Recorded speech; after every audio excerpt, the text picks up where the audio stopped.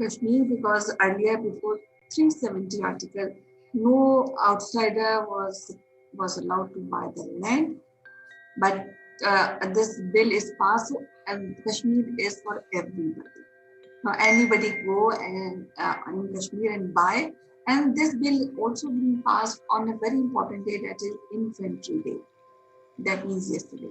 To discuss more about this bill and the repercussion, we have Siddesh Srivastav, who has a deep interest in corporate training. He's been associated with radio and also a very keen uh, critic on political scenario.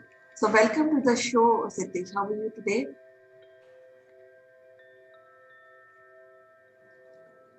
I'm well, Kanchan. Thank you so much for this conversation yet again. And it's so close to my heart,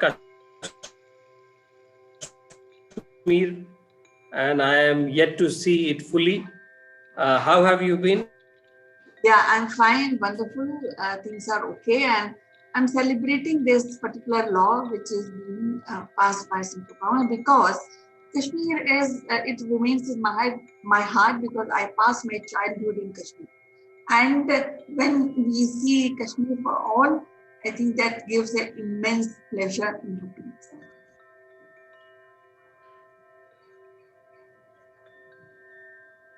That's right, Kanchan. Uh, the biggest tag that has baffled me and actually it has hurt me many times is that before last year, I was not a permanent resident of the state, categorized inside the law. And therefore, I could always go to the state as a tourist, the state which was my own, the state that I cherished in the 1960s movies made famous by Shammi Kapoor Sahab and his famous Kashmir Ki Kali movie and other movies of after that.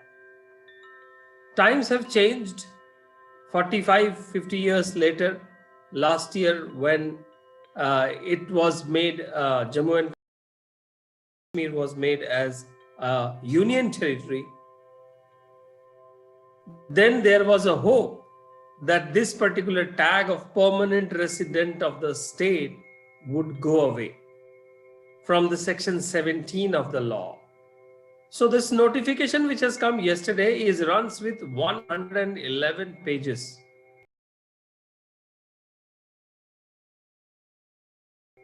And it also applies to the farmland as well as the residential land. But I'm sure government will not allow a big bang approach, knowing the sensitivity of Kashmir and the Jammu region. And therefore, this has only paved the way for any Indian citizen to buy land and property in Jammu and Kashmir. And outsiders will now be able to purchase the urban or non-agricultural land. Contract farming will also be allowed and permitted in the agricultural land. But as we are seeing the kind of protests happening from the valley leaders, it is very disheartening. What do you say about it? I feel that is a bit disheartening, definitely, because now Kashmir is permanently part of India in terms of law and centralized law uh, and other aspect. Because this the most important amendment has been made in Jammu and Kashmir Development Act that deals with the disposal of land with the center omitting the phrase permanent resident of the state from section 17 or 17 of the law. This means people who are not permanent resident of the state can purchase land, and this kind of attitude should be celebrated by especially Kashmiris because now this is a way towards development. Many more companies will come, not only people from India, but many more companies will come, and Kashmir will see a height of development which was I feel was stagnant to shikaras and stagnant to the the the old tradition which was there. Now youth of Kashmir has a lot of selections they have in front of them in terms of career, in terms of uh, going out, and in terms of agriculture, what things they want to do on their land, and especially people who go out who are not resident, and if they go and buy a land, they will also add in the economy of Jammu and Kashmir. And in case people who are against this, I feel this is really disheartening,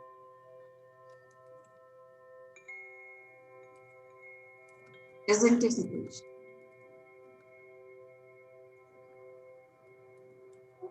So I think, Kanchan, the changes that have applied is only applied to the Jammu and Kashmir and not the Ladakh. And that is something that it makes it little more interesting.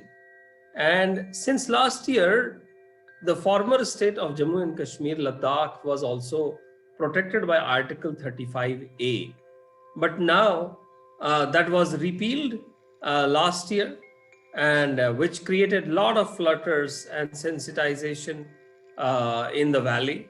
And a lot of local political leaders were put under necessary house arrest kind of situation. And the yesterday's decision will actually make it easier for an Indian citizen to feel at home while he or she is in Kashmir. And I think until and unless a region is secluded or segregated, something like Hong Kong enjoys, something like Macau enjoys, till then, Kashmir should be a integral part of India. And when we say integral part of India, they cannot have a separate flag, they cannot have a separate anthem. And of course, the land buying, going, staying, and should also be as homogeneous as it is by everyone else feels in every other state. So the Lieutenant Governor of Jammu and Kashmir, Manoj Sinha, he claims that the agricultural lands were not up for sale to non-local buyers. So the amendment that has been done to encourage the investment. And that investment is a very important aspect of Jammu and Kashmir to make it a world-class destination, even if it is for the tourism purposes. What do you think? Yes, definitely. I agree with your point because at the moment, I think Kashmir is not at par with other states in India as far as development is concerned. So I think that's a great move of central government, and that also give way for immense progress because as it is, Kashmir is known for tourism, but then if there will be rise in tourism after this, and there will be more settlement or more places a part of what are being existed in Kashmir. So people will come and see the people who will come and buy land, and they may make a recreational spot. So that is also becoming easier for people. And since I have lived in Kashmir, I can very well understand sentiments of people who are opposing, and also sentiments of people who are with this law. Especially, I prefer that the law. I appreciate this law. I am with the law because now maybe people who are not against this law are not supporting this law. I think they maybe later on start supporting when they see economic development in the state, and they feel proud of this state. Right. So, Kanchan, there has been basically a 4 major land laws in Jammu and Kashmir, and because of these, the first 2 laws have been abolished. The last two, where it talks about the permanent resident clause, has been deleted. And therefore I can proudly say, or we can proudly say, that we are equal citizens in Kashmir, in Jammu and Kashmir. So after eliminating the protections, the Home Ministry will push the changes that would definitely shake up the Jammu and Kashmir's largely self-sufficient rural economy. I'm not saying that it will not be shaken up. It would be shaken up. But it will also lay open the industrial and the commercial forces from outside. There will be development zones, and these development zones will bring in designated industries. So earlier, the development authorities could acquire land under the former Estates Land Acquisition Act, which was said that it was allotted or leased out for residential purposes to anyone who was not a permanent resident. Now land will be acquired under the central law, which has no such restrictions. They will have an industrial development corporation, and that will help building up some commercial centers related to various industries. And this corporation will manage the industrial areas and the industrial development zones. And the government is also required to keep the land at the disposal of the corporation and acquire the land under the central acquisition law. And there are strategic areas that need to be developed that will be available for development in all this. This will also allow for low cost housing, and the land will not remain in the hands of few big landlords, as has been seen. And therefore government will be able to push for promote public private partnership for affordable housing. There will be fast track approvals, and if this law is amended, it can be sold to any Indian citizen. So maybe we can think of our next plot of land in Gulmarg, isn't it? Yes, sure. Why not? I also want to put across this fact is that this law is being passed on Infantry Day. So in a way, it is respect is being given to soldiers and their families and people who are being affected during this war in Jammu and Kashmir in 1947 when intruders came in Kashmir. And these soldiers had to move from house to house to clean up these intruders. So I think this is a very big gesture of central government, and I appreciate this law, and I support this law. So it was wonderful talking to you, Sudesh, and we'll discuss some other topic tomorrow in the next episode. Till then, bye. Thank you, Kanchan. I'm going to explore properties under magicbricks.com. Please give me also information regarding especially land buying in Kashmir. Yes. Okay. Bye. See you. Bye.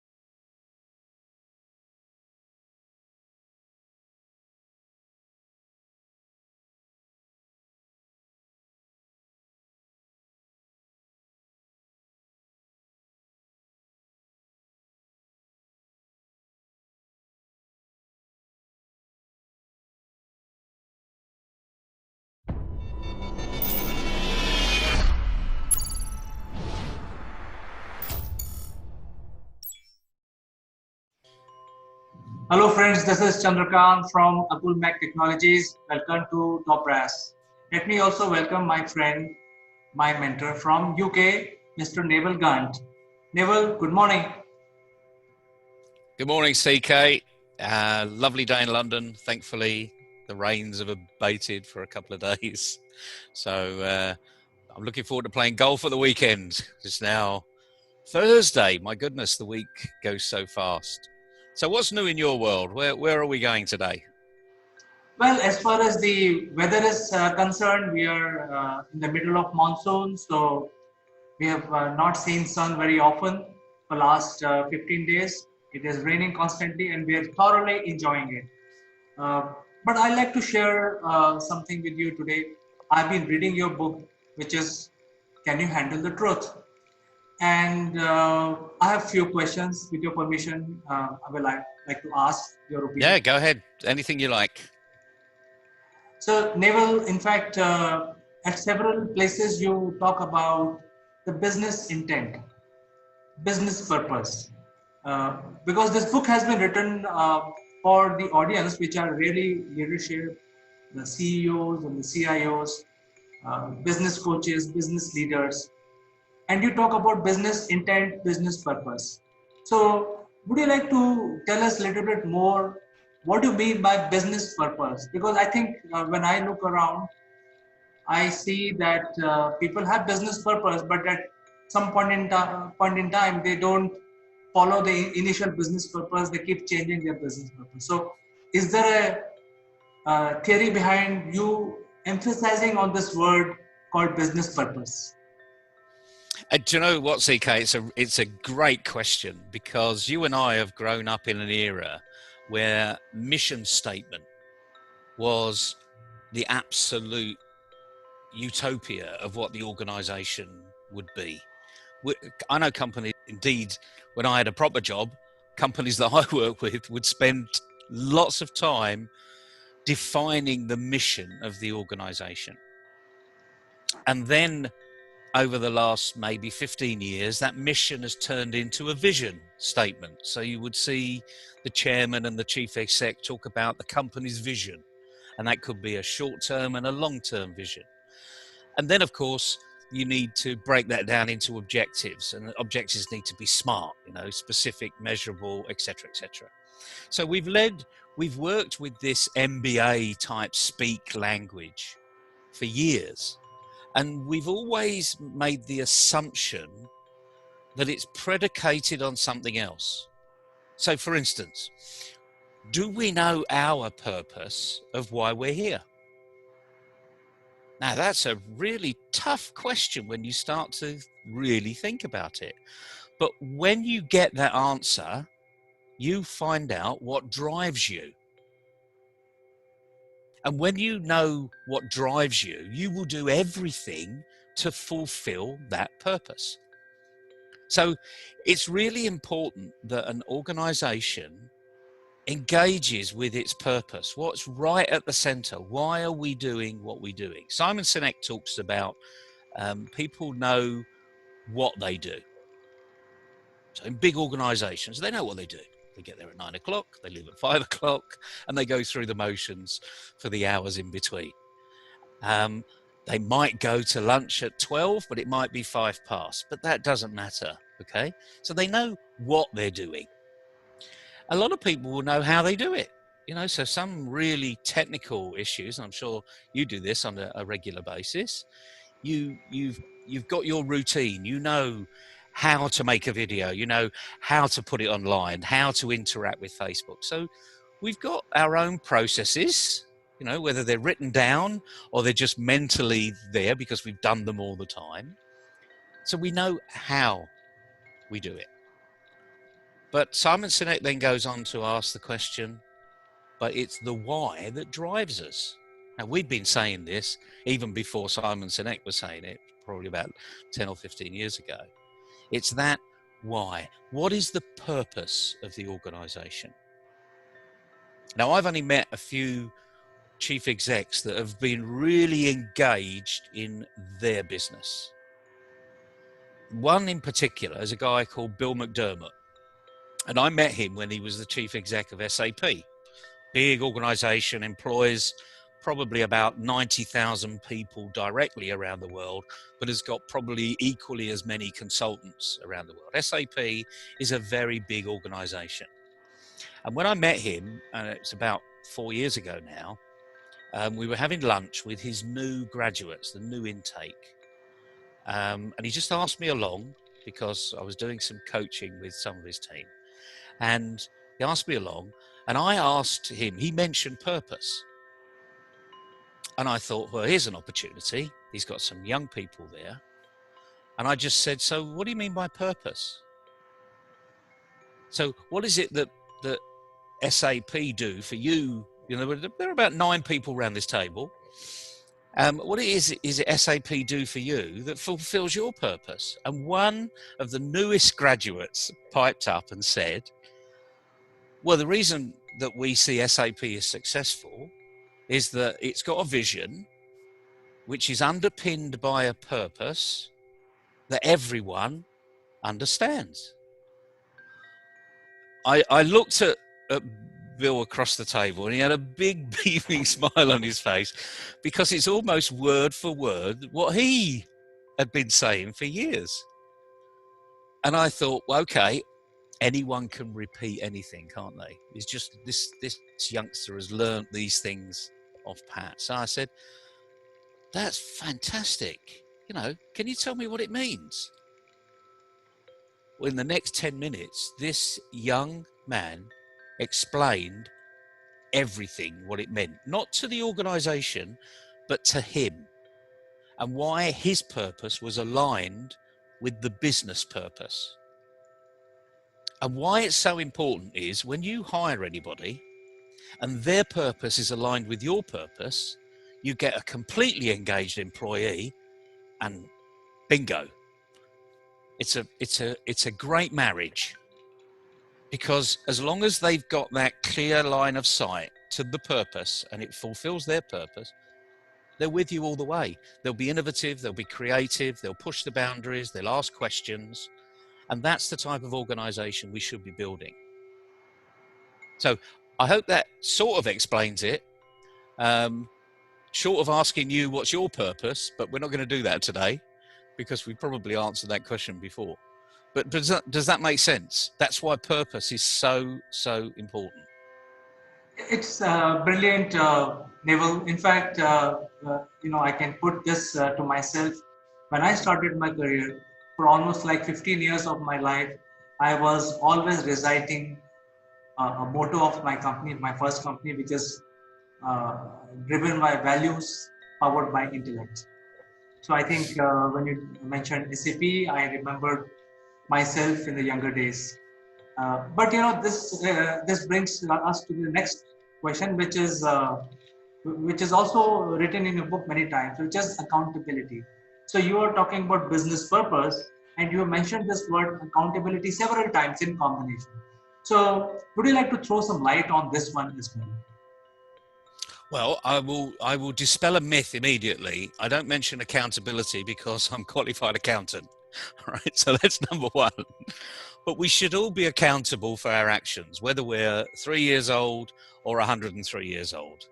If we make a decision, we need to be accountable for it. That's not to say that we've made the best decision, but we've made the best decision based upon what we know. And we might have had to fill in a few gaps into what we don't know. And then we mention, and we've mentioned this in the past, then we mention feedback. So once you go down this route, if you get feedback which questions your decision, go back and review it. You know, don't just say, oh, it's negative feedback from one person, or it's just negative feedback which it's an outlier. You know, we're still going to go storming ahead. If you start to do that, actually, you're not recognizing that you might just have missed something.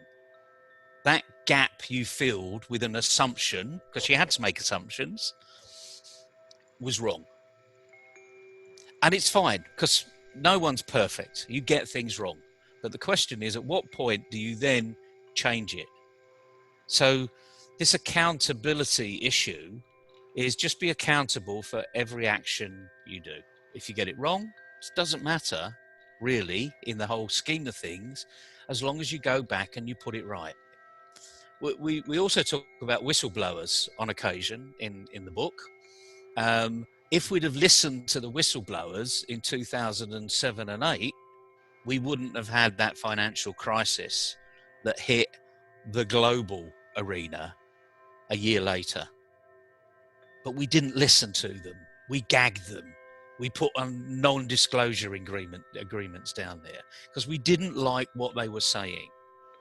But the fact is, they were pointing out something that we were doing wrong. When I say we, I'm talking about the we in general here, not me personally. I had nothing to do with that. Although from one side of life is I had at the time, I could have remortgaged and got 3 times the mortgage that I could have really ever wanted. And the reality was I probably would never have been able to afford it. So some of this is personal accountability, actually learning to say no. And that's one of the most difficult small words that we need to understand and need to use more often, probably. So accountability, you're accountable. You're accountable for your actions. You're accountable for your children's education. It's the teacher's responsibility to help them with their education, but fundamentally they're your kids. So you can see where this is going, At what point do they become accountable? Absolutely. In fact, you're bringing the subprime crisis, I think, beautifully explained where the accountability was missing during the subprime crisis. And I think the entire world suffered because of that. So, ladies and gentlemen, if you are a business coach, if you are a leader, if you are a CEO, you must read this book called Can You Handle the Truth? Please write to me and I will share a free copy. As usual, Neville, it has been my pleasure to talk to you today. You have a nice day and we will again talk tomorrow. And as usual, the pleasure's all mine. I always like answering your questions, even if I don't know the answer. Have a great day, CK and everybody. And tomorrow's another day. Thank you and bye-bye. Bye-bye.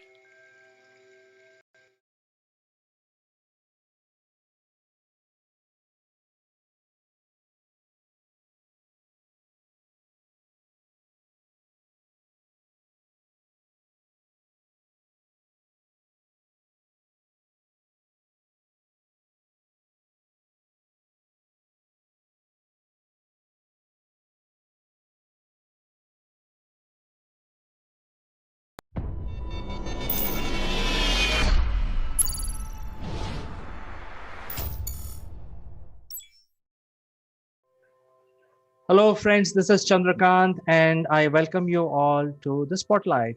And today we have Mike Bradley from UK, who's going to talk about some of these offerings that he has in the insurance space. And before we start discussion with Mike, I must tell all the viewers that in the current budget, our honorable finance minister tabled the budget and said that the increase of FDI, which is foreign direct investment into India, specifically in the insurance sector, is going to go up almost up to the extent of 74%. So let me invite Mike to discuss on the subject. How are you, Mike? I'm very good, Chandra. And yourself? Doing good.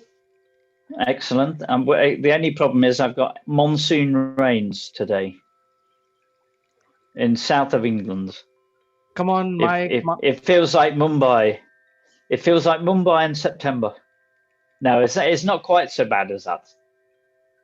I'm sure, because monsoons usually is a byproduct of the hot Indian summer, and it's month of February, so it's just a normal rain, I guess.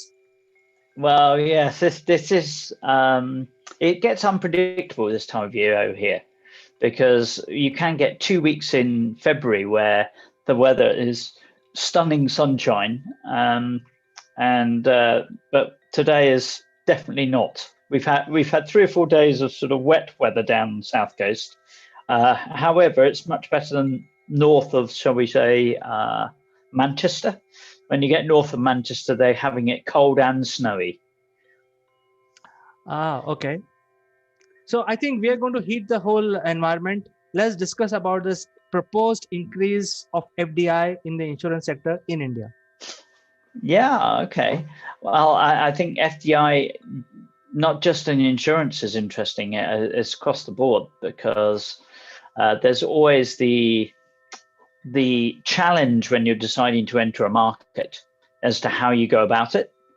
And so, there are several different models. There's an agent model where, to start with, you can have maybe an appointed salesperson on the ground somewhere, or maybe a few. Maybe you'd have somebody in Delhi, somebody in Mumbai, somebody in Bangalore, somebody in Chennai, Kerala, if you're lucky with the nice food and the weather down there.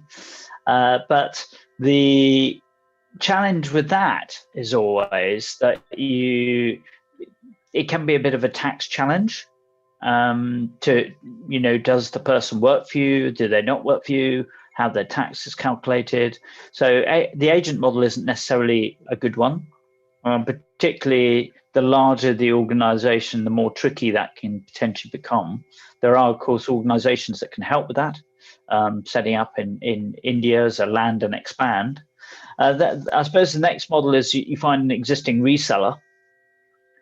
So if you find in the tech space, you find a reseller who can sell into your particular technology or sector or business, and that can be very good. It's a great way to gain rapid growth into a market, low cost. You don't have to necessarily have an office base, but can work through partnerships.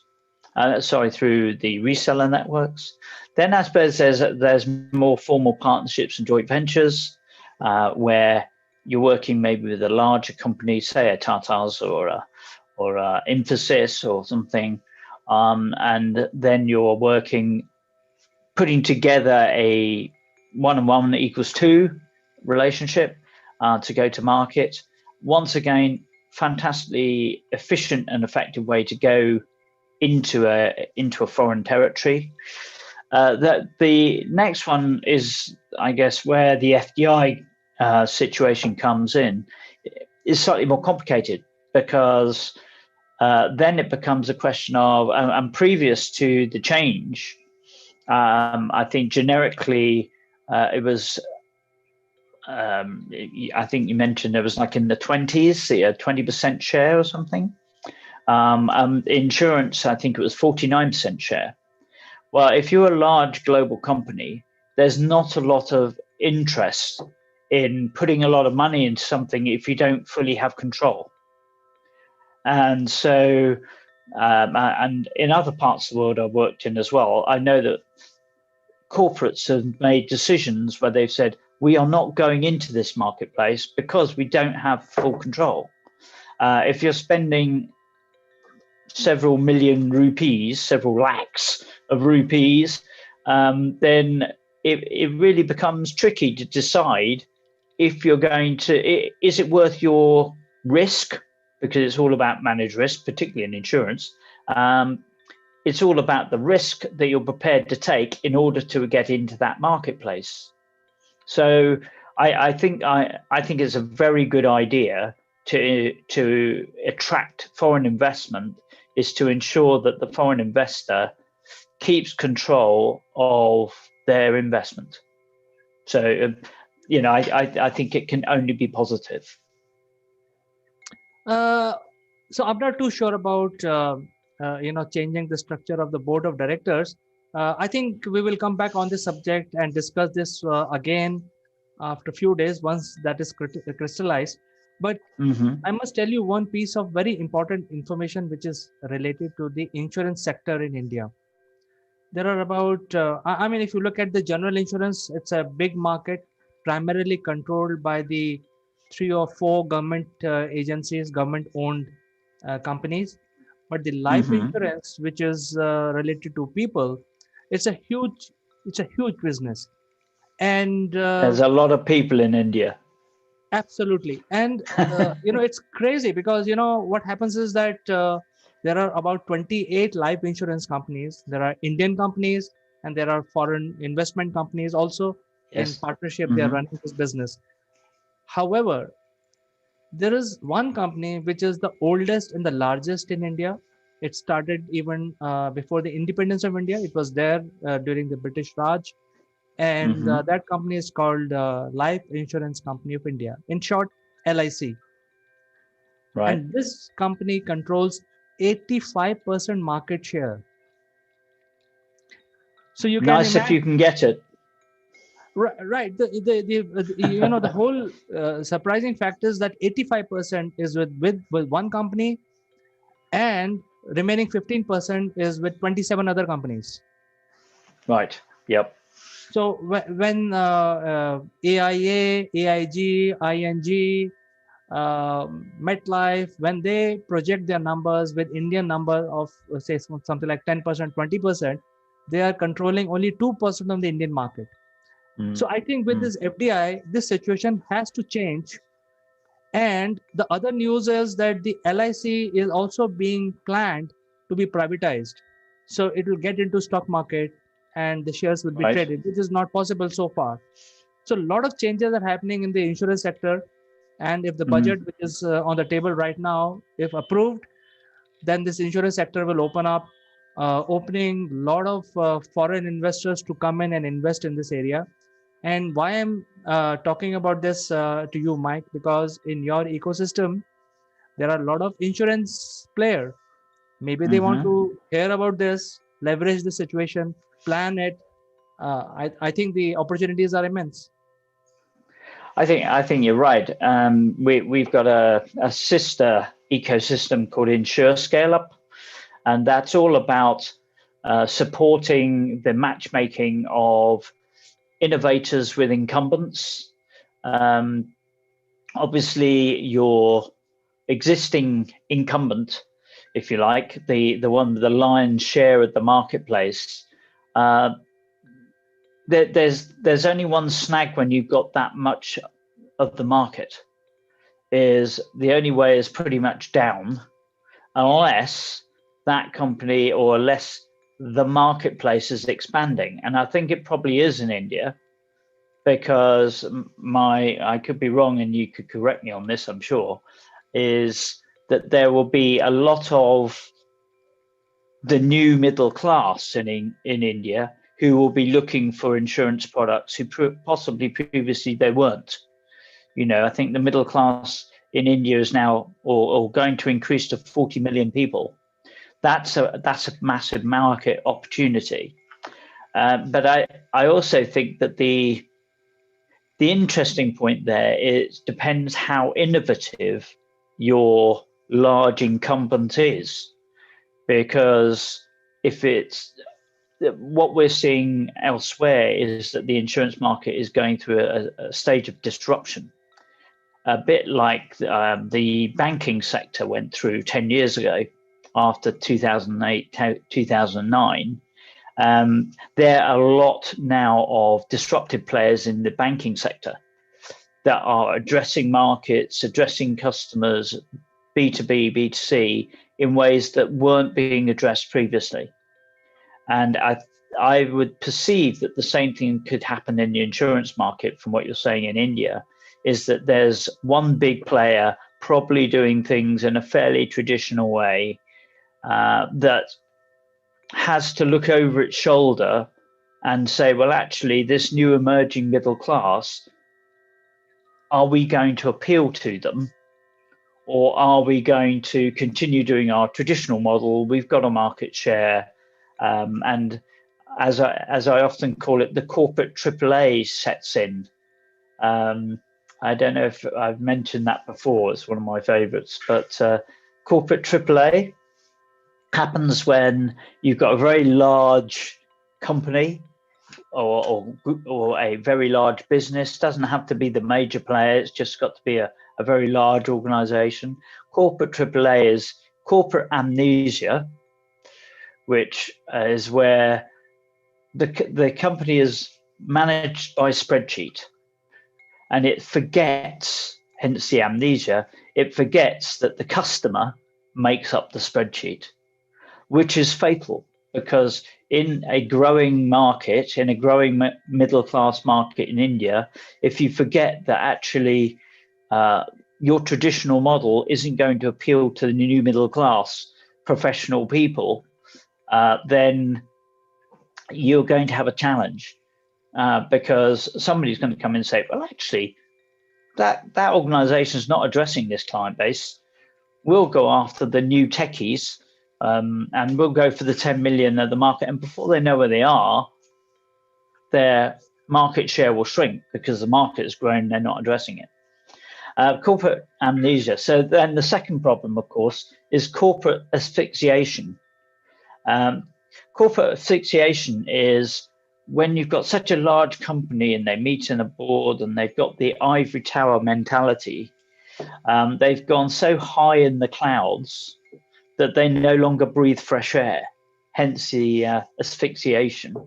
And what they actually need to do is maybe come down from the 7th floor, go into the 1st and 2nd floor, go talk to some of the staff on the customer support desk and say, what are our clients actually saying? What are they wanting? What are they moaning about? What are they happy about?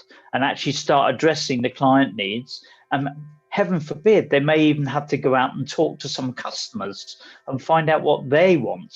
And this new middle class, what are their needs and desires, and how can this organization or a new innovator address that market better?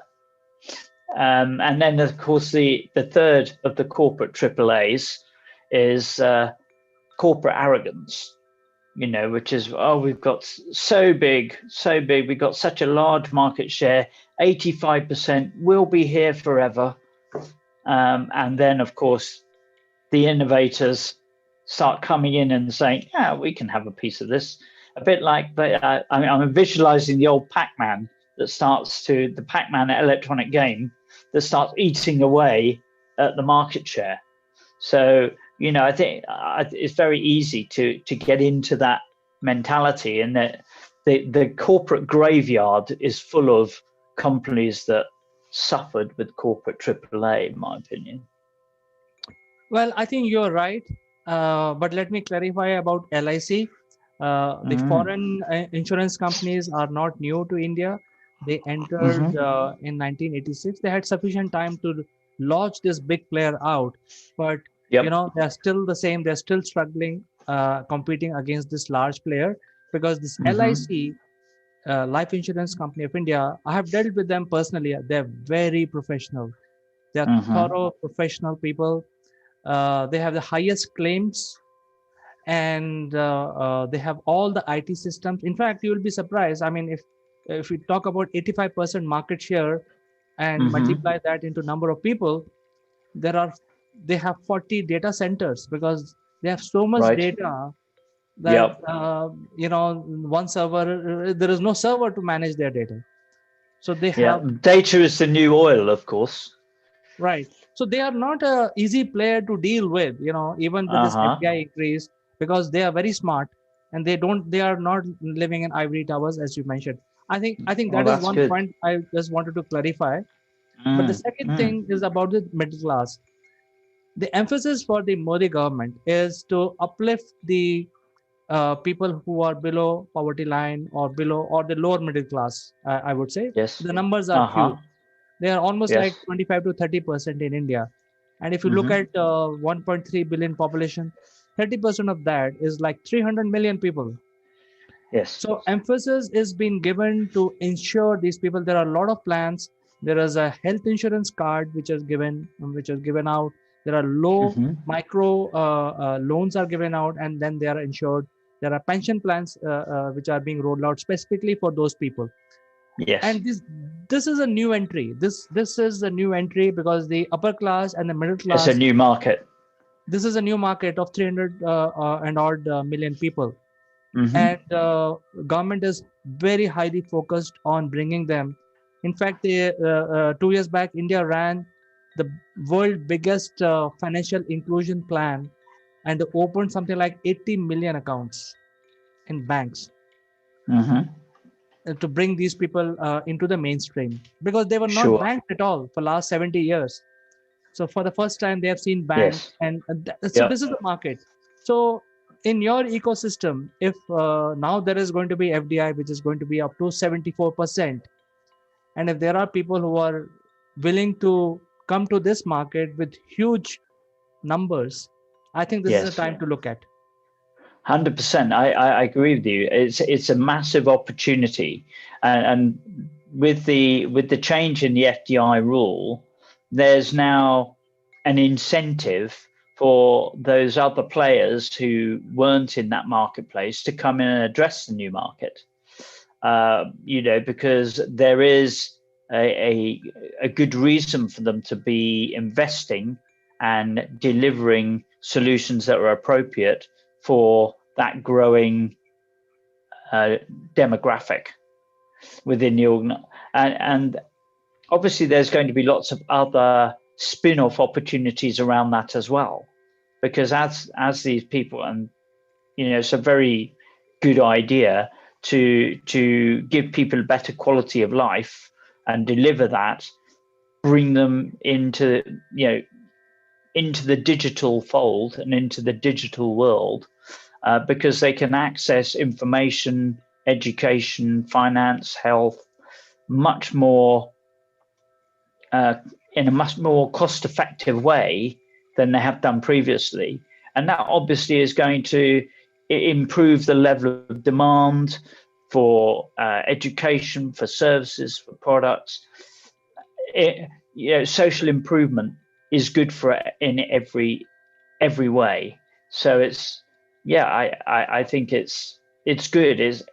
India has always been an interesting market because it's large.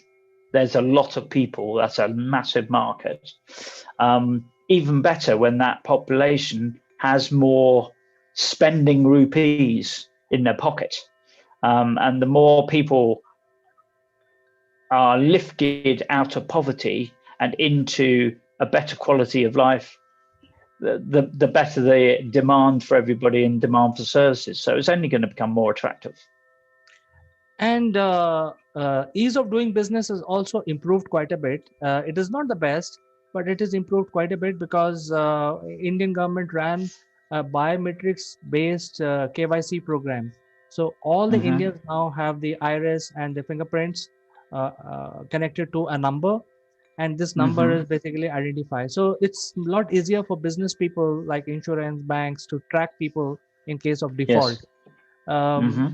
At the same time, there are new products being rolled out based on these identifications, which are related to, farm loans, farm insurance, which is a big segment. There's more stability for businesses, because otherwise the risk is you can't quantify the risk.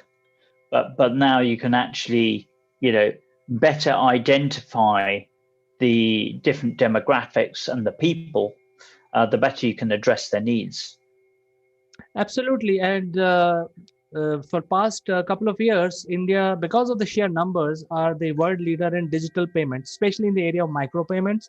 And the government is trying to see that cash flow is reduced and everything comes on the digital payment. There are a lot of incentives being announced.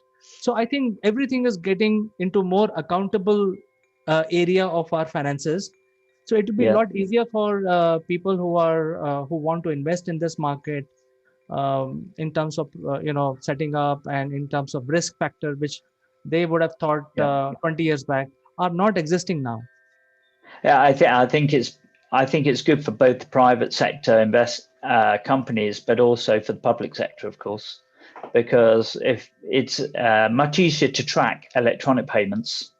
So it has the potential to uplift the accountable numbers, which means that there's more tax, but that also can get them reinvested back in to bring more people out of poverty. So, the route, my view is the route to stability and growth is to give people more education, more money in their pockets, and that in turn increases the need for demand, increases the need for products and services, increases revenues, profits, increases taxes. So it's a positive way forwards. And India, being the entrepreneurial nation that it is not going to miss those opportunities, I'm sure.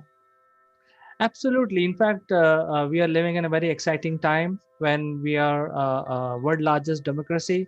So there is a Mm. rule of law, um, highest digital payments. Uh, there are a lot of scope for insurance because right now we have the general insurance, which is related to fire and theft and also life. There's a Mhm. lot of room for insurance to improve. I'm not saying that it's the best, but I think uh, there is a room for innovation, which can come from countries like UK and more advanced countries like United States.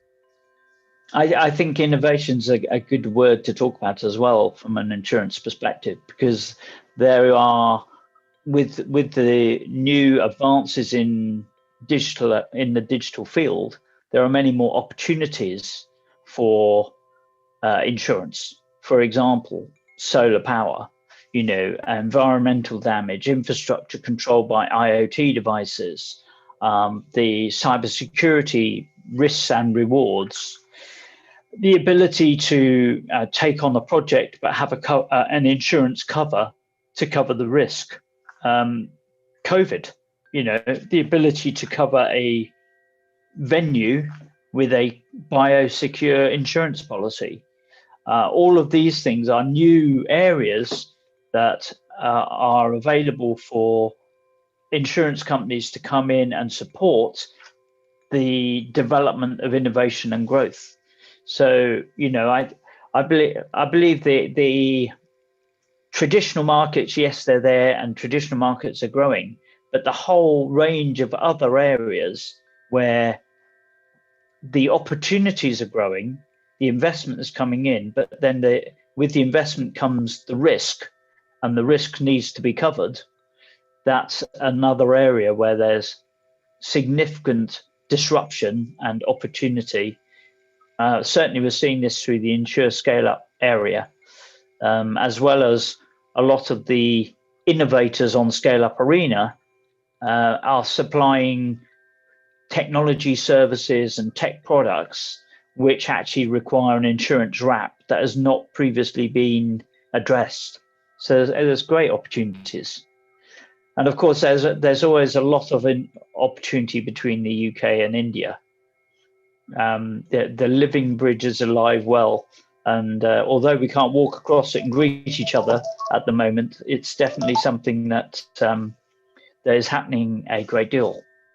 And we can make the most of it through Absolutely. collaboration tools and digital tools like Scale Up Arena, where the whole objective is to be able to connect, to communicate, to cooperate, collaborate, and come up with deals that we can close.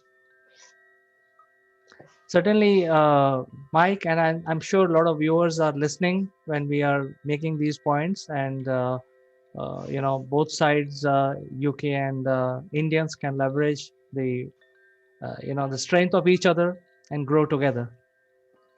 I think that's absolutely right, and I think there's a ginormous opportunity between the UK and India at the moment around manufacturing. I think in India is a great source of manufactured products, high quality, innovative, technology driven, and the opportunity to source products from India for the UK, but also Western economies and advanced economies is vast. Yes, Mike. So let me give you the split of GDP. India is now Mhm. 3 trillion in terms of GDP, which is at number 5 globally. And if you look at the PPP, which is purchasing power, we are at 10.5 trillion. So that makes us number 3 in the world. And now, if you look at the GDP split, where the GDP is coming from, 16% is coming from farming, agriculture, and Mhm. then about 25% is coming from the industries, which are different industries like chemical, etc. Mhm. Surprisingly, manufacturing is contributing only 14%, and remaining 50% is coming from services. So you can Right. imagine that manufacturing can grow, and services is there is a huge skilled labor here in India, which can be Mm. leveraged. So it's No, a I big think you're services absolutely market. right. Yes, yeah, again, I think the FDI rules changing, not just in insurance, but FDI generally, will also encourage a lot of international organizations to say, actually, maybe we should operate either an outsource or open our own factory for manufacturing in India. And I'm sure you've got development areas of India where there's good incentives for people to move to a particular area and establish a operation where I think there's 5 major areas that are sort of development areas. So there's lots of opportunities for that, and hopefully things like the JETCO initiative will help to expand that.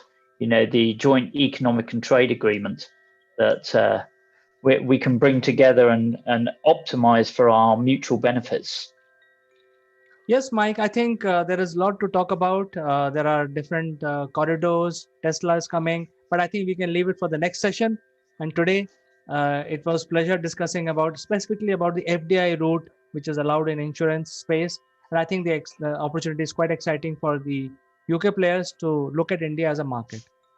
Yeah, we'd be very keen to try and forge some bridges and forge some links for you if you're looking at that space and feel that there's an opportunity. I'm sure we can introduce some relevant players for you, innovators and incumbents. Absolutely. It was pleasure talking to you, Mike, and we'll catch up next Always Thursday. a pleasure to you. And look forward to our next session. Bye-bye. Take care, Chandra. Have a good day.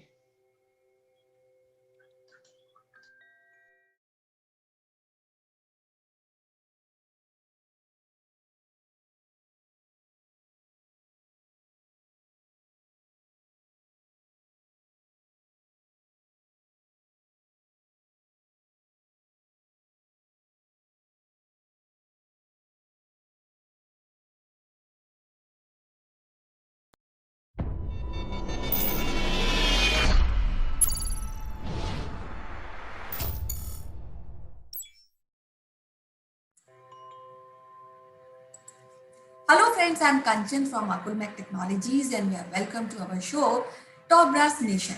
And today we have a special guest, Lieutenant Colonel Sandeep Khatri. He has joined Indian Army through National Defence Academy in 1995. He also contributed in Operation Vijay in 1992 and also in Operation Parakaram in 2002. A part of this, he served in the Indian Army in Kashmir and in northeast and western border during his army tenure. It is my honor to welcome you, Lieutenant Colonel Sandeep Khatri, in our show. Welcome to the show. How are you doing today? Thank you, Kanchan. It's an honor to be on the show, and it's an absolute proud privilege for me to speak to your audience. Thanks a ton. As you know, Supreme Court has already has given permission for Indian women to join the army. So, what is your opinion on this judgment of Supreme Court? It's a positive move in the right direction and a very welcome step in the interest of the nation. As I would give you some facts and figures. If you take the stats of the working women in India, we have close to about 27% of working women who contribute to about 17% of the GDP of the nation. Whereas any advanced economy, the figures or the contribution of women to the national economy is close to 40%. So we must encourage women to be in the thing, to be in mainstream and to contribute to the GDP of the nation.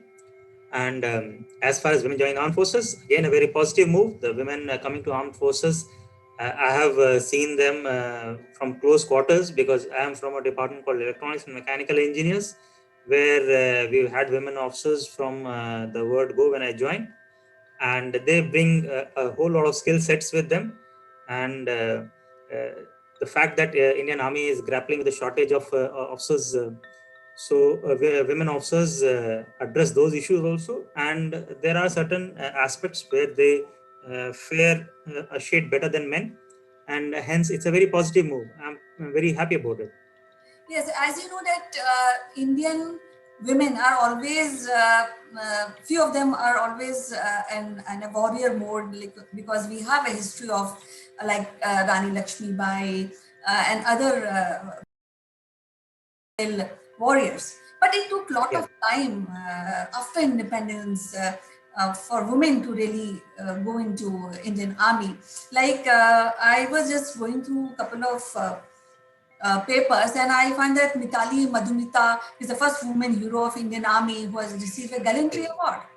And so I feel Correct. it is quite late actually to acknowledge the contribution of women, especially in fighting or serving a nation through army. What is your opinion on this subject? Well, yes, too late, but never anything wrong about it. It's a positive move, and yes, I agree. We've been slightly late, but then the reason being is we the Indian Army is an extension of the British Army, and we owe many of our customs from the British Army to start with, where the way British treat the women as the queen, and we've treated ladies as respectable ones and not peers, something to be respected or and to be honored and that way. So, but we never treated them as compatriots and to rub shoulders on the battlefield and all. And hence, we were infrastructurally not geared up to accept them. And as you say, the people joining army are also an extension of the Indian culture. The people joining army, we are not coming from any other place. We are the same Indians who are coming from the Indian culture. So Indian culture as such was not ready to accept women in positions of power. So gradually women people have accepted, and so has army, and so they have come into this place. And though as a nation we have been late,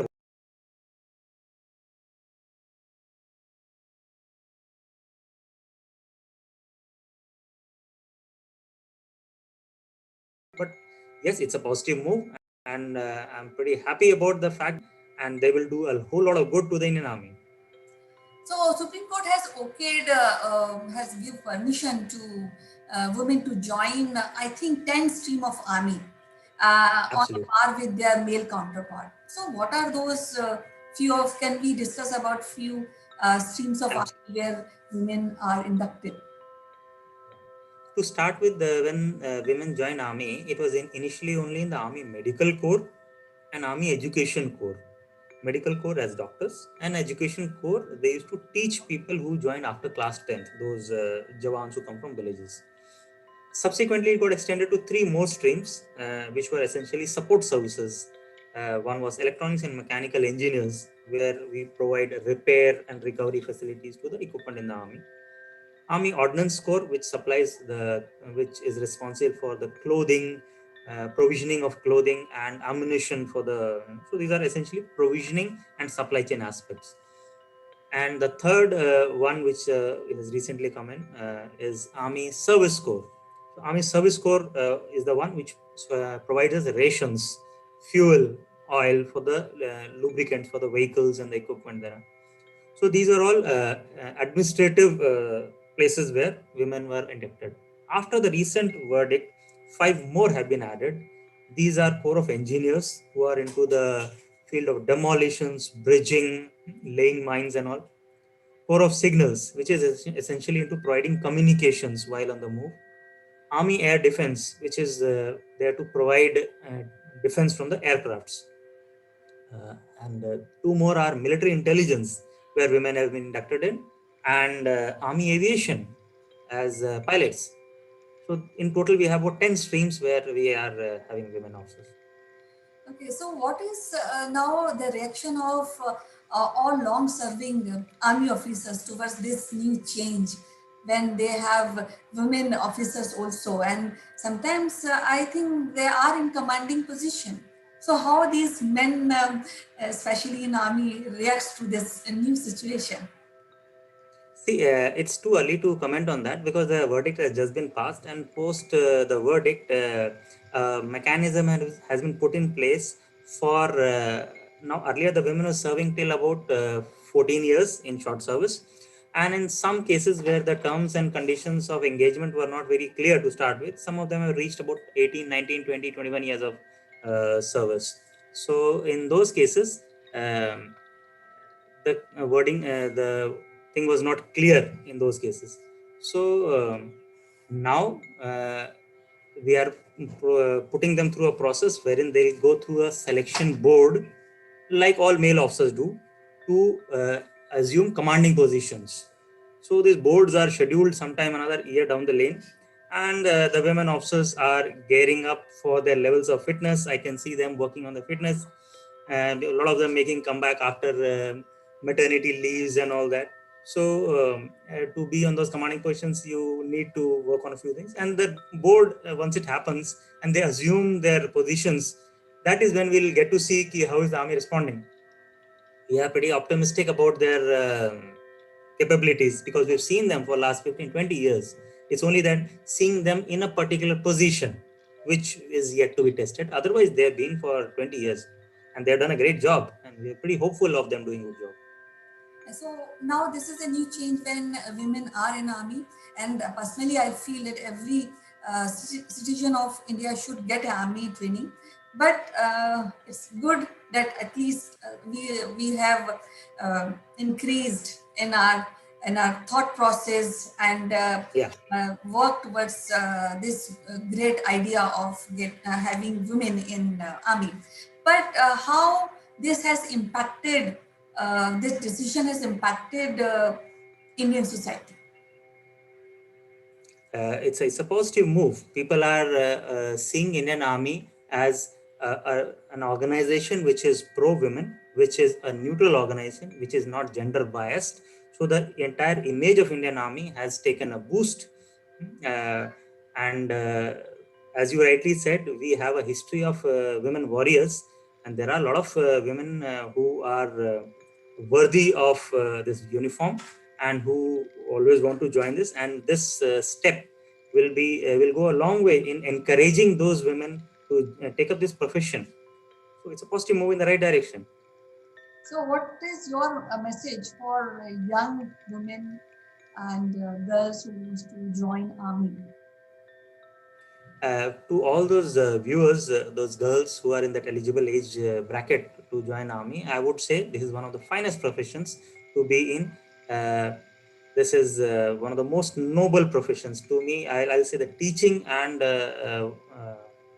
soldiering are one of the two finest professions one can think of, because you are doing a whole lot of good to the Indian democracy. As I said, a teacher a teacher creates a future citizen of the country who is the building block of a democracy, and a soldier is the guardian of the democracy.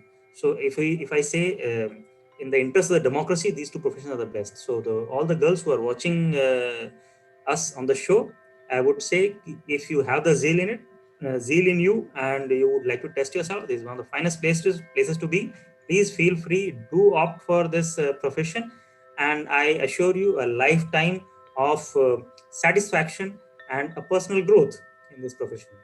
So, any special training is required before actually giving examination or before you really think of going to army. So, somebody who is interested, especially girls who want to join army. So, any special training or is required before giving exams, or how it is, how to join army? The exam comprises of essentially two steps. First is a written one, and second is as you know, is a service selection board, an interview part of it. So the written part is conducted by the UPSC for an exam called the Combined Defense Services (CDS), and it's an objective kind of exam akin to a UPSC exam with enough weightage on maths and science and social science kind of subjects. So general awareness. Uh, so one can work on these aspects, and the service selection board is a 5-day process wherein you are tested on three fronts. One is a psychologist who tests you on your psychology. Second is a ground testing officer who tests you on your physical prowess and how you work as a team on ground under testing circumstances. And third is the interviewing officer. So these a combination of three people will test you, and then once you get through it, then you undergo a set of medicals, and once you are through with your medicals, then you join OTA Chennai, Officers Training Academy Chennai, as women officers.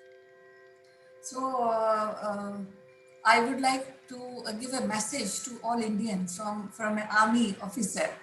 Would like to listen, what is the message from you, from all of us who are staying in India and think and worry about our nation? Though army officers and army jawans are there to really look after us, but still, what is the message you want to give to all of us? My message is, irrespective of the fact whether you're in army or in corporate or in any government job, as so long as you understand your obligation to the motherland, the nation as such, who's given you everything that you are today, we owe it to our motherland, and we must endeavor to contribute our bit to the nation. One, not necessarily everybody has to pick up a weapon to fight on the borders. In any field that you're doing, try and be a good citizen, worth the soldier who is fighting for you. Be a citizen worth the soldier dying for you. You must be worthy enough for his effort. So, having been on this side of the fence, I always wanted my fellow countrymen to do their bit for the country as we did our bit. That's about it. It was so honored to talk to you today, and we have learned so many things about how to go into the army and how we should feel about people who are on the other side and looking after the boundaries of India. So it was very lovely talking to you, Lieutenant Colonel Sandeep Khatri. So till next time. Thank you, Kanchan. So next time. Thank you, Kanchan. It was an absolute honor to speak to you, and it was a great time. Thank you so much. Thank you so much. Bye.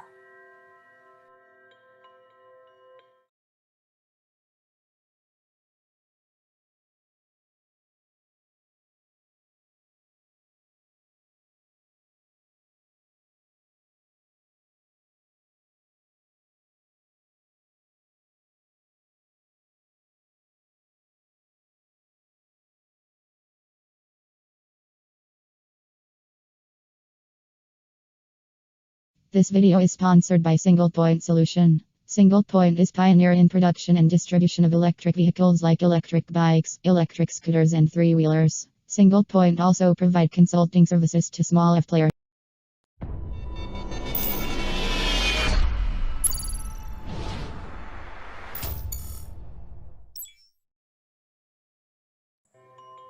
Hello friends, I am Kanchan from Akulmach Technologies and you are welcome to our show. Today we have an interesting topic to discuss. As you know that US elections it is in November.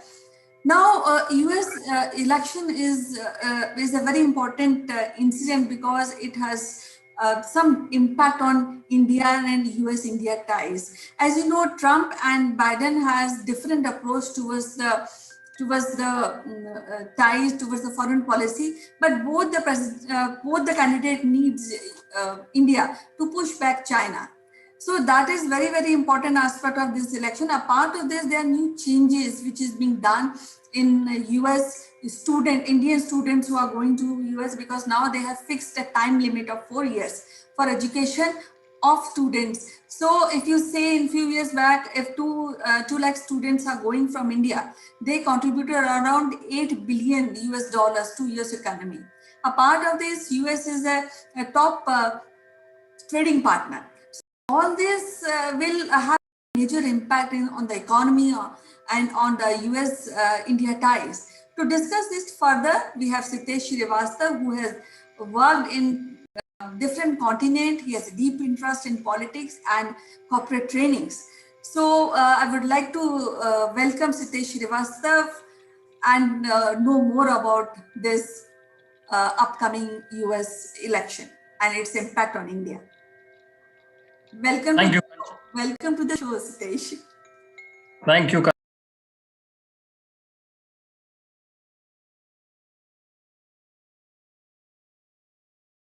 Thank you so much. It's a wonderful discussion. It's a wonderful day ahead. Though I hear there are some flooding challenges in your city, but it is amazing. How have you been? Yeah, I'm fine. It is quite rainy atmosphere here since all night it was raining. So we have few challenges, but yes, life has to go on. So we are here to discuss this topic. This is a very interesting topic, Kanchan, and this is actually one of the most important international trending topic for the whole world. One, because it is not only about the America, it is also about the world and how the world economy would change after the 3rd November. And most of the international policy related decisions are now hinging on 3rd of November, and which is less than a month. Now, of course, Kanchan, that is going to impact India as well. While United States accounts only for 5% of the world population, but it generates 20% of the world income.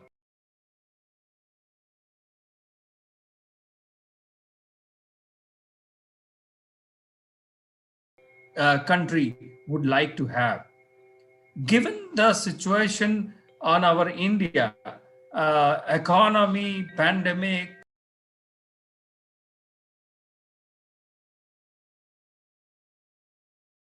borders issues with China, there are a couple of situations with the IT, how it is getting affected, the visas and all those things.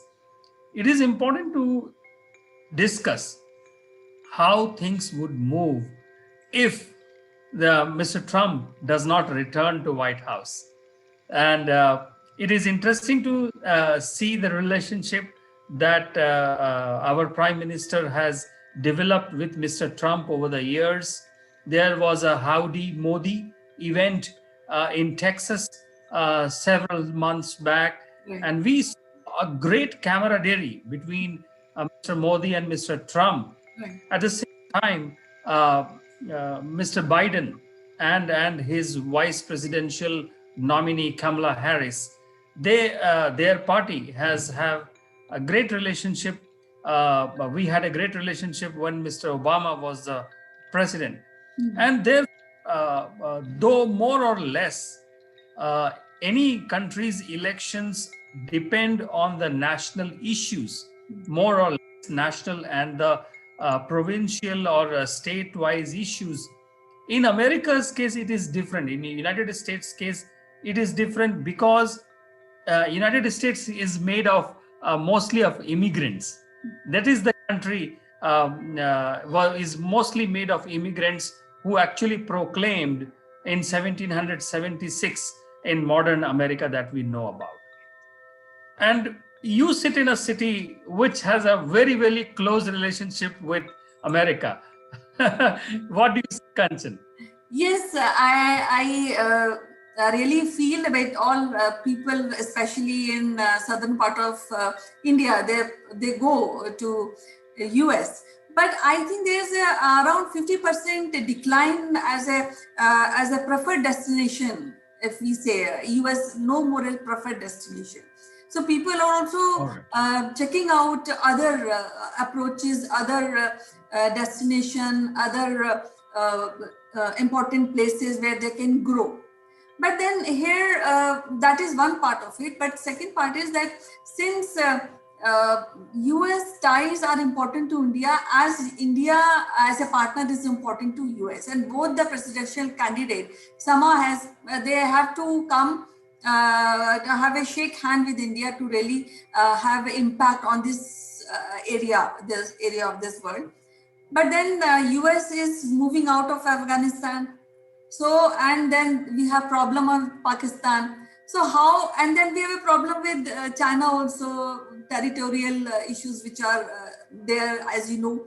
So now how the new president will be tackling this, that is also one of the important aspect. Now, as you mentioned, Trump, we had a very strong and very cordial relationship with Trump. But when the other presidential candidate will suppose being elected, how this will turn into a good relationship? So, Kanchan, traditionally, after Pandit Nehru, India has slowly tilted towards a United States-centric relationship. And before that, it was more about a Russia-centric relationship. Right. Russia was part of the same side of the world, and America happens to be really far. But in the given situation, the India-America relationship, it has always been very cordial, very interesting, and very intense relationship, where we have also seen sanctions during the Pokhran time, and we have also seen a sweetening of the relationship under different presidential administrations of United States. I mean, comes to my mind the relationship during Barack Obama's time, or Mr. Bill Clinton's time, or George Bush time, and recently Mr. Trump's time. I mean, I feel, Kanchan, whether it is Mr. Trump or Mr. Biden, India is nothing to lose with this relationship, which is very strong, not only in the trading partnership. India's dependence on United States, Kanchan, if I can quote FY 1920, the bilateral trade between USA and India stood around $88.75 billion. That positions United States as the top trading partner for India. And therefore, the influence of American election, presidential election, has a connotations from the trading point. I would think it is at this pandemic time, we have all been locked for more than 250 days around the world. So the economy has to rebound. People have to go to work. There has to be export. There has to be import. And if that starts happening in not like a pre-COVID era, but at least in the new normal, I think the other tensions that we spoke about, the border issue with China, Pakistan, they all will, find their right fitment into the scenario. And given this situation, whether it is Mr. Biden or Mr. Trump, India will have a small changes in the policy from the United States side. But more or less, if we have seen in last few months, Trump has been really vocal about China. He has imposed sanctions and the policies around the TikTok, Huawei, and all these issues. But Biden seems to be more inclusive in his approach. Right. And I think we as India, we are the neighbors of China, and therefore any escalation between us is something that we need to deal first at hand, and then we need to look at our allies. And that's what our government policy people, our lawmakers should ensure. What do you say? I feel if Trump wins, that will be music to ears of Indians, especially the economic and stock market. But we yet to see the policies of Biden, how his approach. Few have very bad report about his relations with China. He wants to tie up with China more. These are few people who are just saying. But then I think Trump has more individualistic approach when it comes to India and US relationship. As far as Biden is concerned, he will. I think he believes building a strong coalition and approach China and push China back. So that is one point. A part of this, I think, what your opinion, who you vote in case if you are in US? So Kanchan, I'm interested in the world dynamics, world politics. and keen interest in the political system. At the same time, very keen interest in public administration and the way things are shaping up. So around a month back, Joe Biden had a 75.7% chance of winning, Okay. according to some kind of a poll that was by some kind of a forecasting model. Okay. And I think what we and the world has seen, that's in this pandemic, suddenly the lid has been taken over by the infallibility or the greatness of the American health system. And despite so many of the collaborations with all the world countries and the World Health Organization, and cross collaborations in the field of epidemiology, is still the USA could not control it, and it was unbelievable for many people that how could this be so much. I was in South Africa, and people used to ask me, Kanchan, how come Africa or South Africa is less affected than Americas? And that was the most surprising and the analytical point in my thinking. And therefore, suddenly, as you say, a lot of people are not willing to travel at this point of time to America. Many people have returned from America during those Vande Bharat missions and other rescue missions. But I think it is, but I must respect the American electorate.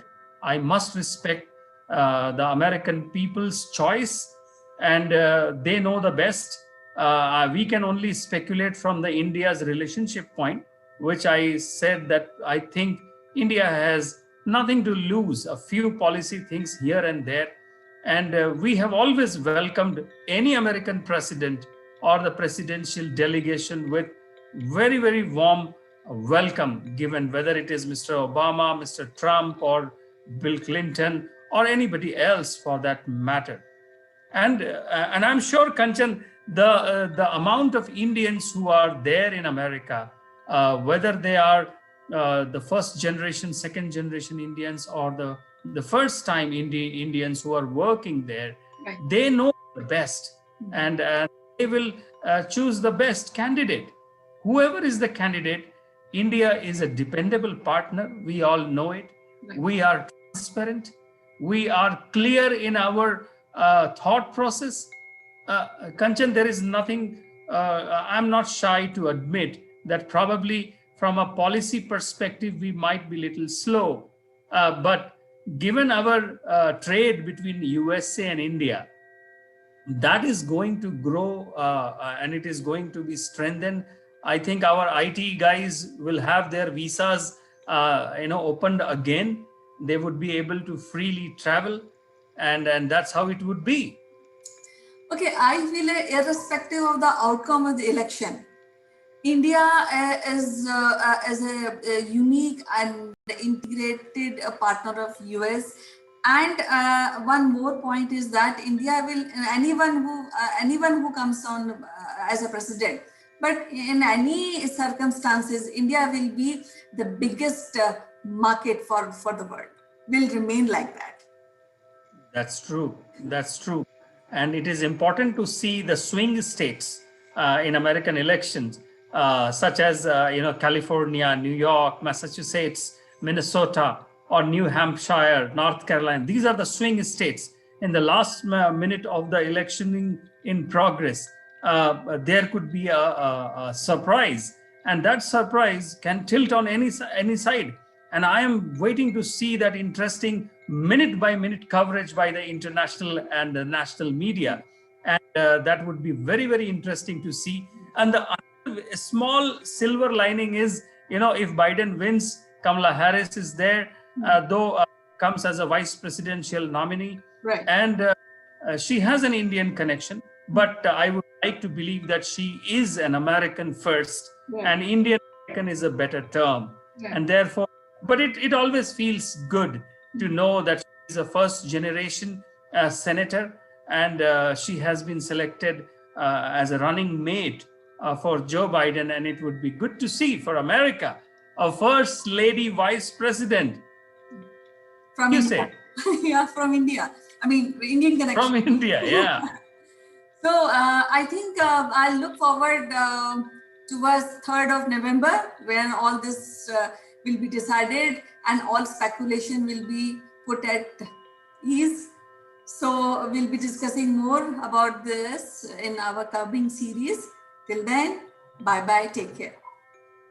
Yes, Kanchan, and I would like to just invite all the listeners and viewers of our this conversation to maybe think and post a slogan between India and US relationship, something that becomes as catchy as a phrase. Yes, we look forward to get more comments and what our viewers thinks about this particular discussion which we have done. So look forward to you, Sitesh, for in our next series. Till then, bye bye. Thank you.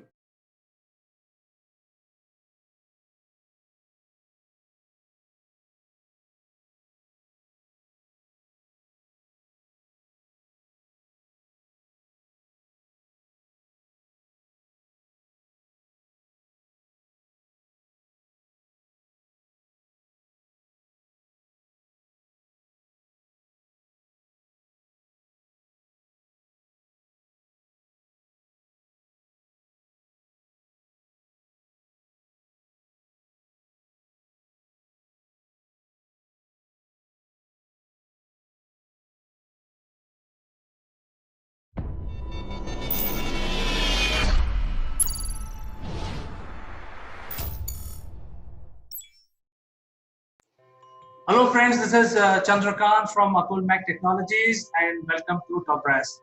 Today is SOTI Wednesday, and as some of you know, SOTI stands for Speaker of the Year Award. So this Wednesday we will talk about how do you look, and let me invite my friend from London, Mr. Naval Gant. Naval, welcome to Top Brass.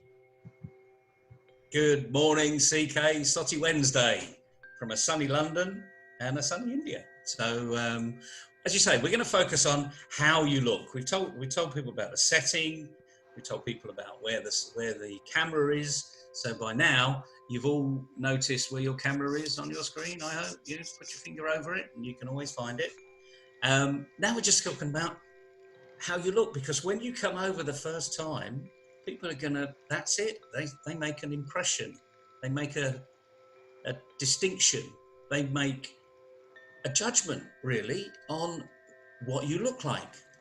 And as you can see, I've decided to dress up for the beach. I've got my flamingo shirt on. So you can't miss that, can you, CK? This is very interesting, Neville. You have sort of stationary flamingos on your shirt, and whether you are wearing a beach shirt or not, I leave it to the viewers to decide, but definitely you stand out.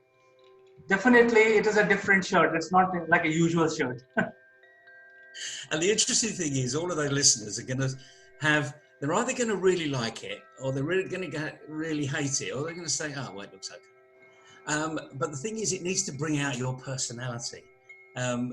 Flamingos are great because it always brings a smile to my face when I see a flamingo. Because you know how they get the colour, don't you? Because of the shrimps they eat, they're all pink. So eventually that comes into their colour. I didn't know that until a few years ago on a particular quiz that I got wrong. But it should bring out your personality, who you really are. I can see who you are, CK, you know, typical business guy, top button undone, you know, no tie, very smart, casual, as we would say, you know, maybe a bit of dress down Friday going on. But it's your persona, it's how you are, and that needs to shine through on the video that you're going to create. So what do you think of that? Neville, I think for our listeners and viewers, last week we covered how do you set up your camera, your light, and your surroundings. And this week we would like to give them little information on how do you project yourself in front of the camera. Because if you're run-of-the-mill, similar guy like me wearing a usual shirt, I'm not going to stand out in the crowd of videos that are coming out. So the whole point, Neville is trying to drive away is that, hey, stand out, wear flamingos so that you are visible. And the content you're giving is also must be interesting, because people have not yet started hearing your content. They're just seeing your camera, your light, your surroundings, and yourself. So I think the important thing is you have to dress up for that particular video, for that event. For example, if you're talking about something serious, something related to education or something related to business, then you have to dress up like a business guy, or you have to dress up like a teacher. But if you're talking about something which is not related to serious matter, but you can talk about astronomy, then you can probably wear a t-shirt with a galaxy picture on it. So the whole point is that you have to set up your infrastructure in such a way that you dress up for that subject. So what do you think about this, Neville? What is your opinion? It's absolutely right. And remember, when you go for interview, because this is not just about a short 90-second interview that we're, video that we're talking about here, it's potentially getting you ready for the interview. Your brand, the brand of me, as we call it in our programs. And you need to understand what your brand is and how you're going to portray that brand. Because just like anything else, people make an instantaneous decision as whether they like you or they don't like you. And the point is, what you want to do is make a good impression at the beginning and keep that impression going on, so it improves that impression. It's not always the fact that people don't like you and then don't listen. Because although they've made a judgment at the beginning, they're human beings. If you're going to then open your mouth and they actually say, oh, I quite like this person now, shame about the shirt, but then they make an explanation as to why they don't like the shirt. We're human. This is what happens. So here's an opportunity, come on to the SOTI Award and practice until you're perfect. So very simple thing today, show who you are, put your personality on the screen and enjoy it, smile, because smiling is infectious, isn't it? Certainly, Neville. In fact, there is one more thing which is also very, very critical for a video, because the window to the world is through this small, 12-inch by 14-inch screen. So I think I have seen some videos where people don't even groom themselves. So apart from looking and having a smiling face, I think very, very important to groom themselves, because this is like a 10 minutes window to the world. And if they are not groomed, obviously you will not look too smart for that subject. So you need to have right combination, right color shirt, or cloth which you are wearing, and also groom yourself properly. If you are a man, you have to shave before you come, and if you are a lady, you have to dress up properly for that particular video. So I think that's important, apart from having these soft skills, but also prepare for it. Prepare for wear the right color of your shirt, and also groom yourself and look, as Neville says, with a smiley face. Always have a smiley face. Have a smiley face. So simple message today, very simple message. You can only get bite-sized chunks of messages. Now you've got to do, go and practice, because practice makes perfect sometimes. Yes, Neville. In fact, next week in SOTI Wednesday, we will talk about the presentation skills. And I expect you to wear a shirt of flying flamingos, because right now the flamingos are stationary. So next week, we will probably see Neville with a real beach shirt with flying flamingos. We'll see. We'll see. See you tomorrow, Neville. And thank you for your time. Have a nice day. And you. Bye-bye all. Bye-bye.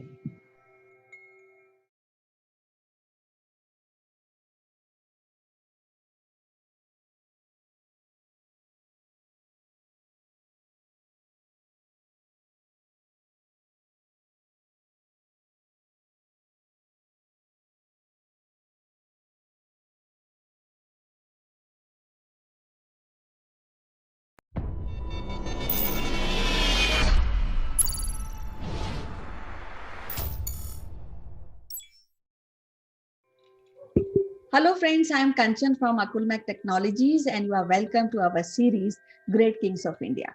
Today, we have a very prominent historian, Mrs. Binda Paranjpe, who is professor at Banaras Hindu University.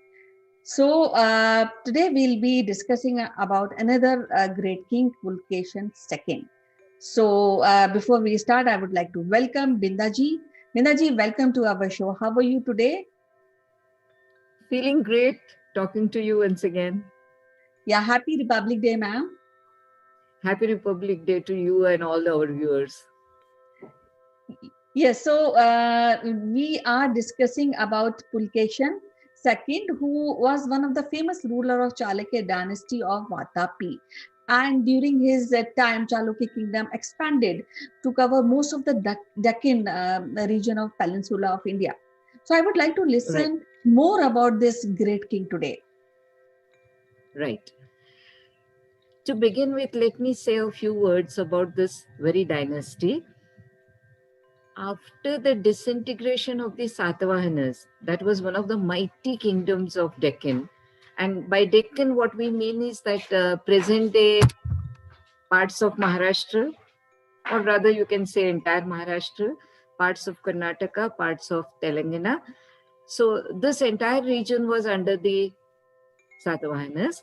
And when the Satavahanas became weak, many of the smaller regions, they declared their independence, and gradually the kingdom of the Chalukyas of Vatapi is present Badami, that is near Bijapur in Karnataka, that emerged as one of the powerful kingdoms of this region.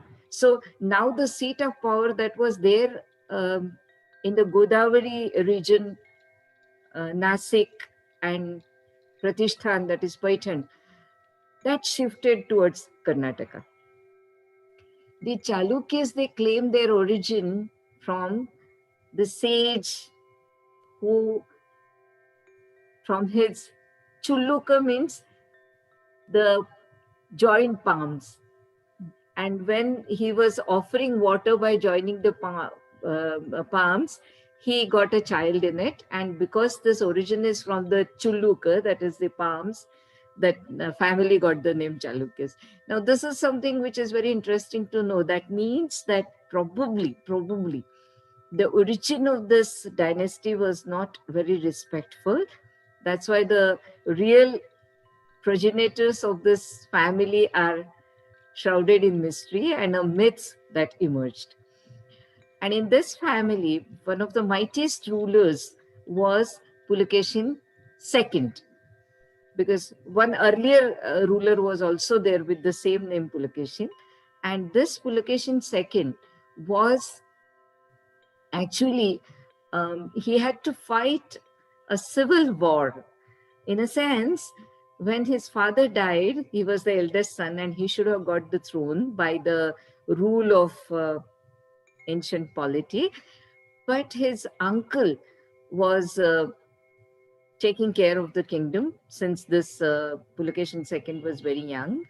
And then when he came to an age when he could have taken the responsibility of the kingdom, the uncle thought of continuing with his power and then hand it over to his son.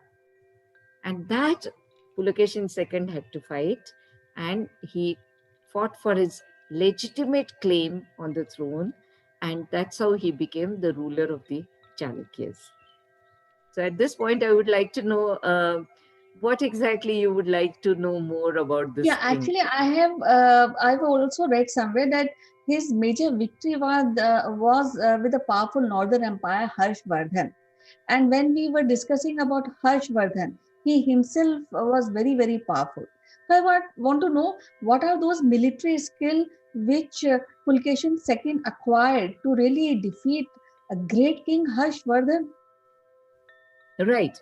Now, this is a very interesting question, and that certainly highlights the skill of Pulakeshin II as a king, not only as the effective commander of his army, not only a skillful warrior, but he was also a good negotiator. So, and strategic planning was his, I think, 40, something very special about him. What did he do before he confronted Harshavardhan?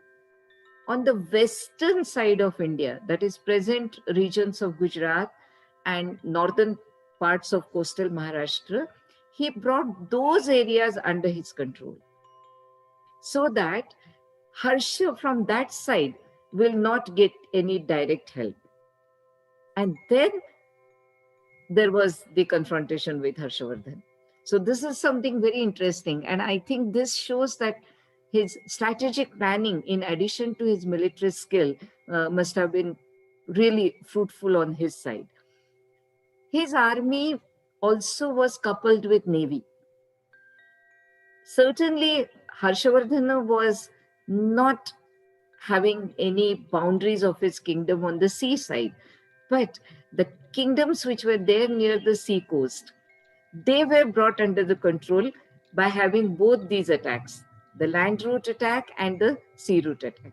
And they were brought under the control. And then there was a confrontation with Harshavardhan.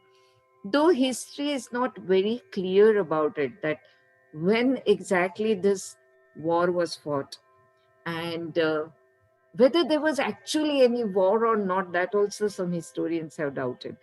But if we go by the sources available in our hand from the side of Pulakeshin II, then we know that the war was there and it was on the side of Pulakeshin. The victory was on the side of Pulakeshin II. Very interesting line that we get in one of the inscriptions.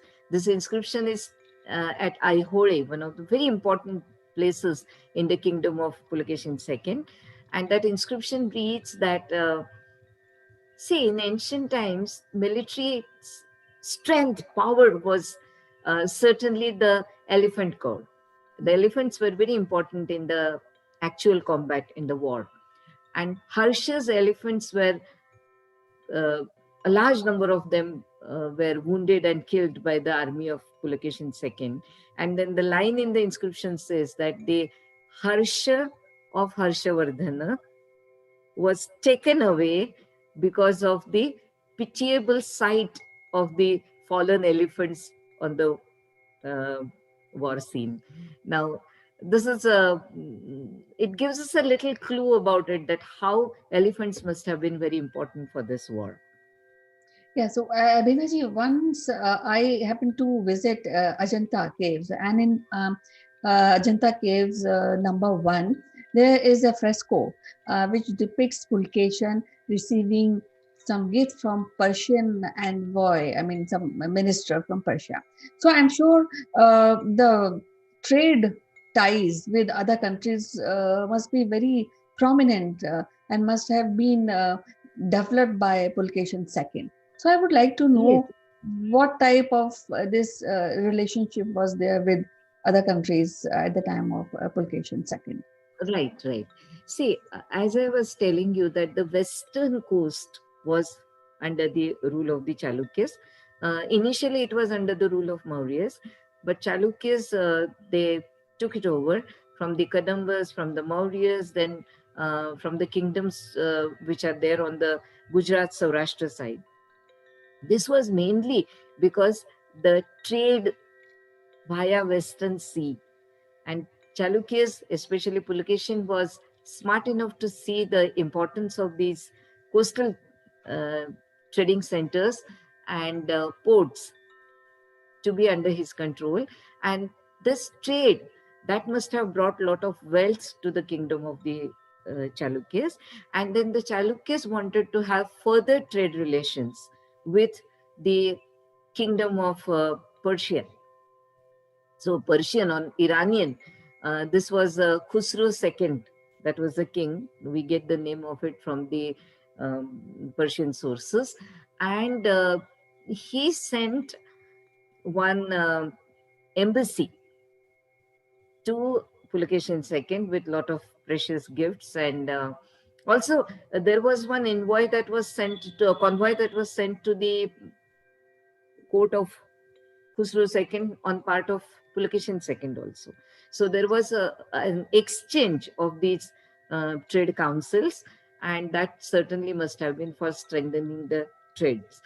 And subsequently, the Chalukyas continued with this policy for some time, because it was not only Pulkeshin second, but his successors also continued with their relation with Iran.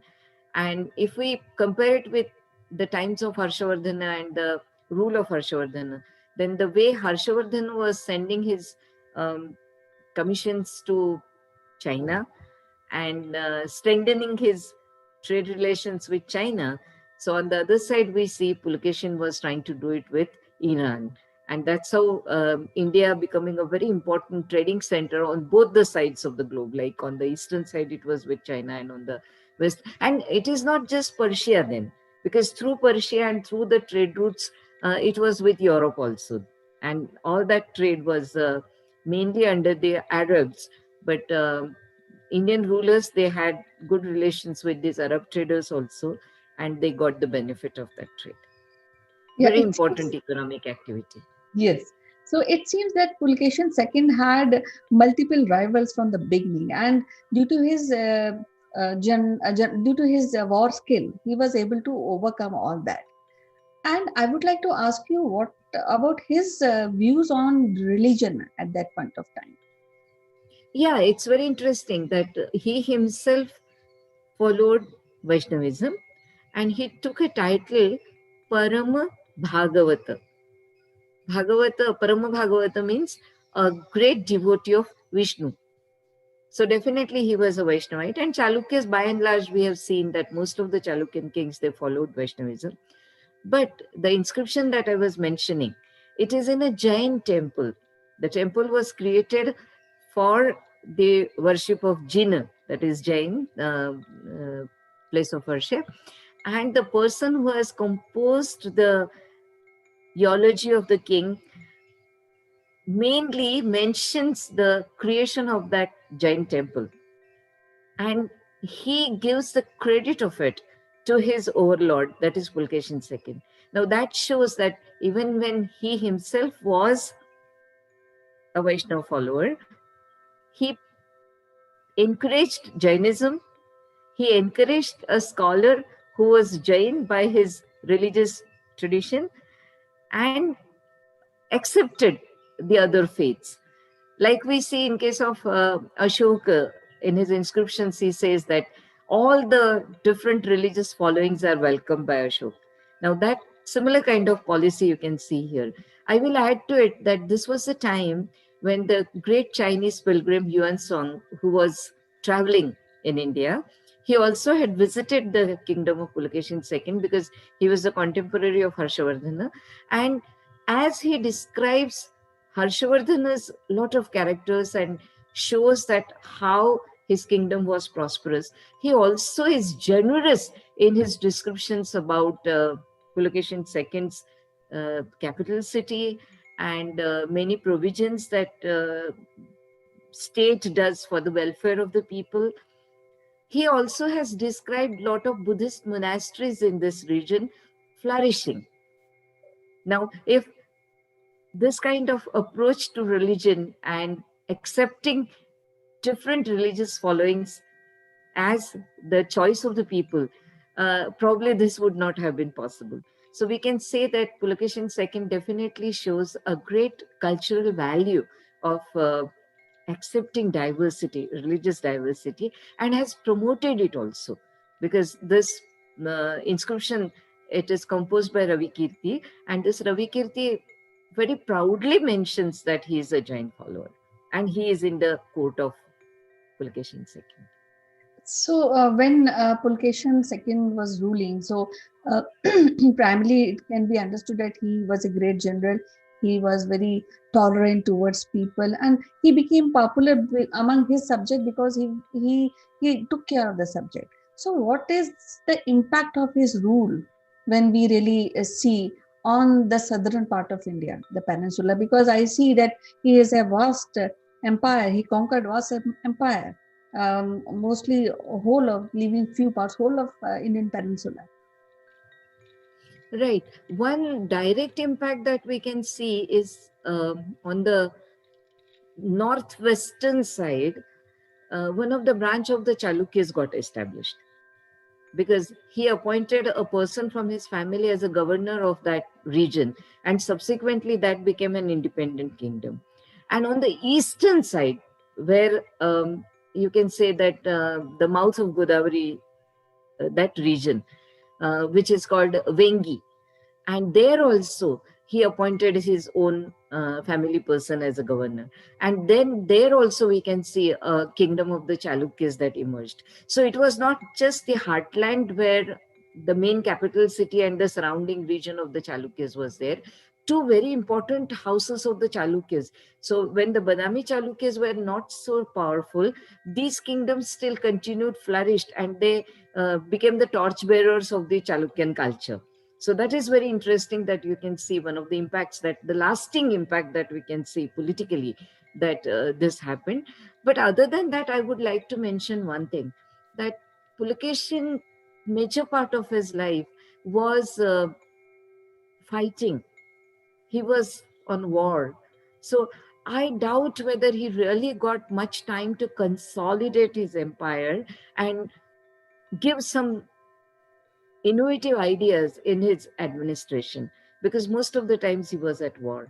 And second, his war against the Pallavas, that proved to be a very challenging affair for the Chalukyas. Like if we can say that something that happened because of the policies of Pulakeshin II, good on part of the continuity of the Chalukyan rule on the eastern side of the Benghis, or on the northwestern side by way of Chalukyas of Gujarat. But if we talk about the main rule of the Chalukyas, the seat of power, then his policy of aggression and a constant war against the Pallavas proved very negative or detrimental to the sustenance or continuity of this rule. Because his war against the Pallavas, initially he won the war, and there is a nice poetic description that the Pallava king was forced to lock himself into his capital city of Kanchi, that is present Kanchipuram or Kanchipuram. But that king was Mahendravarman, the Chalukyan king. But subsequently, his son, he fought against the Pulakeshin II thrice at three different places. And all the three places are actually within the Pallava territory, which means that Pulakeshin II was invading, trying to get the region of the Pallavas under his control again and again. And that was not probably the right kind of decision on his part, because Pallavas were also very powerful rulers. They had major part of the Deccan under their control, the southernmost part under their control. So Mahendravarman first, of course, could not succeed against Pulakeshin II, but his son Narasimhavarman, he succeeded, and succeeded to the extent that he reached right up to the capital city of the Pulakeshin II, that is Vatapi. He destroyed that city, and in the war, Pulakeshin II got killed also. Oh. And this Narasimhavarman, he engraved an inscription in Vatapi, marking his history over the capital city of their arch enemy. And he took a title for himself as the conqueror, the destroyer of Vatapi. He took the title Vatapi Kund. Now we can see that after this, it took a long time for the Chalukyas to once again gain their strength.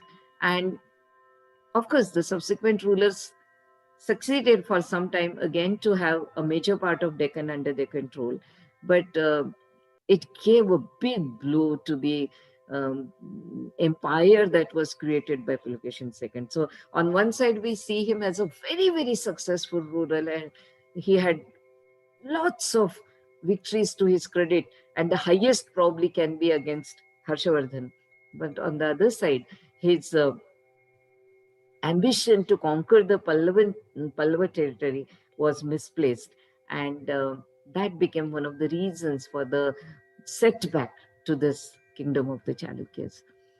Other than that, I would like to mention 2-3 other things about this king.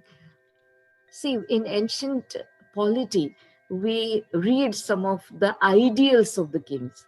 And I can say that though Pulakeshin II definitely was more ambitious, and he was the might of his fighting skill he wanted to prove.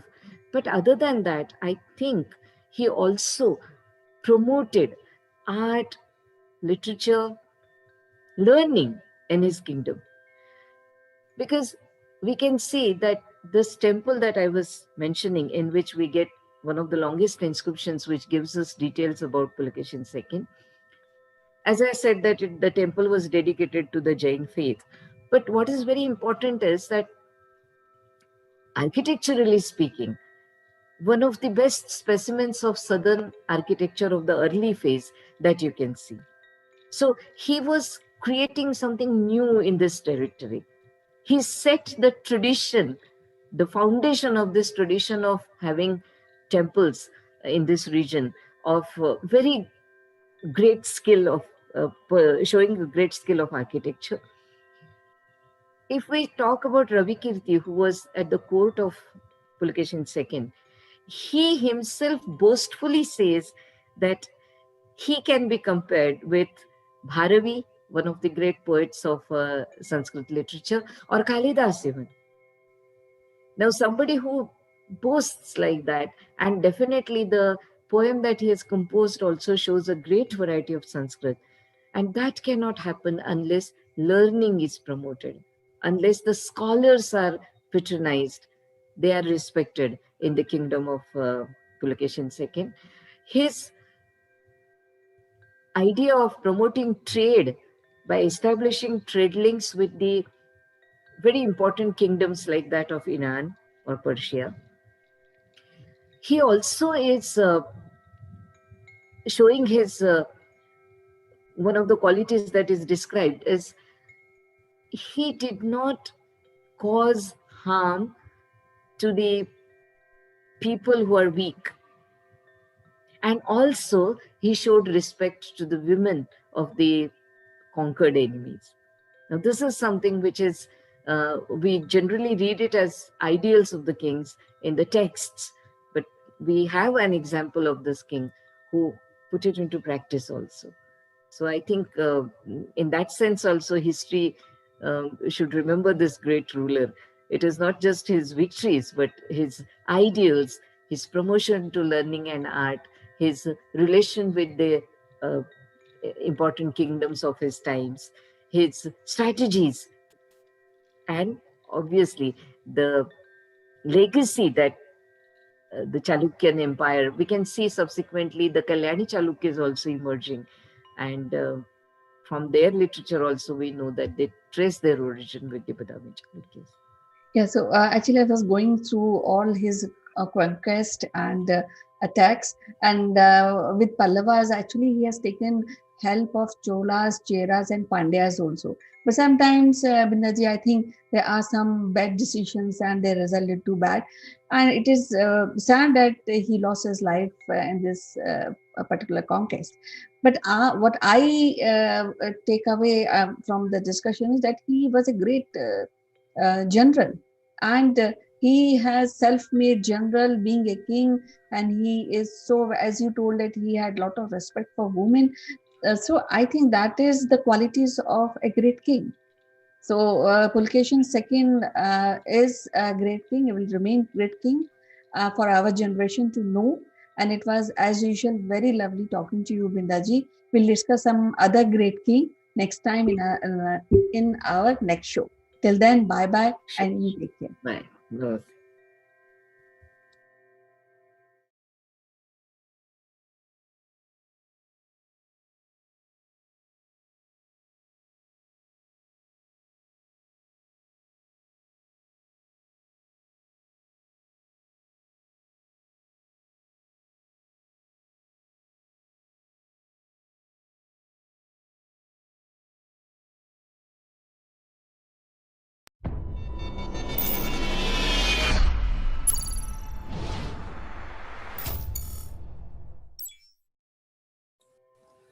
Hello, friends. This is Chandrakant from Akulmach Technologies, and today we would like to discuss about the kind of hardware, the kind of PC that is required nowadays, especially when everyone is getting into video conferencing. So discuss further on this subject, let me invite my friend from UK, Mr. Naval Goon. Good morning, CK. Good morning, everybody. This is really an important subject for everybody to pick hold of today because COVID's still here. We're here for the long term, as everyone is now realizing. So if you haven't prepared already, now's the time to prepare. And it's so easy, as we're going to explain to you today. Absolutely. In fact, before we start discussing, I think the biggest confusion is that people start using their laptops and then they start doing all sorts of things. And, sometimes it fails, sometimes things work, slow connection, etc. So to avoid all that, our recommendation would be to set up a video facility all by itself so that you don't interfere with your laptop and you set up a video setup which is useful for your video editing, for your conferencing. And if you are a gamer, you can do that, or simply streaming. So when we talk about the video arena, there are a couple of things that comes to our mind, and that is the four primary activities that we indulge in. Either you are streaming or you're gaming, and you're also doing video editing. That means when you're actually creating a video, there are multiple elements that you're bringing in and stitching them together. And for doing this video editing, many times people use different sorts of very, very expensive applications like Adobe or OBS or something like that. There are different tools which are available for getting the videos prepared. It will have a sound element, etc. So for that, there is a separate hardware requirement. And then there is a normal conferencing, which is the easiest thing to do in today's world. All you need is a Zoom connection or a Google Meet connection, and bingo, you're there. So these are the four criterias, and we thought we will discuss one by one. Any opinion you have, Naval? Something that I missed out? No, I don't think so, CK. I mean, the thing is, you hit the nail on the head. What you need to do as an individual is decide where you sit. So if you're sitting in video conferencing, as we are today, it is literally plug and click. Everyone's done the work for you. You get a nice little dashboard, and off you go. And even if you can go into Zoom, you can create a free account, and you can even have a conversation with yourself without inviting anybody in. So you can go and play. And I think that's I'm not talking about gaming here, which is the one above it. You can go and play, go and enjoy yourself, go and feel comfortable with the video conferencing arena, because it is part of our life. And we need to accept that because it's part of our life, we need to be able to be comfortable with it. It's a bit like sitting in your own sofa or on your own private chair at home, and you've got your laptop in front of you, or as these people have got, they've got screens on the wall. I mean, these days I do an awful lot of video conferencing through the TV because it's got an internet connection. So just experiment. And I think this is the point. As we move further into these, we just need to go and experiment, have a bit of fun. Don't worry about it too much. Just become comfortable with it. Absolutely. And all of these different aspects of video brings different type of requirement for your hardware.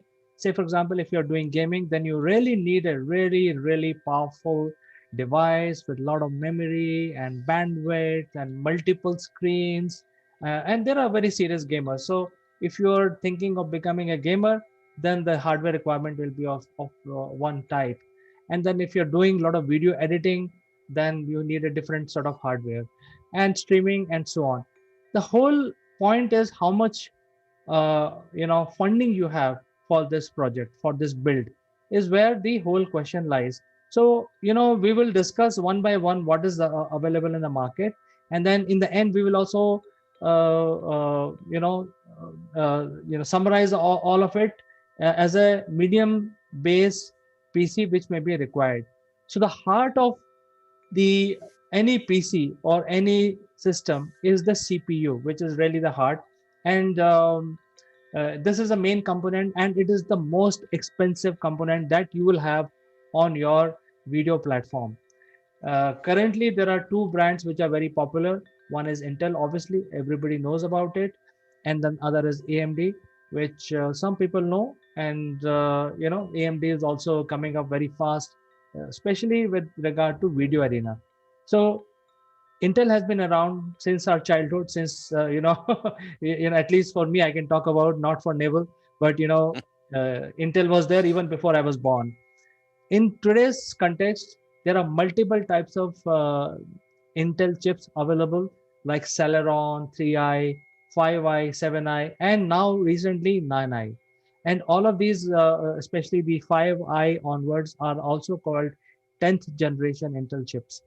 So, to explain a little further, if you're looking at a video platform, I think the first thing you should do is ignore Celeron and 3i straight away, because these are the chips which will not work for you if you're thinking of either video conferencing using Zoom or some platform like that, because these chips are not designed to handle the heavy graphics which are involved in any video activity. But based on a budget, you can choose anything from 5i to 9i. 9i is really the most expensive chip. In fact, 9i can be 60% of the cost of your entire build. So if you have that kind of money, you can invest in 9i. And if you're a very serious gamer, you will have five monitors to see different activities running on your different game console. You can go in for 9i. But if you're a normal user, you can even choose a 5i 10th generation. And this would be sufficient for your normal activities. But if you're doing movie grade uh, video editing, then you would need 7i. So I would say anything depending on a budget, 5i or 7i, you can choose. If you're choosing the Intel stream of CPUs. Your opinion, Neville? I think you've hit the nail on the head. I mean, if you're serious about this, then you really need to start at the 5i and the 7i level. And we haven't spoken about cost, but there's a significant difference between the Celeron and the 3i, and then the next level, the 10th generation 5i, 7i. So the main thing is to do a little bit of research about what you want to get out of your system, where you want to, how you want to enjoy it. Because the last thing you want to do is build all your hopes and expectations on a 9i type of platform, and then your budget only allows you to do 5i, because there's a significant difference in price, as CK knows. So the thing is about set your expectations at the realistic level and go after what you want to do. Absolutely. So I think we would go ahead with a 7i as a mediocre choice. But if you're really not doing too much of very complex video editing activities, and you don't have one of these Adobe or any of these advanced video editing tool, then you can also go ahead with 5i 10th generation, which is going to be sufficient for you. And ultimately, what these chips brings is basically processing power. So it really depends on processing power. But if you're a serious gamer and you want to future proof your investment, don't even look at 7i series. Just straight away go for 9i, and that is where you're basically going to invest in your gaming platform, and also future proof your investment for next 3 years. So this is on the Intel side, but let's look at the AMD, which is American Micro Devices. They are the second most popular CPUs, and their costs are much lower than Intel. So instead of choosing some of these Intel platforms, you can also look at AMD platforms, which are equally good. And recently, they have launched a new brand called Ryzen, and Ryzen is optimized for video editing type of activities. So now here you have a chip which is optimized for video streaming, editing, and the reviews are very good for AMD Ryzen. You can actually go for 7th generation Ryzen chip instead of going for Intel. The cost may be even lesser you can choose basically. So it's basically up to you how much fund you have, what you are comfortable with. Both options are available in the market, and I think you have to do a little bit of research, especially in this area, because the build of your PC will be determined mostly on the choice of the CPU that you are choosing right now. You're absolutely right. And a lot of people have never heard of AMD, but the reality of life is that they are a serious player and considerably cheaper than Intel. So don't push them to one side because you've never heard of them. So just have a look at the comparatives, because there's a big user base out there now. And as we all know, users tend to tell the truth. There's lots of platforms out there, and you'll hear that some people that were literally almost like Intel, no, you'll never get me off Intel, and now have become AMD users. So again, it's a question of, in some respects, what your budget can afford, what you want it to do, and how much fun you want to be having. But yes, I've heard a lot from Ryzen. We all sit, and it came on the market relatively early, in many respects, earlier than I think they planned to put it out there. But what it meant was they've really got some great feedback very early. So if you're a serious gamer, it's the place to be, as they say. Absolutely. So I think either choose 7i Intel platform, or you can choose Ryzen. Ryzen may be slightly lower cost, but I think the point has been made. Let's move on to the next important activity that we have to do while making this build. The second one is a graphic card, which we also call GPU, graphic processing unit. And there are many around. AMD has their own graphic card, and so is Intel. But the top of the line is NVIDIA, and NVIDIA has been around for many years, and they are the leaders.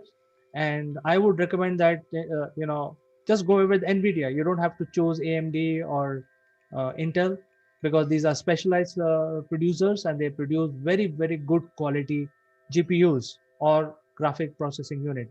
Now, why these GPUs are required? GPUs are required because of how fast the picture changes on your screen. If you're basically running a game, and then you try to shoot something, and then when you click on your shooting button, it does not show immediately. There is a lag of 1 second or so. So to avoid all that, you need a very good quality GPU. GPU comes with processing of the graphical elements which are running on your video. And that is why that is very critical, not only CPU, but also a GPU. And go with NVIDIA. I would recommend go with NVIDIA. Important thing here is how much memory you have on the GPU, which is your graphic card. And I would say that if you have 2 GB, then you can normally do things like play your YouTube videos, um, MS Office, Excel, those kind of things. So if you look at the market, the NVIDIA 2 GB GPUs comes with, in fact, every PC or every laptop that you see. This is basically the starting end of the GPUs. 99.9% PCs that you buy off the shelf comes with 2 GB GPUs. And for a video activity, these 2 GB GPUs are not at all sufficient. Anything of below 6 GB will not be sufficient, and that increases the cost. Now, if you have a 6 GB NVIDIA GPU, the cost of this board will be equal to cost of your CPU. So you have to keep in mind that if you're looking at building a station for your video activity, you rather invest in a proper graphic card. I'm not saying that you go into 8 GB, because 8 GB even going to be more expensive than the CPU itself from your Intel platform. So go with something which is reasonable. Go with NVIDIA, invest in 6 GB. You are going to future proof your investment for next 5 to 6 years by going with the right hardware. Your opinion, Neville? You're absolutely right. And this is about future proofing as well. I mean, the last thing we want is, we do know that if you buy a PC off the shelf, or even if you create your own and get it made for you, it's obsolete almost as you picked it up. because there's other things that are going to be coming out. But so you need to, this is a big investment. So future proof it as much as you can. As CK says, 2 GB is pretty standard for everybody. A gamer will, a video, anyone working in video will not be very happy with 2 GB. So pitch it at the 4 to 6, but even so, you know, these are really reasonably expensive. So again, it's a matching exercise between your CPU and your GPU. So you need to you need to balance it and see what you want to get out of it. And again, there are lots of reviews out there, so go and listen to the reviews. Go and listen to the big gamers out there, not the ones that are sponsored by. By the way, we're not sponsored by Nvidia here. This is just CK's personal preference. But don't just listen to people that are sponsored by these major players, because there are people that are sponsored by them, and all you'll see is them promoting those individuals. So go to someone that isn't sponsored by them. You know, the ones that are going to tell you their truth, what it works for them. Absolutely, Naval. In fact, we are talking from the heart, and we are talking in terms of giving the knowledge that we have got so far, and we are trying to optimize without representing any brand here. So we are not saying that NVIDIA is something that you should go for. The point was that if NVIDIA is most popular, most easily available, most serviced, in case you have a problem, they will have a warranty. So go ahead with something which is already proven, and it works with all kinds of chip. If you choose a AMD chip, it will work with that. If you choose an Intel, it will work with that. For example, if you use a GPU from Intel, it may not work with many other things until unless they are Intel. So you are actually moving away from a proprietary kind of a thing. And if we follow some of these guidelines, you will be able to make a very low cost graphical graphics ready setup for yourself, and you can do many things with that. So moving on to the next important item is the memory. All kinds of memories are available. And when we say, in fact, if you remember, I said 10th generation CPU. The 10th generation CPU is nothing but the higher frequency at it works. So 10th generation can work at 4.2 megahertz. And if you don't have a corresponding memory to handle the CPU processing power, then your PC will not be scaling up. You may have a memory which cannot match the 10th generation CPU. So that is why you need to have a proper memory, and look for this word called DDR4. It's a technical word. I don't want to confuse the viewers, but simply follow this word called DDR4 and look for memory which works as 3200 mega 3200 megahertz. So this is the keyword for choosing your memory. I think whatever memory size you choose, but make sure your memory has this technical specification from whichever company. You can choose based on your price, but choose DDR4 working at 3200 megahertz. And that is going to blaze your PC to, and you can't imagine how much speed it will work at, and with your video with no latency at all. Now coming to the size of the memory, the starting point for any graphical activity is 8 GB. 8 GB is not really the best, but you can do small things. You can edit small videos. If you want to make one character run from one end to the other of the screen, you can still manage with 8 GB. And if you're smart and you're very creative, you can manage with 8 GB of memory in your PC. However, I would say go with 16 GB, because it's a question of future proofing, and you don't want to basically run into problem after 8 months or 1 year. Then again you need to upgrade your PC. So straight away go with 16 GB. Or if you have funds, because memory is not very expensive, the most expensive part of the build is the CPU and the GPU. Memory is not that expensive, so you can have few more bucks into it and go for 32 GB, because 32 GB is going to run with your PC for next 5 to 6 years, and it is going to blaze your PC even with more complex graphics. I think that's excellent advice. And a couple of things here is I don't I don't have a very powerful PC because I'm not into the video gaming arena on my laptop. But I like to go to our designers, and when I sit with them, it's almost like sitting in a very fast car, because these things just shoot across the screen so fast that if you blink, it doesn't matter, because you're still in the zone. It's a bit like being at a cinema. And the other thing I would say is, as you noticed, as CK said, the memory actually is relatively cheap. And it's so cheap that there are always, as you can see there are always 4 slots, and you can always add to the memory. So if you start off with a 16 GB, you can always add in another and turn it up. So this is the thing. To me, this is the plug and play arena. This is the most expandable part of your PC, and it's very easy to fit memory cards, isn't it, these days? Oh yes, these are just the slot. You can do it yourself, and there are various shapes and kinds of memory.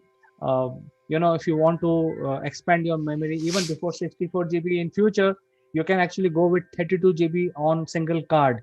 Like the cards that you see here, there are 2 cards here. One card can have 32 GB. So you can start your PC with just 1 card, and that would leave 4 slots empty.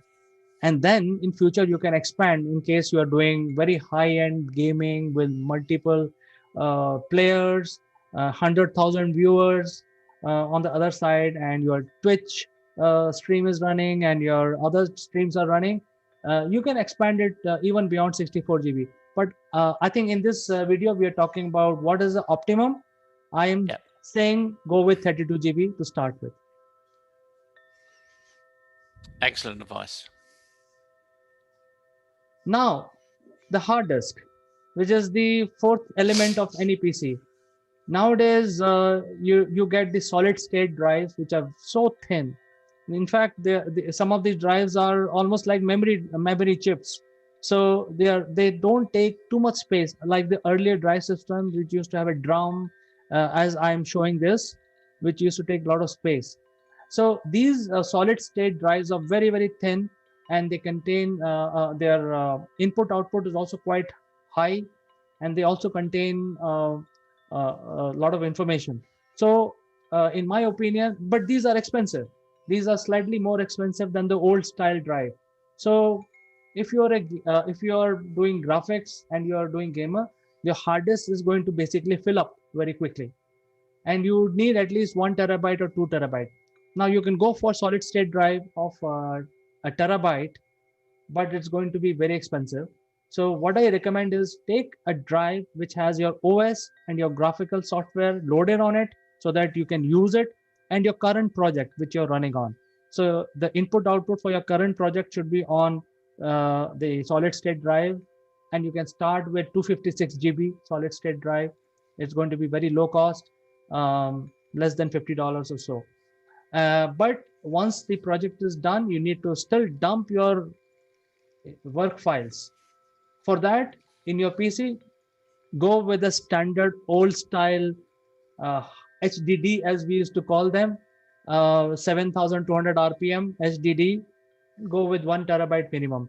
And the cost of this will be very, very low actually. You just put another drive to keep dumping your work, and use the SSD, which is solid state drive, for your activity, which is your live activity, either gaming or something like that. For storage, you need a hard disk. So I recommend go with 2 drives, one SSD, go with 256 GB. I think that should be sufficient, less than $50, and go with 1 terabyte old style hard drive. It will be less than $12. So I think that is going to be sufficient. I think that's the way to go. And interestingly enough, that's exactly what I do. So, because here's my one, you can probably just see it's just a plug-in. So easily available. And again, I'm not a gamer, but I do have a lot of data. So I carry that around with me. And by the way, it's backed up. So that's another thing you need to remember. Back it up. Otherwise, you never know where you're going to be. Yeah, so interesting thing is, if you are setting up your own graphical desktop or station on which you want to do streaming, video editing, video conferencing, and gaming, I think this is what you should go for. And then in future, if you want to expand, you can have external drive, as Naval has said, for storage. But by default, I think you can go with 256 GB of SSD, solid state drive, and an old stride drive of 1 TB or 2 TB. The cost difference is hardly anything. If you want to put in another, $1 or $2, you can go with 2 TB of storage. So moving on to the next important subject, which people don't even think about, is your Ooh, power supply. the power supply and the fans. Right. So the power supply, you're having a Ryzen chip or a 7i 10th generation chip, which is going to be about 90 watts. And it's going to generate a lot of heat. And then you have GPU with 6 GB and all of these hard drives, solid state drive is going to heat up. The chances are, if your PC is heated up to 60 degrees centigrade, it will stop working. So you have to have a proper power supply, and also in case of surge. So usually when you buy a standard ready-made PC, you will get a 500-watt power supply. It is sufficient, but I think since you're building your own by using these instructions, go for 650 watts. And there is no need to buy 850-watt power supply, but you can go in for slightly higher so that there is more resilience in the system that you're building. Absolutely right. Great advice. And a common area that people just ignore, sadly. But the last thing you want is insufficient power. I mean, fundamentally, if you're going into the high-end gaming, then you're going to be using up a lot of resources. So you need to make sure that the power source is right. And mainly, you need to make sure the power source is well sited, because these things will overheat. I mean, they'll work up to the full power source, and that fan will kick in, and it will be working its guts out. But you never really want to get there. You only really want to get about 70 to 80% of the limit of the power supply, and that's why, as CK says, recommends take it up just one level. It's a few dollars extra, but it's a smart move. Absolutely. And all of these devices that we have talked about will go on a motherboard. So you have to use a motherboard which is fine-tuned for gaming, because motherboard plays important part of creating different I/O buses from CPU to memory to hard disk, and GPU, and so on. So the connection should be optimum. The power supply should be able to bring cool air to all of these devices. So I think and important part is that the ports, which are important, because when you're doing video editing, very soon you start plugging in all sorts of external devices to your PC. You have USB cameras, you have mics, and you have these lights, and then you have auxiliary mic systems and auxiliary cameras. You have multiple cameras. Everything start going into your docking station of your video station. So you need to not ignore this point. You have to choose a right motherboard which will have HDMI connectivity. You will have multiple monitor support. You will have USB. You have Wi-Fi. All that is part of the motherboard. So all of these devices, which are really the heart of the PC, will go inside this motherboard. So choose a good quality gaming motherboard. I would recommend that. Definitely, that's an absolute definitely. Because everything that CK has been saying so far sits on the motherboard. So you need to make sure that this thing is doing its job. And again, we're not suggesting MSI is what you should be going after, but go for a good motherboard. Don't skimp on this part. This is the thing that holds everything together. Absolutely. So go for 4 USB outlets and at least 2 HDMI, because you may have connectivity with 2 monitors maybe more. So if you have to basically remember what you need in your docking station. So if you're looking at 3 monitors to be connected with your PC, then you go for 3 HDMI connectors and 2 Ethernet connectors, because if you have 1 Ethernet connectors, and then if your PC has a lot of power, you can then create a local area network to drive some other devices. So go over 2 Ethernet, at least 2 HDMI, and 4 USBs. So moving on, all of these things are really makes up your PC. And in the end, we will come to the box. You know, the box can make or break things. So you need to have a proper box with a lot of ventilation. And some time back, Naval made a point about one fan working out, but you should have such powerful machine. When you're having, you should have multiple fans running. So the box will provide places where you can put additional fans to cool off your high energy output machine that you're building here. So choose the right airy box. You can choose a simple one. As you can see in this one, is just a rectangular cuboid box. It's going to work as good. Or you can choose very fancy, as it's shown here, which looks like a next generation, but really it doesn't make any meaning. It's just a show. All the point that I'm trying to make is, make sure that you choose the right box with a lot of ventilation and a lot of place for putting multiple fans. So you may need to put more fans to cool up your machine. So a box is suitable for it.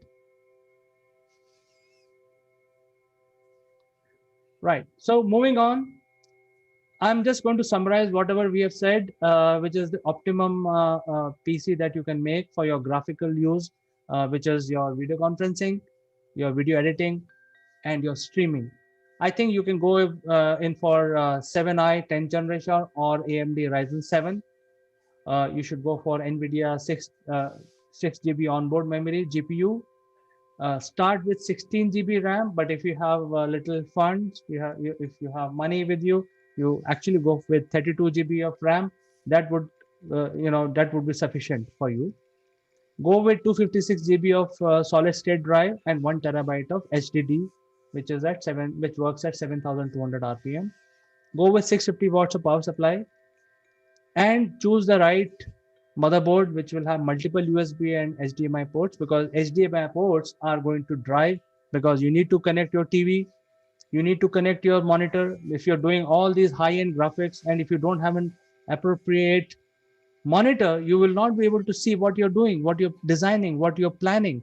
So you need a proper high-end 4K type of machines, monitors, which will require HDMI connection. So you need to have a right motherboard for it.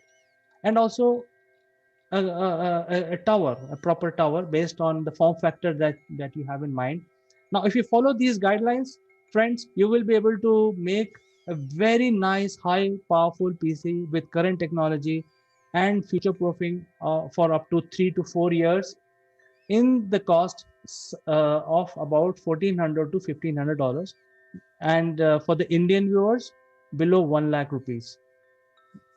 And this is a very, very nominal price for running your command station, doing your gaming, doing your streaming, catering to 100,000 stream audience, and so on. I think this is a very, very low cost setup that you can do, and you can do it on your own. You don't have to really buy it. All you need to do is basically buy these components, assemble them together, and voila, you're up and running within one day. What are your thoughts, Neville? Well, it's as you say, you can do it on your own, and you can be up and running in a day. I mean, I've not recently, but several years ago, I put my own towers together, and it would take me a matter of about 3 hours, because all of the components come, and you just literally click them in, put them together, and then once you turn everything on and it all works wonderfully, you can close the box up and never worry about it ever again. But the key thing is plan ahead, because the last thing you want to be doing is to saying, oh, I didn't have enough HDMI, or oh, I didn't have enough USBs, because it's cheaper to do it at the beginning than it is to go and retrofit. And that's the simple fact of life around anything you do.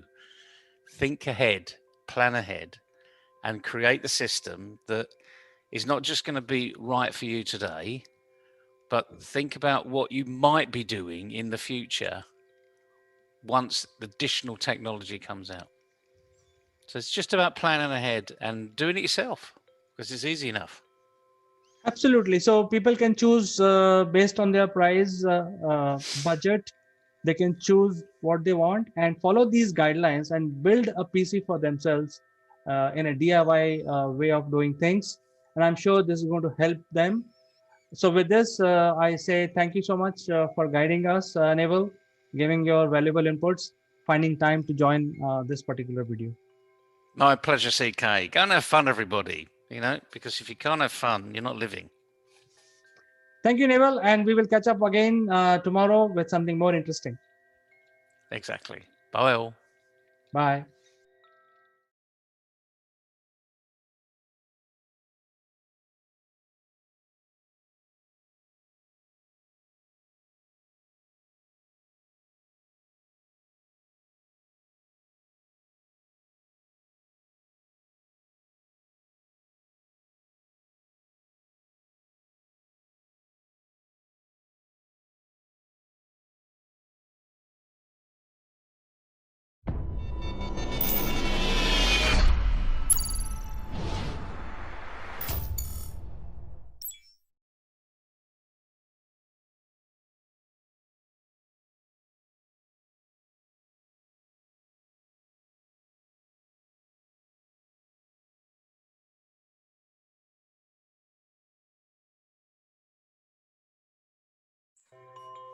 Hello friends, this is Chandrakant from Akulmach Technologies and welcome to Top Brass. Today we have a very special guest on the spotlight. Her name is Melissa Sassy and she is representing IBM. She joins us from SFO. Welcome to Top Brass, Melissa. Thank you for having me. It is a great pleasure as well as honor to have a person like you, and your designation is called Chief Penguin. I think it's a big mystery. I think you need to unravel this mystery for us. Yeah, everyone always asks me, where the heck did this come from, and how did you get IBM to agree to allow you to use this job title? I'm actually an ex-Microsoftie, and I suppose once a Microsoftie, always a Microsoftie. Sorry, Arvind, we can arm wrestle about that later. When I was working at Microsoft, I worked with two individuals. One of them called herself the Chief Ninja Cat, and the other one has this Twitter handle that's called Thready the T-Rex. And I was working in a team that was called initially the Affordable Access Initiative, or Microsoft Airband, which was all about impact investment and driving connectivity, both internet connectivity and access to energy, and then bringing digital skills to people without. And I saw these two people with these fun animal job titles, but I didn't feel, based on my team, that I could give myself this funky job title, because I worked with a bunch of attorneys and they were more kind of straight-laced in nature and probably not so open to me creating this animal job title. But I really wanted one, and I know that sounds a bit hokey and silly. I left Microsoft at the end of 2018 to join IBM, and one of my focus areas, we'll talk a little bit more later about all of the different things that I do and the different hats that I wear, both within IBM and beyond. But I left to create a new startup program. And as I was working on recruiting for new startups, I took a trip to Pakistan. And I was in Pakistan with a woman by the name of Gian Atta. And Gian Atta runs an incubator and accelerator in Karachi. And Jihan goes, and it's called the Nest IO. And she gave herself a title, like this is her formal title, the big bird of the nest, right? And so I got there and I thought, man, somebody else has this animal job title and I got nothing. And so I started thinking about, what my animal job title can be. And I started thinking about a lot of the work that IBM does with, one of the companies that we bought, recently or not too long ago, Red Hat.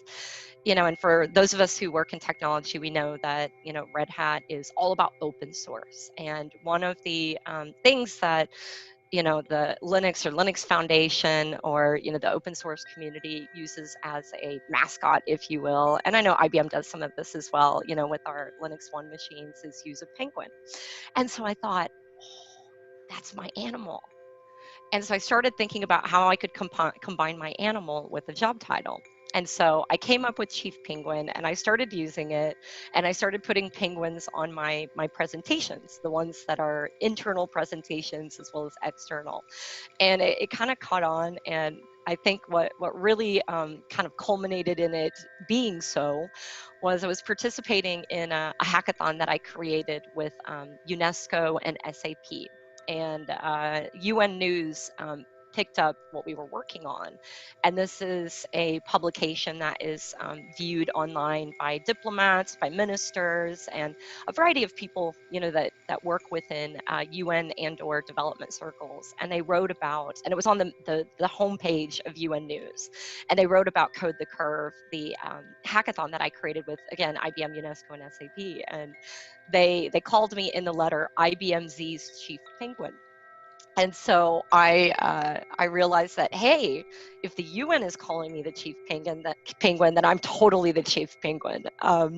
So when we kicked off the application process for my startup accelerator, our GM, Ross Morai, and he has one person in between him and our CEO, so a very senior individual within the grand scheme of the IBM world, as well as within the broader tech community. He introduced me as his chief penguin. So I thought, you know what? If the UN and Ross say I'm the chief penguin, then there we go. So I changed it in our company directory. So if any IBMer looks in our company directory, they find my job title, Chief Penguin. So there it is. A very interesting story. So, ladies and gentlemen, Melissa Sassy, Chief Penguin of IBM Hyper Protect Accelerator. And she works with a lot of, she works on very detailed program, lot of very high level initiative. So Melissa, you work with various digital business transformational initiatives across the world, and you work with a lot of entrepreneurs. What is your one or two top expectations from the budding entrepreneurs or the SME owners? Yeah, I think if I put on my IBM hat, and I'll put on another hat in a second, because I think there are a couple things I could talk about. So my Chief Penguin hat is on, my IBM hat is on right now. And one of the things that I think is really important is to really think about, how are you going to, build and scale your business through business mentorship and putting together the right advisory board.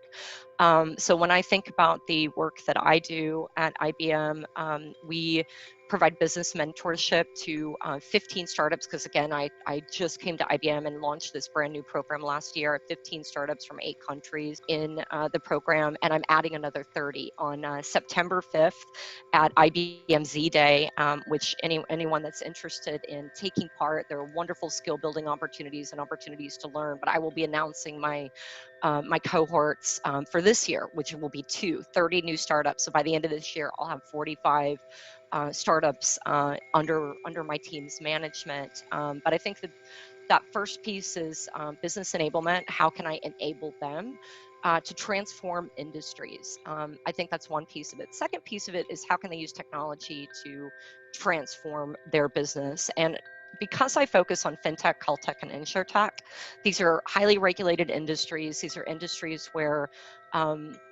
companies are either collecting, transmitting, and or storing high levels of personally identifiable information. So that's medical records at the individual level, bank records or financial records at the individual level, insurance records, again, at the individual level. So the kinds of things, Chandra, that you would want as a person to be protected to the highest level. So in the US, that would be a social security number, or, again, your bank records. And I am very adamant that we need to be managing data protection, privacy, and security through technology, not through policy. And so through that, I focus on providing a number of different products and technical enablement through my team that helps startups gain access to enterprise grade tools if I look at, many of the cloud solutions on the market, your cloud vendor has the ability to has your keys, that if there's a nefarious character from the outside that, interacts with this individual, let's say, and, that individual accidentally does something that enables others to gain access to your information, not good, right? We see all the time about, large companies, even those that we believe are the most secure, getting hacked. And so for me, with data being the new gold, what is it that IBM can do? What is it that I can do, to make sure that data is protected and safe? So I think that companies need to be doing more. And again, it shouldn't just be about a written policy to say, you need to do this, you need to do this, you need to do that. There should be technology that prohibits people from gaining access to such sensitive data.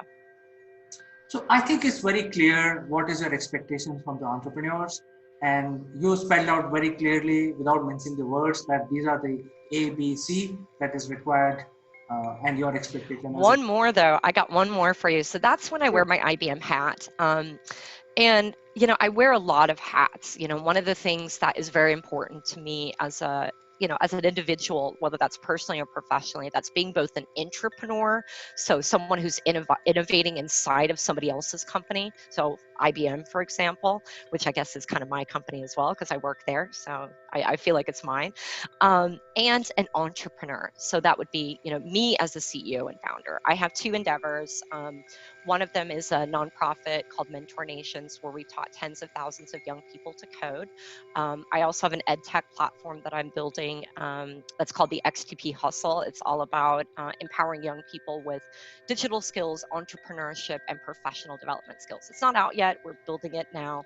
But when you ask me about what do entrepreneurs need, I'm going to put on my Mentor Nations hat for a second. And one of the things that I do when I wear that hat is focus on youth entrepreneurship. And, I think that diversity and inclusion in the VC community, in the broader tech community, in the startup, ecosystem, diversity and inclusion is often lacking. So if you look last year, 2% in the US, if I'm not mistaken, I think this is a US number, of venture capital funds went to female founders. If you think about 50% of the world is women, what are we doing to empower female founders to gain access to capital, to be entrepreneurs, and to be able to prosper? I'm a big fan of design thinking. I'm a big fan of user-centered design. And so you need females in leadership positions in the C-suite to be able to really talk to your customer. It's not just about women. It's also about the Black community, the Latinx community. It's also about youth. And so I'm a big proponent of youth entrepreneurship. Those numbers are dismal when it comes to gaining access to capital. Through my nonprofit, I have a co-working space in Tunisia. We have a robotics lab, we have an IoT lab, and we focus on how to empower youth with identifying problems, solving problems through technology, creating business plans, creating business models, launching their apps or their solutions, into the market, whether that's in the Google Play Store or, whatever.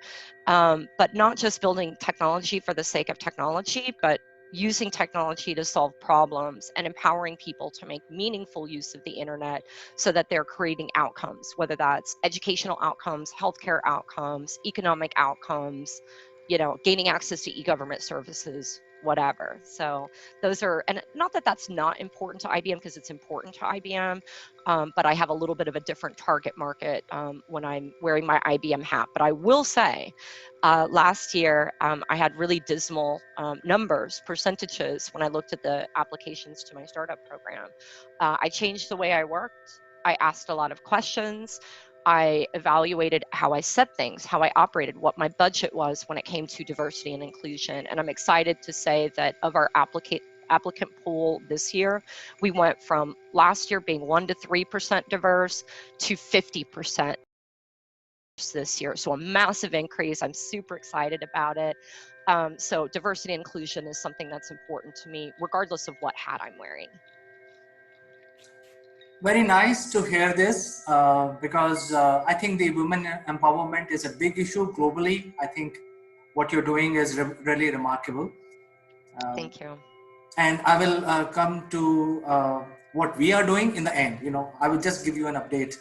But for now, Awesome. we have been hearing about from especially, I think you need to wear your IBM hat now, because the next question is related to IBM. All right, I got it. It's on.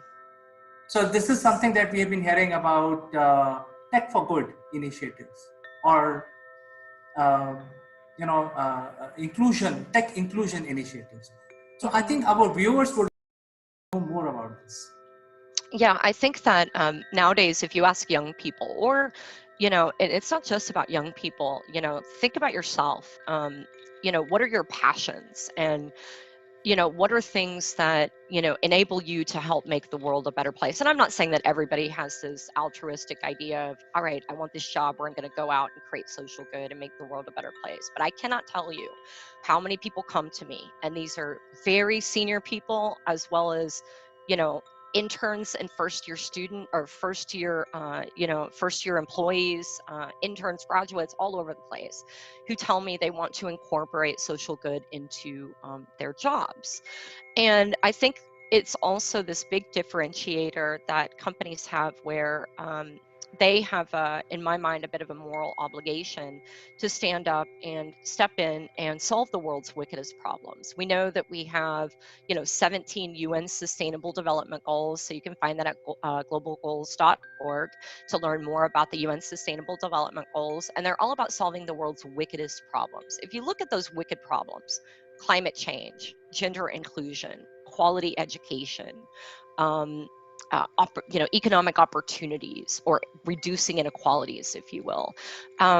All of these really are about identifying problems, creating solutions, and in many cases, technology will help to further those, those goals and help to solve those goals. So I think it is partly one thing where all of us are looking for some way of incorporating our passions into our jobs, especially, a lot of the people who I work with in tech, and thinking about how can they use technology to solve wicked problems. I would say at IBM, for example, we have a large initiative that's called Call for Code, and Call for Code is all about solving the world's wicked challenges and using technology and data science to do that. Actually, I'm a judge for it, which I'm really excited about. I actually today will be reviewing applications and submissions where people submit their idea, their solution, their team, their business model, and their code in GitHub.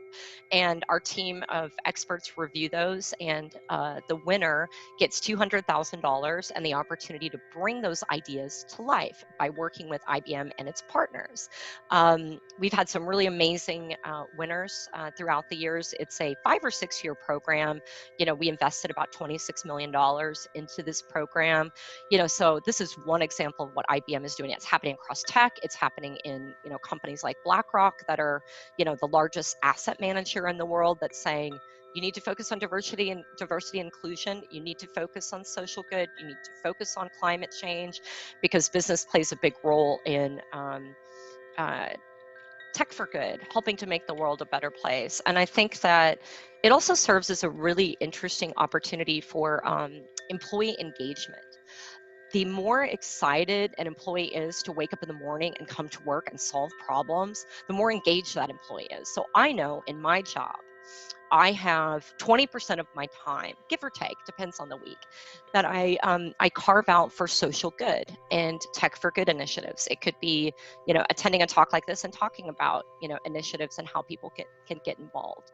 It could be me going out and training young women in rural Pakistan, or rural Bangladesh, or rural Kenya about technology, about learning how to code, about careers in data science, and things that can help to further their prosperity, in the world. It could also be looking at the solutions that my startup program is creating to innovate in healthcare, providing people with more access to healthcare, more access to quality information, or enabling them to make solid decisions in their life choices. Does that make sense?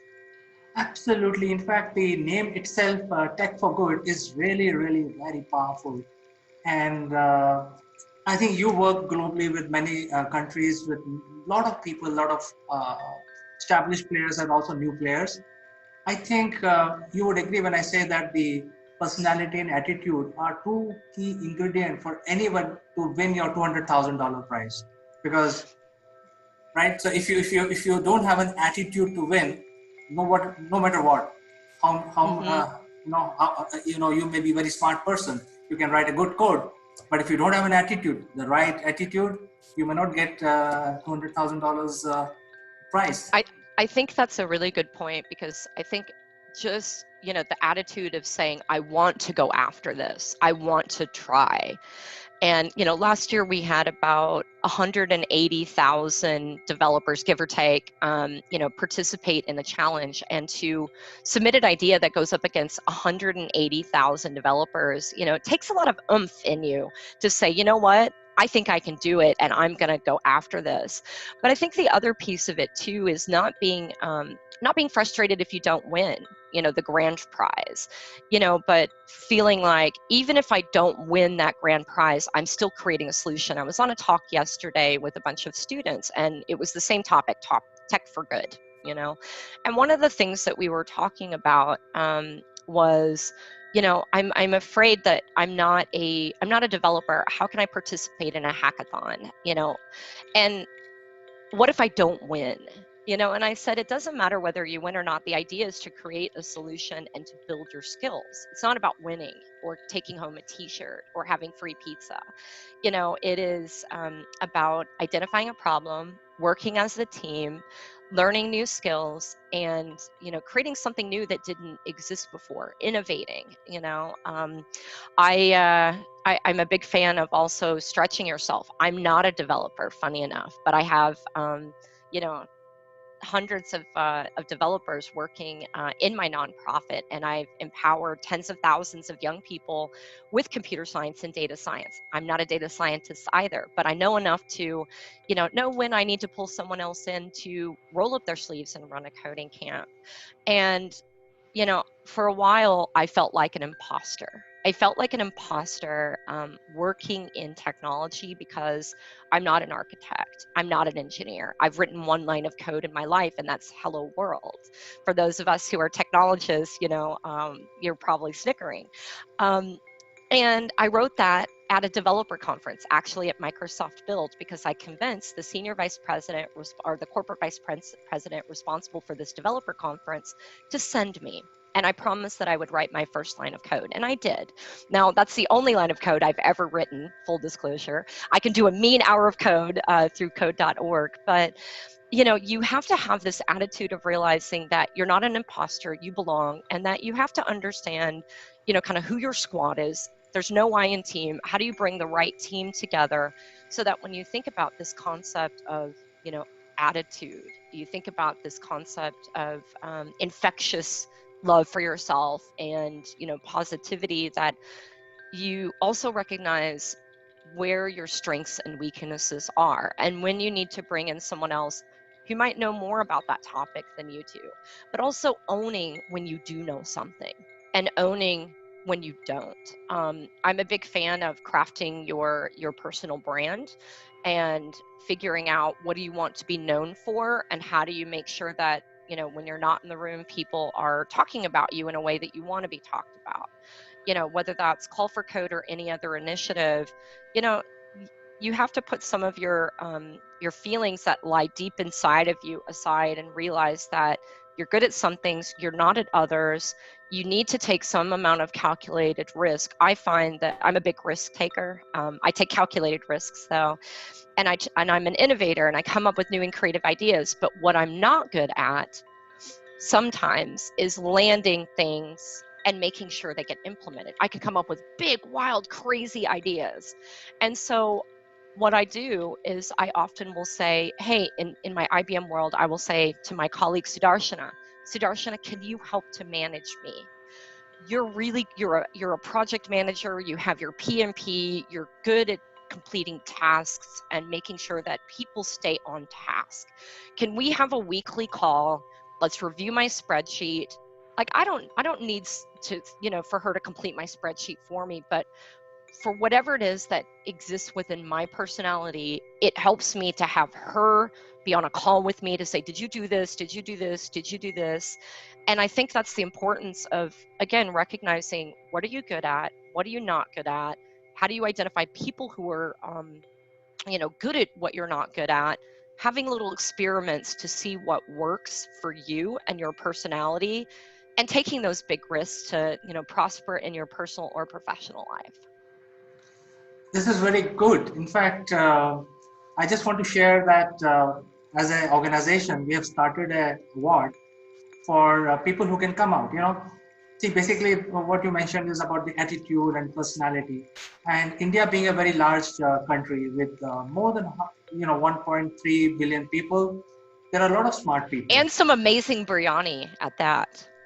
Yeah, but I don't know. I think I don't know. I think when I talk to my colleagues from India, I'm like, I don't know, man. I've been to Karachi and Lahore, and the Pakistani Karachi is pretty good. I might be creating a war in between India and Pakistan right now. Right now, tensions are very high. So I'm just kidding. I wanted to put you on your toes. Of course. So we have started a program for youngsters who can come out and speak. So it's basically a speaking competition, and so is it about public speaking then? So learning public speaking, or just being able to speak up? It's public speaking, because they have to make the video. So it's not only public speaking; it's about your technical knowledge. Can you handle the some interruptions smartly? Can you interview somebody? How is your tech knowledge? Can you make your background lights? Oh, that's super. So it's a combination of everything. And so this is, but I will update you about this program after the. I can't wait. I can't wait to hear more. I think that, if I look at many of the skill building activities that IBM is doing, specifically in India, and obviously IBM is not the only tech company, investing in India. I've seen a lot of really amazing investments, even in the last few months, I think there are many opportunities. So I love that you're focusing on India and public speaking, tech skills. I hope that as you're going about this, one of the things you're thinking about is that concept of, inclusivity. When I look at, the workforce in India specifically, and the amount of women in the workforce, what more can we do to make sure that, women have the skills as well? So I hope that as you're going about your competition, you're really putting some extra effort into diversity and inclusion, and thinking about how do you make sure that you're speaking to and with that female audience too.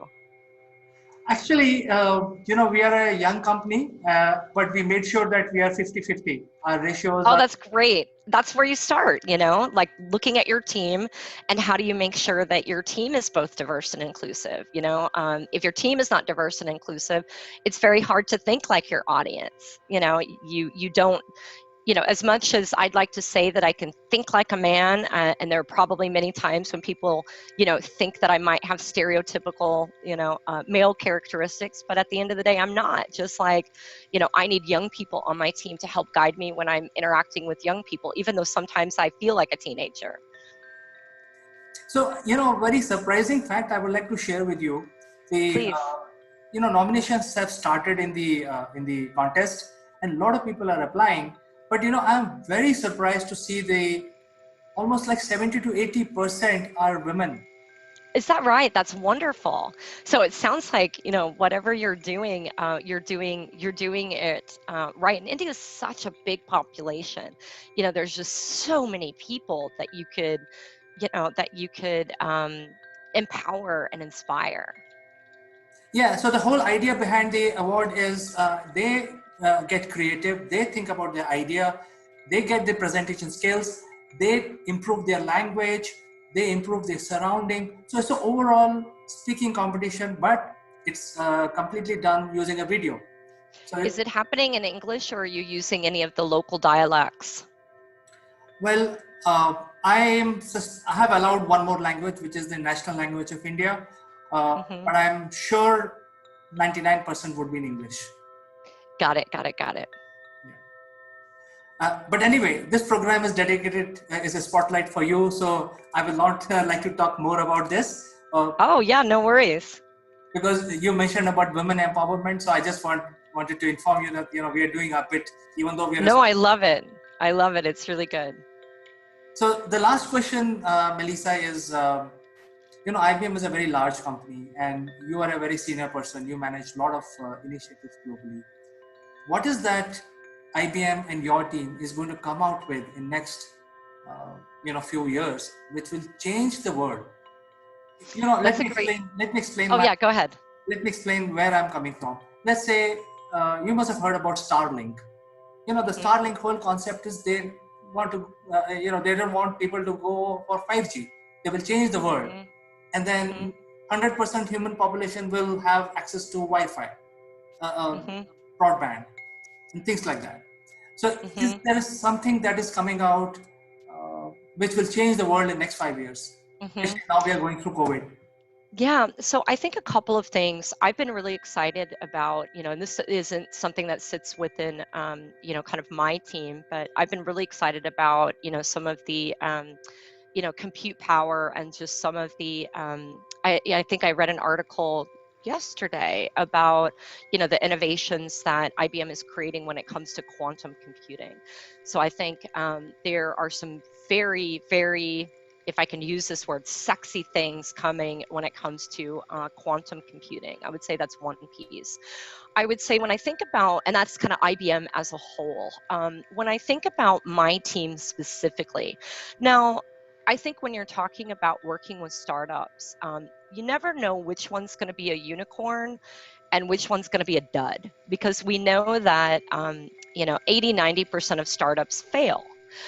I hope that through my program, I have created something that will empower these 45 startups to really build, scale, transform the world.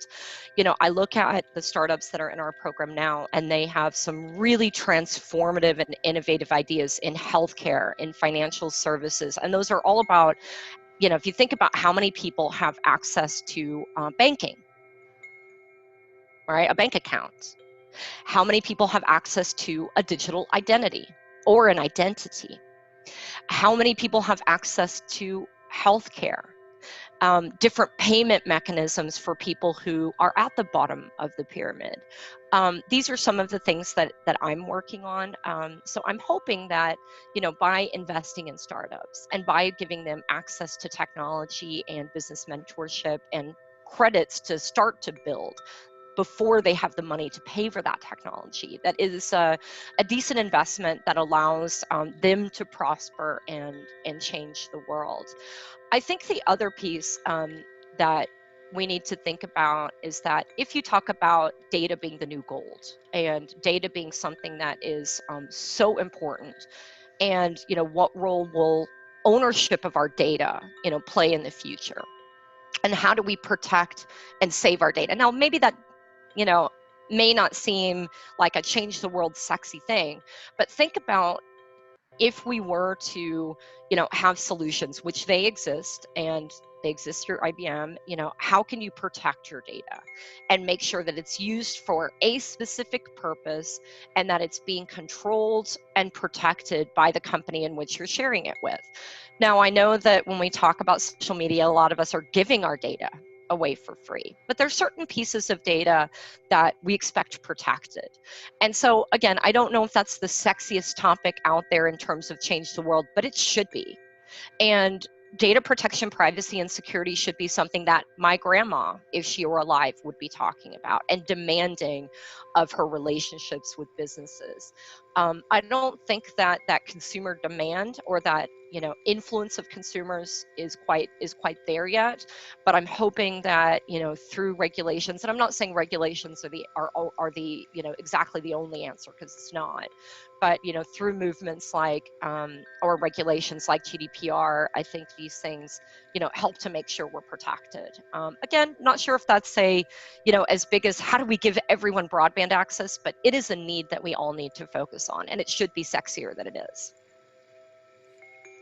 I think we all look forward to the IBM now because there are a lot of things that you actually hinted a lot of great things are going to come out from these initiatives. So it was really. I did get to see a quantum computer, by the way. So I've seen one with my own eyes. Really? I have. Wow. So It's that it's pretty. It's a pretty thing. I was quite mesmerized just looking at it. I saw it in an IBM location in Poughkeepsie, New York. So it is real. It's no longer in the lab. It's a product which is on the I mean, I don't know about how it, kind of interact. I don't know about, the customer footprint because it's not something that I manage personally. So I don't know about that, and I don't want to misspeak. And I don't know exactly, all of the different, research elements where it's being, used. But I know it exists, and I've seen it with my own eyes, and I know where to go and who to talk to for information. So great. I think there are a lot many things which are going to come out, starting with quantum computer. I think it's a big deal. We all know that. It was my personal pleasure and honor to be able to speak to you, bring to you to our program called Spotlight. Thank you for having me. Ladies and gentlemen, let me present you the Chief Penguin of IBM, Melissa Sassy. Thank you. Thank you for having me. And we'll catch up again in another session of Spotlight very soon. Take care. Bye-bye.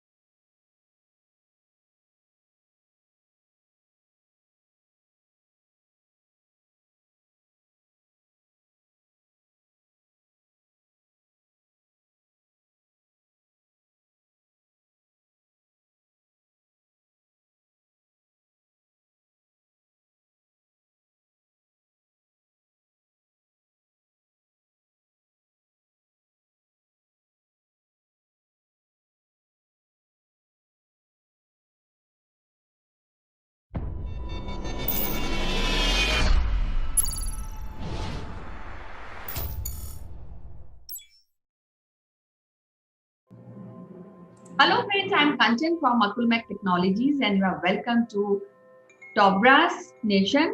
And today we have Sitesh Srivastava, who has a deep interest in corporate training and he is closely associated with radio broadcasting. So welcome to the show. Sitesh, how are you doing? I'm well, Kanchan. It's great to catch up with you after some days. And I'm here for another interesting conversation. How are you? Yeah, I'm fine. And today we are discussing about immigration. You see, 3 days back, we have celebrated International Immigration Day 2020. And the theme of this day was reimagining human equality. You see, Siddesh, throughout human history, immigration has been a courageous expression of individuals' will to overcome adversity and to live a better life. You see, from antiquity, individuals, humans are migrating, immigrating to different continents, to different cities. And globalization today, together with the advances in communication and transportation, has greatly increased the number who have the desire and the capacity to move to other places. So, what is your idea on this? Well, Kanchan, I agree with you that we as a humans, we have always been a migrant beings, migrant species, and we have always traveled from one place to another place. Only in the modern history, modern world order, which is our today's democracy or whatever crazy we can say, we talk about migration more and more. And I have been seeing this migration from various angles. And I would be really surprised to ask some people, some of the authorities in the United Nations, some of the experts in the immigration and migration, that this migration was always the hallmark of the humans. But in last 50 years or 100 years, we have been hearing about migration. When we talk about India's case, we have hearing about Bangladeshi migrants. When I live in Africa, I have heard about lot of North African places. From there. The poor people from North Africa, they get onto the boats, they try to get into the coast of Italy or Greece, and that 300 mile or 300 kilometers of the sea stretch is very, very treacherous, very, very dangerous. Many people have died. Then America's history, USA's history is full of migration history. From 1776, they proudly say that they are a country built by migrants. So, but my thing is that with the today's world order, how much is the migration story a crisis story, or shall it be turned into something which is a innovative story? It's a mixing of cultures story. How we have to take it in that way? So what is your take on a generally when we say about a migrant's story? Actually, as I see, because even in new era, there has created challenges and opportunities for the societies who are migrating, and that is throughout the world. It also has underscore the clear linkage between migration and development, as well as the opportunity it provides for the co-development, and that is a concentrated improvement, economic and social condition at both places like origin and the destination of migrant. But lately, we have been seeing that migration has created a havoc. When we really see the number of international immigration or people living in a country other than their country of birth in 2019 has reached around 272 million. Women immigrants were 48% of the total number, and the estimated 38 million were children among them. And among all these immigration, though this is as I told you, it has a history of centuries. We have been migrating as a human race, but 3 out of 4 international immigrants are working at age that is between 20 to 64.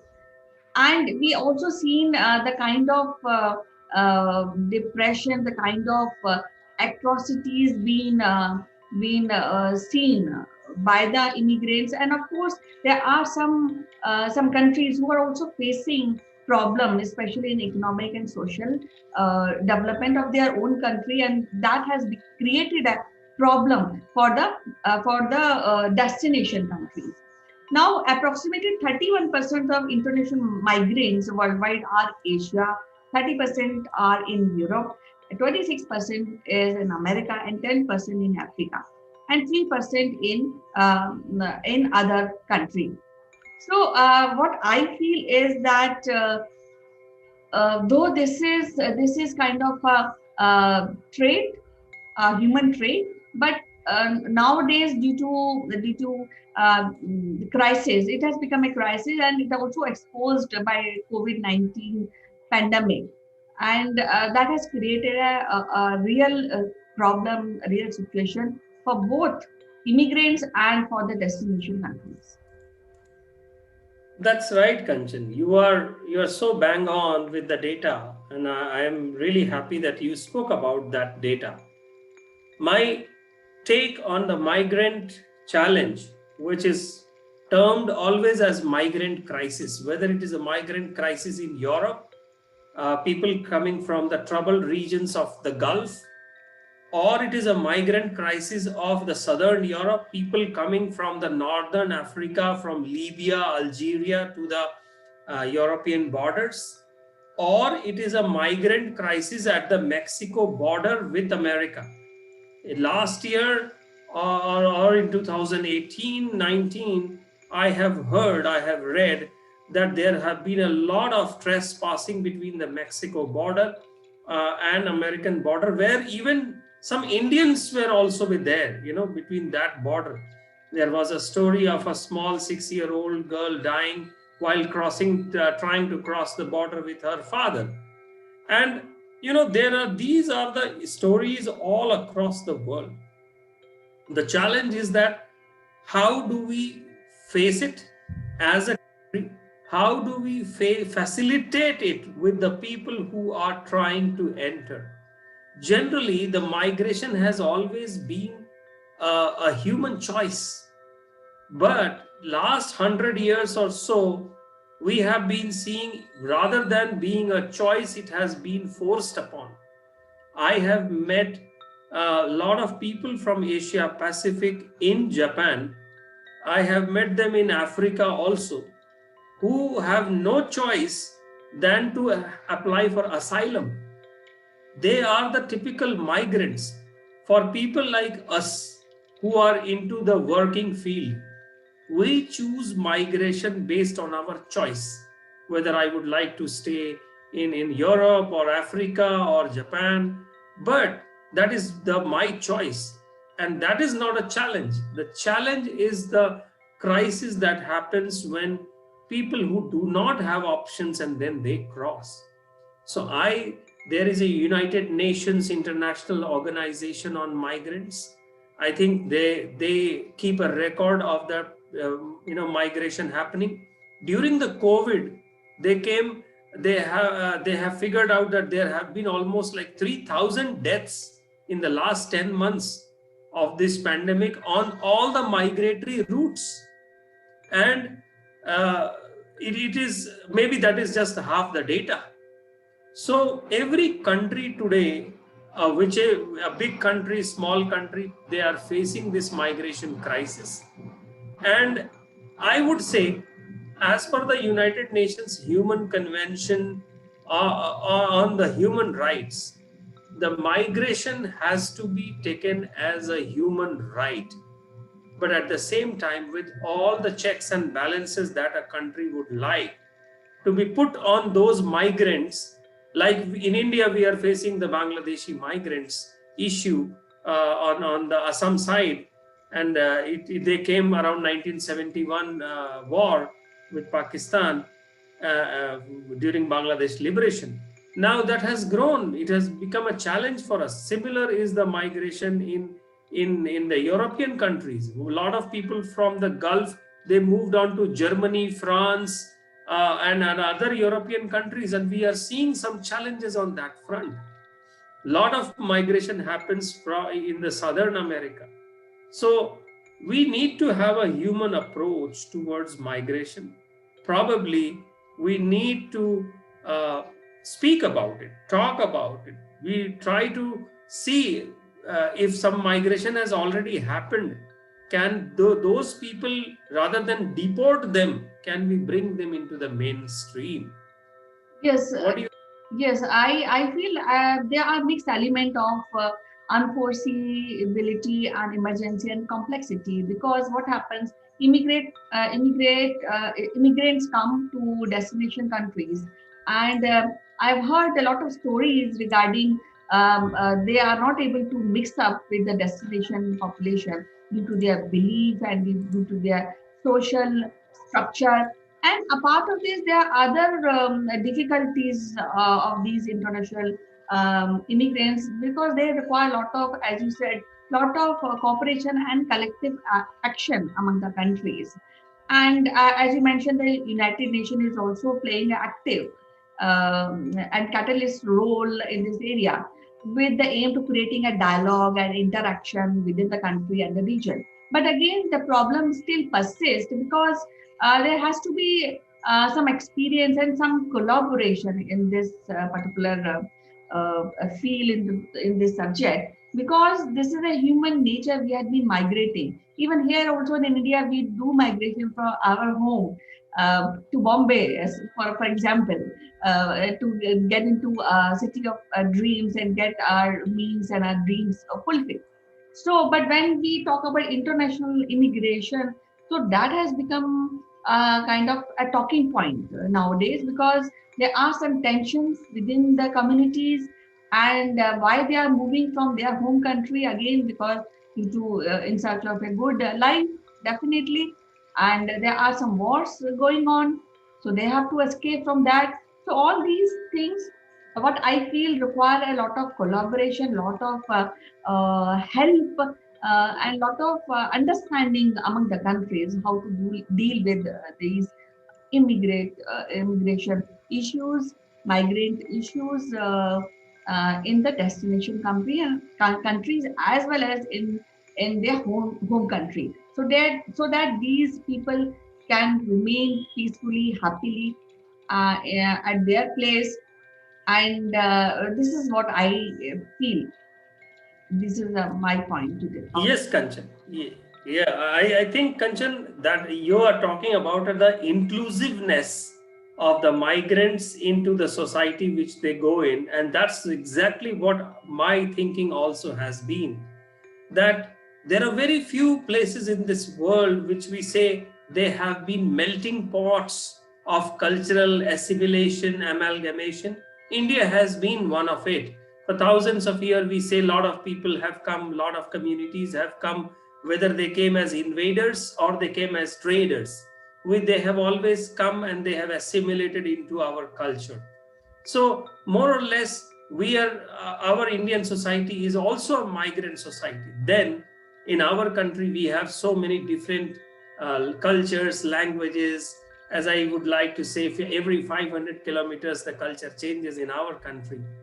Similarly, I would also think one very interesting way when we talk about the migrant crisis internationally, it is important to see the structural facilities available to the migrants to be part of the country where they have come.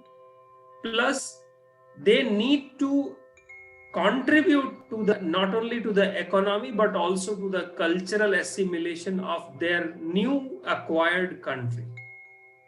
And nothing best comes to my mind, Kanchan, than to share our Indian migration story that is very interesting to my heart. And I have been studying Indian migration in last 100 or 150 years in various parts of the world. In South Africa itself, there have been around almost 1.4 million people of Indian descent, which we call South African Indians. They all were taken by the British system in the indentured times, and they have lived there to tell the tale in 3 generations, 4 generations. That is the same story in Mauritius, Fiji, Gibraltar, Suriname, and other places. And the stories of the migration shall, if we tell to the current citizens of any country in terms of the success brought by the migrants, success brought by the migrants' children, I think those stories will push lot of migrated population to contribute positively in the economy of that country. And today, one of the great examples is Kamala Harris, a first generation migrant's story, a child. And there are so many such stories across the world.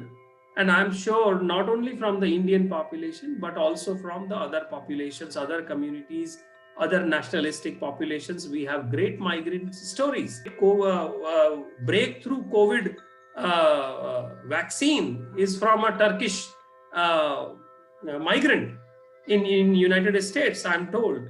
So if we talk in those terms, I think the migrant crisis can be handled in a better way, and the incidents that we see all across the world, not only incidents, we also see the fallbacks, we also see some pushbacks by the migrants, by the acquiring country.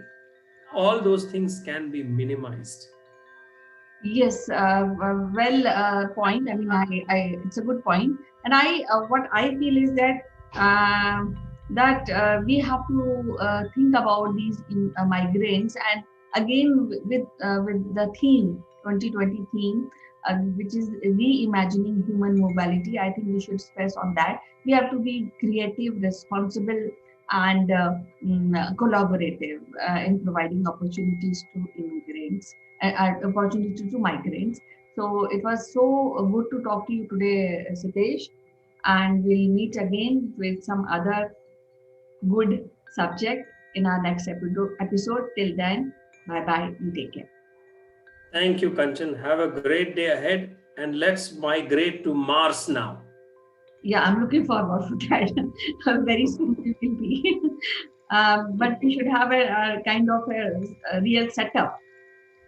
You see, we Yeah. can't be Martian just like that. Okay, it was lovely talking to you, Sitesh. Bye bye.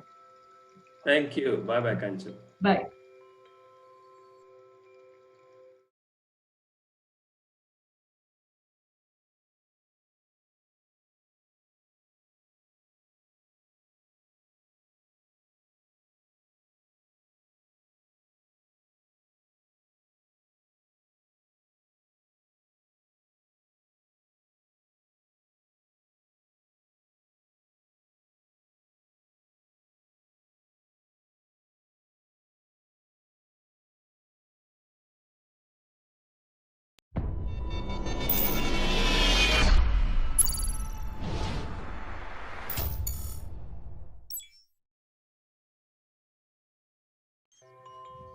Hello, friends. This is Chandrakant from Akulmach Technologies, and welcome to this edition of our tip section.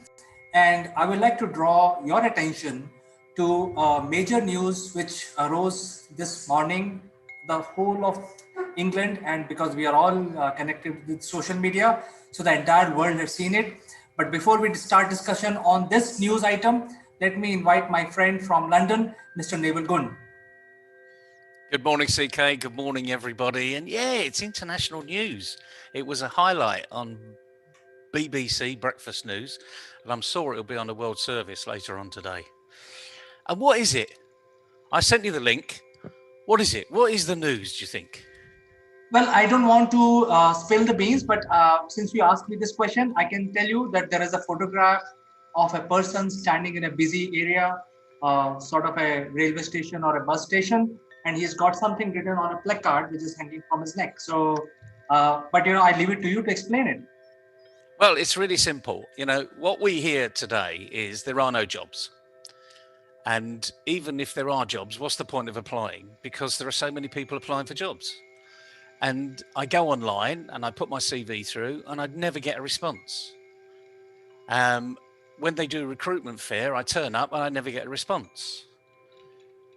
We hear this all the time, and everyone says, oh, it's COVID, why bother? The point is, if you want a job, you need to go and get a job. It will not come and land in your lap.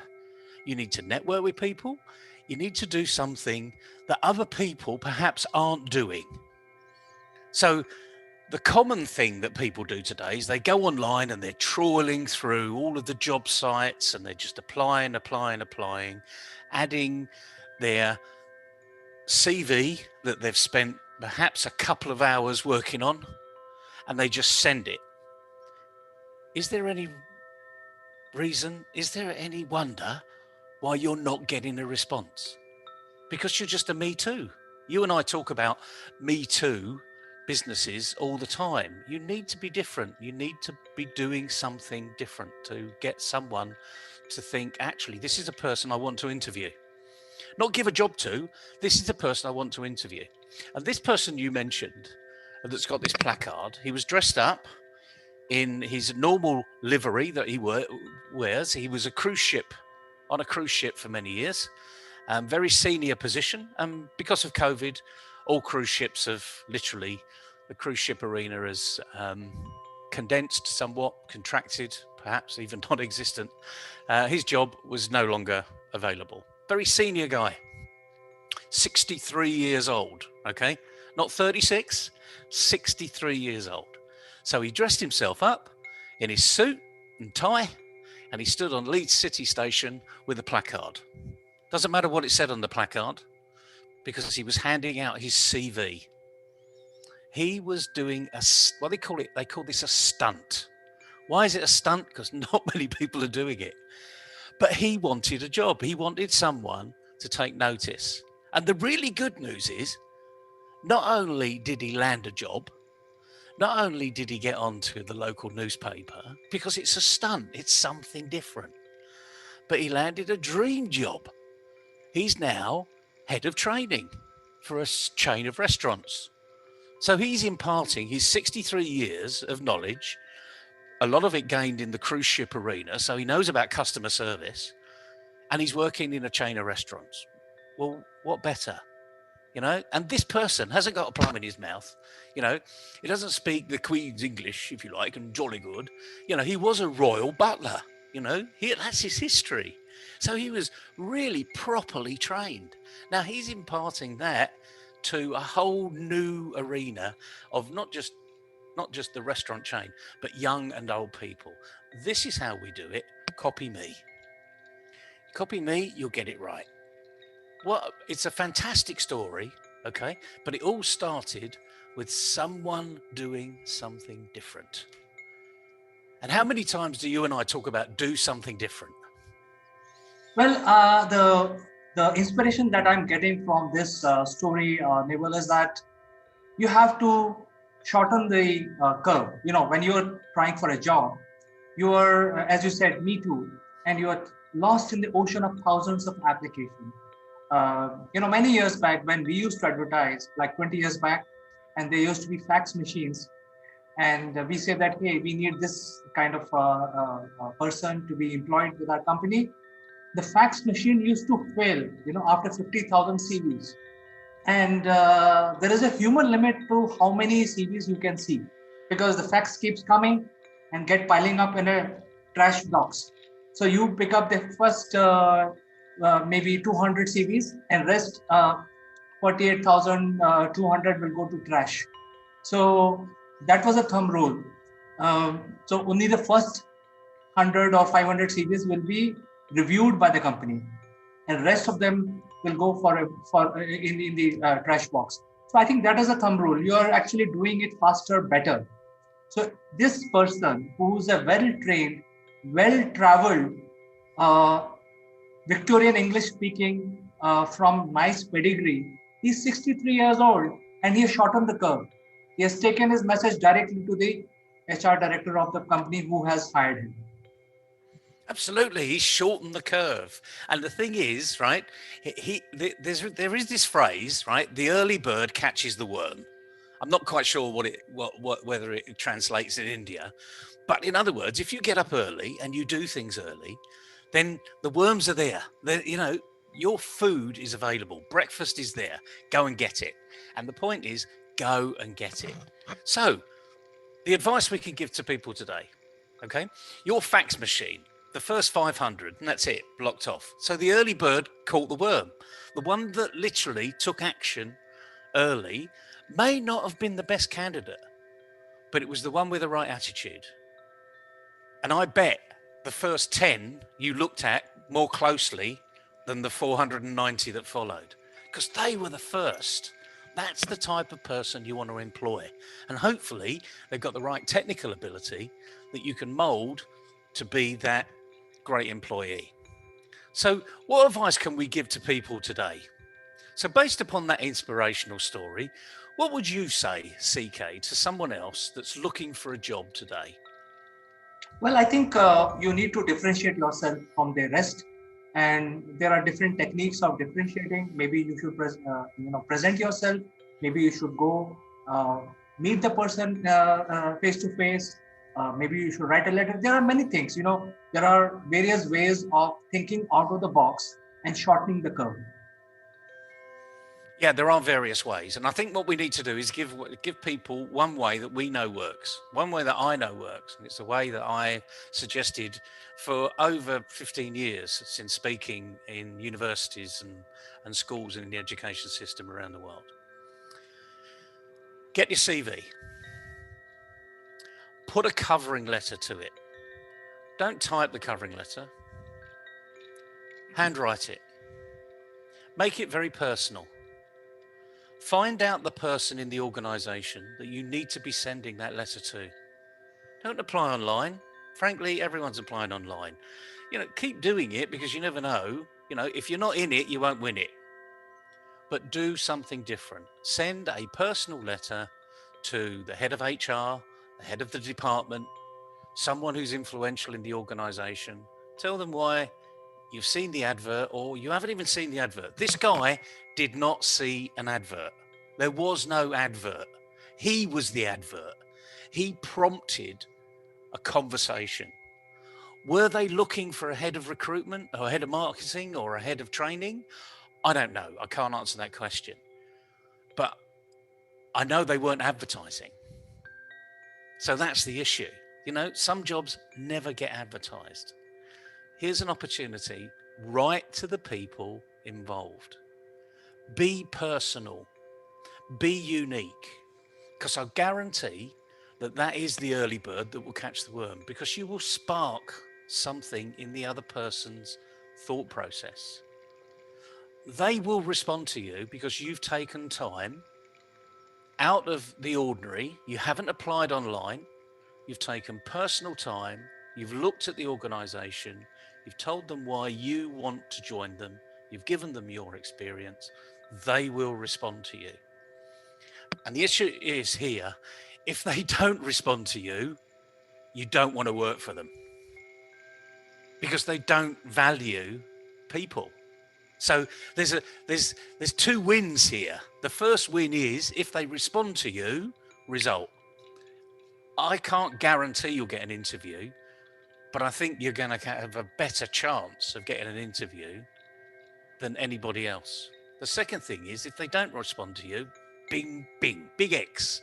Do not approach that company.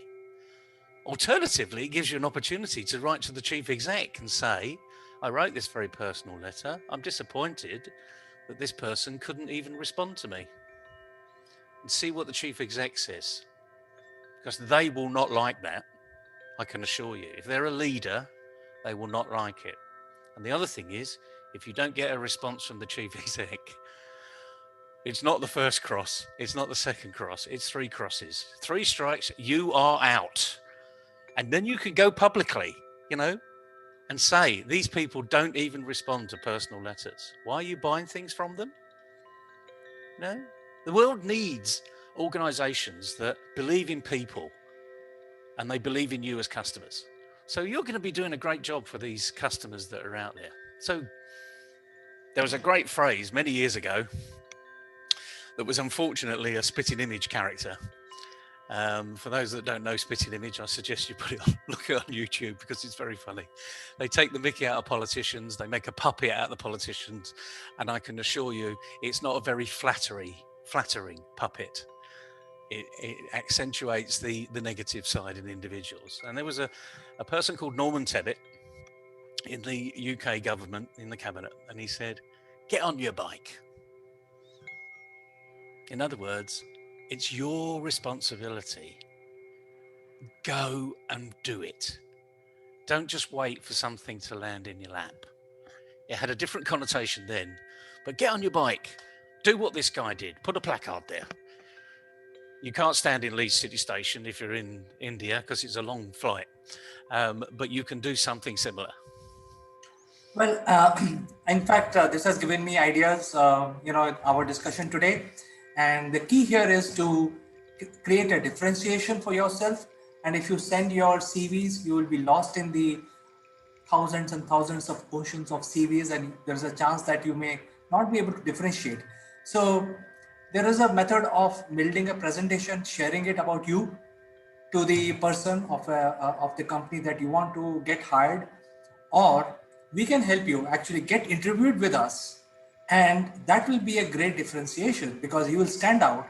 Send this video to the company where you want to get employed. And that will be a clincher because now you're differentiating yourself. Well, the interesting thing is we are doing that in a competition, as you well know, in the SOTI Awards. It happens to be Wednesday, I think. Yes. So normally we would have done a SOTI Wednesday, but this is the SOTI Wednesday. It's the Speaker of the Year Awards. And the thing is, here's an opportunity. Get involved. Your video will be in front of thousands of employers around the world. And someone will employ you. Just like this guy stood on Leeds City Centre, right in the middle of the railway station with a placard. We're doing the equivalent for you. We're not making it hugely easy because you've still got to do all the work, but we're giving you a platform where it can go. So rather than stand on platform 9 of Leeds City Railway Station, you can sit on our platform. There's a bit of a plug that we didn't even think there was coming out of today, but it is about uniqueness. It is about you selling yourself. And a lot of people don't know how to do that. But frankly, this person at 63 years old did something different. Why don't you? Absolutely. Don't give us excuses. Absolutely, Naval. I think this is a very good message that, or a tip we are giving to a lot of people in the industry.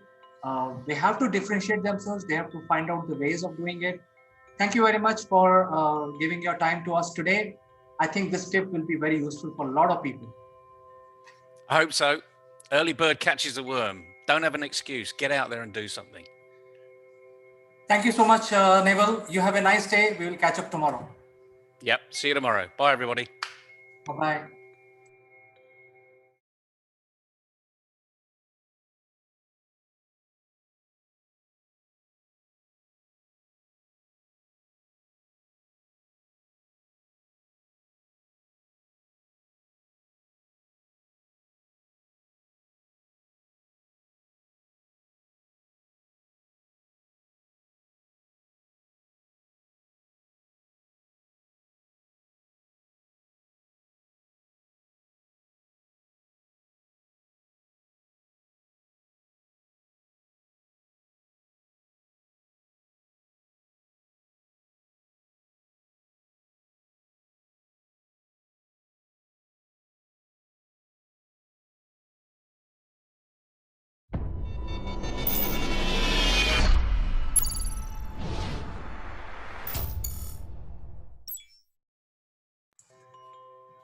Hello friends, I'm Kanchan from Akulmach Technologies and you are welcome to Top Brass.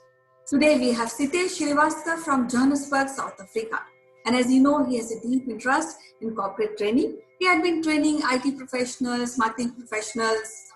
Sitesh, welcome to Top Brass. Thank you, Kanchan. It is wonderful talking to you. And it's again blissfully a pleasant sunny day. And I'm having my herbal concoction in this winter. Thanks. Let's just start. Yes, so Sitesh, we had been talking about change management and we have also discussed an aspect of critical thinking. So I feel critical thinking is a hard skill like computer training or maybe driving a car. So the wonderful thing about critical thinking is that we can learn anytime and we can upgrade it anytime. And I think critical thinking plays a major portion when it comes to change management. What do you think? Correct. Yes, Kanchan. So for a change management to happen, as we have been discussing for quite some time now, is critical thinking is important because it is the last moment of the outcomes that defines the whole effort, as we were discussing yesterday. So people, the junior rung in the people organization, they work in the tasks mode and they get in task 1, 2, 3, 4, 5, but they really don't know what is the end goal of this change that is being percolated. So the critical thinking has definitely to come from the senior management or the executive management of the company, but it is also the employees down the line who also need to get to think how in their individual roles they can basically refine it. So for any change management to take place, a critical thinking which always keeps the end goal in the mind needs to always be thought about for each and every action that is being taken. Otherwise, somewhere down the line, somewhere on the way, we will take a diversion and we might not even know. And probably we will know only at the very fag end of it. That's my thinking. Yes, as we had been discussing that since it is a hard skill, so it is important to really train employees in the organization to come up in with critical thinking in their persona. That's right. So a key team needs to be defined, which will implement it, and that team will come from all the walks of the organization or all the walks of any institute, and each of those people are enabled to take certain decisions. See, critical thinking always will come with a portion of certain authority, where the people, the leaders, the mid-level leaders need to take some decision, and that decision should not be taken over by the senior management if it is not completely out of the way. So the middle management need to be enabled to take certain decisions on the critical thinking part, because critical thinking comes with necessary decision making life, and it is part of it. And therefore, just by thinking and then waiting for someone else to approve will actually eat up a lot of time. So people need to be enabled to do critical thinking. Otherwise, most of the time, you will find the junior rung of the hierarchy anywhere, whether it's a educational institution or it's a corporate. The junior rung will always say, "I don't know. My senior has told me to do this, so let me do this." It is my job is not to think, but to deliver, and that's where it can go horribly wrong. Yes, when we are talking about organization and when also we are talking about employees, so I feel that this subject, critical thinking, has to be taught in school. So, what is the perfect age or perfect class to introduce this subject, so that organization do not struggle later? So, Kanchan, the impressionable age, there can always be a difference of opinion on the impressionable age of a child when the child is in a school. Also, we have to keep in mind that during this pandemic situation, many of the children are doing homeschooling. Now, with the homeschooling and a lack of the physically availability of the school, the critical thinking actually comes to our living rooms.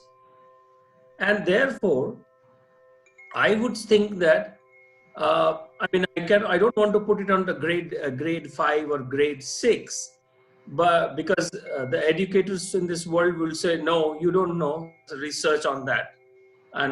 So therefore, I would suggest is that it has to be a part as early as possible.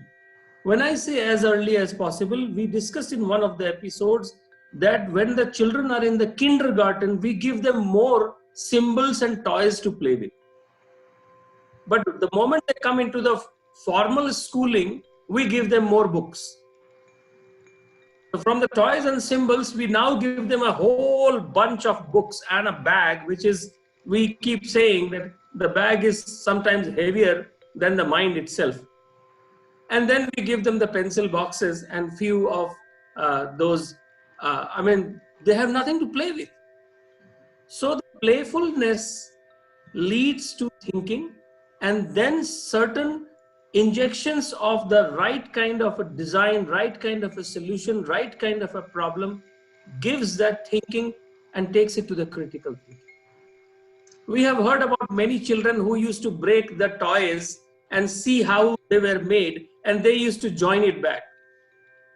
And we used to always say, this guy will become an engineer. Right? And that is what is needed. But why do we wait for that natural instinct to come up? We can bring it into a structured, formal education as early as possible for every child in the school. And not to forget, Kanchan, there are special schools for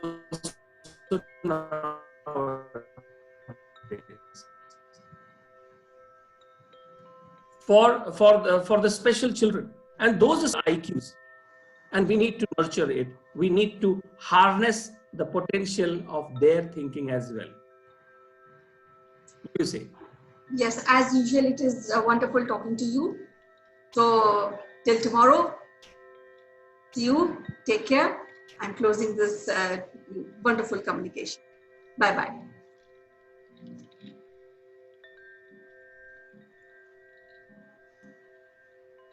Thank you. Bye.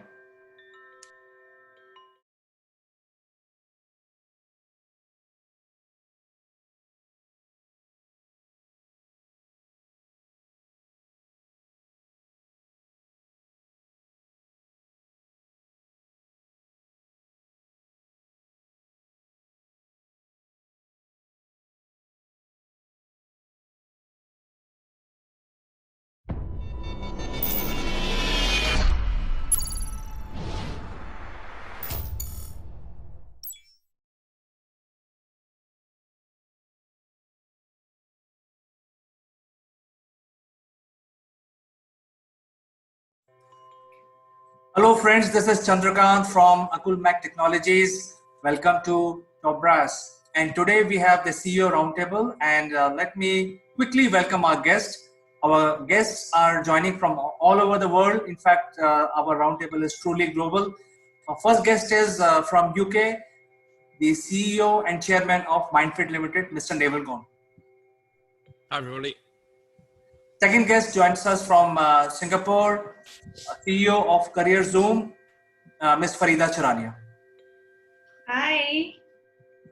And our third guest is from India, CEO of Akulmach Technologies, Ms. Kanchan Verma. Hello. And our last guest is from India, from a very enterprising company called Single Point Solution. They are involved in the electric vehicle manufacturing and setup. I graciously welcome the CEO of Single Point Solution, Mr. Satya Madala. Yeah, hi everybody. So good morning, everyone. And today's topic of discussion is, lately we have been seeing that a lot of people are putting their courses free on the digital platforms. So these courses are sometimes free and sometimes they are charged. But, lately we have been saying for last almost a month that a lot of things are available. Hey, you join this webinar, it's free. And hey, you read about this particular how to do a lead generation on LinkedIn, it's free. These kind of things I see almost 3 to 4 times in every day. So since all of us are CEOs of various organizations, wanted to know whether these free courses or these career coach can add value to your organization or not. So I start with Neville. What is your opinion, Neville? Well, the simple answer is, of course, they can add value. However, the problem we've got with all of this is, like everyone here, I get inundated with these so-called free opportunities in my inbox, in my WhatsApp chats, from LinkedIn. I'm quite happy to receive them all because I'm interested in what people are saying. What is it about them that they can entertain my time just in an email or in a little chat on LinkedIn or on Twitter? Can they capture my imagination? Can they capture my thoughts? Because what they're saying has interest for me. And the problem I see all the time is it's always got interest for them. And it's got relatively no interest for anybody else, apart from those people that are desperate and are looking for something for free. So I have consulting hasn't really changed. Whether it's coaching or whether it's an accountant, you always get this free 30-minute interview. whether it was prior to COVID and it was physical, or now post-COVID it's digital, there is this concept of free. But what my appeal to everyone out there that's doing this is, think of who you're saying it to, what's in it for them. Not for you, it's what's in it for them. So there's my 2 pence to start it off. Sounds a bit negative, really, for a Friday morning, for a CEO roundtable. But let's make it a bit more positive. Well, Neville, I think you raised a very good point, but it is not negative at all. And I think it's a very good advice that, we should not undervalue our coaching, whoever that person is. There has to be some value attached to it. So moving on, Satya, Neville has made a very good point. And you run a very high-tech kind of organization, and you require a lot of support from people at different times, either from employees or also from external consultants. So do you think these kind of free courses can help you build your organization? First of all, we need to appreciate the people who is calling for and conducting the webinars on technologies. So actually, I gone through few of the webinars actually on a free and a premium. The thing is, when you are approaching with the free courses, actually, it is not much useful for our industry. So wherein actually, some of the webinars just that touch base with the technology and moving off. And if the candidate or anybody who is watching that webinar, so simply just they're connecting with the basics and just simply logging out from the webinar. But my view in this case is just the people who is conducting this webinars on a technology, so they need to concentrate and they need to provide a good content, even if it is free also. Just if they can provide a useful content for industry, that would be a much better for the industry and for the person who is attending. So when the people, when anybody attending that interview means 30 minutes or 40 minutes, whatever it is, just they're affording the time. So that means actually they need to give a value to that time what they're affording. So my view is just the people who is conducting this webinars, they need to concentrate more on premium content. That's what my view. I think very well point that you have made, because I think in today's world, we are not looking for some scratch the surface kind of stuff. We need some real help as organizations. Yes. So, there is a time when the consultant is hired from, from the industry, and then the consultant has to give value, and we are willing to pay that value.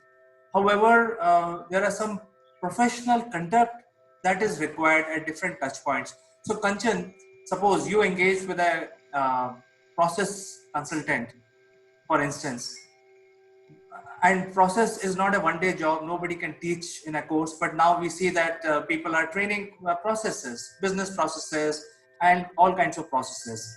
So what do you expect, in terms of the professional conduct of such coach, industry coach? I would like to say before I come to your question is that now due to digitization, there's a lot of practice which is required to the end user also. So if you are getting a free course, that is kind of an advantage to the end user to really understand that these courses can be understood and can be taught like this. So I'm kind of saying that I'm 100% agreed to provide the free courses to the end users. Second point is that we whatever courses which are being provided on net, it should have a learning outcome. So anything which is without learning outcome, and anyways, if it is free, the end user or the users will not use it, or maybe that company will go on, they will close their doors on digitally. So what I feel is that I feel that online courses which are being provided free. It is a beginning of a new golden era, and it should continue, because I've seen many companies who provide for 6 months a free, or 1 month or 2 months small courses for free, and then if they want to any end user want to enroll, they are charging for technical or for more advanced courses. So I think this is a better way of going on these platform and getting know-how how it is done, and getting the knowledge also for the end user. Now, third point about the processes is that we should hire a coach which is required for certain vertical, what we require. So we have to identify, we have, as an organization, we have to be very serious what type of coach we are seeking, and what type of course we are providing to our users. So now there is a contradiction in the panel. Kanchan says that it is good, it is okay to offer free courses because that is your a brochure sort of thing to the world. So no, I said that it is to begin with. It's not that we will be providing all courses, advanced courses for free, but then this is a practice to end user to have feel of digitization in education. Great. So what is your point in terms of in case if you have to engage with a professional coach or a career coach, and since you work with a lot of organizations because of the nature of the business that your company indulge in, what is your opinion? I can get your question. What is opinion on this particular online free courses, you mean? No, my question was to Farida. Oh, I see. Okay. Firstly, it's actually quite fresh to hear different perspectives, because I online coaching webinars, it's not new. It's been going on for many years. Like for instance, Microsoft does a lot of webinars, and a lot of their training is imparted through the digital medium. Now, I tend to agree with Kanchan that these trainings and these courses for the right kind of audience, it's a good way to start, because it's kind of a taster into what is next. And then if you are happy with that 1 hour of engagement and you think it's going to add value, then as a person who is actually attending that online training or webinar can then engage further. So in a way, it's good to kind of assess whether it is for you or not. Secondly, you do, because of this COVID situation, we started seeing a lot of it. Now, a lot of people who are actually, conducting these webinars or free trainings, and most of them actually the content is pretty good, because I have attended a few of these. And because I was very selective about what I attended, but the content was really good. I think the problem is that everyone is trying to build a community, because they think that communities are valuable, which they are. But if everybody is going to start building their own community, the value diminishes. Because if you look at a large community like LinkedIn or something similar, the community is already there. So what I understand from people who are conducting these courses or these webinars, they want to create a community and then at some stage start commercializing it. So this is my understanding. Now, I speak to a lot of people from a lot of different industries with different backgrounds. I speak to people who are seeking employment. I speak to people who have been laid off. I speak to people who are looking at hiring, and I see different expectations from these trainings. Someone who's lost their job because of the COVID situation is expecting miracles, because they are desperate. They need to find something to sustain themselves. So their expectation is that with this training, they will be able to do very well in interviews and they will be able to get a job. Someone who is probably engaging in these online trainings and webinars is also because a lot of people are working from home, and perhaps this is their only window into the outside world. Because for me, I speak to my 7-year-old most of the times. So when I don't want to speak like a child, I speak to you guys. Yeah.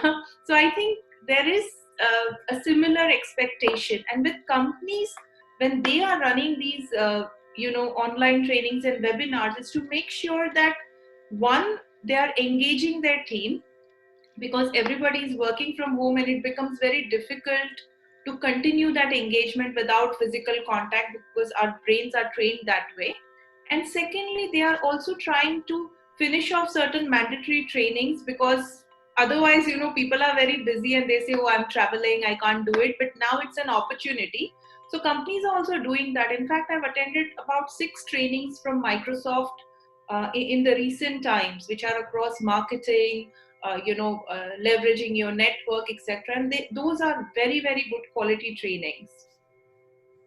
I think I tend to agree to what Farida has said, because I know for sure that these big corporations like Microsoft announced last month that globally they will train 25 million people globally, and it's all free. So they themselves are offering free coaches, and they are coming from the Microsoft education department. Similarly, IBM recently tied up with National Skill Development Corporation in India, and they want to impart free digital training, digital skills training to the Indians who doesn't have those skills. And that's all coming under IBM Watson program, which is also free. So I think the competition in the free arena is also heating up. So Neville, although it's free, but it is still competitive. Well, you see, the interesting thing is we've got a diverse range of people here, working in different arenas. Satya's talking about very technical support, okay? That's a very specific arena, and he's not talking about general technical support. He's talking about specific technical support in the EV arena. Well, it probably doesn't exist because EV is very new. So calling all coaches out there that are looking to go and help EV, get out there, but specify EV. What have you got to offer in that technical arena? Kenchan was talking a little bit about education, another specialist type of arena.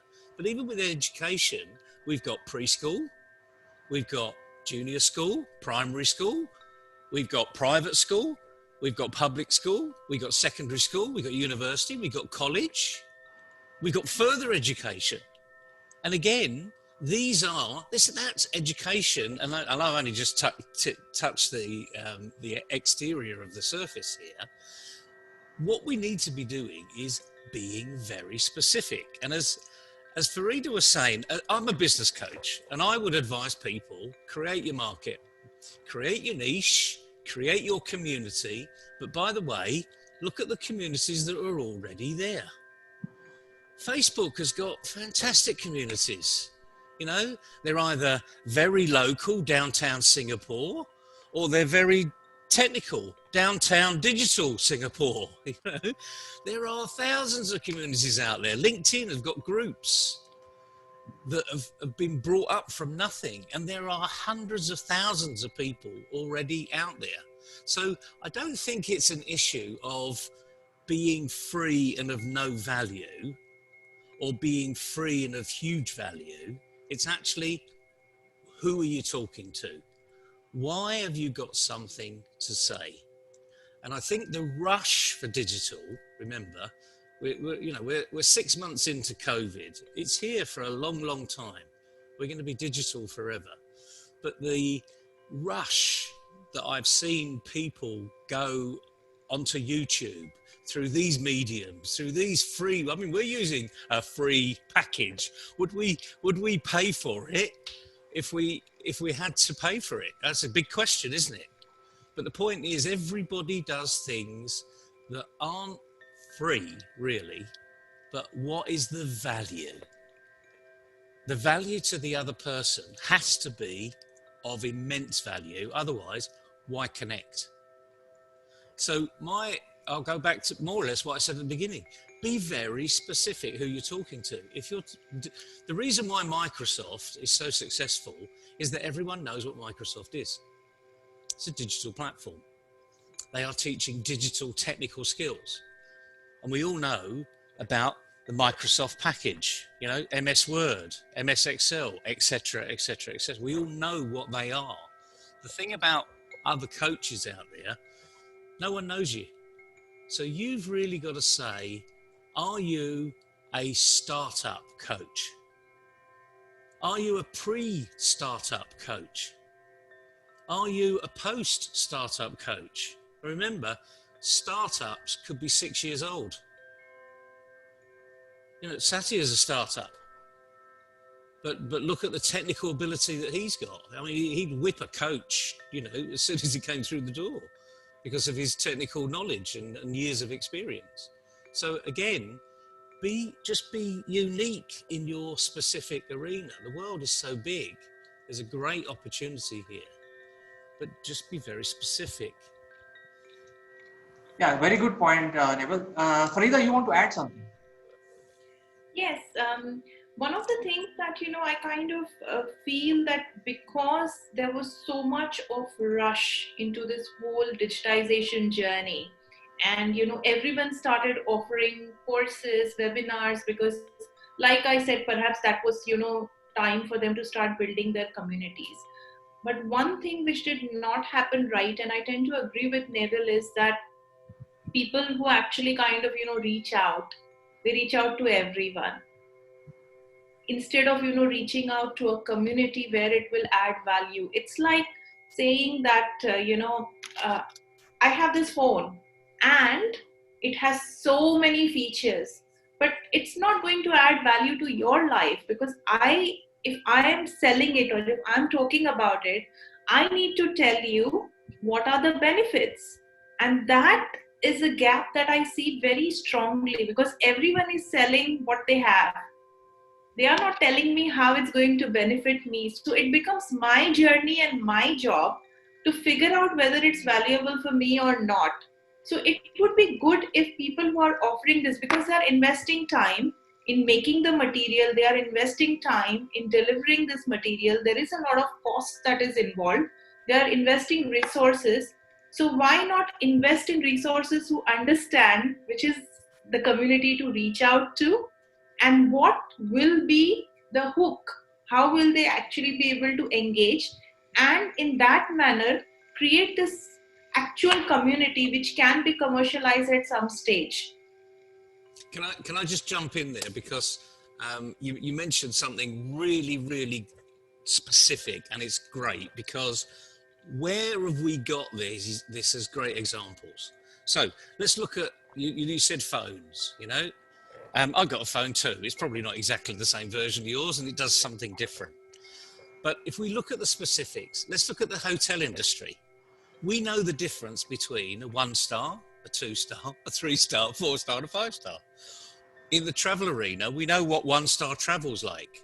In Uber, we get the choice of the executive vehicle, or the cheap and cheerful vehicle, or the mid-range vehicle. And we know what the value is to that. So we've got some great examples out there, and all we've got to do is say, okay, how do I fit into my industry? And I'm not saying 1-star, 2-star, 3-star coach, you're a 5-star coach, that's who you are. But where's your niche? Where do you fit in? Thanks for that, Farida, because it sparks a thought process. Hope that helped.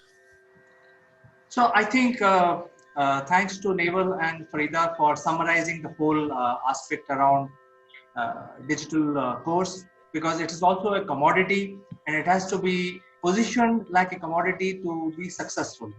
So I think one of the key here is, if I may summarize, Farida, is that you need a course. Obviously, you need a course. You need a flyer for that course, and you also need a teaser. So you have to release them sequentially like any other sales campaign that we do. So I think moving on to Satya. Satya, your product line is electric vehicles and the associated technology around electric vehicle. What sort of help you would need from the digital arena in terms of building your team skills? Yeah, just I wanted to add a point to Novel's statement that actually, coaches required, create some webinars with a free and huge value. So when it comes to Indian market, actually, the reach of webinars is very less, it seems. Like I saw a few of the webinars, the attendees of the webinars are, very less. When it comes to, advertising this webinar to low level people, so it is not happening, one thing. And the second thing is, see, just you people are addressed about a Microsoft and IBM. So those people just they are concentrating on their technologies. Say for example, Microsoft technologies are totally different from other technologies. So who is going to concentrate on other technologies? Just it is say for example, now I require IoT people. So IoT with a hardware integrated technologies I required. Who is going to do that? So people actually, small companies like me, just they cannot come and do that. So it is required, as Farida told, like there is a lot of orientation material and so much of background work required, and we required to keep a valuable coach for for these webinars. But when it comes to technologies, just people are like even Microsoft, just they're only concentrating on the tools, how to use it, but they are not concentrating on technology, how to develop the tool. So those things required in India, particularly in India, so people are waiting. So those kind of webinars, because of that, actually people are not attending. Say for example, when it comes to university or college, on a technology aspect, people are not attending because so those lines of webinars are not required for them. So they require the technology sort of webinars, which is high end, and it should give a huge value to them. So then only they can afford their time. So the people that are company are corporates who are concentrating on webinars, they require to go through the high end technologies. Just even right now, so when I go to Amirpet in Hyderabad, so people are interested only for a short term courses, not long term courses. So people are not ready to learn from basic. People are just wanted to complete the whole course, the Java advanced Java courses within a 15 days time. So some sort of webinars is required in that way, and target that technology people or engineers are they need to concentrate on universities and colleges and pick the right people to teach them. And as Naval addressed, actually there is some levels of technologies, and they need to segregate the people and what level they required and what level industry required. So those kind of webinars are required for the market. Yes, I think based on my recent study of the market, especially in India, there are courses which are coming up by professionals in the area of aeronautics, uh, in the area of space exploration, and also machine learning, because machine learning is what Satya is more concerned about, because that straight away translate into his business. But these are the emerging areas, and a lot of agencies are now giving free courses. Like IIT Kanpur is giving a free course on X. So, but I think it's such a vast subject, you still need a trainer. So Kanchan, my question to you is, these are the things which are happening in a large country like India with 1.3 billion people. People are more concerned about machine learning, aeronautics, robotics, space exploration. These are the emerging trends. And when we say that, for example, some of the things that being talked about technical in nature, which is coding, let's say. So now these big guys are coming with coding courses, which even 13 plus with little aptitude can start doing coding. So application creation is no longer a skill anymore. So the skills which are required by a country like India these are the skills which are coming up now. What is your opinion on these concentration of these skills which are not available yet in the market? Well, when you're talking about coding, so now the era has come that if you don't know coding, then you're nowhere. So as children they may know coding, the meaning of coding, or they may not know the meaning of coding, but they want to do coding. So that is okay, because that sees the enthusiasm. I come to the point of Neville, where he said that we should have a parameter stars, 1 star, 2 star, 3 star, 5 star coaches. So what I feel is that now it is very early to really segregate these type of coaches, because we have just started doing digitization, and we have started doing training on net.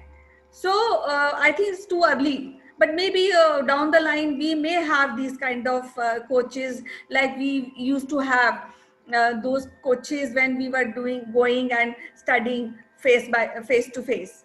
Now coming to the technologies, I think machine what Satta is saying, that they require a specific skill, like operation of the machine. So I think that is also we can teach very easily if we have a right type of content for that. So I think it's a good way to start. And what we require is that if we are talking about robotics, we are talking about operation of machine, that everything is possible via webinar or the courses. What we need is a right type of content and a right type of coach. And I think we are moving towards that, and many people who are coming, and it will create a lot of competition to really give more content, good content. And because content is a king, so if we have a good content, you will rule the market. So I think in the end, Kanchan made a very valid point, is that you can offer your training for free or some value, but I think you have to have a meaningful course, and as Farida said, you have to invest time in making sure that what market needs, even if you are offering for free. And as Naval said, you can categorize them into different stars, which I actually enable is happening already. There is a company in India which is going to rate teachers, so the students will basically be able to. There you go. It's already happening. So I think it's time. The time is not even flying. It is just at light speed. It is going. So within 3 months, you will start seeing the rating system in India at least. And Satya, you said you would need high-end skills. So I think the free or paid, it doesn't matter to you. So it's better. I mean, as a company, you can pay for it if it means something to you. So any passing comments you like to give at the end of the program? So yeah, if anybody wants to, the coaches or anybody required any inputs on a technology side, IoT or EV or MI or AI, whatever it is, we people startups, they are ready to provide a content, and they are ready to, give a inputs what market needs. So, any coach, they can, even a single star or, 5-star coaches, they can, come and work with us, and they can take an input from small companies like us, and, they can conduct a good webinars with the technology, and they can even, we are ready to, we are ready to promote the content or webinar to low people also, as small experienced people also. So we know where the gap is, so we know where the resource gap also. So we are ready to provide some sort of help, or we are ready to provide some sort of content which is required for the market. So in the end, I will summarize the learning from today's discussion. One is the teachers should not give free. I mean, they can decide to do something for free, but that's only sales material for your course. And the real course has to have some value. You can decide whether you want to charge for it or not, because the value to the organization, to the end user, has to be there. So I thank you, team, for participating in this discussion. Neville, Satya, Farida, and Kanchan, thank you so much. We will catch up next Friday in another round of CEO Roundtable. Thank you very much, CK. Thank you. Bye-bye. Thank you. Bye-bye. Bye. Bye-bye.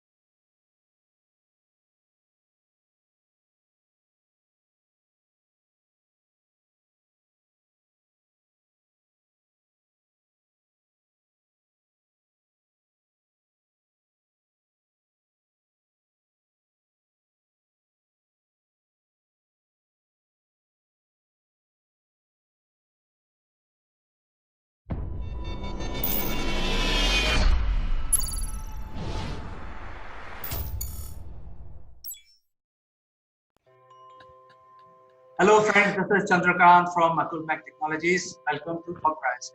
And let me also welcome my friend from UK, Mr. Naval Gant. Naval, welcome to Wednesday Soti. Wednesday, Soti. Good morning, CK. Good morning, everybody. Yes, the Soti Awards are pending. And today, we're going to just give you some very simple advice, how to present. So let's start with it. You know, you're looking very presentable today, CK. Nice shirt, nice smile. That's what it's about, isn't it?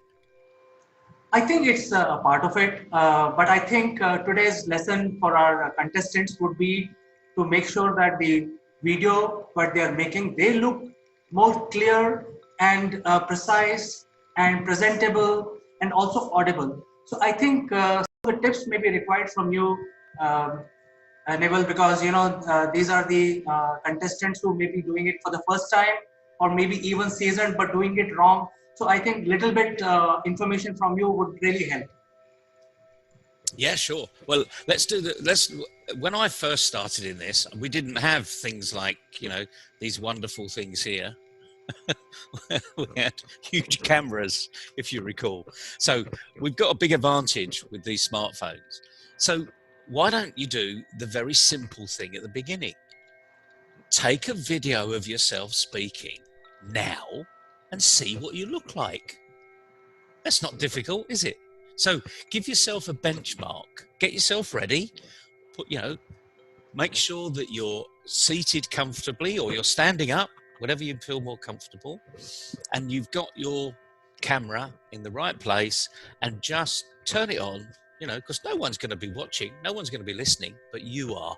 This is feedback for you. So just give it a go. Do I look good in this? Do I look better on my right side? Or do I look better on my left side? Do I need to keep my bald patch out of the way? All those sort of things, just be very simple with it. Get a benchmark. Take a few videos of yourself speaking and look at yourself when you're speaking. So that's the first thing you can do. Just give yourself some immediate feedback. You can delete all of these. You don't have to keep them.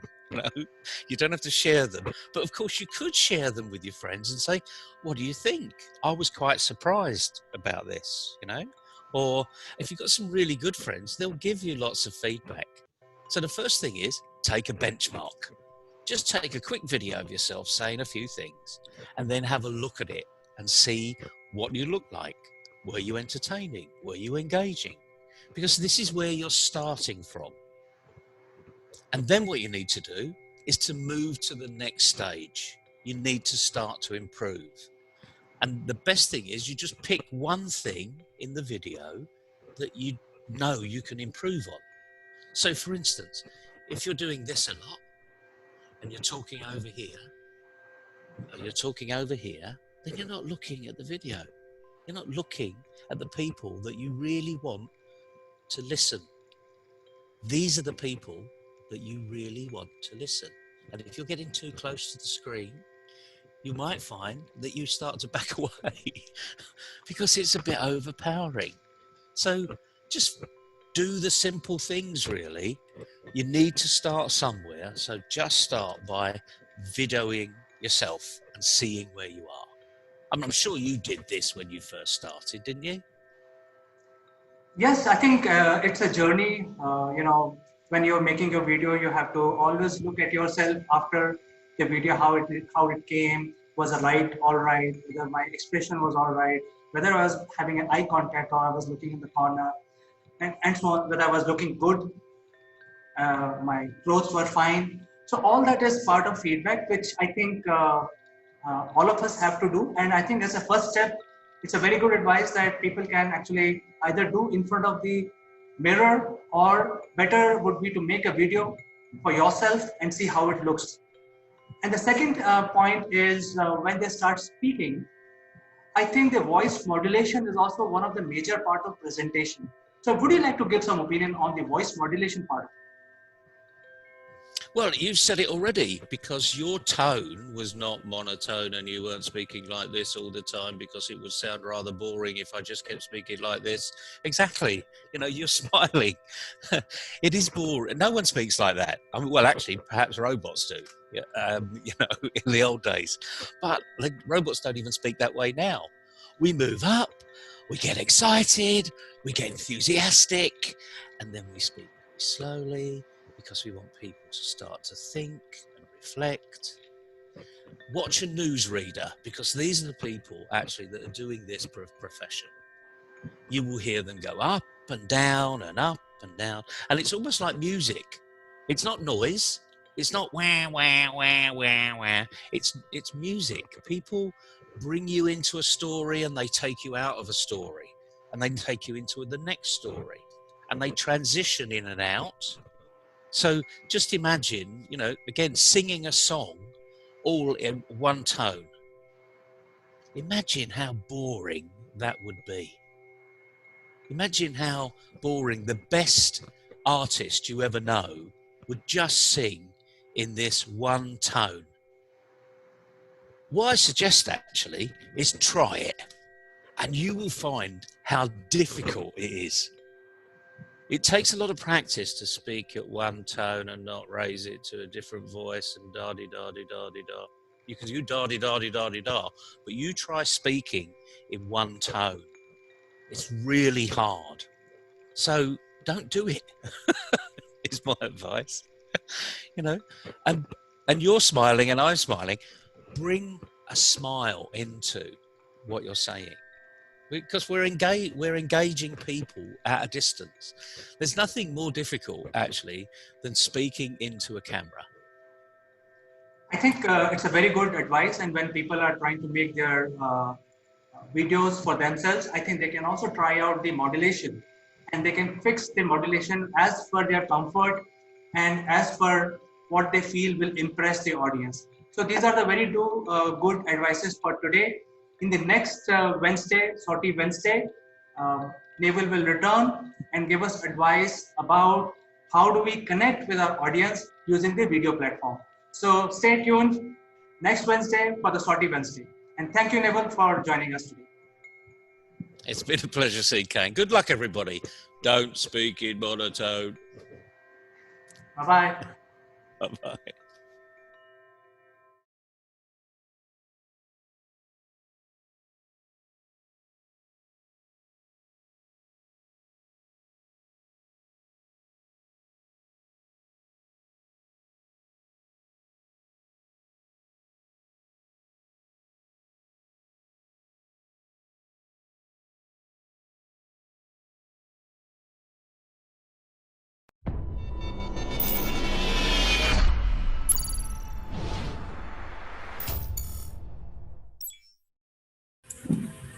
Hello friends, I'm Kanchan from Akulmach Technologies and you are welcome to our show Nations. Today we have Sitesh Srivastava who has a deep interest in corporate training. He is also a great consultant and is closely related to radio broadcasting. So welcome to the show Sitesh, how are you doing? I'm doing well, Kanchan, and it's always nice to talk to you. And I can see that you are enjoying the Delhi winter, and I really miss those days. I'm sitting in Bangalore, which is like a pleasant, but it is not that interesting pink winter that you keep talking about. Yeah. How are you? Yeah, I'm fine. I'm enjoying winter and it's a lovely winter because there are a lot of good things happening currently at the moment with me and around me also. And when I say around me, that means I also happen to see television today and you know that this farmer and government tussle on these farm laws has reached to Supreme Court. And today, Supreme Court said the farmers has constitutional right to continue their absolute perfect protest as long as their problem is not against the three controversial agricultural law did not slip into violence. So the Supreme Court also said, and I quote, that we clarify that this court will not interfere with the protest in question. Indeed, the right to protest is a part of fundamental right and can be matter of fact be exercised subject to public order. There can be certainly no problem in exercising such right as long as it is non-violent and does not result in damage of life and properties of other people. So you see I think Supreme Court has upheld the fundamental right of freedom, right of speech, when we and it is closely associated with the protest because farmers have some problem with the government and the farm laws, so they are very right in doing this protest. But at the same time, Sitesh, I feel that government has never closed their doors for dialogue and they have given ample opportunities. Now it is, I think, 45 and 46 day of farmer agitation.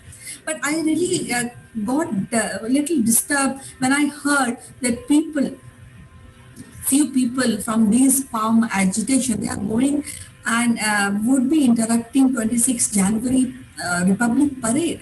So that is something which really I feel this should not be done, and this kind of thought should not come in any of the agitation. What do you think about this? So I agree, Kanchan, that a national issue of this stature should only be spoken with the government or the representatives of the government in a conducive, cordial, bilateral manner, and it should not be taken to the Republic Day or Independent Day kind of national functions, which are watched all over the world, and make it an international issue for no reason.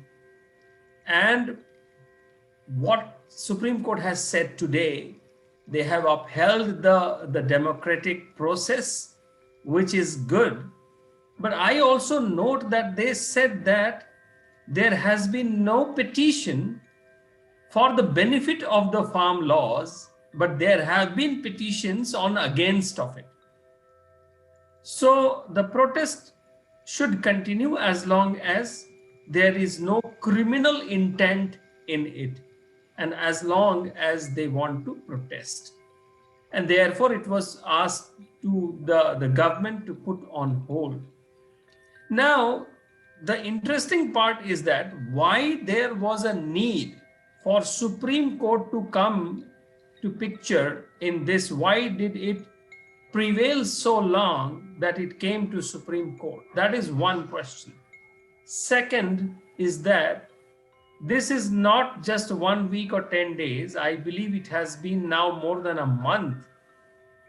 There should have been a right democratic approaches on taking the farmers for the discussion or their all political parties meet could have happened and I think when we put everything on a political plate and discuss it for the farmers, I think there could have been a solution, or still there is a solution for to go ahead in an incremental phase. And sometimes, Kanchan, in the world of politics, one step backward does not mean any kind of a retreat. It could mean an onslaught at another opportune time, because the time will come, if there is a real intent in these farm laws, the time would come. And otherwise the government always has a way of doing it things through the ordinance of the parliament. What do you say? Yeah, I feel that government, I think, is cooperating with the farmers, but at the same time, it is not easy for government to really repeal all the laws, because whatever I have read and whatever I've understood, I think there are these laws which are benefiting farmers. They will have larger the portion they can sell outside mandi, and they can get more money out of their produce, which is missing now. And when I'm going through the news, I also happen to see that court has also cautioned government against trying to instigate violence. So government, upon the government, the Supreme Court is also putting a lot of pressure, though I don't think so government is instigating any violence, but still. And then CGI stressed that the fellow Indians, the judges, to understand the farmers' problem. So actually, we all understand the farmers' problem, but at the same time, there's one Attorney General, K.K. Venugopal, strongly objected to the farmers' conduct also. Because I also feel that farmers' conduct, somehow when they say that they will be going on 26th January parade and disrupt it, so I feel that is something farmers leaders, they have to look into that. And this the Attorney General, K.K. Venugopal, also said the farmer cannot corner the government into saying yes or no to their demands to repeal the laws. The government was ready to discuss clause by clause these laws. So I also see whatever I see on television, whatever I heard, the government is ready to really discuss the laws. But then you put a lot of pressure, and I think few pressure are unnecessary.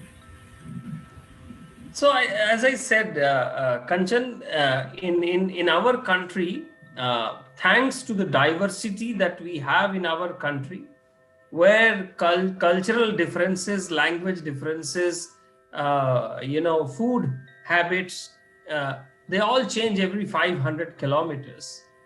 The situations like this have been handled in the previous times, with all political party meets, the organizations being together, the leaders brought on the board.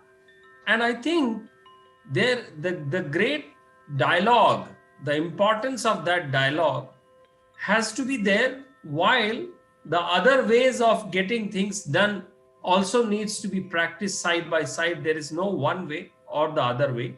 And in the world of politics, there also cannot be my way or highway from any side, from both sides, I believe.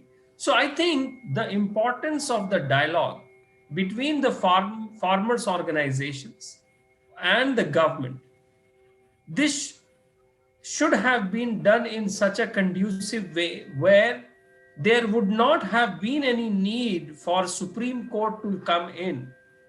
We have seen previously also several times, probably during the last Manmohan Singh government, many times Supreme Court had to intervene and take a right decision or right call, which one way or other, which says that the democratically elected leaders or the government, they somehow are unable to sort this issue or stalemate, and therefore the Supreme Court has to come in. Otherwise, there is no need for Supreme Court to come and basically try to do a balancing act. That should be kept as probably as a last option. And that's where I feel is that even now going forward, I think there is need to be a healthy dialogue.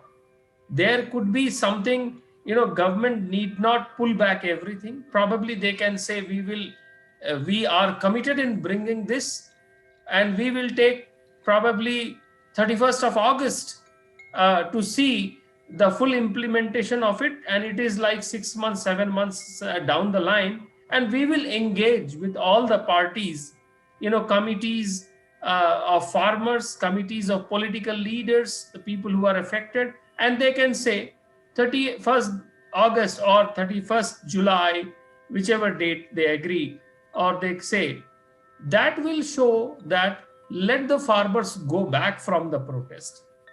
Let them get the feel, like in the retail sector, we say that when you launch a very commercial, interesting product, let the population feel it by giving different discounts or marketing gimmicks, and then people get used to of it. So let what government has promised, let that start coming in one way or other, so that the real farmer can see the difference, what he will get after 6 months down the line, when the implementation would anyway come. So I think the protest would then end, people would go back, they would start seeing the change from the behavior, from the apprehensions of a corporate versus the mandi versus the adhatyas, and then maybe in 2-3 months time they would see a bigger picture, and probably that is a way. But that is my suggestion. Yes, because I also feel very pain when I see these farmers sitting on Delhi borders in such a chilling winter, and really feel really bad about them, because they are the Annadatas and they have a problem. So I think both the parties should sit together and sort out the real cause of this agitation. And I also feel that agitation for the sake of agitation, I think it's not good. We should sit down and work out and plan for these farmers, so that they can go home and be with their families and start working for in the fields after some time, because Lodi is also around the corner. So festival, they should go back and be in the family at least for some time. And I really feel pain when they're sitting out in winters and demanding something. And at the same time, I feel the government should have a proper ear to really listen to them, understand their problem, and why they are agitating. That is also, I think, we should consider government. Government should consider this. Correct. So I think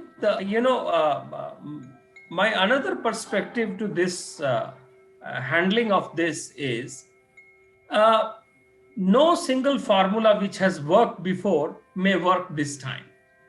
That is the rule in Indian politics, where the constituents or the protesting lot or communities, they come from diverse backgrounds, their needs are different, their expectations are different, and they have been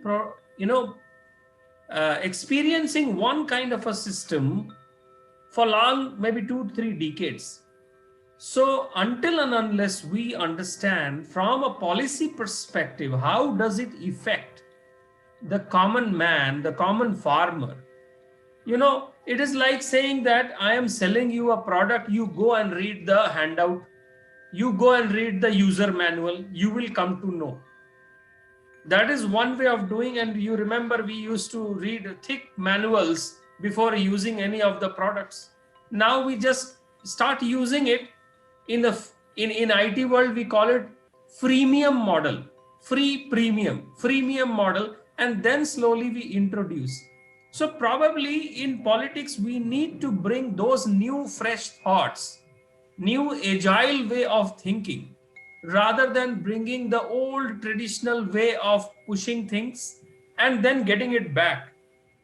And I think when we engage with the crowds that we see in the protesting areas, it is very, very hard. And knowing the community of farmers, they are really very resilient.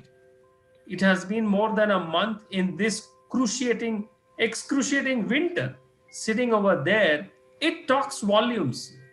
And even if the government has to implement, which the intention is clear, the intent is clear, the transparency is there, but probably little more human touch with, the stick can be put in the back and a human touch has to come front.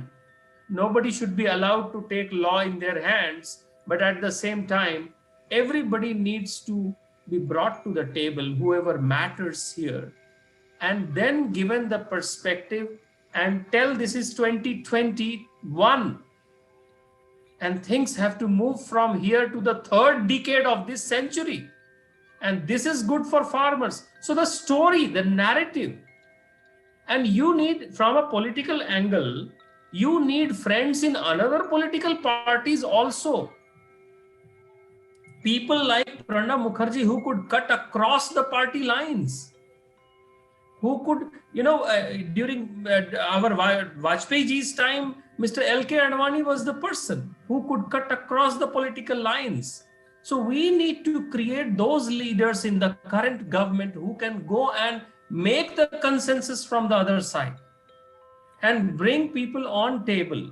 So we need probably a real Chanakya here, Kanchan. Yes, when you're talking about these leaders, I recall leaders like Charan Singh and Lal Bahadur Shastri. And today is the death anniversary of Lal Bahadur Shastri ji. So, Yes. Somebody who understands, somebody who is more down to the earth, and somebody who is son of soil, who knows the problem of these farmers. So I think that is very crucial point which you have just made. And I think tomorrow morning we'll see what is next. जिसे हिंदी में बोलते हैं कि आगे सुबह सूरज क्या लेकर आता है. We have to know about this. So I am with the farmers. I am also with the government. We have to really need what I feel is need a very cordial dialogue of farmers with the government and of government with the farmers. I think that is the way to go. Yes, Kanchan, and I think we going forward we will also add interesting lingo. Instead of just sons of the soil, we will also say sons and daughters of the soil. Yes, very true, very true. I miss daughters somehow, but always. Thank you. It was lovely talking to you, Siddesh. We were very positive about the outcome of this dialogue and discussion, and the way Supreme Court is dealing with this issue. So we'll meet again with some other interesting topic next time. Till then, bye. Thank you. Thank you, Kanchan. Have a great day ahead. Great evening. Bye-bye.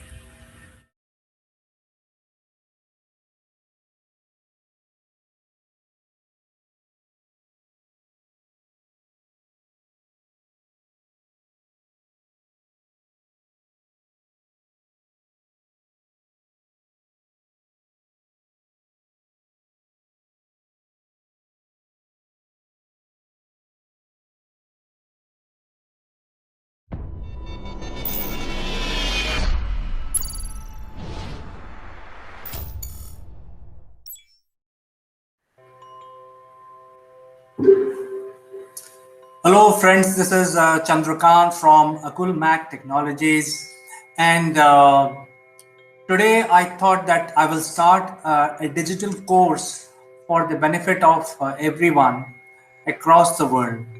And the reason behind starting this course is really increasing the literacy around the digital arena. So as we know that the world is moving towards, and therefore it is very, very important for everyone to become as far as the digital skills are concerned. So in this course, we will not give you any training about what digital skills you need to know, like presentation skills, talking skills, and so on and so forth. Rather, we will concentrate on the digital quotient. Now, before I start this course, let me give you a little bit of background. The course, as you know, is called Top Brass DQ. DQ stands for the Digital Intelligence Quotient, and we will talk about what is DQ in a moment. But in entirety, this particular course will talk more about digital literacy skills and whether you are ready for the next couple of years and find new opportunities. So you see, friends, if we have to look at the industry, we are talking about Industry 4.0 at this point in time. A lot of organizations are coming towards Industry 4.0 based solution, but let's understand what is the evolution and how we have reached to Industry 4.0. At some point in time in the past, it was Industry 1.0, which was essentially at the beginning of the Industrial Revolution, which predominantly started in Europe. In those days, the success of individual was entirely dependent on the physical skills, how much strength you have, what is your endurance from the physical standpoint. And that is why the success was largely dependent on whether this person can physically exert himself, and that translated, or that quality of humans translated into creating industry which is 1.0. And that industry 1.0 reigned starting from 1700 roughly to about 1850. And in 1850, when people started becoming more inclined towards mathematics and physics, and some of these, developing music, which also require a lot of skills. So the mind power started coming in a big way. And that mind power essentially started in 1850, where people started using their mind and their intellect to started inventing things. So the era of discoveries and inventions started, much before 1850. But let's say for the simplicity, it's 1850 onwards. And from that point in time, all these new skills which are coming out from thinking process of human beings laid the foundation of Industry 2.0, which again reigned for a couple of years.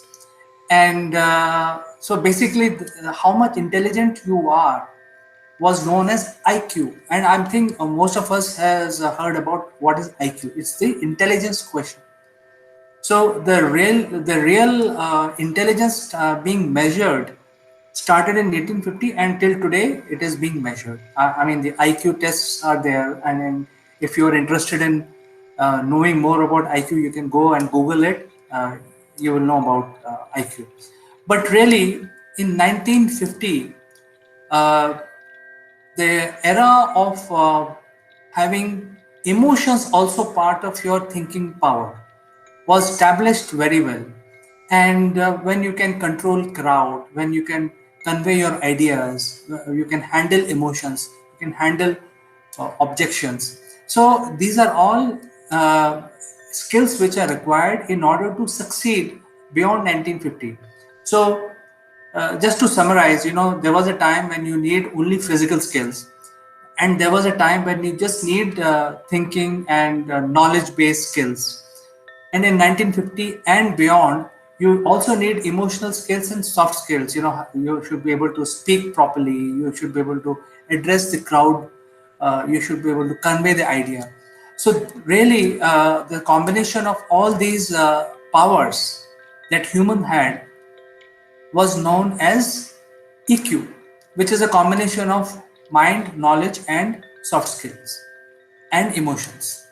So this EQ quotient was driving the industry 3.0. In this time, there's a lot of conversation about computer chips. There's a whole revolution which happened between 1950 to 2010. The internet came in a big way. Humans sent satellite to the space. Man landed on moon. Uh, Big submarines were created by large countries, and a lot of advancements. The cars, ships, supply chain, enterprise resource planning, music. So it revolutionized the EQ quotient of mankind, revolutionized the industry 3.0 and created a foundation. Now, this was going on until 2010, and in 2010, Industry 4.0 came in being, which is the next stage of human technological evolution.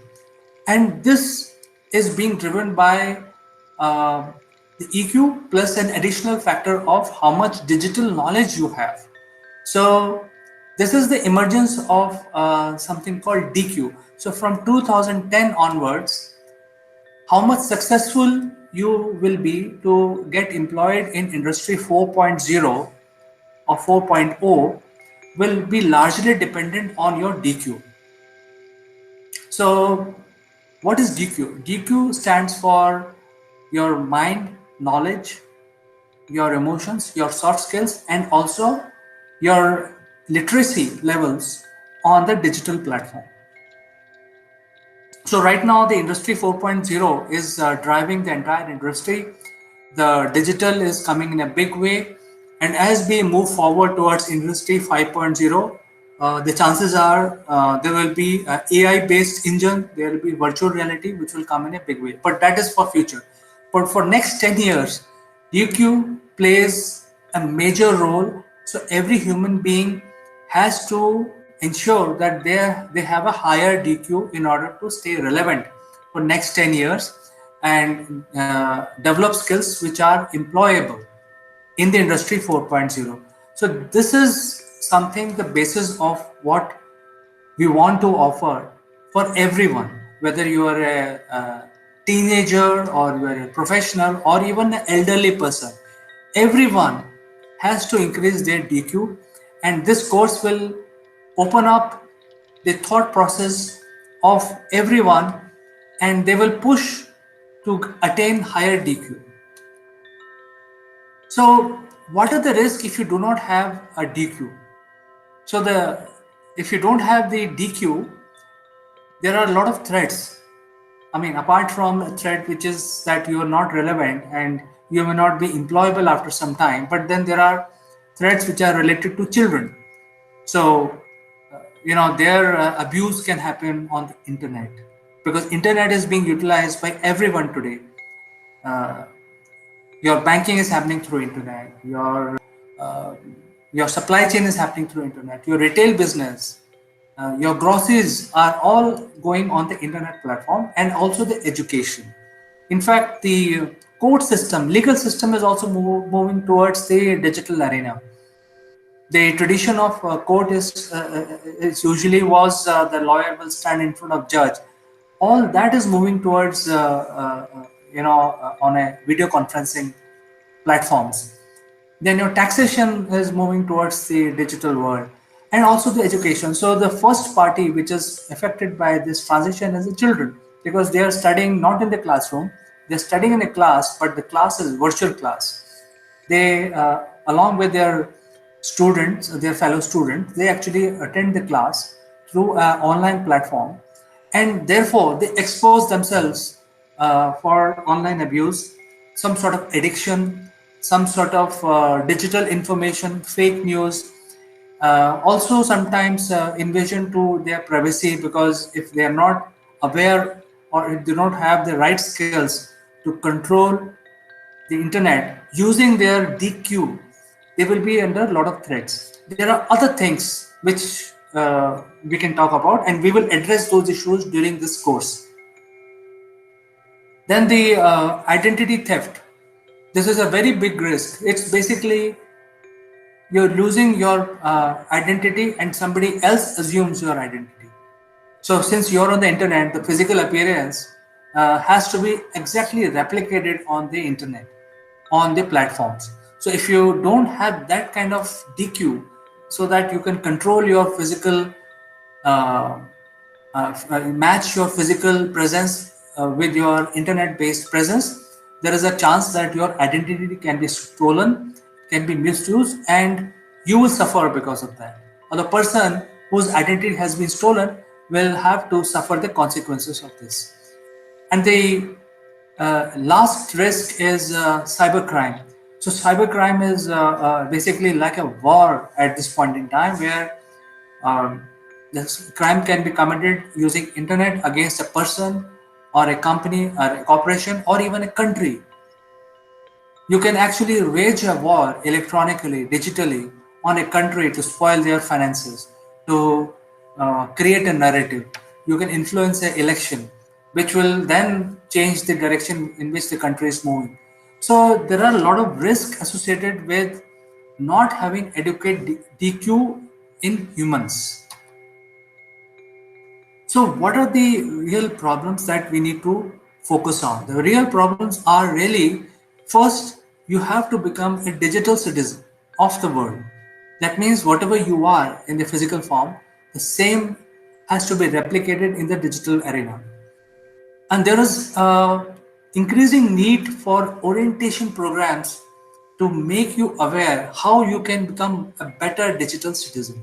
That means you should be able to uh, be literate to use different systems which are available, like gaming, banking, taxation, purchasing, supply chain, order management, thousand other things. TV programming, watching some sort of content, and so on. So everything has to be done by your identity, and you have to control your identity so that it should not be misused. Second is the opportunity. So more and more people are now realizing that the digital skills are paramount. Even the large corporations will employ people with higher digital skills. So digital creativity is very important. Digital creativity is something which will make the adult population relevant in their job arena. And last but not the least, the problem is the competitiveness. Now, everybody is, there was a time when you had to physically compete with each other in a classroom or in a job, for promotions, for making money, for raising funds. But all of that has now moved to digital arena, where being you have to raise funds in a digital platform. You have to you have to study using digital platform. You have to present yourself in digital platforms. So there is a lot of competition which is brewing on the internet.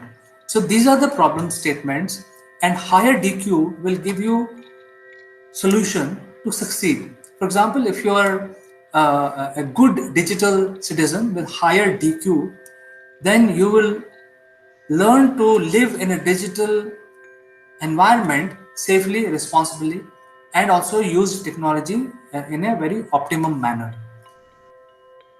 Next one is digital creativity, which will give you uh, ability to turn your ideas into reality using digital platforms. So if you have a digital bend of mind, you have a higher DQ, you will be more creative. You will be able to come out with opportunities for yourself and for your people within your group or your employees, and generate revenue for everyone.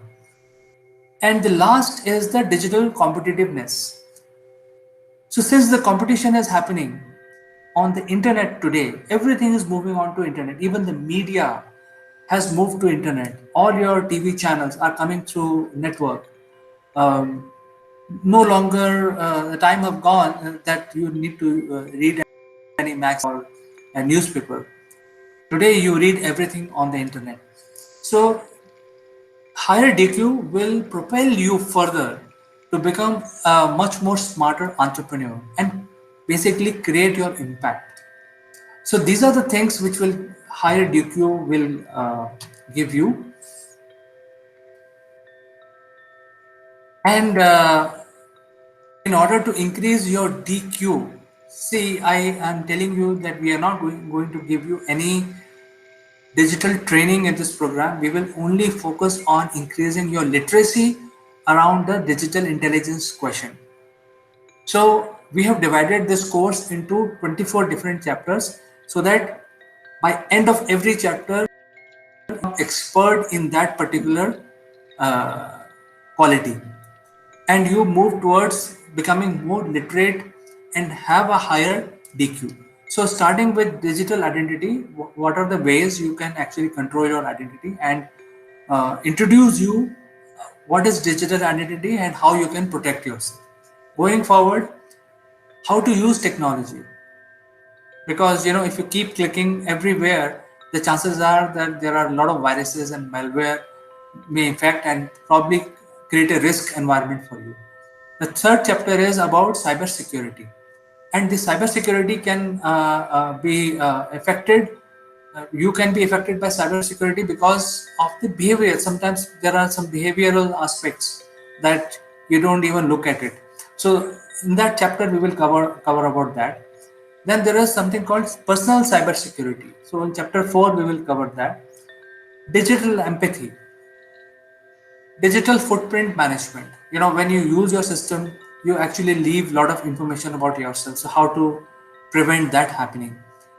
Then there is a media information literacy. See, when you are actually talking about your business or about your subject, you have to consult, you have to basically use media, which is the online media. So there will be a chapter on media information and literacy around that. Then privacy management. Then there is a co-creator identity. Sometimes you and your colleague both become creator of something, and then what is your identity and also the co-creator identity is important, which will give you a higher DQ. Healthy use of technology, content risk management, network security, self-awareness, communication and collaboration. Uh, so these are all different subjects. There are 24 different subjects that we will talk about in this course. Content creation, IPR. IPR stands for Intellectual Property Rights Management. So there are a lot of legality around it. You no longer, you can copy somebody else's work and start uh, claiming as yours. So there are a lot of IPR. There are a lot of legal issues around it. Then if you're making a change to your system, so change maker identity.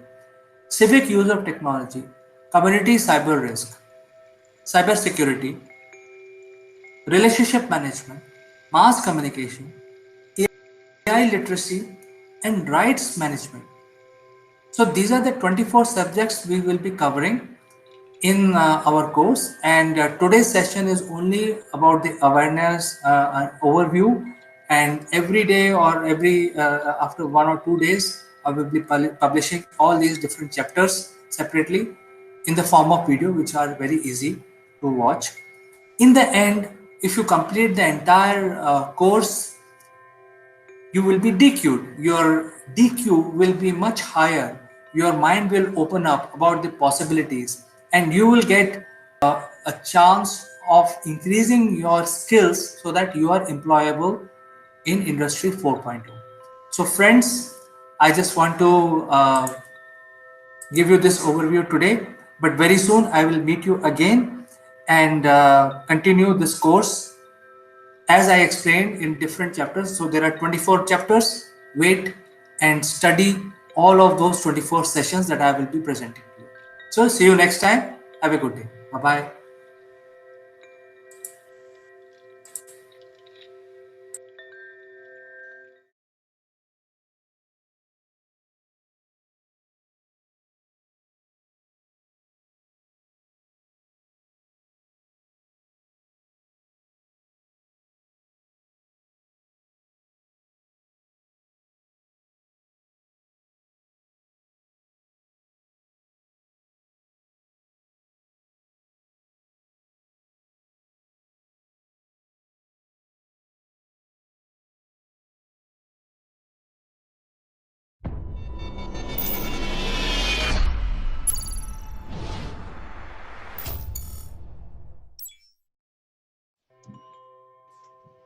Hello friends, I'm Kanchan from Akulmach Technologies and you are welcome to Top Brass. Today we have Sitesh Srivastava from Johannesburg, South Africa.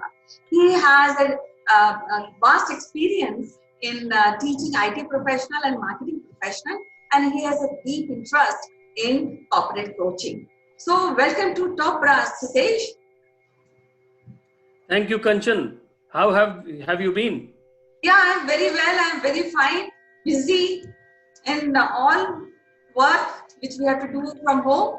And what about at your neighborhood? How people are reacting to this lockdown? Because now people can't go out in the parks and they have to follow social distancing.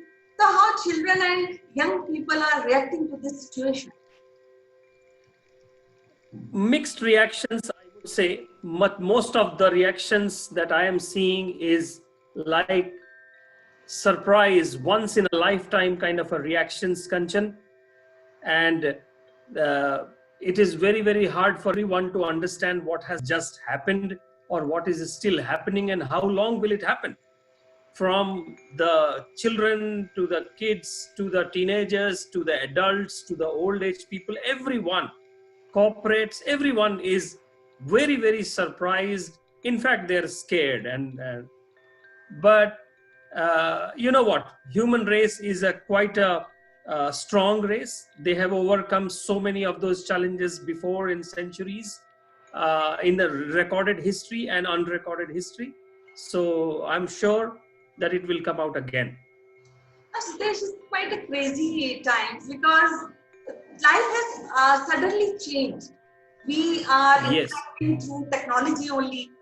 Now, what generally people say that change is the only constant in life. But then, that's right. are we prepared to really face this change? Are we have any support system to manage this change in our lives? Because I see there's a lot of toll on the young children, especially school-going children, and of course on college-going students also. But I feel that there should be taught, there should be a subject of change management from early, from the school. Children should be taught about how to tackle the change in their lives, so that when change happen, they pass seamlessly and with confidence. What do you think about this? So, Kanchan, change happens anyway, whether we like it or not like it. Change happens. Uh, the time that ticks in our house, the clocks, the walls, it keeps changing. The only thing is that we try to bring in a sense of calm and continuity in our dealings with people, in our dealings with children, especially. But change is anyway happening. The only thing now is that it has become very clear that it cannot remain in the background of our mindset and our consciousness. It has to be told and trained, and children need to be told that every second life is changing, situation is changing, the stage is changing. And therefore, students, children at home, youngsters at home, or in the colleges or in the corporate life, they need to be told to live in uncertainty that a time change brings. Correct. The moment we talk about change, people become uncertain. Right. They don't want to change. They don't want to change the processes. They don't want to change the functionalities. But then, whether they like it or not like it, somebody had told me years back, the biggest change in the last 50, 60 years that has happened is the change nobody could have stopped, is the technological change. Very true. So I feel that it is better to embrace the change, agree to the change, and talk about it and tell people and ourselves that the next moment the life will change and we should prepare for it. Yeah, so one last point which I want to discuss with you, that is it now very essential or very important to have a subject of a change management in the curriculum of students? Yes, I think so. And why I say I believe that what you say is that we live in a very, very interconnected world where a tutor or an educator is not the only sole education or knowledge provider. Everybody can go to a Google or a Bing search or any search and find out a lot of other information probably that educator doesn't know. And the millennials or the generation alpha or generation Z millennials, they basically define their life around technology, and therefore they are always questioning. They are questioning their parents, they are questioning their educators. Whatever we say, whatever you say, they will suddenly, but you know what, I saw this. So they know that there is something that they can find out better and faster than us. So they are the natural inheritors of this change management curriculum. So going forward, for everyone, for the educators like us, for the students, everyone needs to have the skill sets which I put them into these categories: resiliency, flexibility and adaptability, emotional intelligence, continuous learning, creativity and critical thinking, and at the most important, entrepreneurial skills. And I think this should be the part of the curriculum, but I will leave it to the top educators of different countries in which grade to start this, whether it should be in the primary education, it should be in the secondary, or it should be somewhere later in life. Yes, true, and you have put it very beautifully. We will be discussing about this change management in education and in the lives of young people in further shows. For today, I would like to thank you. We have learned so much about change management. I'll see you soon on Top Class program. Thank you. And I wish all the best.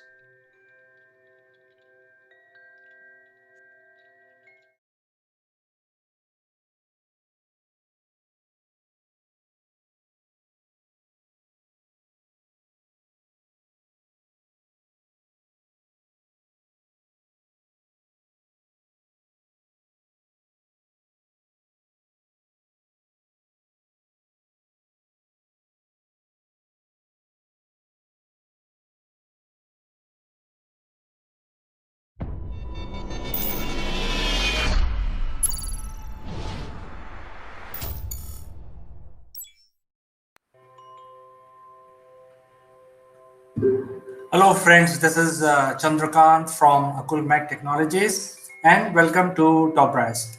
Today I would like to draw your attention to the major news which happened in the morning. By click of a button, our Prime Minister Shri Narendra Modi inaugurated our India's first undersea cable which connects the mainland India with Andaman and Nicobar Island. The whole objective of this program was to provide broadband services into the island that we have, which is like almost like 3,000 kilometers, 2,700 and odd, up to 3,000 kilometers away from the mainland of India. And it is also one of the major port, also a naval base.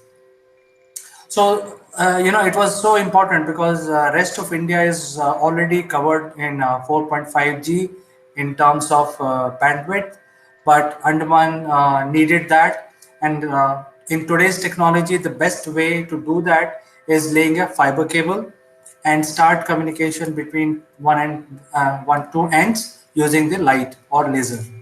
So why this is so important? As you know that in the current century, the data will be the new gold, or data will be the new petroleum. So the data speed is absolutely essential for any country or a country like India to succeed and to become big economically and also otherwise. So we have to ensure that we follow the faster data, and we have to also provide connectivity to each and every citizen of India. So this is the first step, but let me take you on a tangent today by giving another piece of information what is going on in the world. And if you remember, recently SpaceX has been in the news for conducting the first manned flight, and two astronauts went to space, came back safely, and there was a splashdown or touchdown or splashdown, whatever you want to call it. I think so. This is a remarkable feat. The CEO of SpaceX, Elon Musk, the famous Google guy or the internet guy, whatever you want to call him, SpaceX is his enterprise, his company, and he is coming out with a new innovation. So while the world is looking at Huawei or not looking at Huawei, talking about 5G, etc., the Reliance Jio in India is trying to come out with their own version of 5G. But here is Elon Musk. He's thinking in such an innovative way, and his program is called Starlink. So in today's video, I would like to introduce you what Starlink is all about. So Starlink is basically, uh, number of satellites which cover the Earth. And why the satellites are better than a fiber cable? Because as some of the science students would know that the light travel with the speed of light, which is the fastest speed in vacuum. So if it flows through a medium like water or glass or something, it reduces this, the light speed comes down. So we already know by way of many experiments that the light's speed in glass is 40% less than the light speed in vacuum. So the best way to communicate using light or laser in space is the fastest way to communicate. So as it is, if we are actually using light as a way of transmission, or laser light as way of transmission, that is the fastest way. It is even faster than fiber cable.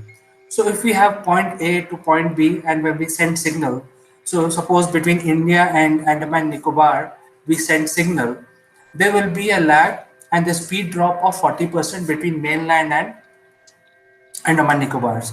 And within India, because India is a very large country, from south to north, if there is a cable which interconnects both areas, there is always a lag, there is always a delay in transmission of the data and the signal. The delay is not significant, but it could become significant if there are applications like stock exchange where even every millisecond counts, the banking system where every millisecond counts. So the transaction has to happen, and the ramification, the impact of delay could be catastrophic, could be disaster. So therefore, we have to ensure that the delay is reduced, and hence this is one mechanism where we replace the fiber optics using laser lights. But we cannot replace the fiber optics using with a laser light on Earth. We have to go to the space. So the company, which is SpaceX, Elon Musk company, they have done a lot of analysis. They have said that if there is a satellite which is at 550 kilometers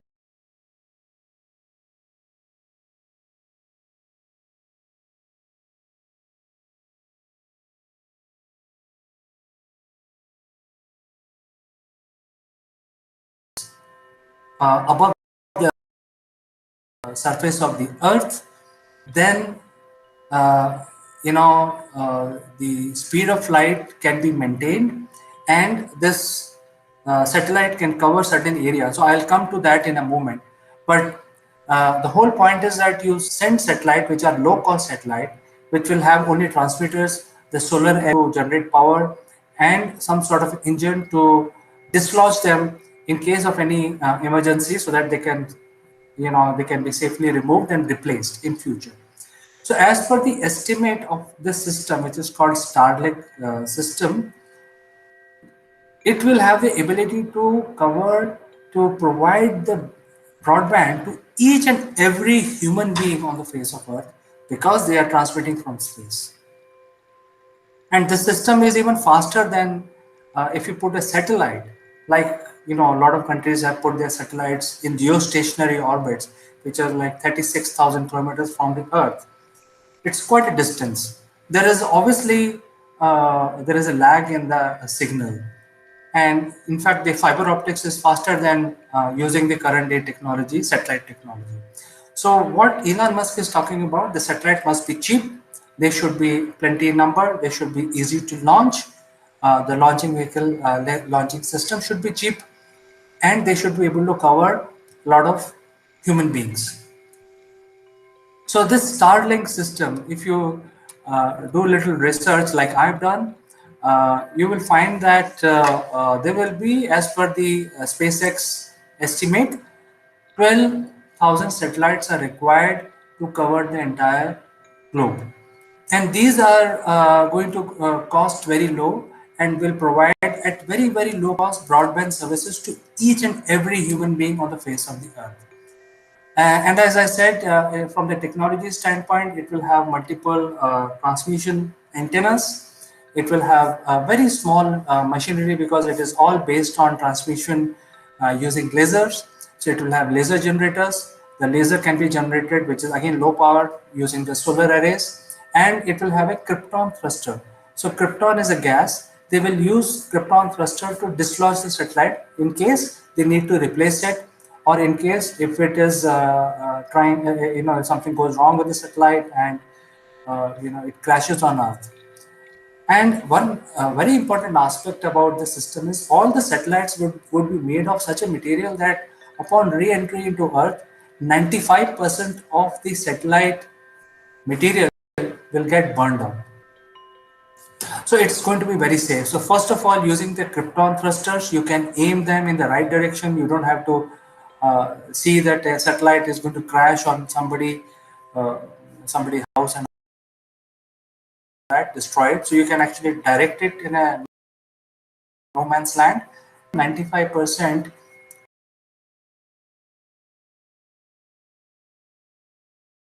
material which will be used to prepare these satellites would get burned up in space.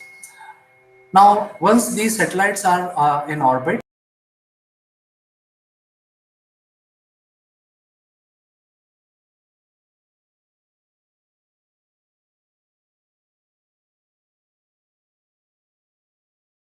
at exactly 550 kilometers above Earth's surface, all of these satellites' trajectory will be controlled by a tracking software, which will ensure that the health of these satellites, because its software is not going to be very expensive machinery. It can be controlled from Earth, and the software will also ensure that since all of these satellites are rotating around the Earth at the height of 550 kilometers in different orbits, they also have an anti-collision system. It should not happen that these satellites collide with each other while they are in their orbit.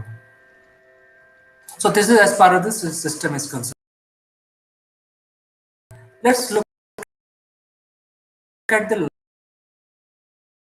as a mode of communication. As we know, in our home, in the broadband, there's a cable, which is a fiber cable that comes to our house, and from there it gets into Wi-Fi.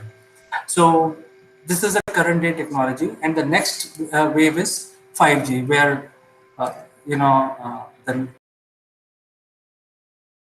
lights, the microwave of the signals from the tower will get into sort of a beam.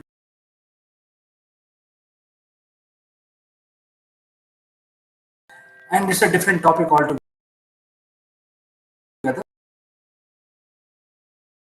Whole thing is that in 5G, it's a next level where these beams are not transmitted in the atmosphere. They are just concentrated into a very strong microwave beam and then transmitted.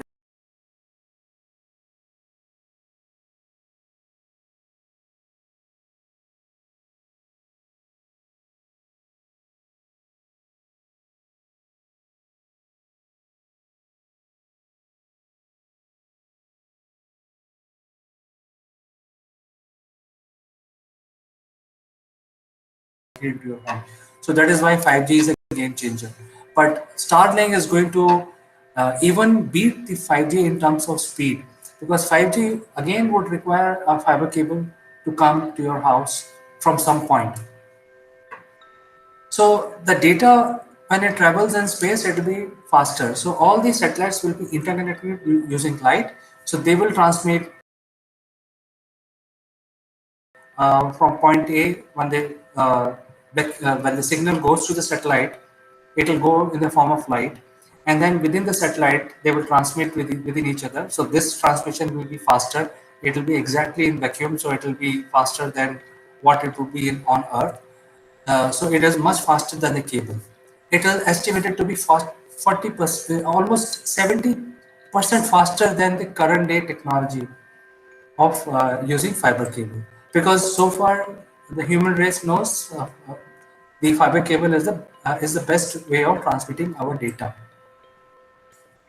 The satellites will also use the non-moving parts. They use a very complex radar, which is also called phase array radar, which will use the natural tendency of these waves to interfere with each other, and thus it will create signal. So they can actually point the signal where they want, which part of the earth they want to go the signal without any moving part. So these radars will be quite advanced, very low cost, but at the same time quite advanced and new tech.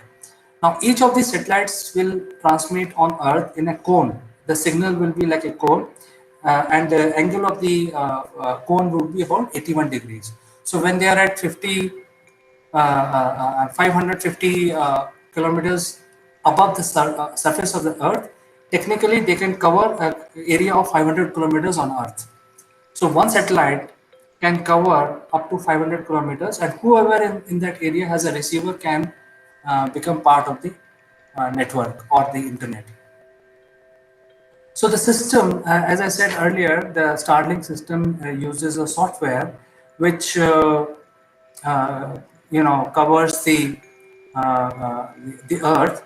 So each satellite, the software will also ensure that at any point in time, there one area would be covered by at least 4 satellites, so that there is continuity of the signal. The signal will never go down because satellites are rotating around Earth, but at any point in time there will be multiple satellites on single area.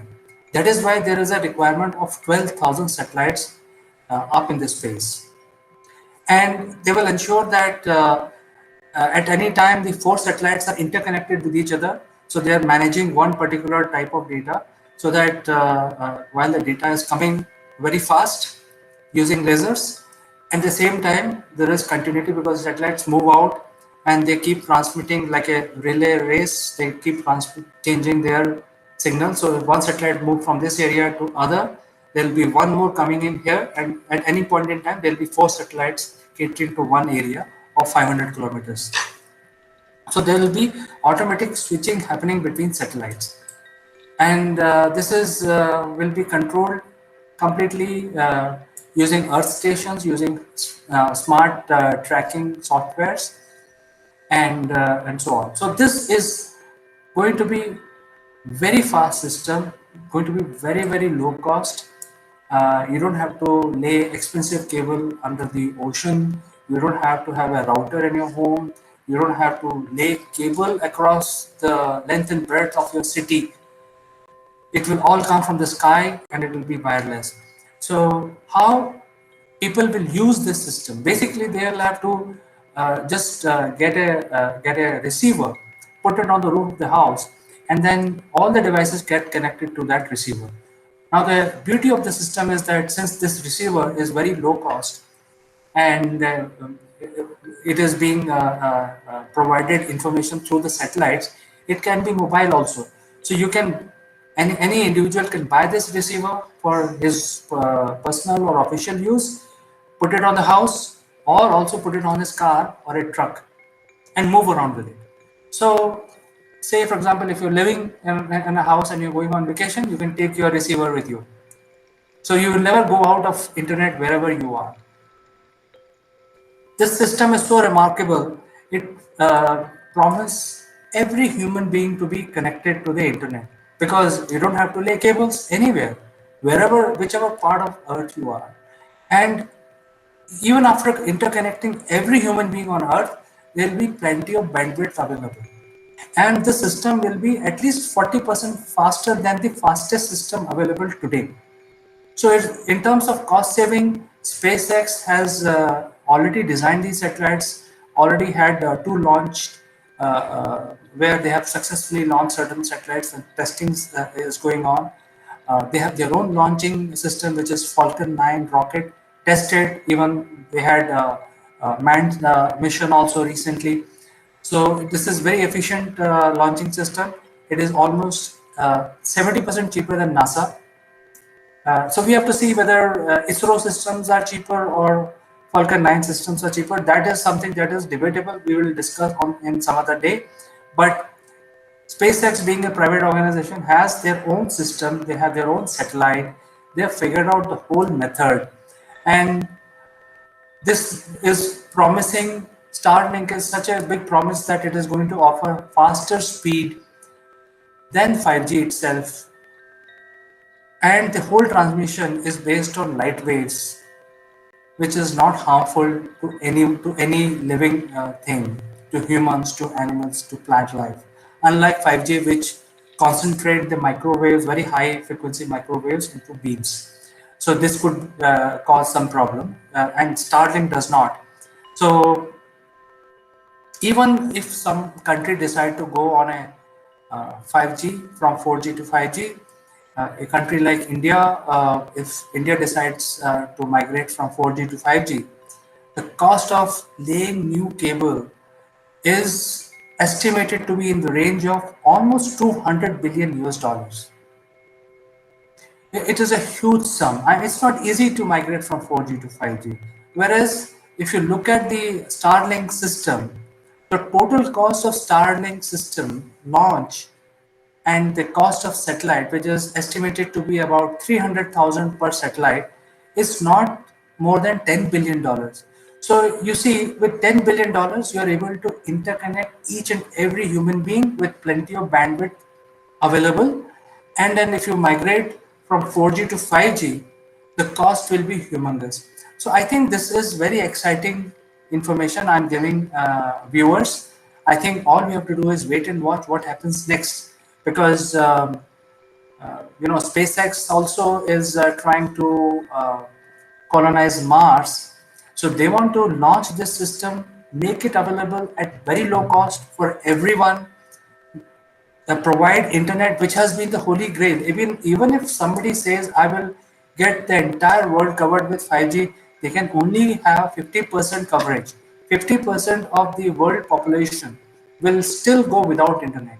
Whereas Starlink offers or promises to offer 100% coverage and at a low cost. So I think this is quite exciting. We have to see why I'm covering this topic today, because we as India laid the first undersea cable today, which was inaugurated by Prime Minister Modi. And I wanted to interconnect these two things because, India being a large consumer market and a lot of internet users, who knows what happens today. So this is something which I wanted to bring to your notice. Do write to me and I will respond to you in the quickest possible manner. And I'll find some other interesting subject to talk to you. Until then, bye-bye.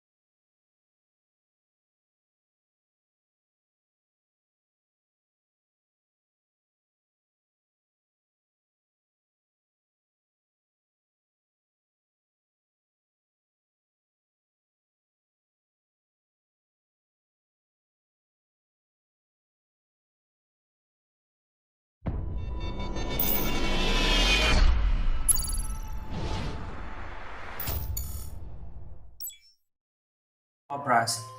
With this, let me also welcome my friend from UK, Mr. Naval Gun. Good morning, CK. Good morning, everybody. Looking forward to a nice, snappy little discussion this morning. Lots of things happening in the world. There are many things happening in the world, and there are many things happening in India. So let me tell you, apart from the bigger things which are political in nature, there is a big movement in India which is about the schools. So let me give you a little background. See, in India, there are two types of schools. One is purely government funded and aided, and the others are the private schools. The private schools are very, very popular, and most parents want to send their kids to the private schools. And the government schools have a standard fee system. They have the government employees as teachers, and wherever you go in any part of India, they follow certain construction style. So you will not see much of difference in the government aided or government schools. The fees are also very less. But in the private sector, the schools have evolved into a multi-tier system. There are schools where only politician kids will go. Then there are schools where only industrialist children go. And then there are mediocre schools, and everybody says that, hey, I follow this system, that system of study. I have the least stress on the kids when they study. I don't give any homework, blah, blah, blah. So all these are sales talks which are done by the schools, private schools. And on the basis of the sales talks, they actually jack up their fee structure. And parents also get into a lot of pressure because they want to give good study to their children. They also want to make sure that their children, when they grow up, should not ask, hey, Papa, you did not give me good training. You did not send me to nice school. So I think this whole vicious circle has created an environment where parents pay through the nose in order to buy an experience for their kids. And I wanted to give this background so that from this point we can start discussion. What is happening because of COVID? All that experience has gone down the drain. People have paid certain fee, but the students are studying at home using home Wi-Fi system, home PC, and home camera, and supervision is done by the parents themselves. So this is happening, and the schools are, of course, they're running a business. They want to charge the same amount of fee. So this is the subject that we want to take up today, where parents are sort of teaming up together, and they don't want to pay the fee because they are not sending their kids to school anymore. The kids are doing home study. So what is your take on this subject, Anirudh? Well, it's an interesting arena, and I come from the background of believing that education should be free for everybody, and it shouldn't be a postcode lottery.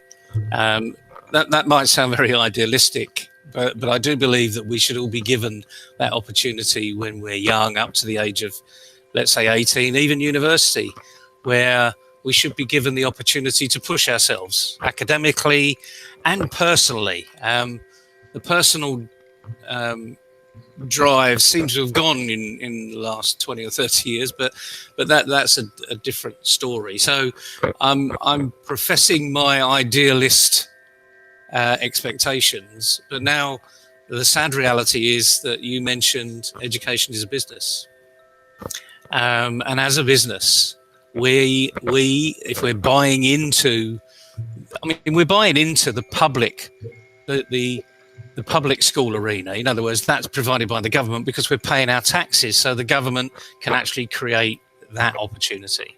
So we're paying in already. Lots of parents, however, like us, like you, want the best for our children, and we're prepared to pay more for a better education. So we are in our mind already saying that the public education isn't good enough. How do we know? Because I went through public education here. I was fortunate, I suppose, that I went to a grammar school. But frankly, as I was going through it, all I did was pass an exam level entry. My parents didn't pay extra for me to go to the grammar school because it was part of public education. But I do want the best for my children. And I'm sure every parent listening here wants the best for their children. But the question is, what's best for them? Certainly not giving them a silver spoon so they never have to struggle for the rest of their life. Let's face it, when they started to learn to walk, that was a huge struggle. But they got over it. And they didn't go to school to do it. They got up and did it. They had that confidence. So what is it, I suppose, about this education system? And we're not just talking about India here, we're talking globally, because every education system around the world has followed what India's going through now. And as you say, now your kids are at home. What is the benefit of this similar education that they're getting online, that they can get from any other online provider, but they're not having that personal relationship that you're paying extra for? Because that's, I'm going to this good local school, which is charging a fee over and above that which the public arena charges.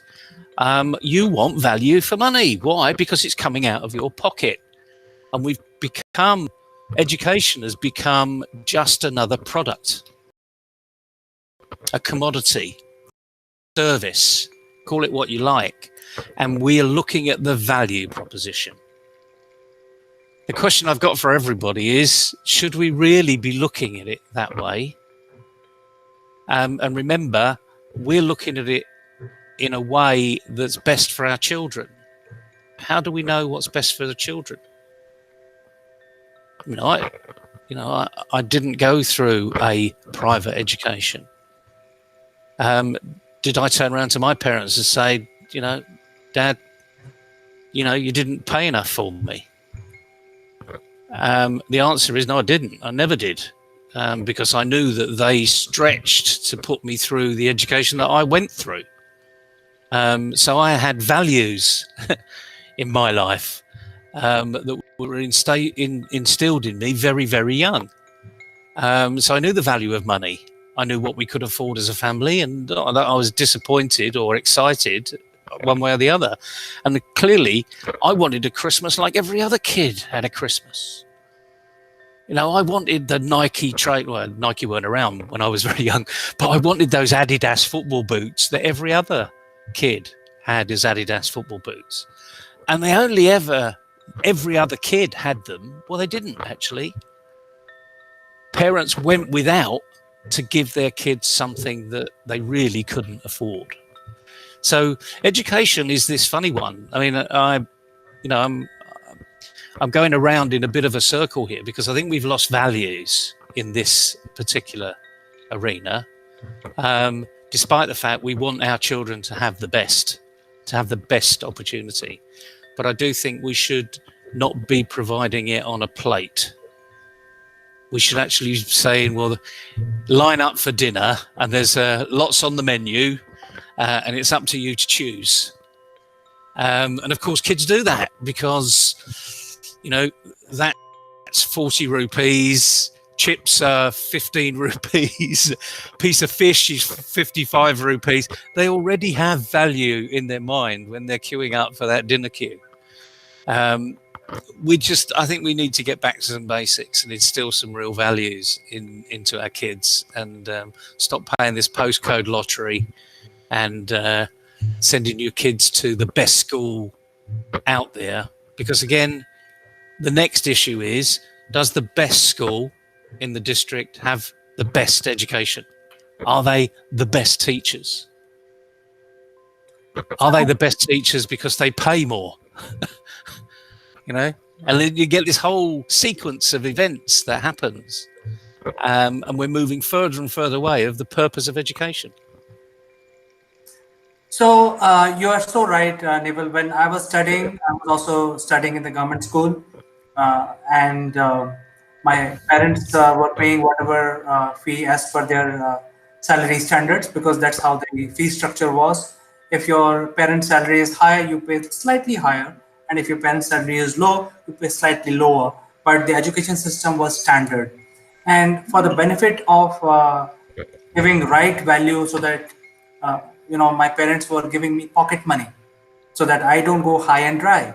So my sister and I, they were being given certain amount of small pocket money where we can buy some toffees and small things on our own. So we actually learn this life. We learn the education, and we also learn how to buy things and stuff like that. But in today's world, with our kids, this is not happening. We are first of all paying through the nose, and that too because of the peer pressure. Because when we meet parents, and we brag about, hey, my kid goes to this school. The other parents say, hey, my kid goes to this academy, and so on. So it's become more of a value-driven system. It has become a commodity. So let's understand this. This has become a commodity. That's a point number one. Point number two is, in the COVID season, when the kids are not going to school, and the schools have so much land, they have playground, and they have teachers, and they have structure. They want to charge the fee because they have expenses. My point is, just because they are just doing a process where the teacher comes in front of a camera and do all sorts of things. They are teaching maths, they are also teaching sports, they are teaching yoga, and they are also teaching music. And surprisingly, they are also teaching dance. So I don't think this is sufficient. I feel that just by using a free platform from Google, you just have a camera access, and then you come in front of the student. They are not getting any value of any sort. They are not getting networking with other kids. They are not learning anything. What's the point in teacher in her bedroom running around and doing yoga? I don't think that is a value. So I think in order to school to evolve also, they have to think out of the box. That is what I am thinking as a spender of money, as a parent. Yeah, I think you're absolutely right. I mean, if we're going to be, in essence, we're still on this debate about it's a commodity, it's a purchase. We want value for money. I'd like to take it probably in a completely different direction, and say, if you were to start the global education model from scratch, what would you do? Bear in mind,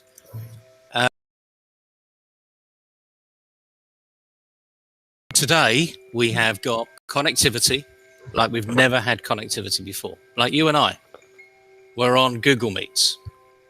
There are so many platforms that are out there where we can transcend the world. We can go all the way around the globe, and we can all be on the same platform discussing the same subject with a marginal difference in latency. It may be 2 or 3 seconds now. If we were to literally, you're in India, I'm in the UK, if we had someone from Singapore, someone from New Zealand, and someone from America, if we were all on, we would just have to perhaps slow down our talking a little bit, because there will be a bit of latency in there. But nonetheless, we can all talk together at the same time, fundamentally. So I've seen some really good systems around the world. I mean, the Khan Academy was absolutely brilliant when it first started, and it started on the premise of free education for all. We're going to get the funds, and we're going to provide this platform where it's free for everybody, and we're going to get the best teachers to come and present online. So again, just imagine, you and I are probably not too old, but perhaps a little bit too young to have seen Einstein in the flesh.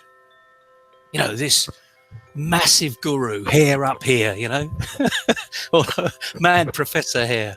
I would have loved to have listened to Einstein talk about his theory of relativity the way he would explain it. And the point is, today we just Google it. We want to learn about, this is education in its rawest form. If you want to learn about Einstein's theory of relativity, you can go onto YouTube and you can find it. It's a bit crackly, but the point is, you're hearing it from the horse's mouth. And the nice thing is, if you've not quite understood what he said, you can stop it, go back and have another look until you've got it in your mind. The repetition has been created. And now you've heard about Einstein's theory of relativity from Einstein. Now imagine the power in that. So when you then go into your day school, You've all had the same teacher. Now it's up to your new teacher, who, for want of a better term, we're now going to call your coach, who's going to expand your thought process beyond the great teacher that Einstein gave you. I mean, if we could have heard Isaac Newton talk about gravity, you know, immediately my brain is just going, you know, what would I have given? You know, what would anyone have given? I mean, just for anyone listening, by the way, Isaac Newton was around long before any of this.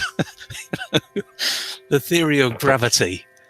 Go and Google it. It wasn't this century, it wasn't last century, and it wasn't even the century before. So just go and Google it.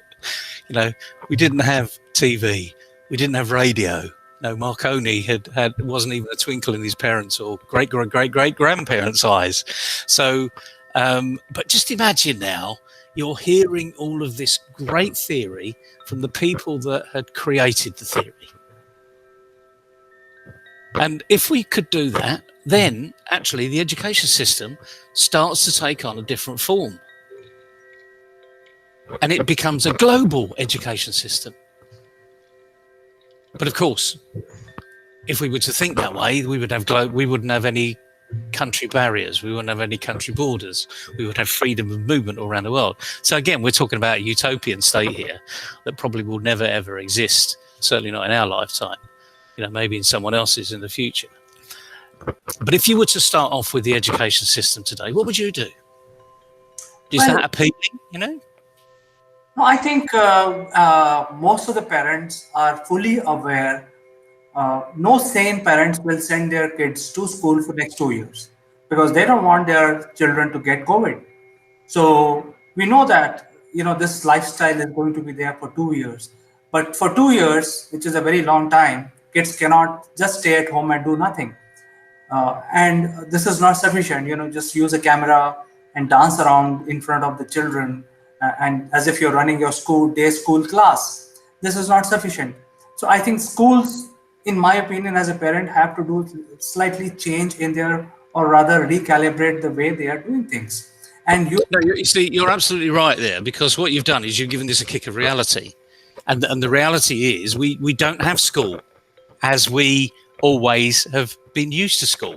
Kids are not physically leaving the front door of the house, walking to school or getting on the scooter or getting on the school bus and going in through the school gates and then into a classroom where they're learning with their mates, you know. They're doing what we're doing here. They're listening to a teacher that, frankly, they don't know whether they're on the south of France on holiday, you know, because they've got the school backdrop behind them, or they're in downtown Mumbai. Things have changed. We've got to get over that situation, and the schools need to adapt. They need to change. And sadly, we're going to go back straight to this value proposition. You and I both know there are lots of other things you can do online if you're not physically in the workshop. You know, people call me a trainer. Okay, we do group coaching. If that's called training, I'm not quite sure. We do workshop capability. We have for years been doing these workshops around the world, not just physically, but also digitally. It's a completely different arena doing it digitally. You know, if we had 4 or 5 people on this call, they could be from all over the world. We can't physically do a high five or shake hands. You know, we can do this, which is really nice to say hello and, you know, welcome. But we've got to develop a different way of doing things. And sadly, I think the majority of the education system, again, this isn't a monopoly of India, and it's not a criticism of anybody, but we're stuck in the model. So rather than come to school, it's go online, deliver a lesson, do the work in the lesson, now close online down or move to your next class, do the homework, come back into school. That, for a young person that thrives on the very team effect that you have in a classroom doesn't work. I mean, I know teachers that have said, I can't do this. I can't see the kids. I can't walk around the classroom. So I've helped quite a few of them actually get a body cam and say, rather than do this sit down stuff, get up and walk around, but have the body cam with you. And mentally just walk around your own room, put chairs there and talk to these children by name, and sit. And all of a sudden, the majority of them say, blimey, that worked. And I said, well, okay, so pass that on to the rest of your teaching profession and get it to work for them. And it's amazing what you can do with a little bit of thought. But we've got 2 years of this probably, and we've got to be doing it. Otherwise, you will get the rebellion of parents saying, "Why am I paying these fees? Where's the value proposition?" It's not a language I like to have in education, frankly. As I said at the very beginning, my belief is education should be free for all.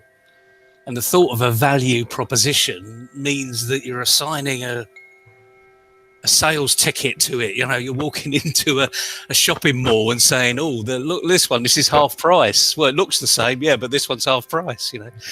Just doesn't work for me. So, but anyway, maybe what are your thoughts on that? Well, I think the value proposition is a very real thing because, for example, you mentioned Newton. Now, Newton had to solve his problem of gravity because he was not able to come out with a mathematical formula, the law of gravity. So he invented the entire new mathematics, which is called calculus. Now, when we were studying calculus, we were just tearing our hairs apart, So imagine a situation where some kid in the middle school understanding calculus, I don't think they will ever be able to understand the way the teachers are teaching them what is calculus. Okay, so calculus can be a more difficult subject. How about Pythagoras theorem, which is 2000-year-old? Archimedes, he invented Pythagoras theorem. I think it's a nightmare. It's a nightmare of any middle school student to understand Pythagoras theorem. And they have to do it to go to the next class. So in the current system, can they really teach Pythagoras theorems? Can they really teach language? There are some 3 languages are compulsory in India. India is a multilingual country. Yep.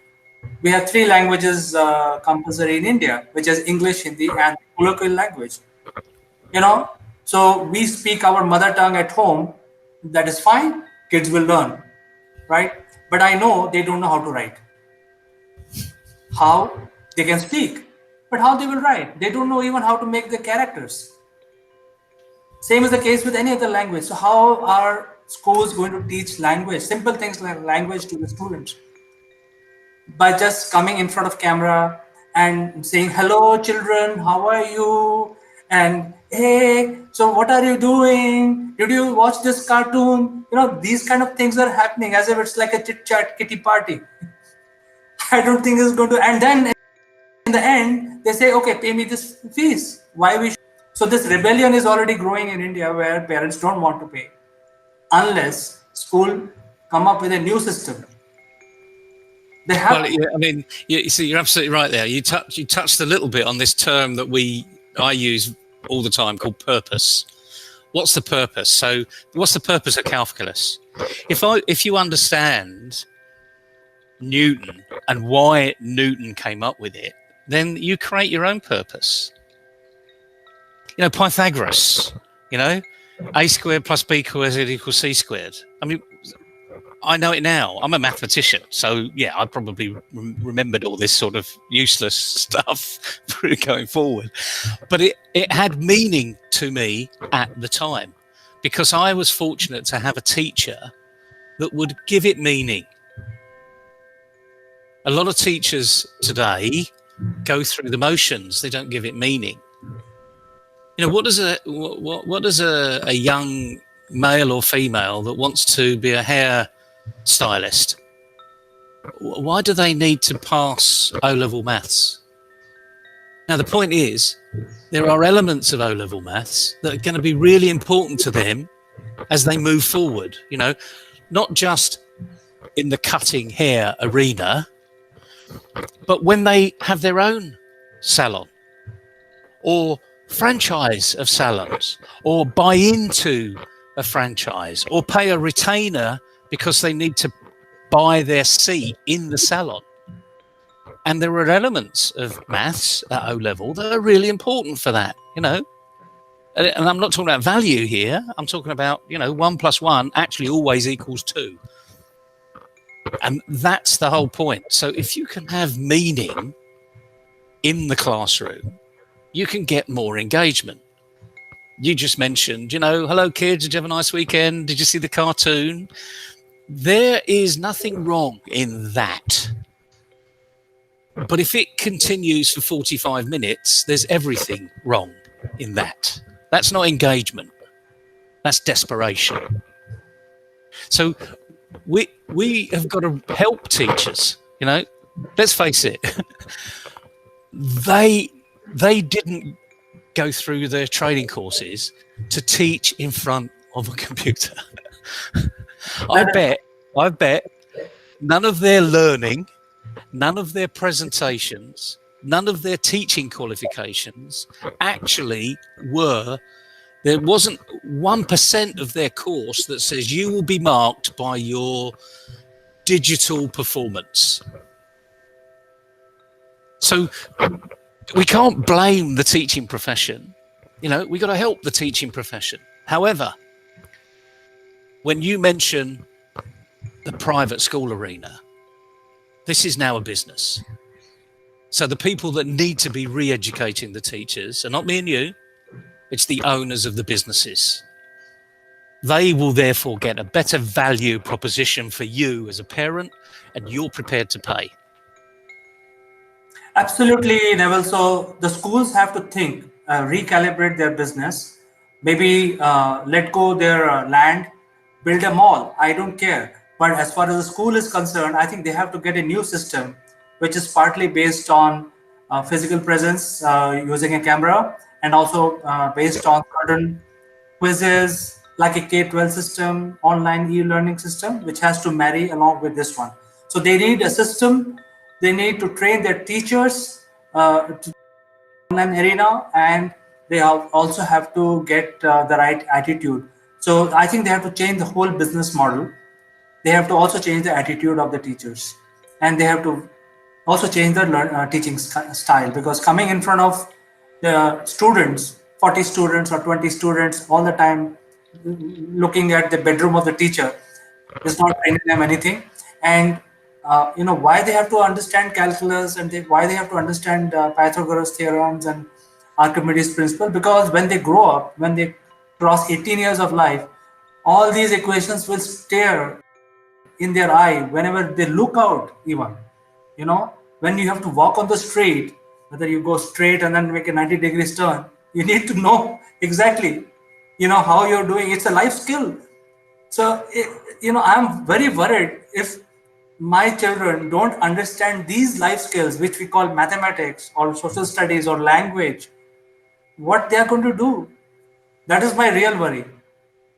It's a concern. I wouldn't say it's a worry, and it's only a concern because you're not in control of your children's education. But the good thing, as far as your kids are concerned, is they've got you as a father, so that really helps. And lots of kids don't have that relationship. You know, whether we like it or not, they just don't have it. So parents really, over the last 4 or 5 months, have really had to step up to the plate. And equally, lots of parents that I've been speaking to, and believe you me, I speak to thousands, and we talk with thousands on different platforms around the world. They are suddenly, a lot of them are saying, I didn't realize how such a difficult job teachers had. Now that's an awareness in itself. That's a tick in the box. So at least that's an opportunity. But of course, then it's going to come back to, but I'm paying for it. Okay. So although I've had this kick of reality in that my kids are now working from home on the screen, and I'm having to spend more time with my child's education, I do expect the teacher I do expect the education system that I'm paying extra for to deliver the goods, the value proposition. So you mentioned lots of things that schools need to be thinking about. I've an acquaintance who's a very big architect, a guy called Norman Foster, of Foster and Partners. He, many years ago, talked about the changing spaces of a building. So in other words, there's no such thing, there should be no such thing as a bespoke building anymore. It should be interchangeable. You should be able to, just by shifting the furniture around, change the area to make it more meaningful for a different cause. Right. Put sliding doors in, change the windows, etc., etc., etc. And he talks about this, go on to YouTube. He does a fascinating lecture at Oxford University about we need to be thinking about these spaces differently. And he's very critical of the education system. We have these huge buildings, hundreds of rooms, all decked out in 1960s way of teaching. I'm sure you've seen them everywhere, Yeah. Big windows on one side. It's almost like a triangle or a rectangle. And on the outside are all rooms. All the teachers' rooms are all in the middle. So typically they don't have any light. So they're all enclosed. But all of the teaching rooms are all on the outside, all the way around. And there's this huge corridor that goes round and round and round the building. Some schools, of course, started off with a small rectangle and then added on. And typically, when they've added on, it actually really hasn't been for ergonomic, flow reasons, certainly not for COVID. It's been for what space have we got to utilize? How can we fit more rooms into that area? And all the rooms are decked out in the same way. There's like 3 rows across the room. There's 3 rows of tables. They're all regimented, one in front of the other. They've all got the same seat. There's a blackboard at the front. These days they've got whiteboards, overhead projectors. The teacher's always at the front. It's almost like we're robots. We haven't moved forward. And maybe the way we teach needs to move forward. Certainly now, because of the digital arena, it's having to move forward. Teachers, the best teachers in the world are not just educators. They engage and they entertain. They tell jokes. They know when to tell a joke. They know how many jokes they should be telling. They command the right behavior. It's easy to do that when you've got 30 children in front of you, but not on a screen. It's really difficult. That is why there is a need for school to invest in a new type of education system, and these squares or the crosses that the design of the schools are, either they are squares or they are crosses. I think that is their property. They can do something else with that. But when it comes to education, they have to hire the right teacher who can connect with the kids digitally. The teacher should have right attitude. So I think your company is already doing a lot of work in attitude building. Maybe you can help them. Third is they need to invest in a new platform, which is a combination of e-learning and physical training. That has to come together, and the teachers needs to be trained. So I think this whole school arena needs to recalibrate, because, Neville, home study is not a new subject. It has been around for 50 years. I did part home study as well, because I did homework. That's home study. And we didn't have. I didn't have a study that I could go to. I was on the dining room table, along with my 3 other brothers that was all doing homework. you know. So, and we weren't doing the same homework, but we did ask each of the other one for some help every now and again. But that's what we're missing at school. We're missing that collegiate type arena. Don't get me wrong, by the way, that when you got 4 young adolescent men in the house, it's not all rosy. There's lots of fights. Okay, but it's called family life. But as I say, we didn't have bespoke areas. It was, okay, we've all had dinner and we all had dinner at the same time. Unlike today, it's whenever the kids roll in. We all had dinner at the same time, and then we cleared, we did the washing up, and bingo, we were straight to homework. And so we've all been home studied, really, in some sort of shape or form.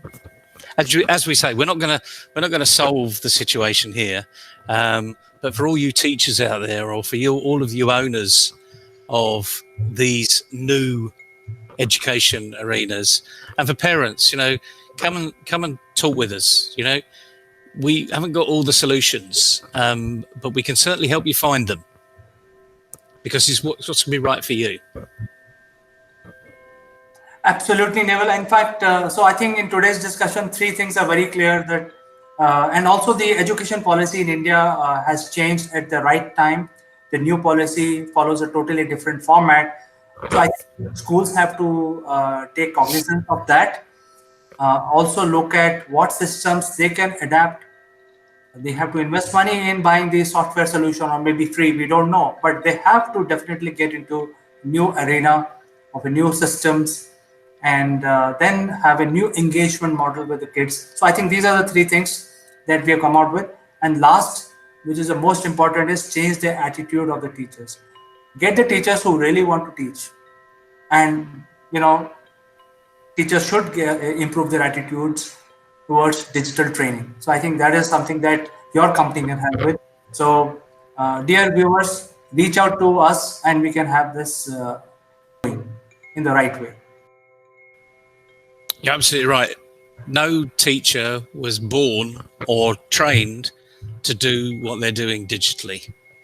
So listen out, you owners out there of the education system. You need to invest in that development. It's not training. It's development. It's personal development, and teachers need it just as much as the students do. Thank you very much, Neville. We will catch up again tomorrow, and tomorrow is Sorty Wednesday. Sorty Wednesday. Look forward to it. Enjoy your day, CK. Bye-bye. Bye.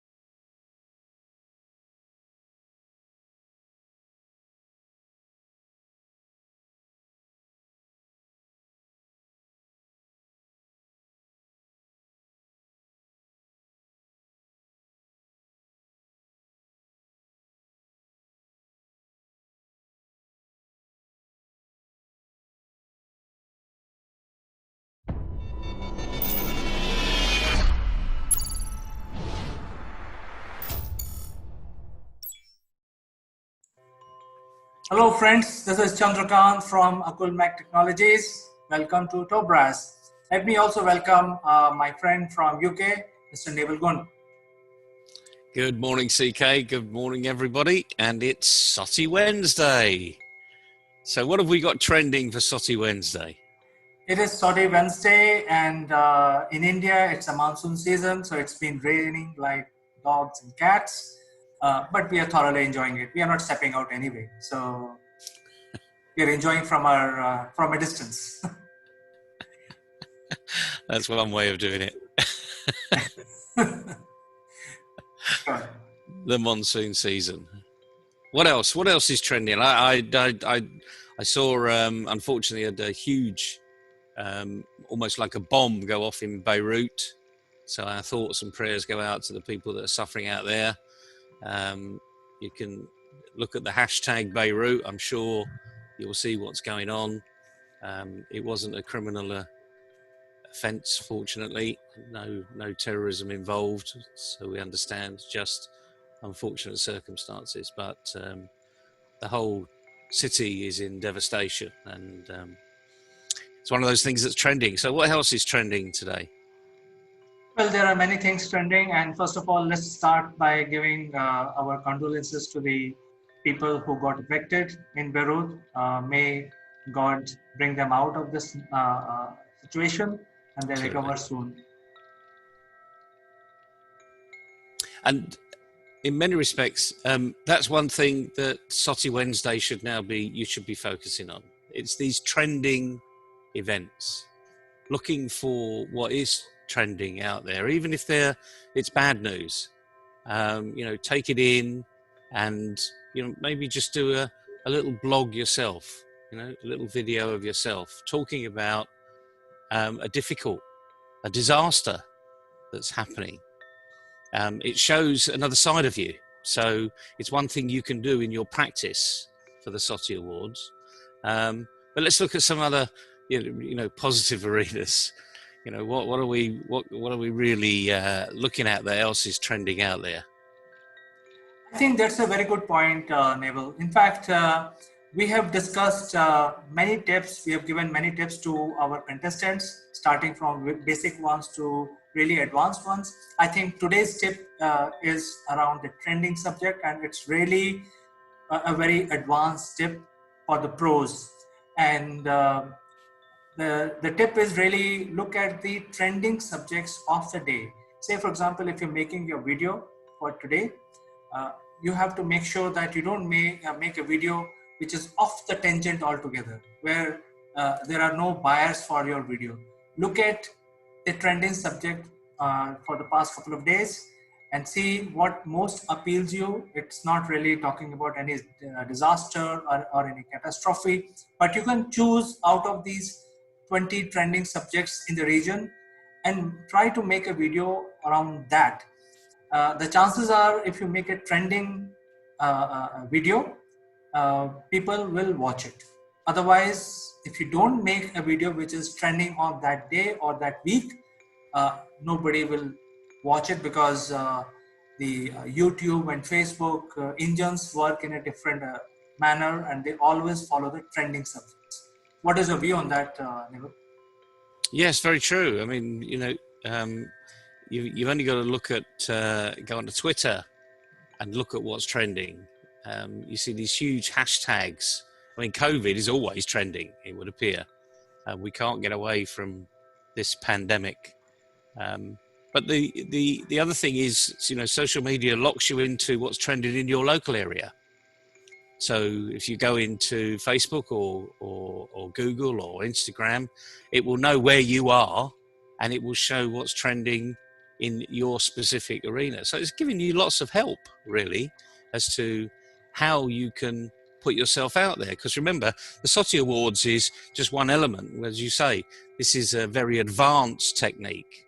So this is really a technique for all those internet bloggers that are out there, all these YouTubers, but more importantly, for small businesses that are putting videos out on a regular basis. See what's trending, make sure that you're in tune with what's going on out there. And it makes you a wider read individual as well, so that you do know what's going on in the world. It's like reading the headlines in a newspaper, as we would have done many, many years ago. Of course, today there aren't many newspapers, as we know, so everything's online. So get used to the technology and the incidents of what's happening online. And the hashtag is really, really important. So that's what you should be looking at. Just hashtag and then start to type a word in Google, and you'll be quite surprised of how many things that Google suggests should be the topic you're looking at there. So even hashtag Soti Award. In fact, just to add to what you're saying, I keep seeing so many videos on how to look, how to, make a video, what you should do if you're depressed. There are 20 videos coming out every day. But, the whole point is I always check in such videos, how many people are watching it. Hardly anybody. So what's the point in making the video which everybody else is making? Hey, what is your mental balance? How to do this yoga? Thousands and thousands of people are making similar videos. I think the trick is to stand out and in the digital arena, and it's like physical world. If you want to stand out, you have to leave a lasting impression on your viewers. So you have to make the thing which is trending today. The subject should be fresh in the mind of people. And I think we covered in the last Sortie Award that your idea should be original. So if you just copy somebody else's idea, even though the subject is trending, people will watch it for a few seconds and then move out. So you need to be able to create stickiness. You should be able to give your own opinion, judgment, your own way of understanding the situation of the trending subject. So I think it's a whole science which you need to plan. And if you're planning a video on the trending subject, the thing is you don't have too much of time. So because whatever is trending today will be stale tomorrow. So you have to get on to it quickly, get on with the original idea and make a subject which is trending. You're absolutely right. And the other thing is, of course, is you need to be interested. It needs to be, something that really interests you so that you can really get into it. And that's how you make the difference. I watched the touchdown, the landing at the weekend of the the SpaceX, the first commercial landing, if you like, back in the UK. And it was almost like it took me back 40 years when I saw the first splashdown of the Apollo missions, where you would see these huge parachutes and it would just be sort of coming down nice and slowly, no jet rockets, no jet propulsion, just coming down under gravity and under things that, parachutes. I mean, it's so old. And then it just splashed into the water. And it was almost like there was a ripple across the water because there was no wind, the seas were calm. I mean, they couldn't have landed in a better place. And I was watching quite a lot of people do little videos around it. And the ones that were interesting were the ones that gave a little insight. You could feel the person was really interested because it was coming from the heart. There was a lot of thought going into it, obviously, but it was coming from the heart. And that's what sets people aside. So the great performers, it comes from the heart, but you channel it through the screen. So it's a very advanced tip today, but the thing is, if you practice it, you can get good at it. And that's the whole point. Practice, practice, and more practice. And that's what the Sortie Awards is all about. In fact, you mentioned NASA, and NASA is streaming 24/7 live. So the competition in this area, in fact, all areas, is so high. When a company like NASA, which is a government-owned agency or government-funded, privately participated, is streaming live 24/7. So if you go to YouTube, you can see the stream. You can go to Facebook, you can see the stream. So when you are making a Sortie Award video, which is based on what NASA is doing, you better be different. And that is, why I'm bringing this up. Because, absolutely, Neville. I think why I'm bringing this example because if some Sortie Award contestant is very good in one particular area, the whole award is about diversity. So don't make 3 videos which you have to submit on the same subject. Somebody is making a video on business, and business, and there'll be hardly any difference. So the viewers will not be able to differentiate what you're talking about in all 3 videos. So make sure that you have diversity so that your maturity comes out. And remember, when you're making a video which is trending, there is competition in that area. People are producing very, very good content. And as Neville said, from the heart. So they are bringing their own originality from the heart. They're talking to their audience. So the competition is very high. Make sure that you speak with a lot of conviction from the heart and make a diversified subject of all the 3 to 4 videos that you have to submit. And I think it's a very good tip that Neville has given us. Make things which are trending today.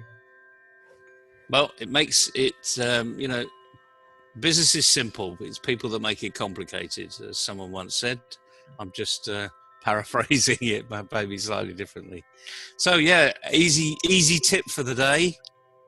And the other thing is keep doing it, keep practicing, because there is no such thing as perfection, really. Ask an actor, ask one of the best performing people in the world. They're always seeking perfection. And that's what we seek. We seek your perfection. So good luck with your practice and keep trending. Thank you so much, Neville.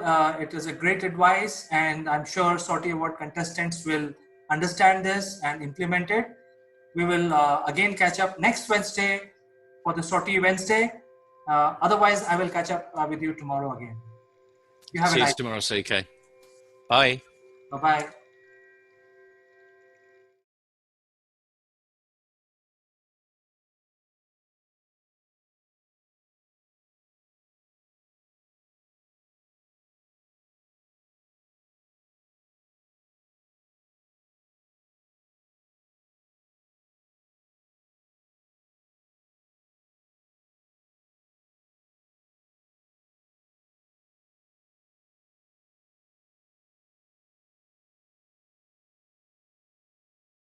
I have with me a very dynamic personality. She is Kanchan Verma. Kanchan, let me tell you, Kanchan, first of all, she's the co-founder of Akulmach Technologies. She is also a hardcore vegetarian. She makes people aware that why they need to be vegetarian. What are the benefits of being vegetarian? Kanchan, I really like this thing which you're doing for the society. You're making people aware about it.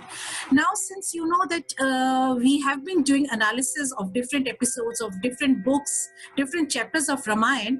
So today I want to ask you, let's discuss about one very interesting incident of Ramayana, where Sita Ma, when she's in exile with Lakshman and Sri Ram, she sees a golden deer, golden antelope near to their kutia, the hut where they were living. So she requests Sri Ram that she wants to play with that golden deer, and Sri Ram goes after catching the golden deer. It's not exactly hunting, but he goes after catching the golden deer so that he gets it and pleases his wife. What do you have to say about it? First of all, thank you very much for having me on Top Brass show. Before I come to Ram and this episode of Ram going after this antelope, I also want to tell you that in India, hunting is banned with Wildlife Act 1972. So hunting is not allowed in India.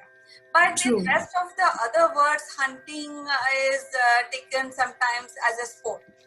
But you remember, Ritu, when we used to hear stories, you will always find in stories that there used to be a king who will on the horseback go inside a dark jungle after an animal.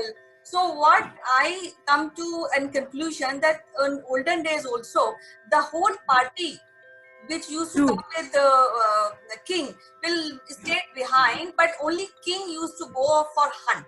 That means it is 1:1 ratio. And in this whole process, animal is also given a chance to save himself from this hunter. And in olden days, there was no bullets, you see. So there was always bow and arrow. So in this context, what I feel is that this is a kind of fair chance to animal, and it is a depiction of strength, technique of a hunter. Unlike today, when you see there are many countries, if you go to Spain, there is a bull for a sport, this mercilessly he's killed. And then you go to Africa, where there are lions which are raised in captivity, and one fine day they are placed in forest. The poor animal doesn't know what this forest is because he is not lived in forest and he trusts human. But then one hunter come and he put a bullet in his head and said, oh, fine, I'm a winner. So I feel this whole act is very cowardly act, because animals they are not given fair chance to really escape from this kind of scope. Now coming back to Ram going after this antelope because Sita wanted. So again, I feel that this is 1:1 ratio, where animal is also given chance to safeguard himself from the hunter. And hunter is somebody who is doing all technique. He's using all technique. He's going after alone. He's going. He's not whole group of people and catching one single animal cowardly. So it is not an act. I think whatever Ram is doing is kind of 1:1 ratio.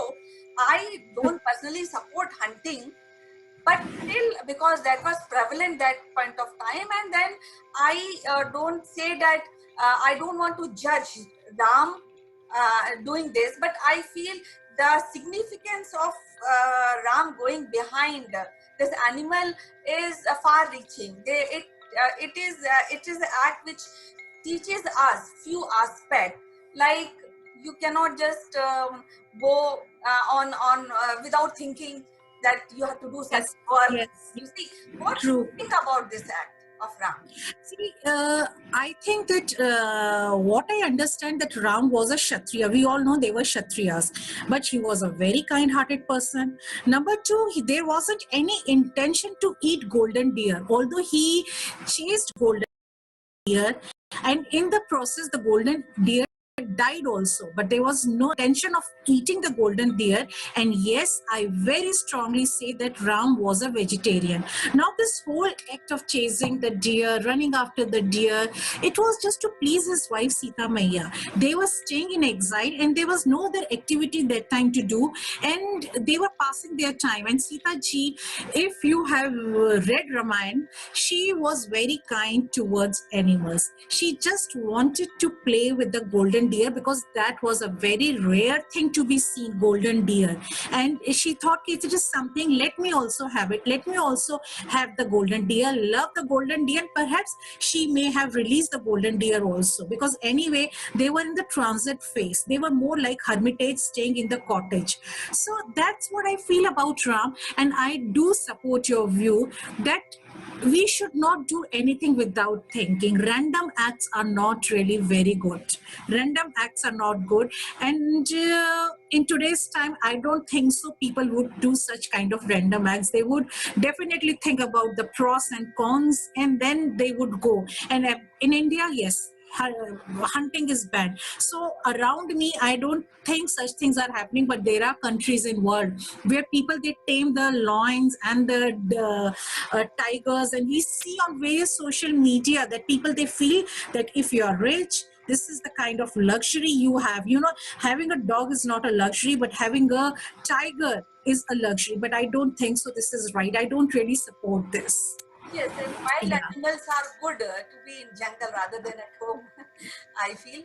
So I think I again put my point forward is that be vegetarian, and it is good to be vegetarian. We have all kind of strength we can get from plants, and we need not to kill animal for sport, for food, because they do have families. Like if you see wolf is one of the most intelligent animal. They live in families, and so if you kill one wolf, then it will be kind of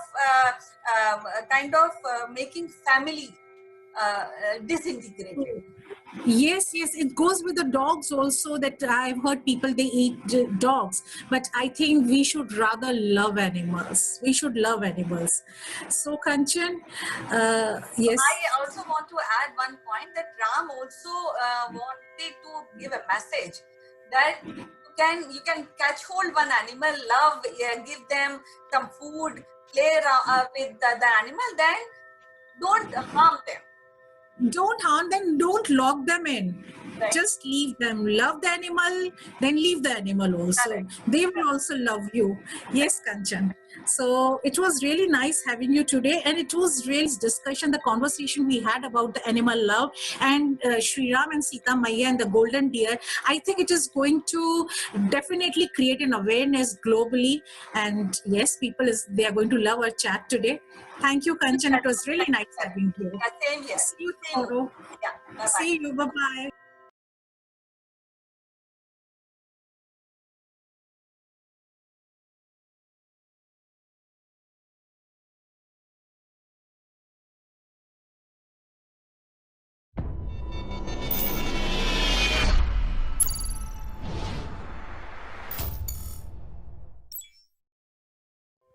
Hello, friends. This is Chandrakant from Akulmach Technologies, and welcome to this Monday edition. It's quite chilly outside from the Indian standard, but we would like to discuss about something in the tech world. Before we start our discussion, let me invite my friend from UK, Mr. Naval Gond. Good morning, CK. Good morning, everybody. A chilly Monday morning in January from the UK. But let's give people some good news. What's new in the tech world? Well, Naval, there is nothing new in the tech world. I think we would like to discuss about the emerging technology in the area of communication. And it is very relevant because everyone is going on the digital platform and they are hogging all the bandwidth. So we need to do something about it. And I think 5G is the solution for it. We would like to discuss whether we are ready, especially in India, because very large population. Are we ready for 5G? 5G? Is that new? I thought we were talking about 6G now. I'm only joking. I'm only joking. We seem to be rushing through these Gs, and you ask a really good question there. Are we ready? Not just in India, but are we ready anywhere? Are human beings ready for this? So let's just talk a little bit about what 5G is. We're not going to go into the techie bit about how much better latency it gets and etc. etc. etc. Let's just talk simplicity. It's going to be better, faster, wider, quicker, and it's simple as that, isn't it? So anyone that's got probably any iPhone these days, you're on 4G, aren't you? Most people are on 4G, I would think. Yes, we are on 4G, and we are also on fiber optics. There is a huge fiber optics network across the country. But Naval, I would like to draw your attention to the basic fact of the transmission through the cable. And the cable transmission is more than 150 years old. The England and the US were connected using a telegraph cable. The speed is pretty much the same because you can't make electrons travel faster than what they can travel naturally. So the whole technology of 1G, 2G, 3G, 4G, and 5G, and in your dreams it is 6Gs, but the whole method of increasing the speed is increasing the compression. That means if you can send more information in a smaller packet, that will give you a presumption of higher speed. So that is what the 5G is all about. Gotcha. So we've made it really clear and simple for everyone to understand. In essence, we're just packaging things up smaller and pushing them faster. I mean, just imagine a bit of pipe, and it's full of water, and your plunger is now pushing a bit faster. In essence, it's coming out of the other side faster, and that's more or less what's happening with 5G. But I'm going to throw a spanner in the works here. Okay, we've got to be ready for 5G. Between our ears, between these things here, we've got to be ready for it. And the question I suppose I always have is, are people ready? So what do you think? Are they ready? I think people are ready because as we are progressing in this decade, the need for bandwidth is going to increase for everyone. People are going to consume more and more bandwidth. And if you compare the 3G, which was like few years back, the speed of transmitting 1 gigabit or gigabyte per second was probably equivalent to 20 gigabytes in 4G, and 5G is going to be 10 times or 20 times faster than 4G. So you can imagine, as it is on 4G and on the fiber network that is available right now in India specifically, we are watching all the TV programs, and the dish antennas are already become obsolete. So everything is running through the network, your TV, your video conferencing. A lot of these applications are coming through the 4G platform that we have. And I think we are all ready. World over, people are now consuming more and more bandwidth, and they need 5G. Oh, I think we do need 5G. And the interesting thing is, of course, we're ready. We can accept a tremendous amount of information and discard what we don't feel is relevant. We're the more aware we are, the more information actually we can move through our brain. This has, because the brain is probably the most powerful PC in the world still. And in some respects, 5G is just trying to keep up with it, trying to process that data as fast as possible for us and make it clearer so that we can understand it. So, are we ready? Yes, of course we are. But the next question is, are we really ready? Are we into the digital arena? Because what we're seeing all the time is that people are lagging behind. I mean, if you remember, CK, when videos came out, when YouTube was coming into the world, we're sort of 15 years later, a bit longer perhaps, and still people are not making videos. They're not putting their company out into this digital arena. They're almost frightened, actually, to use the digital media that we've currently got. And now with 5G, it's going to be faster. So what have we got to do? What have people got to do to really get themselves over that little hurdle? It's not a brick wall. It's not 50 foot high in front of you. It's just a little hurdle. What have we got to do to get over that hurdle? In order to answer your question, let me break it down into three elements here. Number one is, let's understand 5G in a bit, in more detail. See, the 5G can be classified into three different segments, which is low end, medium end, and high end. I'm just using simple words. I'm not using things like low band, medium band, and high band. I'm just using low end, medium, and high. Yeah, we need to keep it simple. Right. So the whole point is that if your low band is basically having lower frequency, and as you go higher, the frequency increases, and with every increase in frequency, the range decreases. It's a simple mathematical formula. I don't want to bore the viewers right now, but the thing is that if higher frequency, that means the wave of transmission will be lower. So in 5G, as it is, it's quite high speed, but then your lower end will have a better reach to people. And that is what in country like India, we would need. And in the low end segment, it can be rolled out to all the mass users like mobile users or SOHO users and so on. But if you are in a factory scenario and you want to use your network for surveillance and those kind of things and controlling the human traffic, affecting the floor of the factory, etc., you need slightly more complex solution, and that would require more high speed. So you can go in with a medium range 5G, and the really high end of the spectrum is very high frequency, where you can actually transmit real time data, maybe military purpose or maybe used in oceanographic satellite. This high end machinery may use the 5G. And all of these different segments of 5G will require different mindset, different customer base. The use of low end will be very prevalent. And let me tell you, Naval, India is already preparing to launch 5G in the lower segment in next 6 months. The Ministry of Broadcasting has already asked the telco operators to come up with a plan. And that has brought up a new legal system to be discussed right now, which is distribution of airwaves, which are going to use the 5G. So I think that is the actual rollout being discussed right now, where how these airwaves and frequencies which are used for the lower band of 5Gs are being discussed. I've got you. And obviously, as we've learned over time, when these new Gs come around, so from 3G to 4G, there was a change in infrastructure.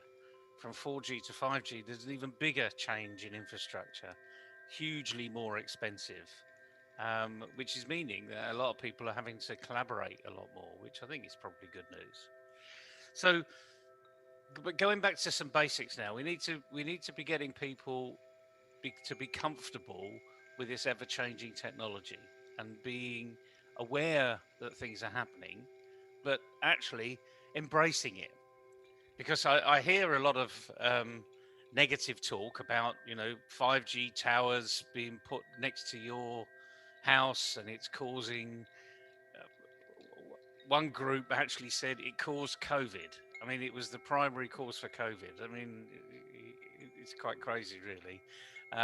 However, we've got to get people out of all these myths and to recognize that technology changes and we need to embrace technology. And indeed, your platform, CK, is all about embracing technology. So what we need to do is to get people to realize that technology isn't a bad thing. It's progress. It's not going to fry your brain. It's not going to do all these things that people seem to be saying to stop technology moving forwards. I mean, obviously, we need to take we need to recognize that these things will change the atmosphere. But remember, we've had shortwave, medium wave, and long wave radio for years and years. And in many respects, this is just the next progression. So, what would you say to people that aren't in this digital arena now? Because that's fundamentally where the problem comes. We're built to be ready, but we're not going and taking that step. So, what do we need to be saying to these people out there? I think we have to be very positive, considering that when some scientists do some research and telecommunication expert come out with a solution, they will do a thorough test before they roll these out. And as per the tests being done on human beings, so far the extent of radiation coming from the 5G is probably 1,000 times lower than the radiation which is coming every day from sun. So I don't think this is all fake news and myth that 5G is going to create some sort of cancerous inducement into your body, maybe fry your brain, because we are already bombarded by so many different kinds of radiation from outer space. From in fact, people don't even talk about sound pollution. That could be more harmful than 5Gs.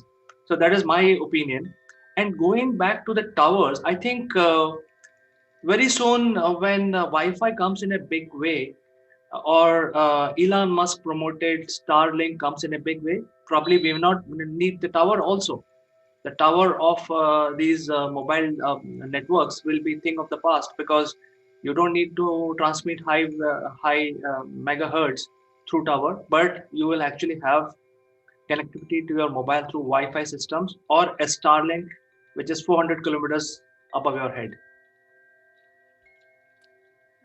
We're moving into what really is the 21st century. And I think what we need to be doing is encouraging people just to take that first step. Go and look. Go and question your questions. So if you've got an issue around, will 5G give more radiation? Well, think about the radiation arena, as you quite rightly said, CK. We get more radiation from the sun than we do from 5G. And we know how harmful the sun can be if you don't put sun cream on. So consequently, look at where you are in your world. Don't take everyone's, don't go and listen to the big professors and the large influences around the world, because they'll probably lose you. And if they do lose you, all it does is put more doubt into your mind. So take the baby steps.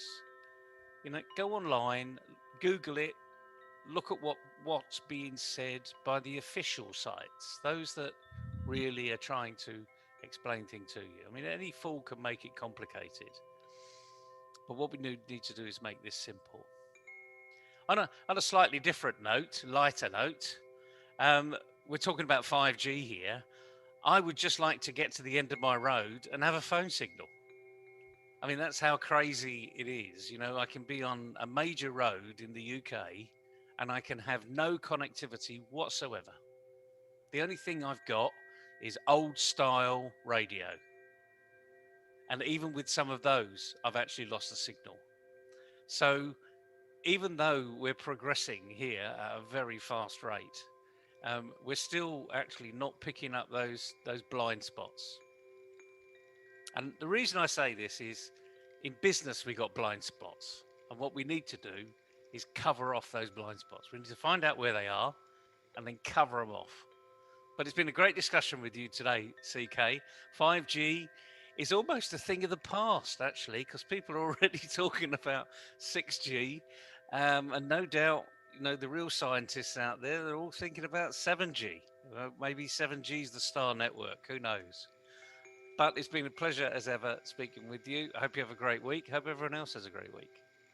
Thank you so much, Neville. In fact, with regard to the higher network speed, I think we are all hogging the network bandwidth and we need the solution very badly. And the way it is being rolled out, in fact, within 6 months, there will be first trial of 5G to be rolled out. And these are all real 5G. That means 10 to 20 times faster than the current 4G speeds that we get. So we already get 150 megabytes per second. It will be in gigabytes, So you can imagine the power of 5G.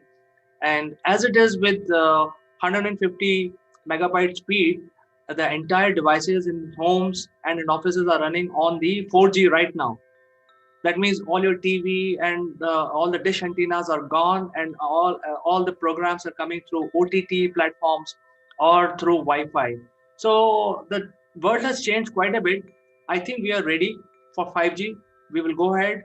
I will keep coming back on this subject, Naval, because in 6 months' time there will be a probable pilot rollout in India from an Indian telecom operator. We are not going to buy anything from China or any other place. From an Indian operator, homegrown 5G will be started as a pilot in 5 to 6 months. Fantastic news, homegrown 5G.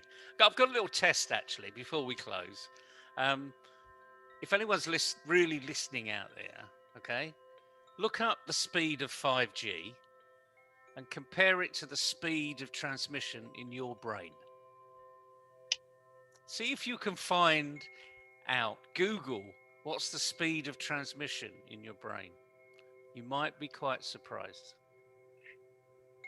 It's a very good exercise, Naval. I think I already know the answer, but I'll keep quiet. I'll have audience to address those. So viewers, write to us with your answers and we will include you in our next episode with Naval Kunju. Good stuff. Have a good week, say CK. Thank you, Naval, and see you tomorrow with something more interesting. Bye-bye. Bye.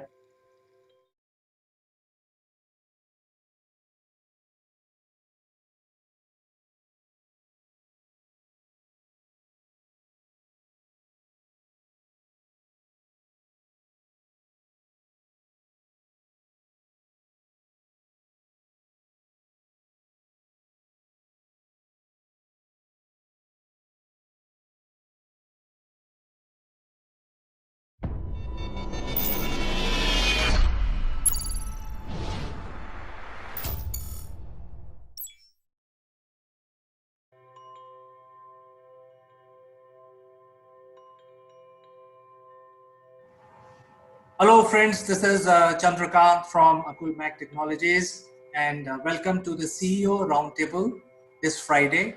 And let me also welcome my friends who are joining from different parts of the world. First guest is Miss Farida Charania. She joins us from Singapore and she is also the CEO of Career Zoom, a very specialized HR company. Hello everyone, hope everyone has had a good week ahead and everyone is looking forward to the weekend. Let's get started. I'm so looking forward to this discussion today. Interesting topic. Certainly, Farida, welcome to the roundtable. Our second guest is Ms. Kanchan Verma. She joins us from India. She is the CEO of tech ed company called Akulmach Technologies. Hello, how are you all? And I'm look forward for a good discussion today. Certainly, Kanchan, welcome to the CEO roundtable. And before we start, today is 2nd October, and I'd like to wish both of you a very happy Gandhi Jayanti. Thank you. Yes, thank you, and same to you. It's a very, very important day. Yes. So, to begin our discussion today, let me also talk about the topic that we have chosen for the CEO roundtable discussion, and that is the value creation. And in fact, let me give little preface of what is value creation. Value is the perceived value of what you provide as a business to your clients and to your audience, and also to your prospective or your investors, prospective investors as well as your current investors. So it's basically value you bring on the table as an organization is something that we will talk about. And many times what happens is that the people just offer solution without thinking of the value. They say that, hey, I have this solution, but what is the value, perceived value or the real value to the client is not really understood. So we will discuss this aspect of doing business. And thank you for giving me time to give this preface, but I'll leave the floor open to anyone to start the discussion. Okay, I just recall one very old saying that become a person of not become a person of a success, but become a person of value. So that means a person of value can give you more than what he receives. So when we talk about value in terms of sales, in terms of company, in terms of organization, I think there are three pillars which are very important. That value to your customers, value to your employees, and value to your investors. So all things starts with the value to your customers, because that is the main aspect. But I think that's irony that if we want to give value to the customer, we have to again find out options where we can give value to your employees, because both of these two parameters goes hand in hand. And now when we are talking about value to the customer, which is the first aspect of value creation in the market.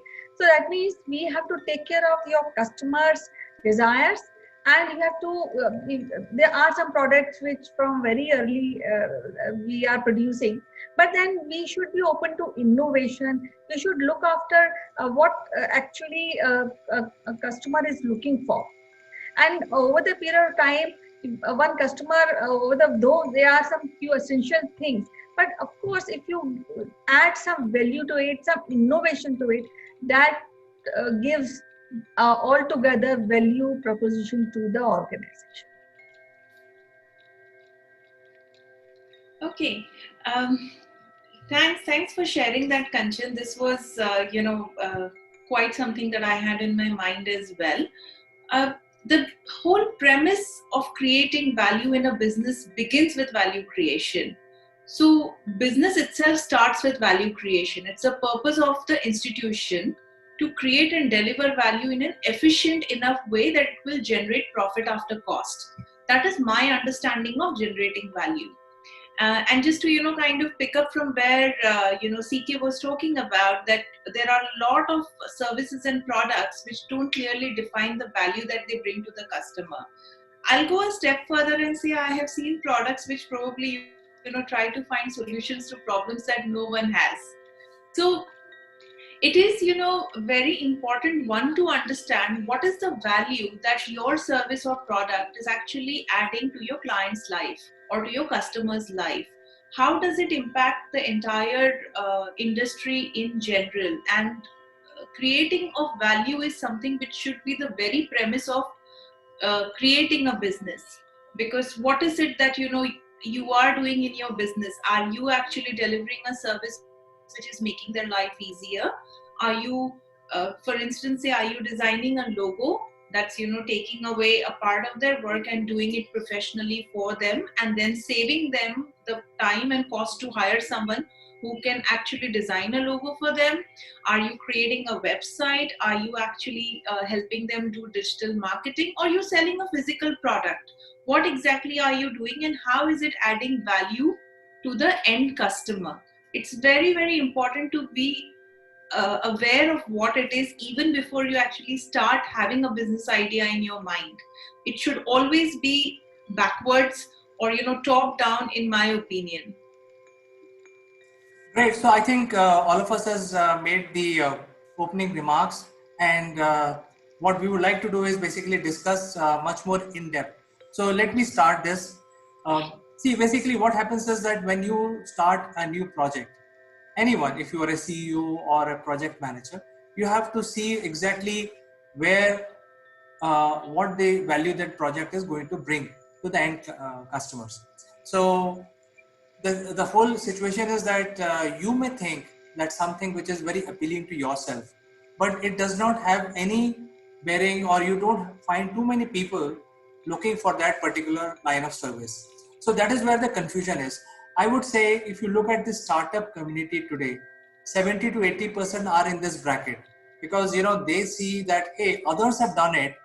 Hey, they have created a product. There is so much demand of that product. I will also create it, and hence I will also succeed along with it. But the whole problem of understanding the value. So the whole point is, if you don't understand what you bring on the table, which is a perceived value of your client. So I think the first step would be to start a dipstick exercise where you actually find out who are the clients, who needs this, who doesn't need it, what is your strategy to reach out to the people. When you start telling people that, hey, you are developing something like this, you are going to start this digital marketing, you're going to start whatever service you have in mind, you will actually launch yourself. So what is the timing? And all this will add into your value, because now you have, say for example, contacted 100 people, so 50 are waiting for it. That means 50 people are perceiving that you will bring some value after 1 month or 2 months whenever you launch yourself. So I think this is where the starting point of value creation is. It goes a long way, but I think over to you. Any remarks on this one? I feel that though it's very important points you have raised, but when we start selling, the concept of customer perception of the value, what customers looking at, is very, very important. So the moment you start selling, you have to keep it in mind that when you are providing value of service or product, the retention and the profit.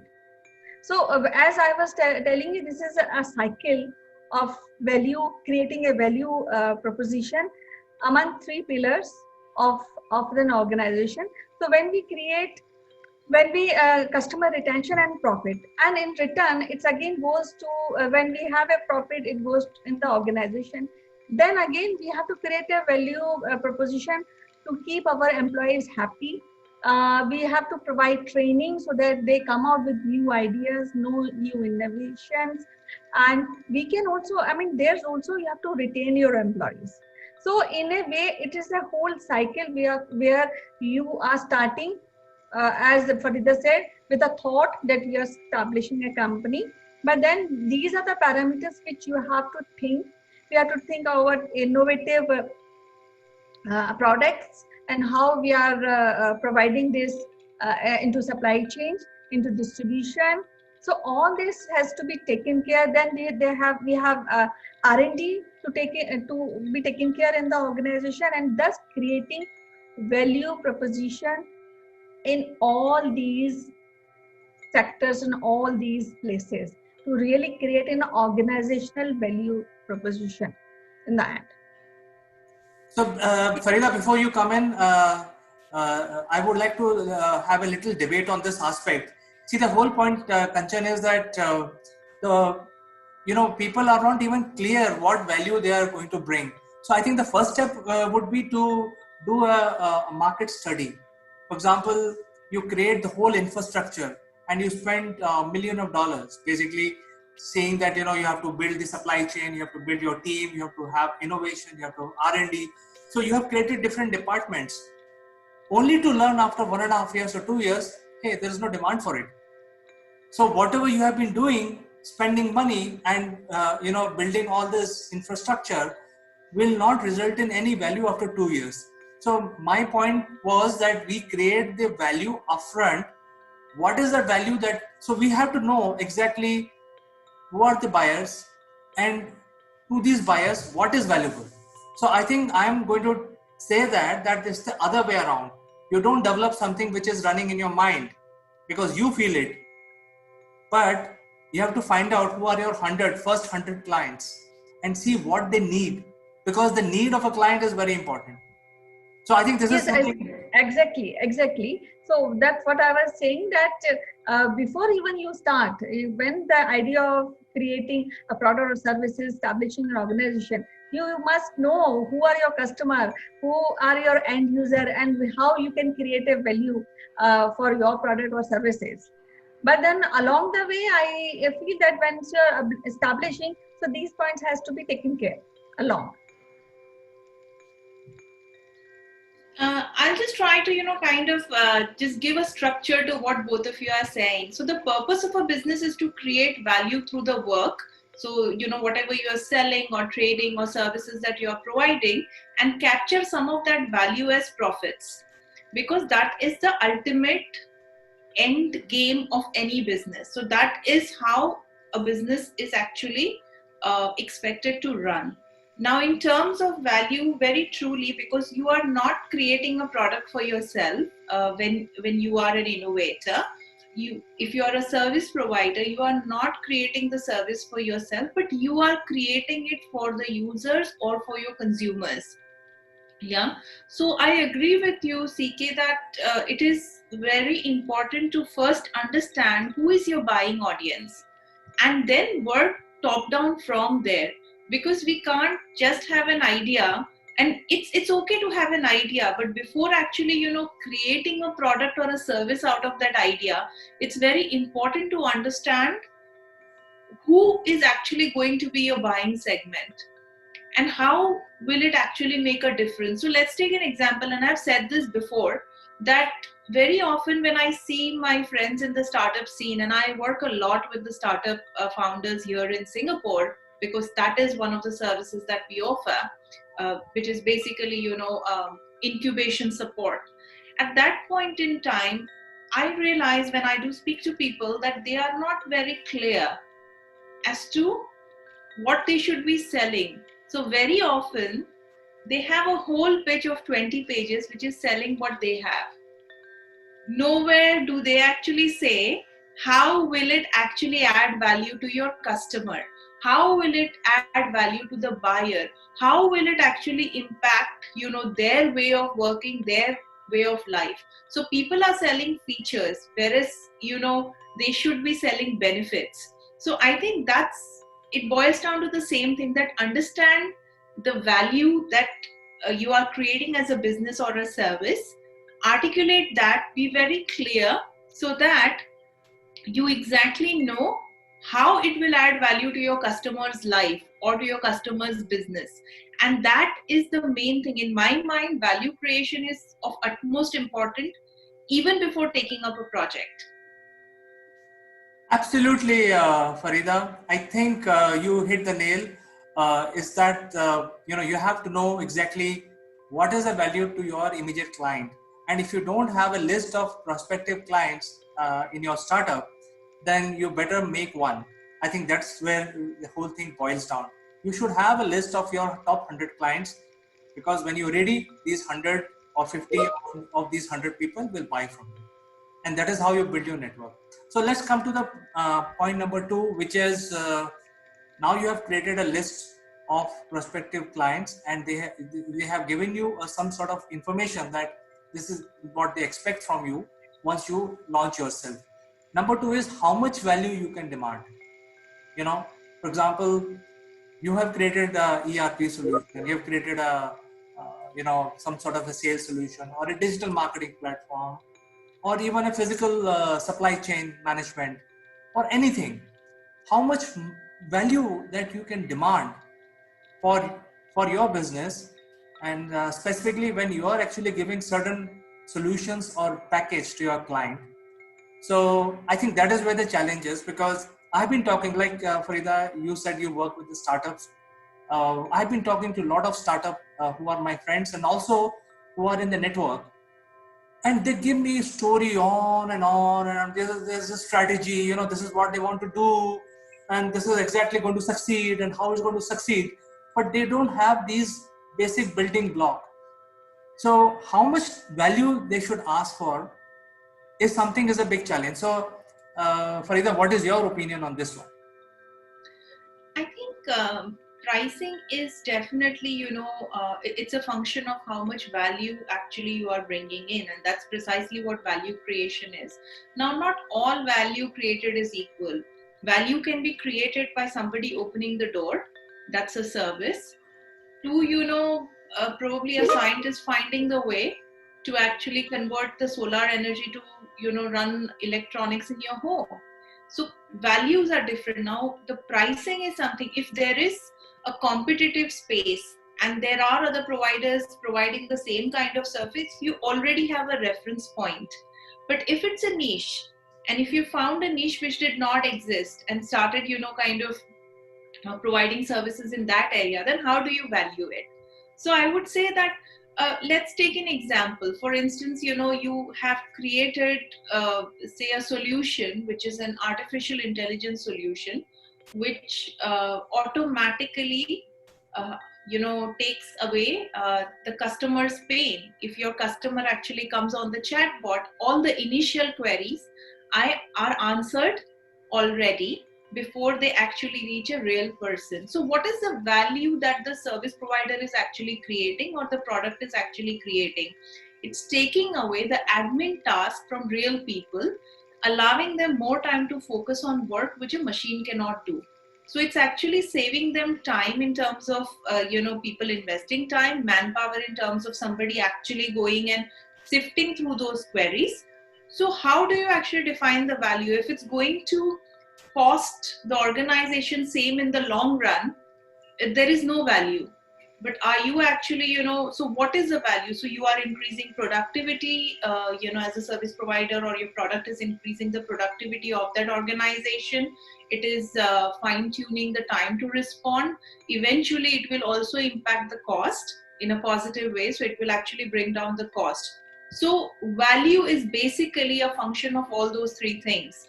Now, if the value is probably even similar to what they would invest when a real person is actually doing it, it should be fine, but it has to give them some clear deliverables as to this is what will happen if you use this. So if it's a service, that if you're going to, like I started with that example of a logo, what is it that, as a service provider, you are actually creating value for? You are creating the value there by saving the company that headache of actually going and hiring somebody on their own roles, somebody to basically manage day to day, and then keep paying that cost even when they don't need the service. So you're saving them that time. So that is the value creation. So that definition has to be very, very clear. And I think a lot of companies, lot of startups possibly falter at that particular point.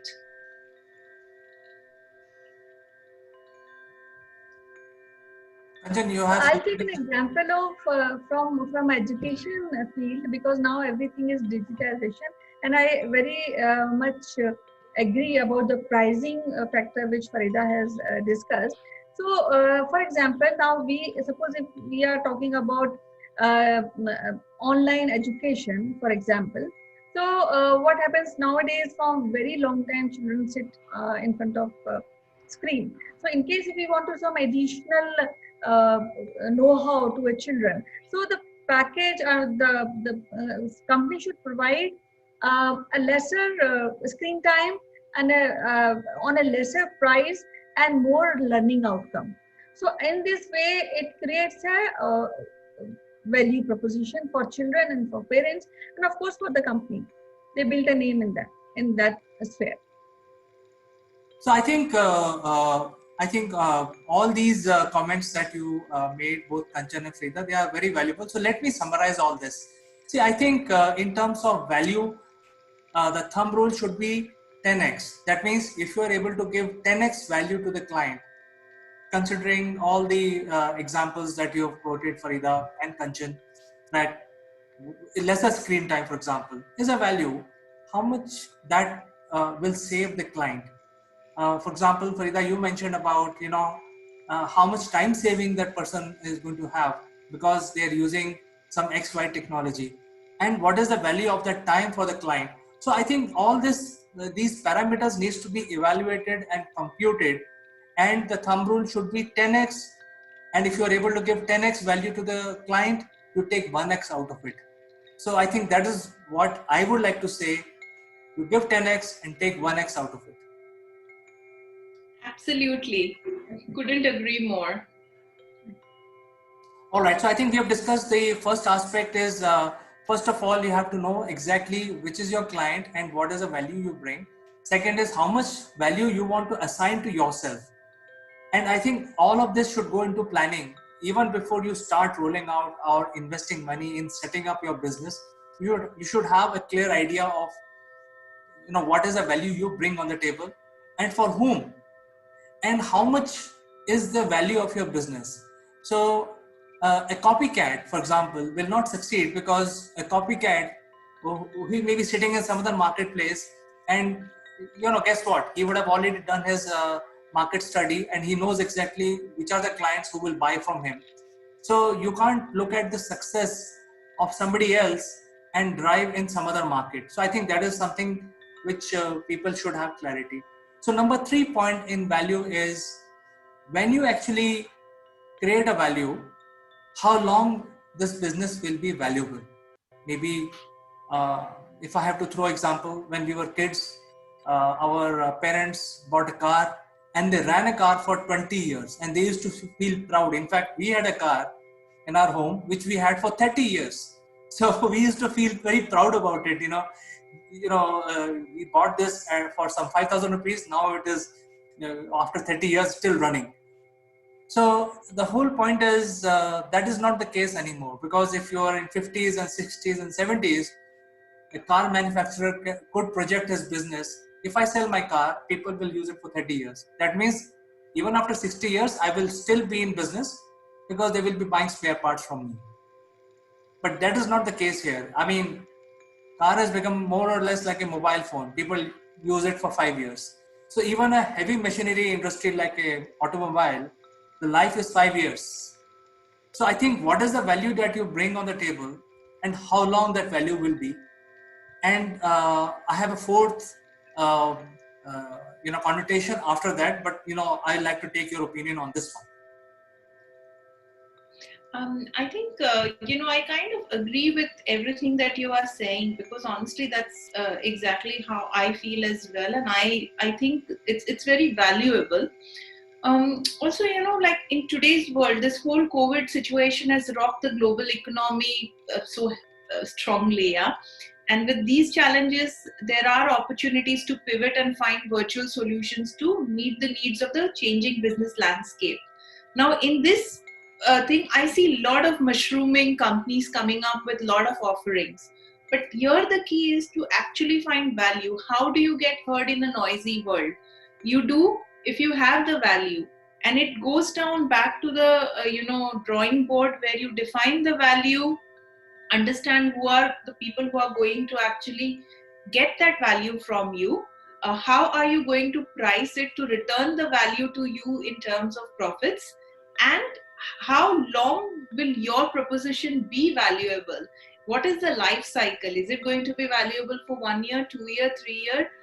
Will it actually be valuable in the post-COVID world when things would have changed drastically? So it's very important to define all of these things. And CK, I think when you were saying that, it was almost I was hearing myself saying it, because it's exactly the same way that I feel as well. I think that when we establish a value proposition, and we have to establish a life cycle also for our services and our product. And but along with that, we should also keep in mind that, okay, fine, maybe this will run maybe for this product or service will be there for my clients maybe for 4 to 5 years. But after 5 years, what we will be doing? So we'll not be closing our doors. So in that case, we should have that kind of thought process that maybe after 5 years we'll do this, we do this in innovation, or we'll go into a different direction. We'll cater different clients, and we may add more feature to our services or product. So this enhance the sustainability in the market.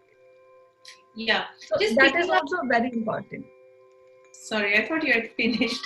I'm also saying that, it's also important when you're creating that value to understand what is the resistance that stops that particular value from scaling, because that should be part of your planning, since already you already know that it might be the life cycle or the lifetime value of that proposition is only that much. So we also need to kind of, as a service provider or as a business provider, we also need to figure out that what is the resistance that will stop it from scaling, and be prepared for that as well. Right.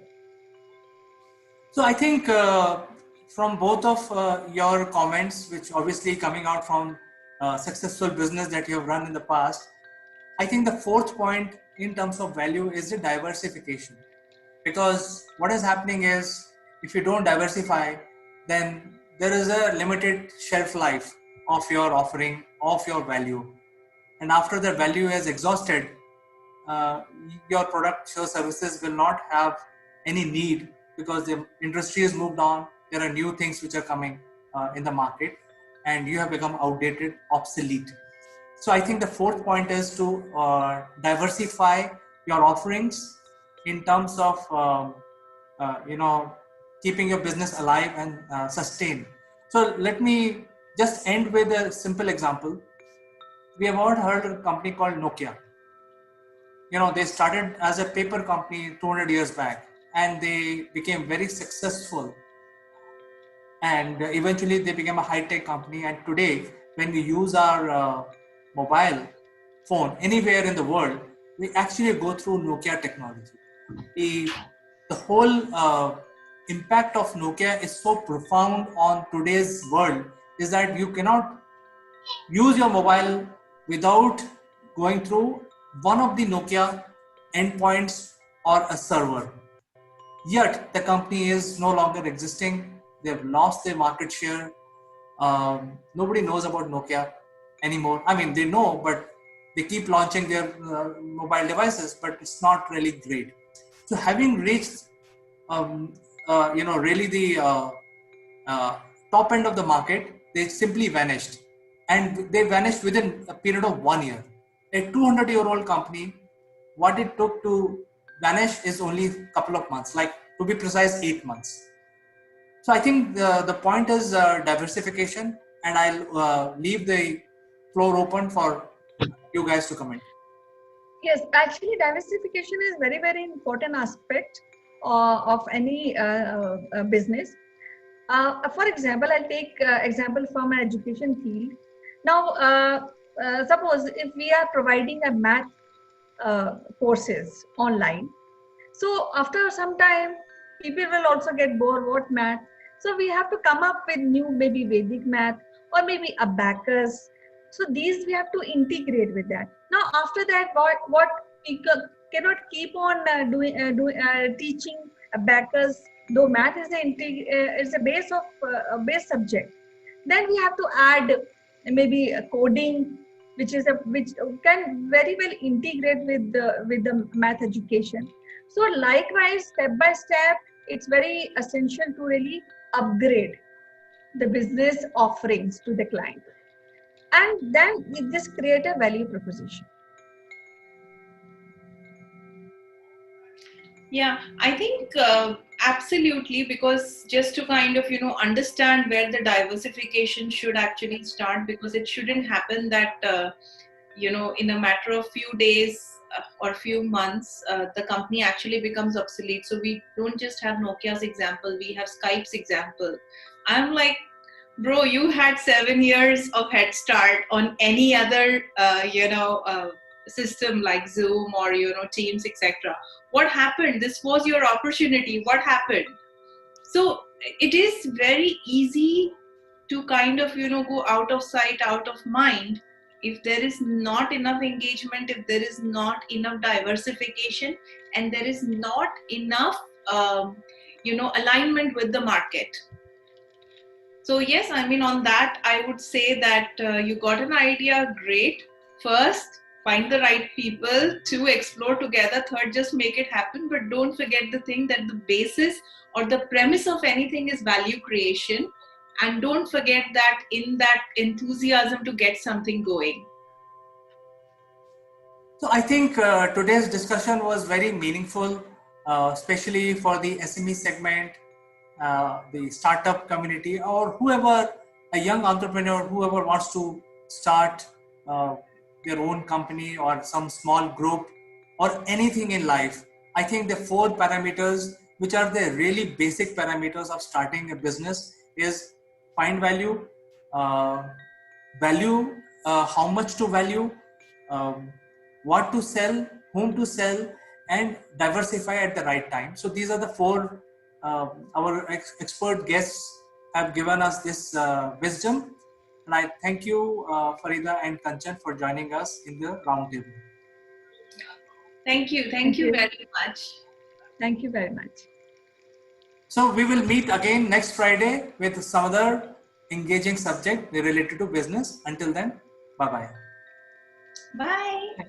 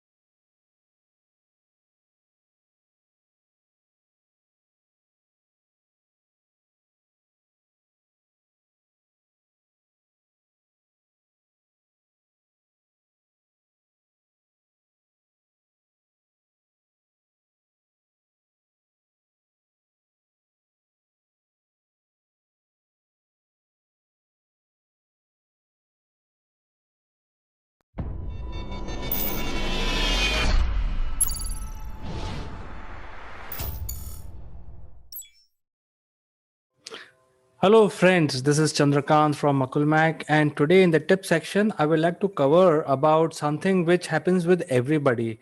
And as you know, that we are passing through a lockdown where all of us are using different PCs and different machines and bandwidth at home, and as a result, in some cases, some of the cases, we may need extra PCs for everyone in the family to log on.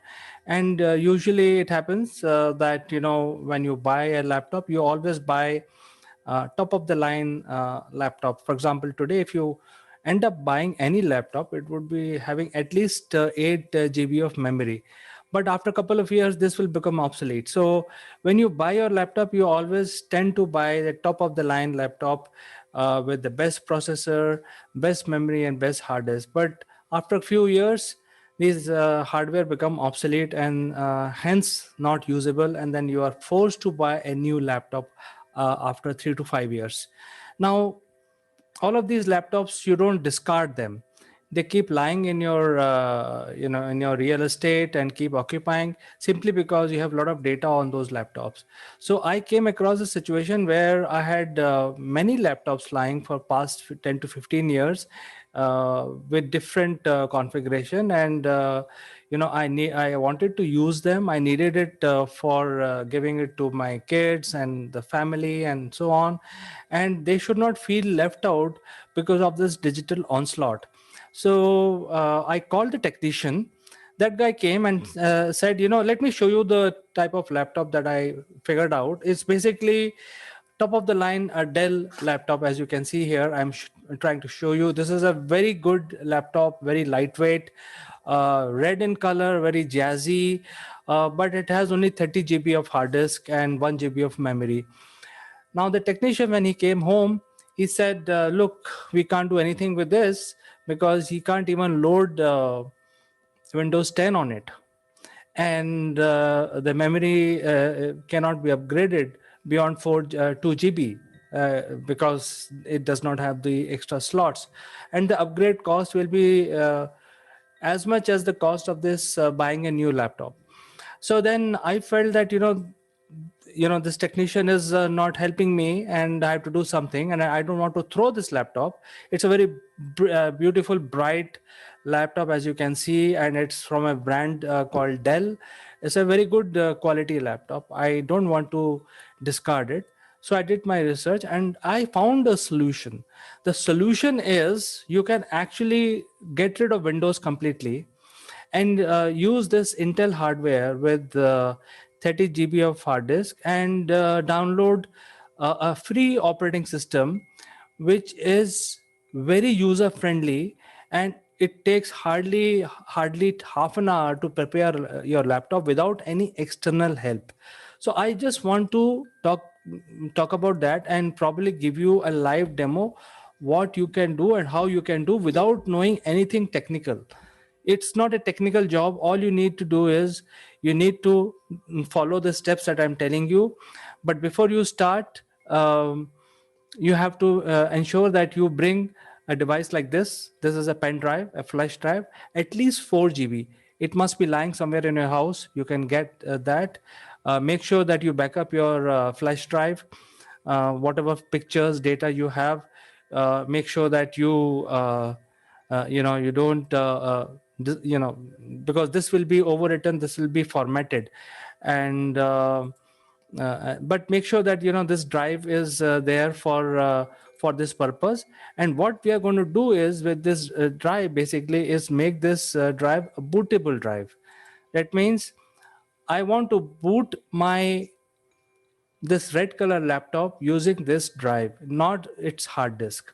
So and it can be done very easily. It's not a very difficult thing to do, but make sure that it is empty. You have taken the backup of this drive, and it has at least 4 GB of space. So the drive that I'm using today for this experiment is actually 30 GB, 32 GB. But nevertheless, if you have an old 4 GB flash drive lying around somewhere in your home, you can use it simply. Now, the whole point of making or using this drive is this will become a bootable drive. And when I say bootable drive, uh, once this drive has the operating system and entire bootable aspect of the operating system, then you can convert any number of hardware into this operating system using just this drive. So first of all, you have to make this as a bootable drive, and for that you need to do two things. And today in our experiment, we are going to download the Linux version. Linux, it takes lesser memory than Windows, because Windows 10 takes about 30 GB, and the older versions of Windows are no longer supported. So you have to move out of Windows if you want to use the old hardware. And Linux takes about 4 to 8 GB depending on what systems you are going to load on it. And I'll tell you exactly how you can do it and how user friendly this is going to be for your kids and for even your parents who want to use the internet, browse, do simple things like writing document, browsing, watching a YouTube video, even 4K videos, how you can use it. So first thing is you need to prepare this 4 GB, at least 4 GB flash drive. You must have it, keep it ready before you start this activity. And then go to this Ubuntu website. We are going to use Ubuntu version of Linux. There are many. You can choose any. Actually, you can use Mint, you can use Kali Linux, you can use Ubuntu.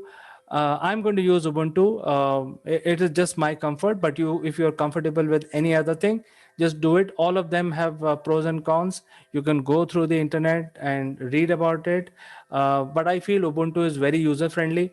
However, if you want to create your Linux very close to look like Windows, then you can also use Mint Linux, because Mint Linux menu looks very similar to Windows. But nevertheless, none of these versions are Windows, they are Linux.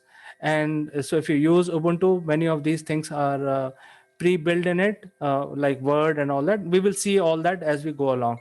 So what you have to do is go to Ubuntu website, and it's absolutely free. It, as you know, it's all freeware. It is there are no charges for downloading Ubuntu. So you go to Ubuntu and click on download. On the download page, you get these different versions. You get different types of I mean, the Ubuntu can be downloaded even for IoT devices, but you know, in today's experiment, we are going to download only for desktop, because our purpose is to prepare our old laptop, which has become obsolete, to become ready today, and again make it usable. And now here in the download section, you see two button. One is green, and which says 20.04 LTS, and other is 20.10. Now the difference between these two is that the LTS is the stable version of Ubuntu, and that is how the Linux gives their versions. I mean, the LTS upgrade will happen once in 18 months, once in 2 years, and this is stable, and there will be no upgrade. So you will not be, unlike Windows, which which gives upgrade or update, or some patch every 3 to 4 months. If you choose LTS version, uh, there will be no update for next 18 months to 2 years. Uh, or you can use the ongoing version, which is having all the latest features. So 20.0 LTS version basically will be the most stable version, but will not have the latest feature.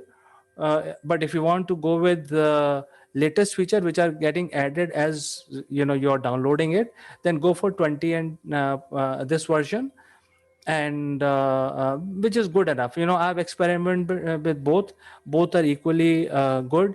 For our activity today, you can choose whichever you want, whichever you feel comfortable with.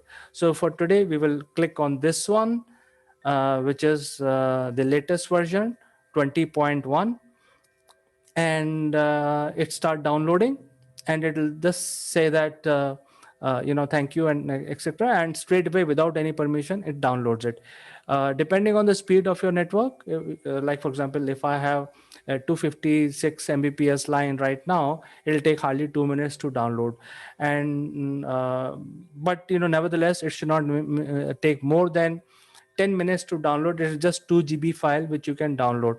After it is downloaded, you will see in your download section, it is already downloaded here, and it is just 2 GB. The entire operating system is 2 GB, and now it is there with you as an executable file. And one thing you have to make sure that it should be an ISO file. It should not be an exe file or any other file. It should be an ISO file, because ISO file is the operating system files. Now, in order to make this into a bootable drive like this one, we need a tool called Power ISO. So again, it's a simple utility. You can go to poweriso.com. Again, this is all free.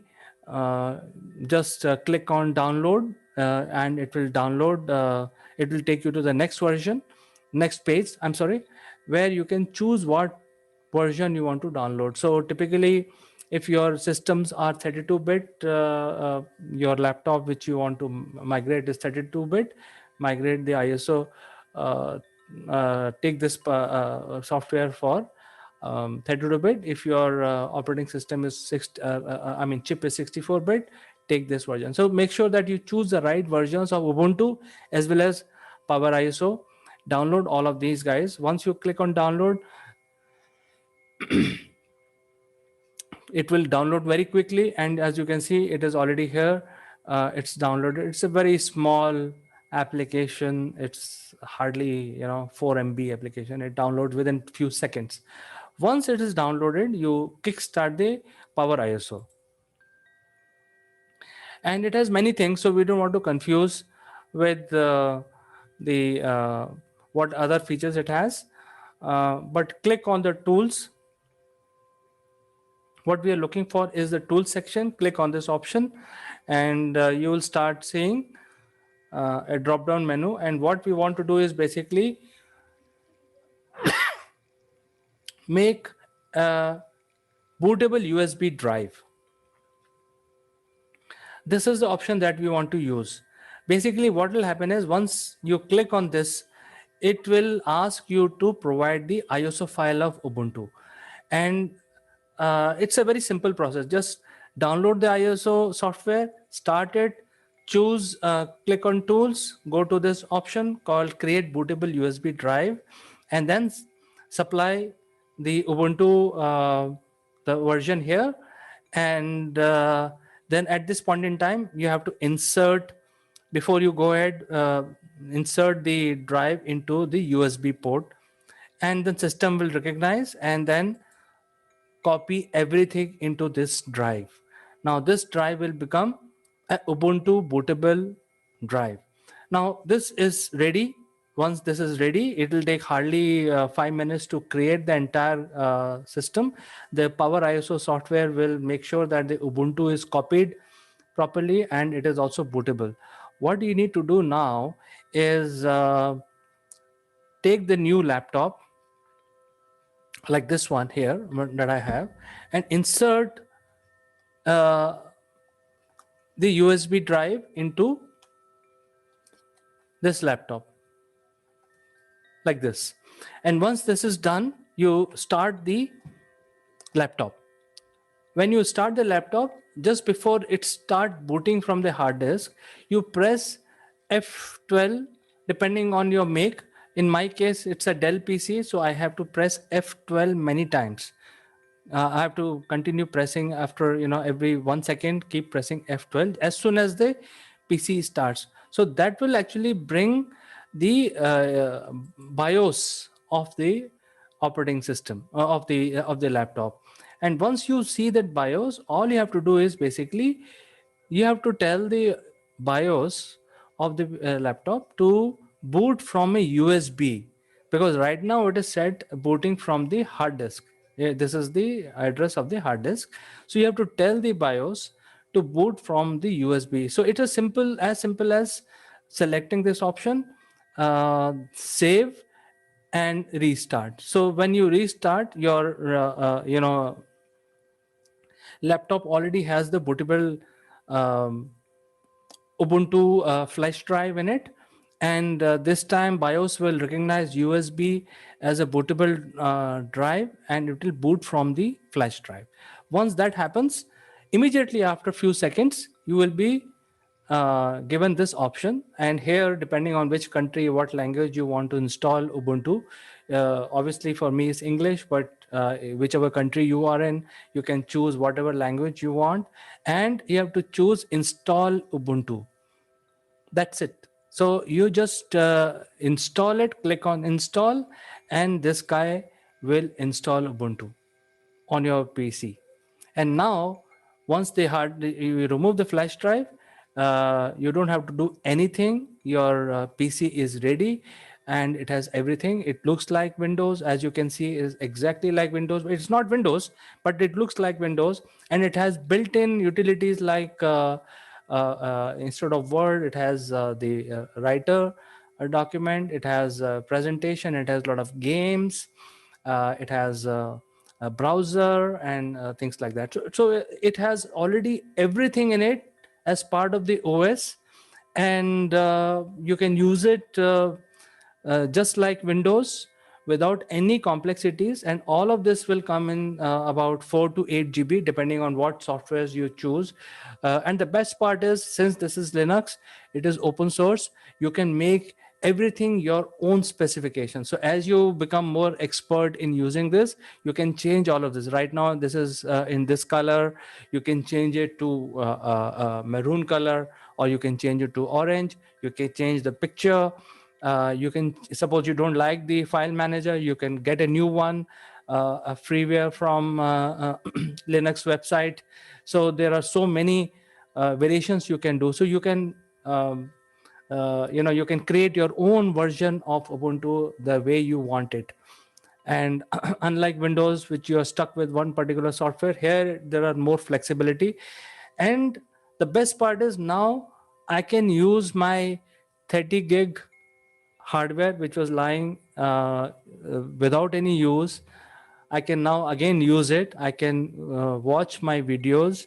I can start using it for my purpose, and also browse the net, and also do my office automation work, like creating Excels, writing Word documents, preparing presentation, joining if the kids are there, they can join the classroom using Chrome. You can download a Chrome on Ubuntu, and the use look and feel will be different, but usability will be exactly the same, just like Windows.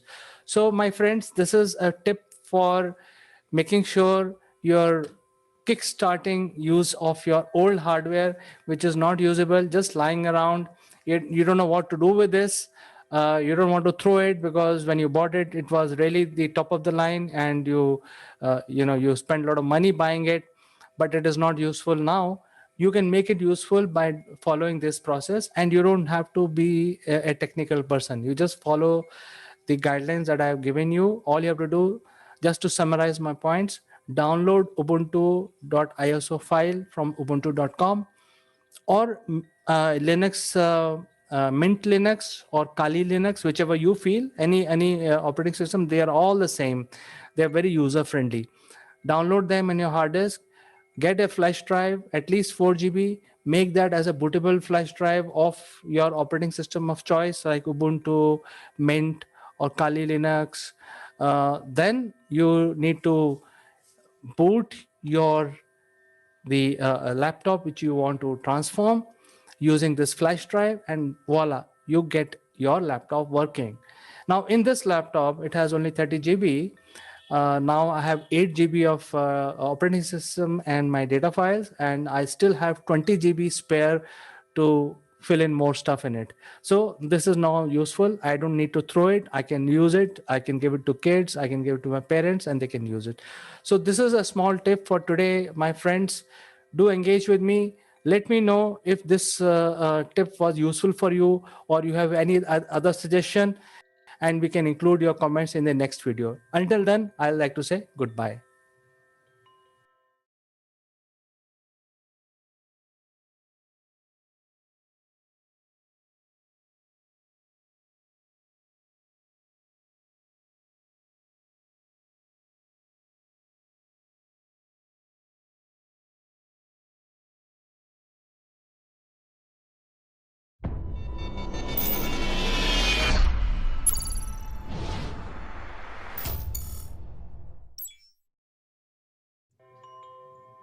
Hello friends, I am Kanchan from Akulmach Technologies and you are welcome to Top Brass Nation. Today I have a very interesting topic to discuss about, and we are discussing the rise of Joe Biden and Kamala Harris. To know the views of Sitesh Srivastav, I would like to welcome him. As you know, Sitesh has a deep interest in corporate training. He's been associated with the broadcasting and he has worked across the continent. So welcome to the show, Sitesh. How are you doing today? Thank you, Kanchan. I am really, really very well and happy that American election is over. How have you been? Yeah, I'm fine, perfectly fine. I'm just enjoying winters here. Very nice, very nice. So I think the world has been waiting for abated breath about this election, and historic election, landmark election. And what I have been believing and saying to my friends, that with this change, the first thing that would change the tone of the negative portrayal or the fear mongering portrayal of COVID-19 in the media would change. And I think the time is there after Mr. Joe Biden's election as the 46th president. Uh, the toning down of the media reports is actually a welcome move. But yet the drama is unfolding as we see. January 20th is too far, and our beloved Donald Trump has still not conceded defeat. So all these things are still unfolding, and everyday news stories are being planted, being said. But it is important to celebrate the journey of Joe Biden and Kamala Harris.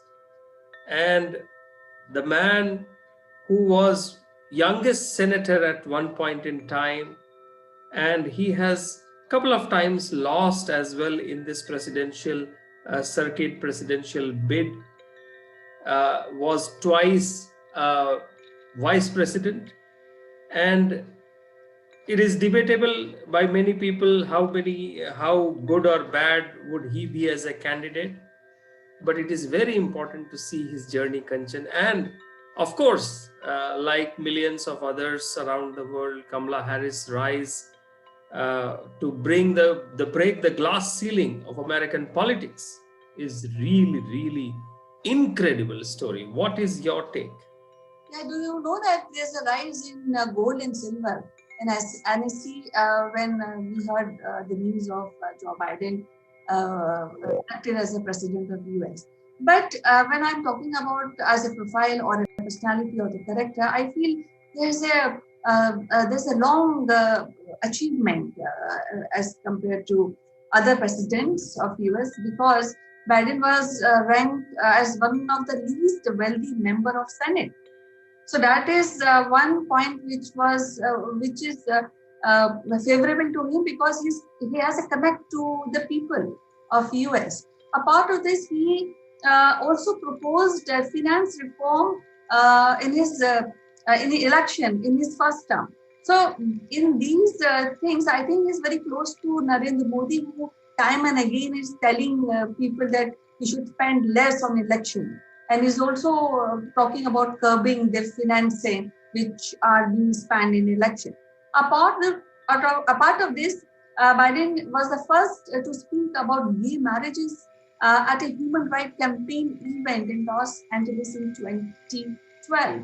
So I think that a few good points and good issues which Joe Biden has taken up, and which make a very a strong connect of this person to the people of US. And when he came in India also during Barack Obama administration, he also advocated that there will be a strong relationship with India. It is good, but we yet to see about what will unfold when he take up the presidency, and what will be the impact on India-US relationship.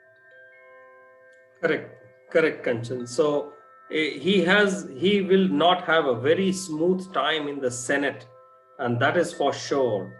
One, because of the number of votes that have been voted for the Republicans, and it has been a very, very close and cut to cut, neck to neck at some places. The results that have trickled in, and still the kind of lawsuits put by Republicans. And even after that, once he takes the oath on 20th of January, functioning in a Senate with that kind of an opposition, will definitely see the real Joe Biden that we all are waiting to see. And from the Kamala Harris side, the first Black and Indian American woman to represent California in the US, and coming from an Indian heritage and a Jamaican heritage. So that itself is a very interesting story, mostly for America, which is made up of immigrants.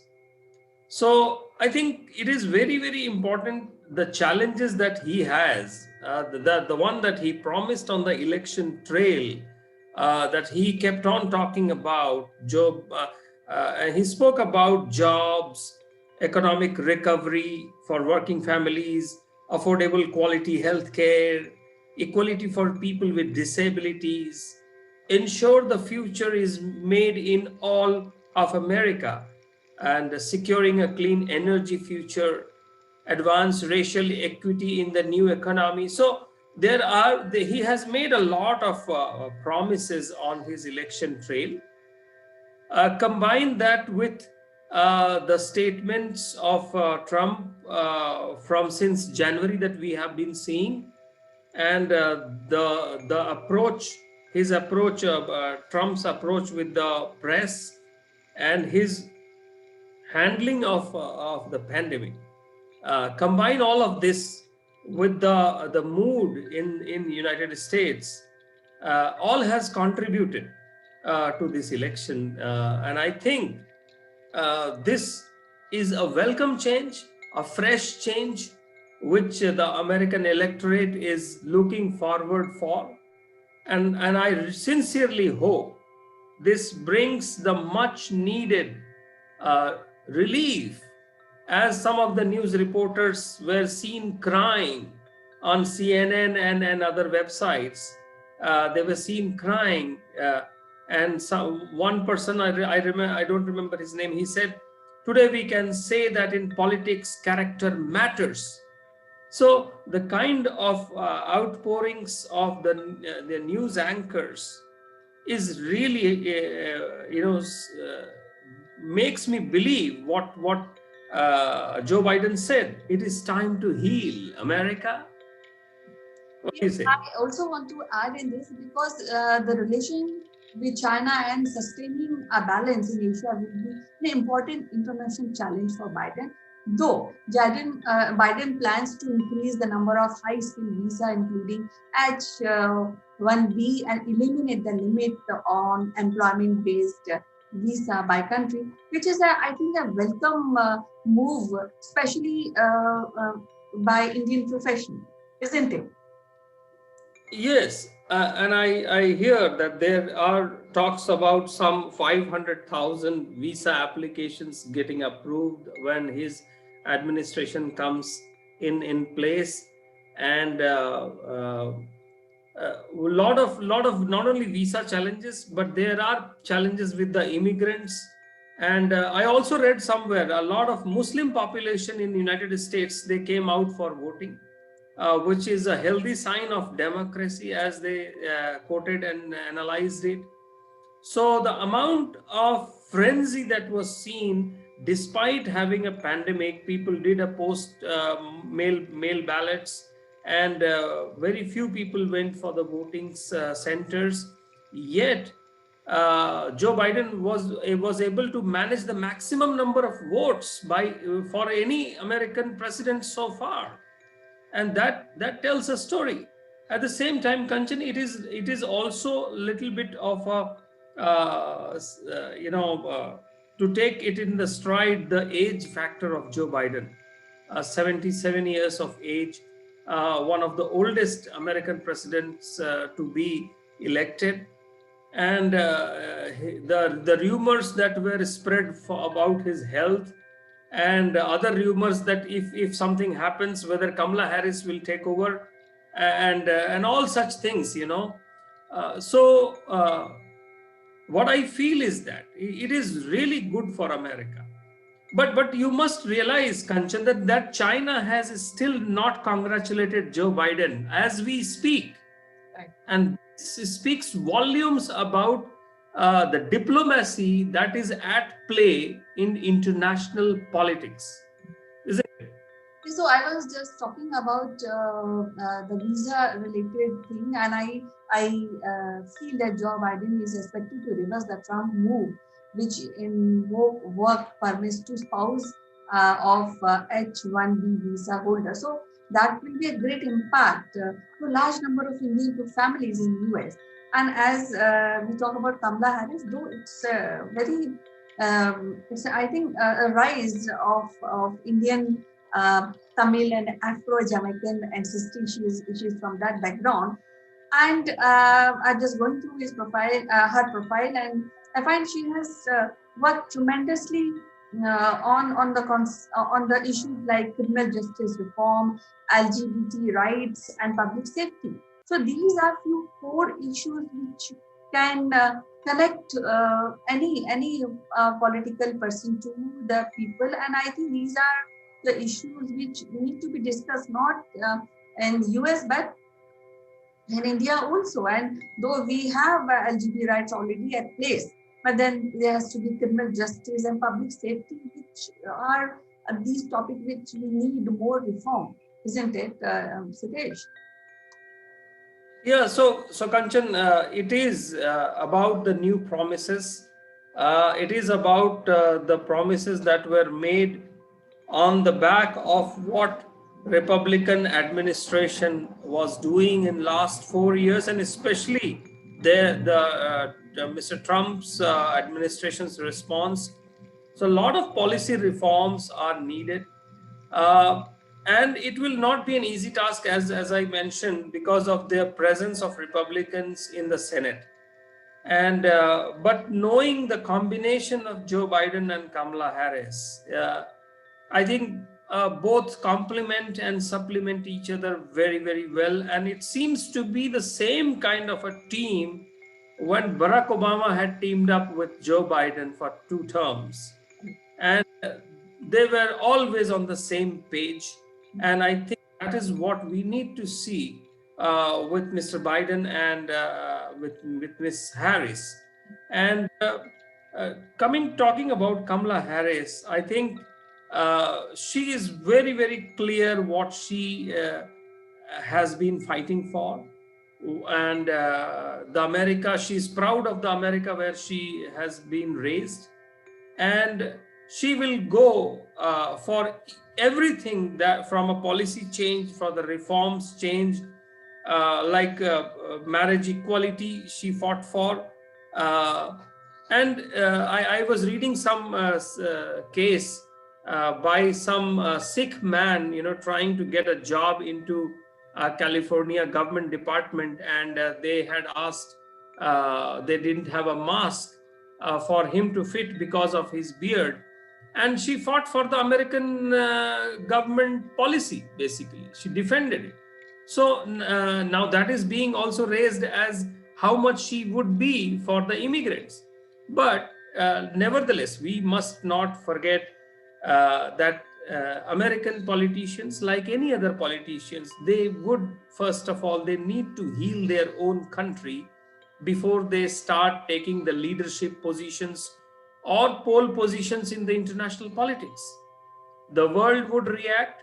And I think the moment Mr. Trump concedes defeat, the tone of the media, the response of the markets, the response of the societies across where America has good friends, I think the value of dollar, this all will strengthen, and it will have a positive impact on our Indian economy as well.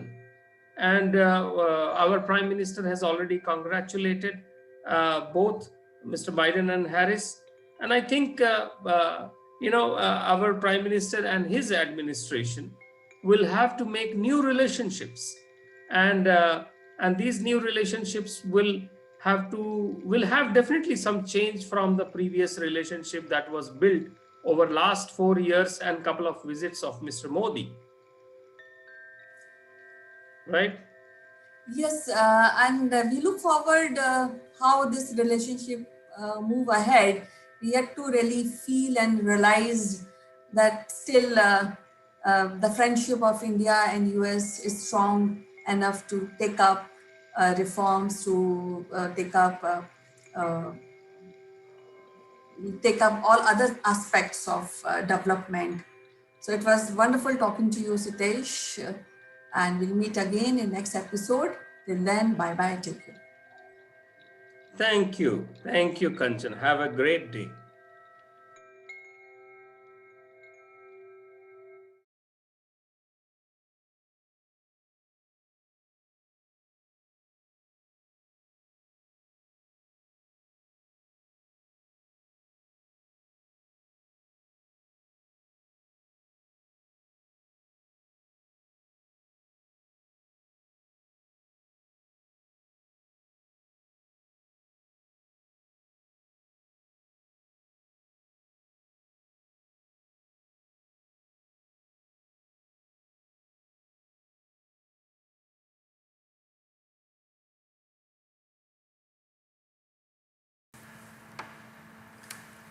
Hello, friends.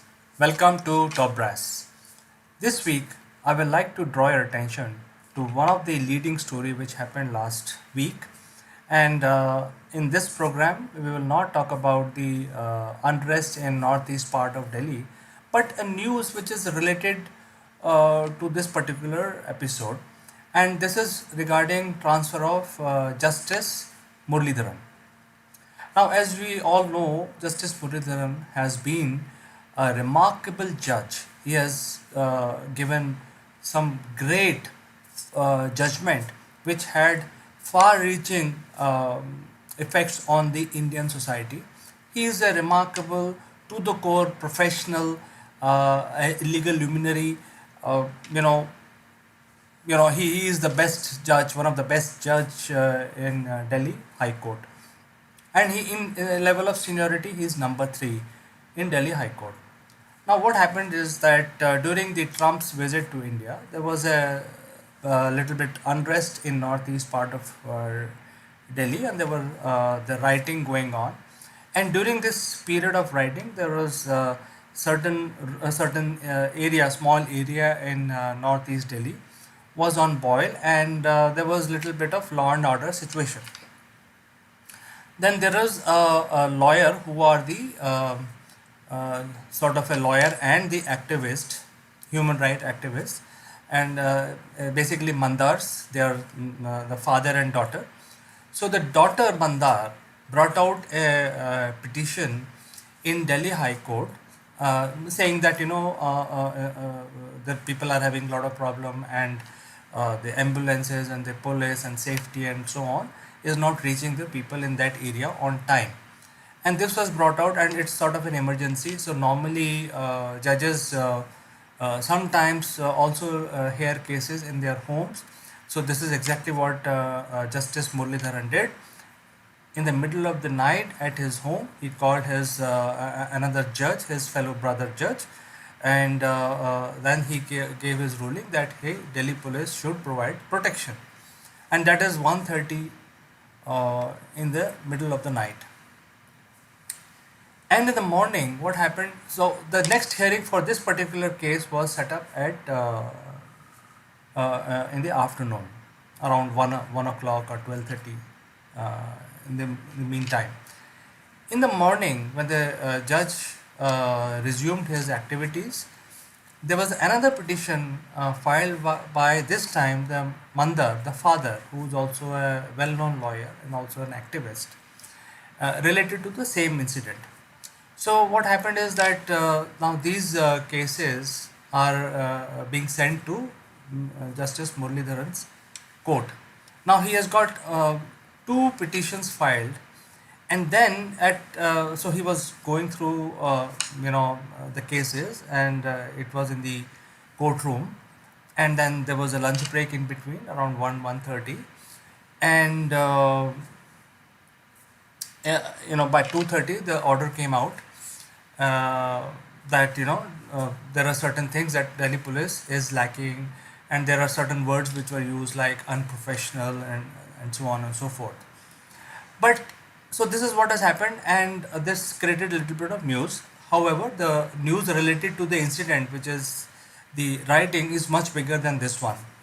in between, what happened is, I just want to draw your attention that this has happened in a period of 14 hours, which is 1:30 in the night and 2:30. So roughly about 13 to 14 hours duration, where people have taken, they are, they have slept, they have attended to other things, and then at 2:30 he came out with a ruling which is sort of, or which looks like that the Delhi police is being put on the spot, and they had given, the judge has given the Delhi police 24 hours to give response. At the same time, Delhi police fighting the rioters, and there was a huge problem at hand to solve for Delhi police. So Delhi police got in a fix. In the meanwhile, I'd like to draw your attention that this particular judge was transferred on to Chandigarh way back on February 12th. But the government of India did not notify that. And since the Delhi police is very bravely, countering the activities which are related to mayhem and rioting in northeast part of the Delhi, it became sort of a situation where the Delhi police is getting a lot of bad news from all over. They were losing their people, their constables and officers were under attack by the rioters, so they were solving that. They were trying to make sure that they don't start shooting or use some aggressive measures to ensure that the rioters will calm down and stop creating mayhem on the street. And at the same time, judiciary is also questioning them. So it looked like too much on their plate at that point in time, and they should have been given some time to respond. However, considering this, the government had to also keep the morale of the police high. They notified uh, the transfer in the evening. So what happens is that whatever judgment this particular judge has given with the follow-up cases stands null and void. So by notifying on the same day, government ensured that whatever Delhi police was given as a negative or sort of comeback next day type of judgment by Justice Muralidharan will not be heard next day. So this is exactly what has happened, and so this is a normal process. It happens. This is by the law. Whenever the judge is transferred, all the orders taken on that very day when he is transferred are null and void. So this is exactly what has happened. However, the political parties had all the opportunities to talk about it and politicize it, and which they did. They took it to very high level. It was all in the media, but it is not such a big deal because the consent of the judge were also taken before the transfer orders were given. So it was a collegium of the Supreme Court which transferred the judge. The consent was given by Justice Muralidharan, and it all happened by law. The only one minor thing is that since that judgment came on that day, on the same day, government notified the transfer to Haryana and Punjab High Court, and he has been asked to join the services in Chandigarh. That was the only thing which happened. It coincided with that, but legally there is nothing wrong in this particular event. So this is my analysis, and I personally feel that Delhi police was having too many things on their plate on that particular day when they were trying to calm the people. They were losing their officers to rioters. There were a few deaths also. I think all of us know about it. Um, and at the same time, Delhi police uh, definitely needed some time to cool things down so that they can get back to the court and give a proper response. So this is exactly what has happened, because the Chief Justice of Delhi High Court is back, and they have given them 6 weeks or something like 1.5 months time to respond. So which is sufficient time for Delhi police to prepare and give a proper response. Now there is calm. The life is coming to normalcy in northeast part of Delhi, and I think this is everybody is happy. And this is the event that happened last week, along with the mayhem and the violence in northeast part of the Delhi. So this is my analysis for this particular event, where the judge was transferred within uh, on a day when he gave a judgment to, and asked Delhi police to respond the very next day. So I will meet you tomorrow again with some more analytics about the current affairs. Till then, bye bye.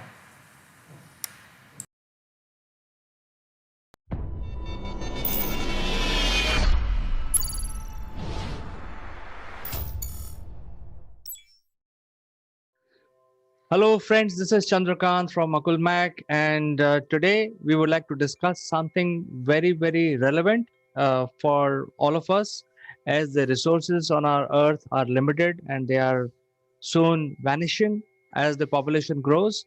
And how do we live our life comfortably with the limited resources that we have? So, to discuss this further, let me invite my friend from UK, Mr. Naval Gun. Good morning, CK. Good morning, everybody. Yes, we're going to introduce you to the concept of recycling, or what's being commonly referred to these days as the circular economy. So, what do you know about economies? Previously, it was called the linear economy. What does that term bring up into your mind, CK? Well, if you look at the linear economy, it means that there are some resources available, some minerals and metals available. All you have to do is dig them out and extract them, purify them, and use it for your own purpose. If it is about food, grow the food off the land, and so on. So I think this is what it is. But I know for sure that the metal will not keep coming out from the ground. One day it will deplete and there will be no metal left in the earth. So what will happen to our construction? What will happen to our machineries? How we will actually produce tools to till the land, to grow our crops? So I think this is what is coming to my mind right now. Yeah, you're absolutely right. And we've grown up with it, really.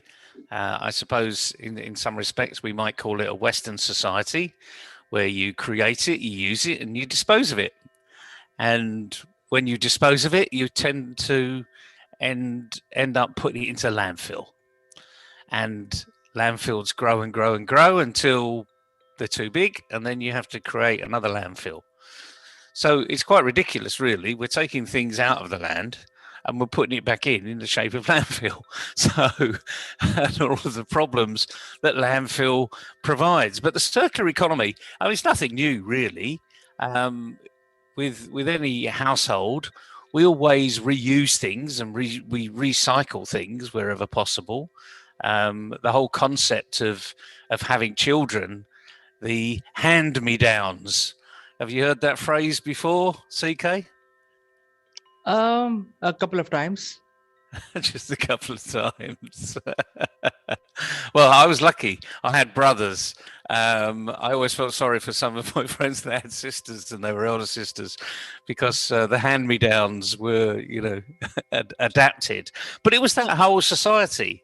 It was that sort of 40s and 50s societies post-war, where there was very limited resources and people literally put their minds to making things out of things that were used for different purposes.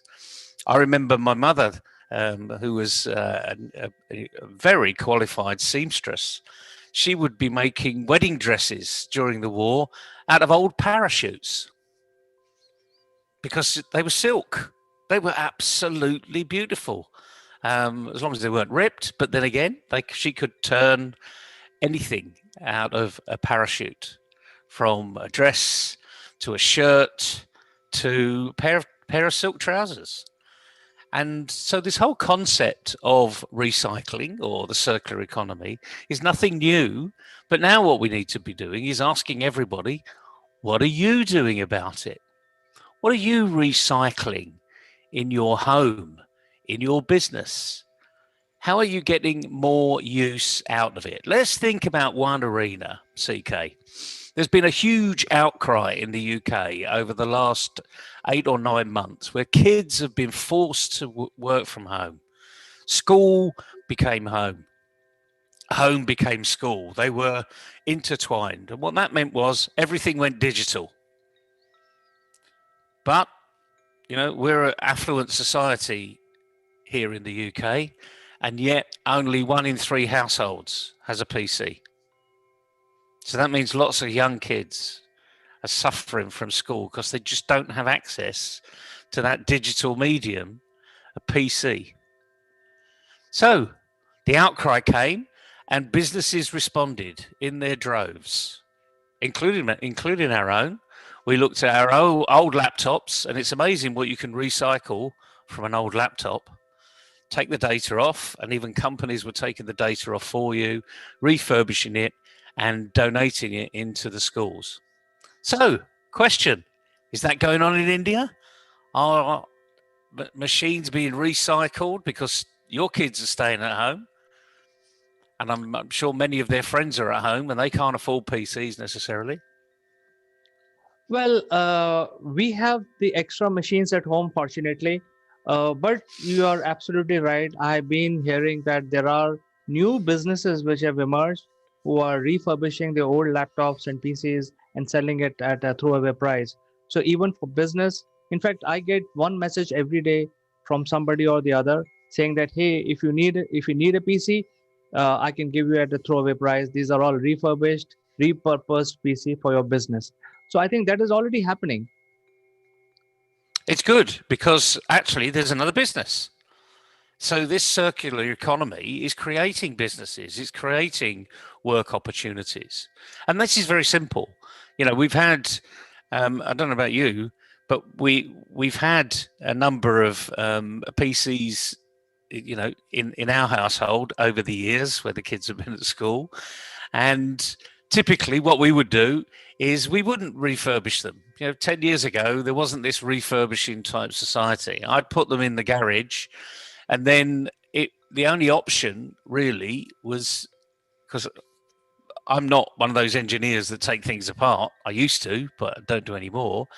The only way was literally to smash the thing to bits and take out the parts, because there's some incredibly expensive metals in a PC, in a tower, as you and I both know.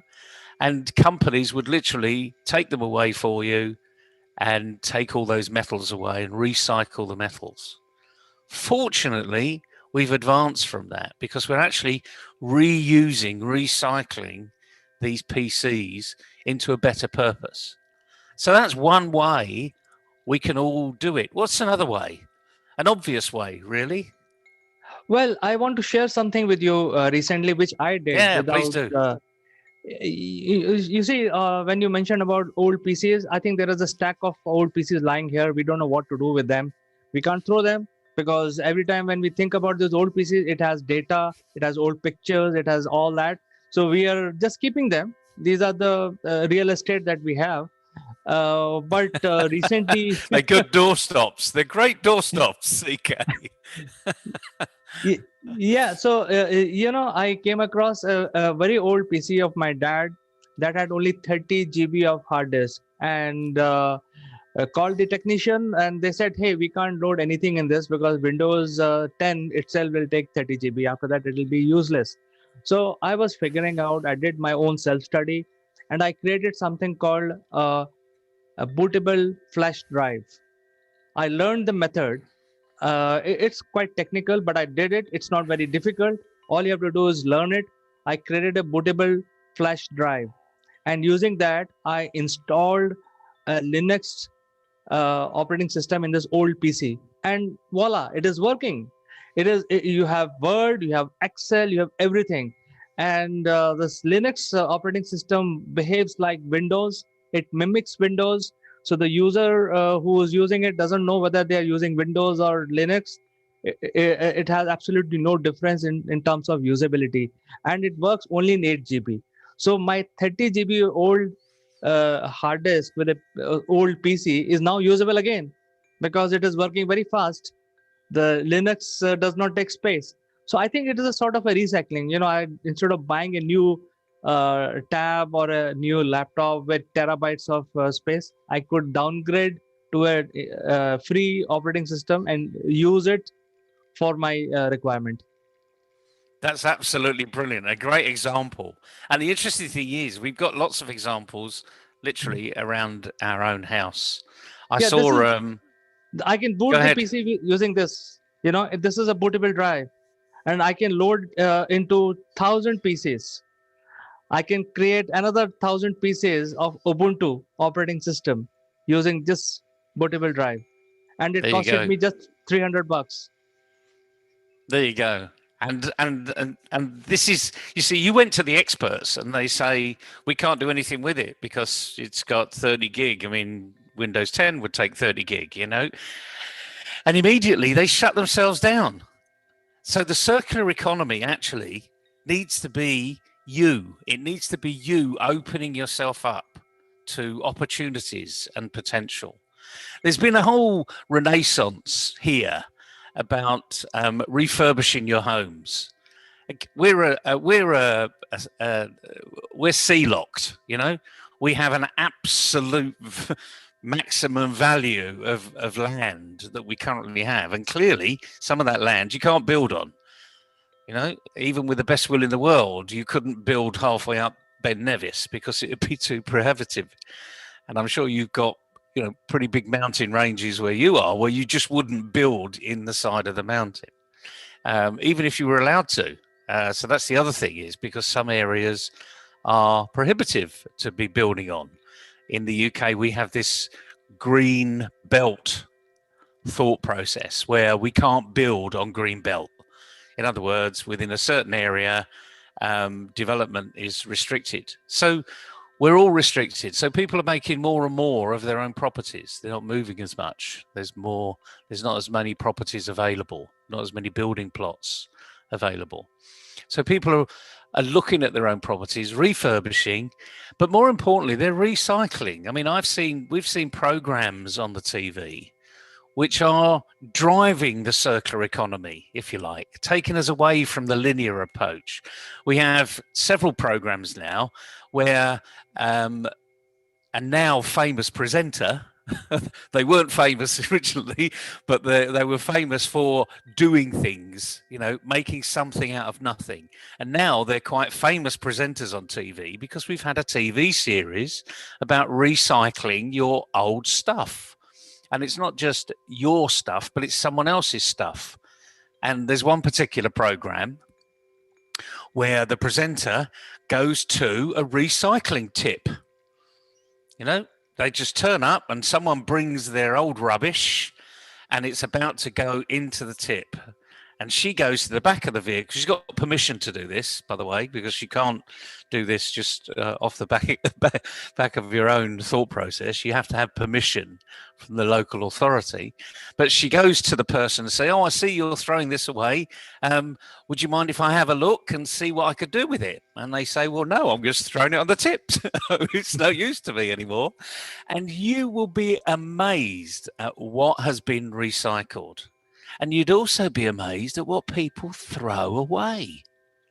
I mean, I've seen some antique, very old wooden oak furniture, solid oak furniture, which has got a few scratches and dents. It might have been in the garage for a while and it's got half a tin of paint that's stained in the corner. But people just throw it away. And she turns up and she says, "Well, we can recycle that into something else." And sometimes all they do is literally clean it up and sell it as a table, which is original purpose. Sometimes they turn it into other things. I mean, I've seen old metal vices, you know, the big metal vices that would be on your workshop that have got no use anymore, really, because we're moving into a different society. And they've turned them into lamps that hang on a wall, which are quite, you know, architectural and a bit rustic. You might call it something else, but it's very much the sort of the New York loft type arena where you would see all of these very industrial light bulbs and light fittings on a wall. So it's amazing what we can recycle. And if we start to recycle and think about recycling, we become a key component to the circular economy. Have you done any simple recycling? Have the kids done any simple recycling recently? Well, I think the recycling has been done sometimes, but I think there are two critical factors that we need to very badly recycle, all humans across the globe. One is water, and second is electricity, because I think there's a lot of wastage, a lot of water gets wasted, and we should actually divide our water into gray, black, and pure water, drinking water. So none of most of these household do not have this gray water and black water separation. It is now regulation also which is just come in few years back in India, where the large societies have been mandated to reuse the gray water in the bathroom and stuff like that. But I think there are so many independent houses, and India is a large country where there are more houses than societies, and none of these houses have a tradition of building the gray water separation machinery or a plant or small outfit which will separate it so that you can reuse your gray water and black water can be wasted out. And also the watering the plant, when you're watering, you're wasting a lot. Washing your cars, so a lot of water is getting wasted. I think we need to come up with a way of reusing this water, and rainwater harvesting we should get in every household. And second thing is electricity. How do we generate electricity right from the nature? Because electricity is available. There is a lot of sun, there is a lot of wind, and at a very low cost you can generate electricity. So I think these are the two things which are very critical for us to sustain. You're absolutely right, CK. And the whole thought of a lot of people would never have heard of this term, and maybe they haven't heard of it now, grey water and black water. But I remember when we were going on cruises many years ago in last century, I was introduced to the concept of grey water and black water, because on a ship, traveling around the Atlantic or the Mediterranean, you don't necessarily go into port all the time, and you've got limited resources. You've only got the amount of water that the ship can carry. It can't, at the moment, take seawater in, desalinate it, and make it into drinking water. The technology is coming. It's not quite there yet, but it is coming. So we have this grey water, black water arena. And I'd like to see potentially someone in the future going into these car washes so that the recycling is all done in the car wash. So the only waste actually is the foam that's come off the vehicle. And maybe there's a use for that. So we can all do our little bit if we're smart. I mean, I remember when we had water shortages here, and we would literally be storing water in pans and reusing it out of the washing machine and tipping it down the toilet. So we were forced to do it. It's quite recent this happened as well. So it still happens today because we have a shortage of some of the main resources. You've hit the nail on the head. I think water is a massively reduced resource that we're all desperate for. And at the same time, electricity.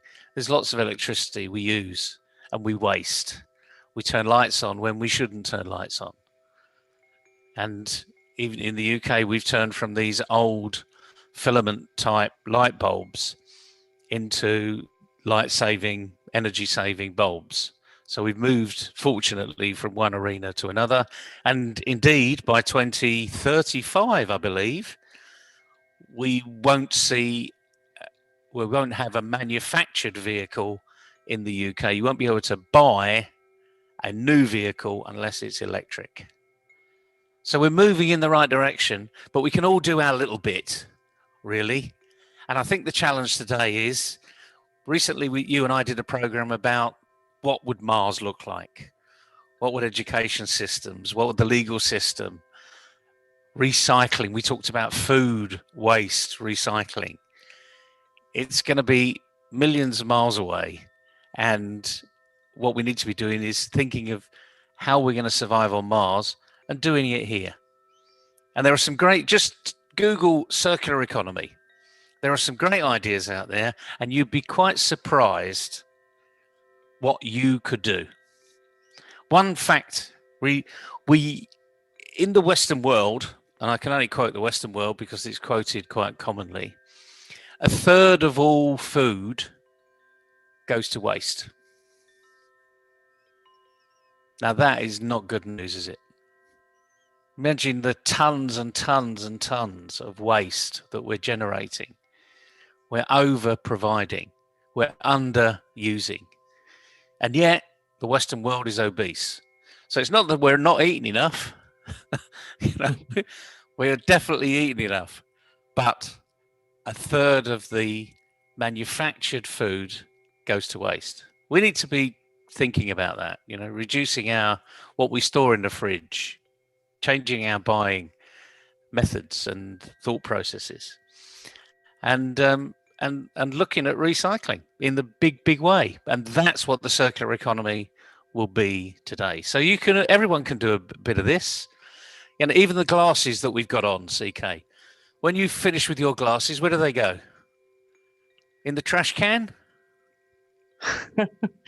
Yeah, that's a good question. They keep lying around because some of the frames are pretty good. We don't want to throw them, so they just keep piling on our real estate.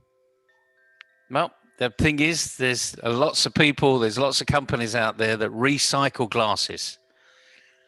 The Lions Club has a recycling process of glasses. The Rotary Club has glasses recycling. And, many parts of the world, people will be desperate for glasses. So the simplest things, don't just throw them away. Recycle them, find another use. And you'll be surprised, actually, if you Google it and you're about to throw something away, old frying pans, old cooking pans, if you Google it, someone will say, any old scrap metal will take from you. You give them a call and they come and pick it up. And hopefully it's recycled to an even better cause. So I hope this has given our viewers a bit of food for thought today on where we can go in the circular economy, how much you can do. I think, Neville, this is a lifestyle change that is required to adapt or embrace the circular economy. All of us individually can adapt the ways of, how we can recycle instead of buying, because when we buy, we actually spend money. So we can save that money and store it for our future use. So instead of spending money, you can just find a way to create something new. You mentioned glasses. Soon there's going to be a Google Glass which is going to come up. There are other Samsung glasses which are going to come up. So then these glasses will become obsolete. So we never know. A new contact lens will come. So these glasses will have to find a new utility.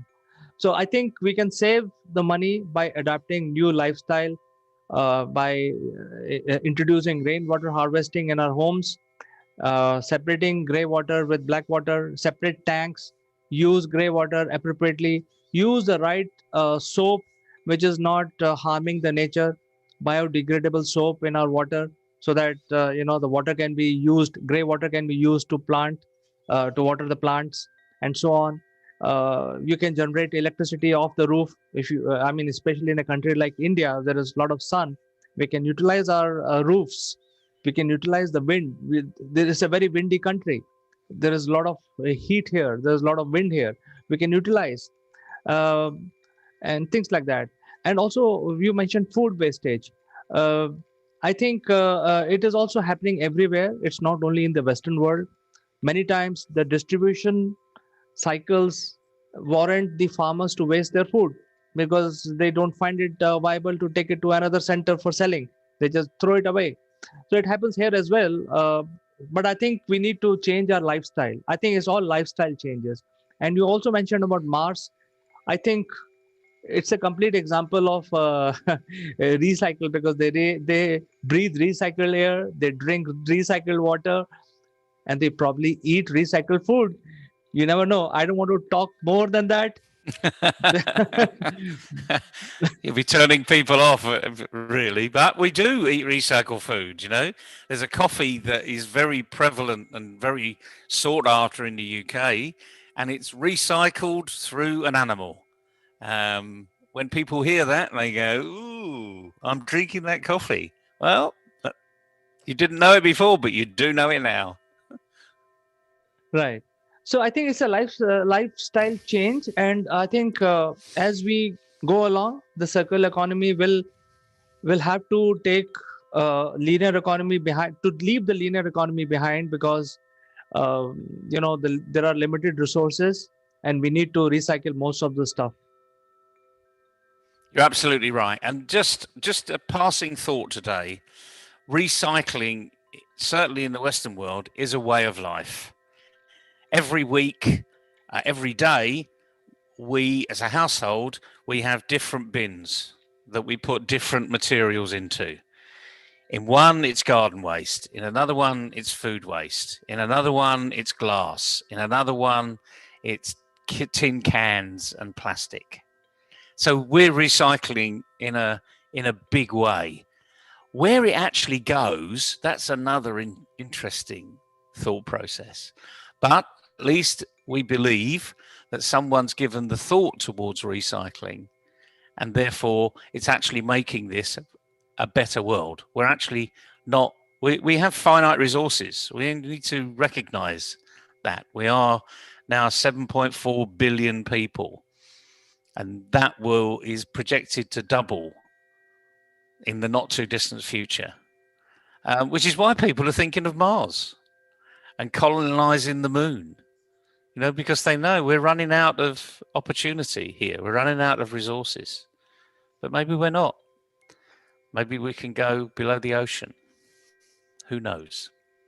It's been great speaking with you, CK. It's a really important subject, ladies and gentlemen. Just think about your own arena. Don't blame others. Just think about your own arena. What do you recycle? What do you make sure you give away to the right area? Like glasses. Are you just adding to your real estate in the house? Or are they going to be used somewhere where someone is desperate for glasses? There's always someone who can make use of your rubbish. Absolutely. And thank you very much, Naval, for joining us today. It was a really pleasure talking to you on this very important subject. We'll catch up again tomorrow on something more interesting. Thank you, CK. Have a good day, everybody. Bye-bye.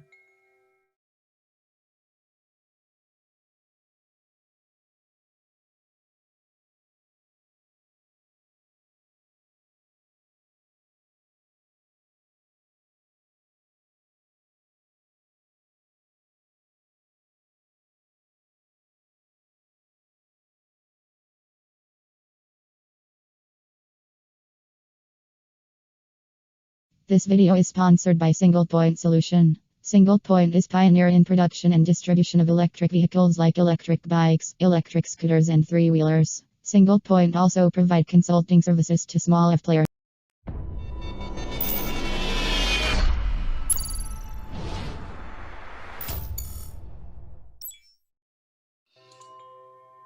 Hello friends, I'm Kanchan from Akulmach Technologies and welcome to Top Brass. Today we have a very, very interesting discussion about a person who is in news for some time, and he's Arnab Goswami. Arnab Goswami is SME's and is born in SME's family of Colonel Manoranjan Goswami and Suprabha Goswami. So, to discuss about his personality, his kind of journalism, I have Sitesh Srivastava, who has a deep interest in corporate training. He's been working in different continents and is closely associated with radio broadcasting. So, Sitesh, welcome to the show. How are you today? Thank you, Kanchan. It's a great day on this side for my side, and I'm sure it is a good day for you as well. I am really, really well and very, very charged up, just like Arnab. How are you? I'm fine. At my side also, things are good. Weather is well, unlike there's no pouring of rains now. So things are perfectly right. And as you know, we are discussing about Arnab, who is trending. He was #1 journalist at the moment in Indian subcontinent. I can say he's also a recipient of Ramnath Goenka Award for Excellence in Journalism. And as you know that he started his career in 1995 with Telegraph and NDTV. And later on, he also joined from 2006 to 2016 in Times Now. And currently, he is heading Republic Media Network, which is trending is and also having highest TRP. So, what do you think about the TRP and other aspect of this news giving away? Well, Kanchan, first of all, I do not believe in any histrionics. I come from the great legacy of the Doordarshan news reporters, All India Radio news reporters, Shammi Narang of those days, if you remember, and Salma Sultan and others of Komal GB Singh, Gitanjali Iyer, and you name it, you have it, including Pranoy Roy, who is now the chairman of NDTV. And so I believe that ratings don't last. Good journalists do. And the other thing is that journalists should be watchdogs and they should not be lapdogs. So in today's life, it is more about the room is filled up with so many journalists, so many media people. And one of the sure shot way of to be heard is to be loud.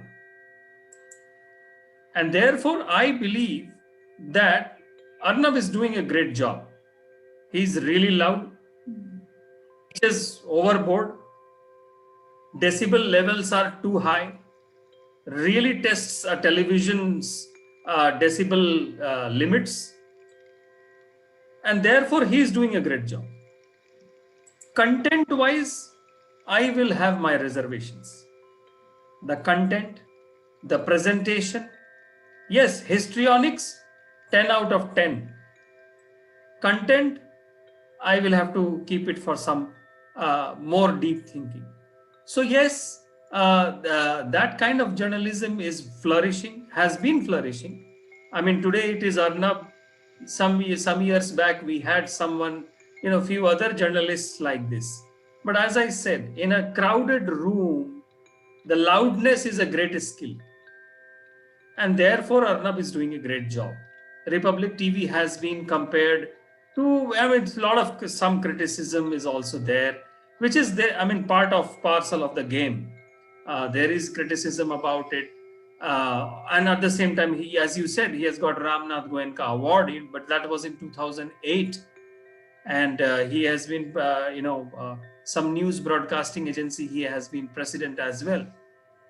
But to say that he is not articulate, which I would think, because I always come from a belief that the argument has to be better rather than the voice, rather than the decibel. Whichever debate it is, whether it's a debate on a television or it's a debate in a parliament. What do you say? I believe some part of your argument at this point of time, but I feel one aspect which is very crucial and very solid when we talk about Arnab is that rise of nationalism, which is, I think, is a requirement of this hour, because we somehow started saying that India is not bad, it is a bad country, and there are no facilities. And we have somehow, the young generation especially, left the feeling of proudness about their country, their culture, their tradition, and the various things which India offers. So I think in one way, Arnab has ignited this issue and this very crucial aspect to feel proud and rise of nationalism.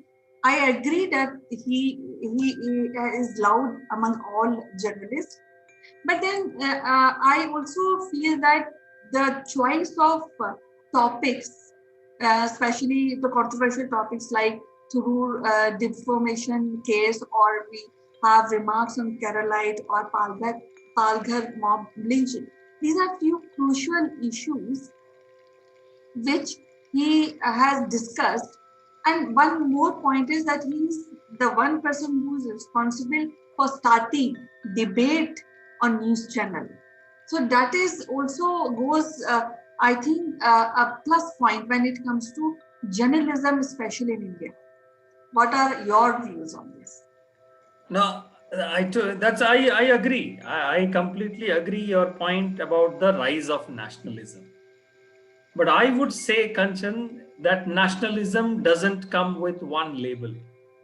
Nationalism is not about one label, one political party, one ideology, the most popular ideology, and it is also something. It cannot be claimed that one is a better patriot than the other, because there is no scale for it. There cannot be a scale for it. Ultimately, everyone functions under the Constitution and the words written in the Constitution. So to say that nationalism's rise, yes, it is being seen, it is being observed, but to say that that is the only brand of nationalism, it is incorrect. And therefore, I always recommend to my family, to my friends, to my colleagues, sometimes please go and watch Doordarshan news as well. You will be happy. You will feel peace.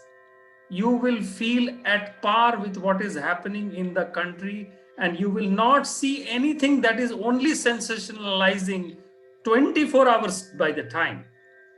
And I am so proud of Doordarshan that even in today's hullabaloo of all these, branded journalism, Doordarshan still remains, Doordarshan News, English or Hindi or whichever, they still remain the best news channel. And at least the moment you watch, you watch all the other news channels and you come back to Doordarshan, you will feel at peace. You will go and have a cup of coffee and you will think, oh, the world revolves anyway. It doesn't stop. And that is my whole point is all about. No, I think that you are more on the presentation type of issues rather than news or how it is. You want. So I want content. Okay. I want content, and I want balanced content on so many things happening in the world. If you see, one movie star's death has taken 100 days of television content 24/7 for one channel. You go to Doordarshan and you get the balanced news, what is happening across the world. You take up any international channel, there are sensitive news, there are progressive news, there are food news, there are leisure news, there are sports news, there are life. There is life beyond sensationalization, and I'm completely against. And that is the reason the same thing happens to the Fox channel in America. Fox News channel is just based on this sensationalization. And so whichever party one supports, it is about the belief of the journalists. Can you imagine of the journalists of Doordarshan days shouting on top, hurling comments, insulting comments, throwing words, and the words which are, even probably a person like Mr. I can really think of a person like Mr. APJ Kalam would have been offended being on Republic Bharat. So I think that it is important to have a great content. It is important to raise the pitch as well. We need to raise the pitch. We have seen everyone does it. It is not just Arnab.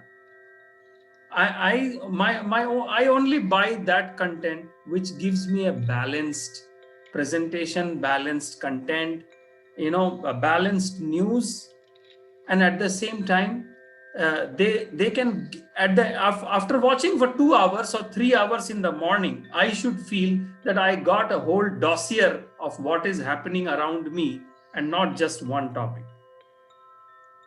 I agree with your point, but there's one issue which I differ is that you mentioned about this film star who is kind of a in suspicion that he's being murdered, but there are people who are saying that he committed suicide.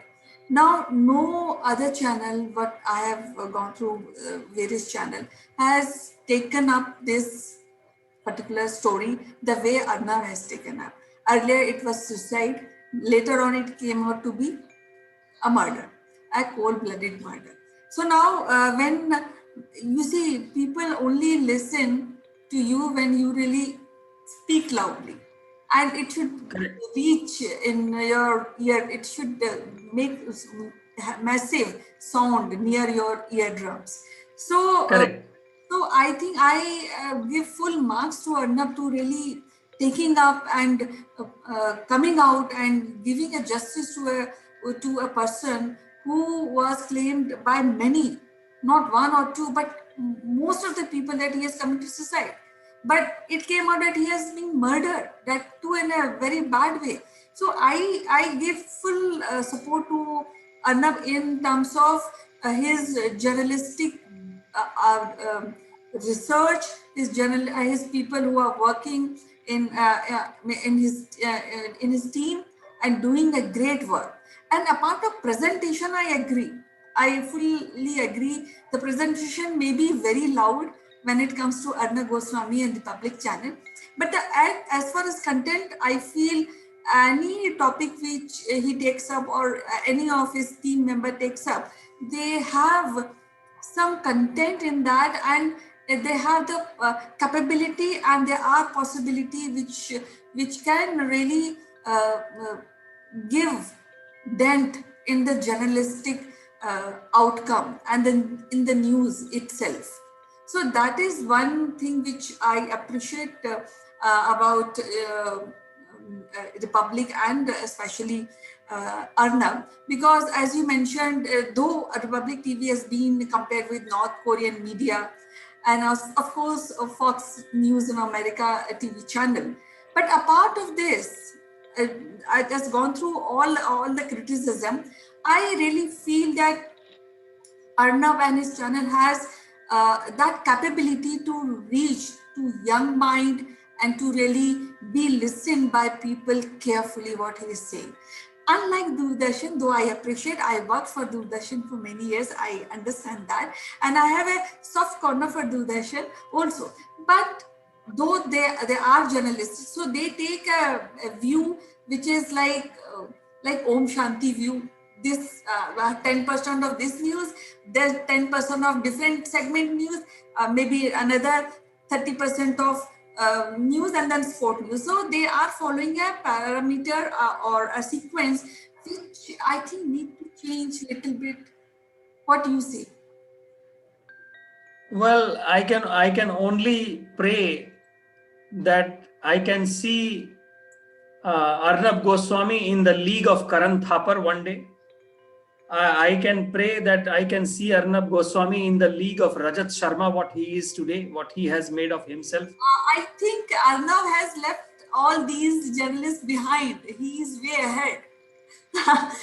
I think because the kind of people appreciation he's getting, no other journalist has yet, except Pranal Roy when he initially started NDTV. I can agree on this point. But of course, there are Rajat Sharma who has a separate segment and separate fan following. But when it comes to comparison of Arnab Goswami with Rajat Sharma or any other journalist at this point, I think nobody matches him.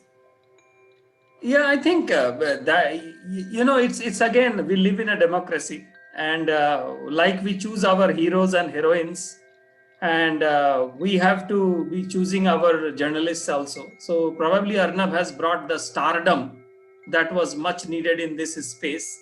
So he has become like a angry young man of the news channel.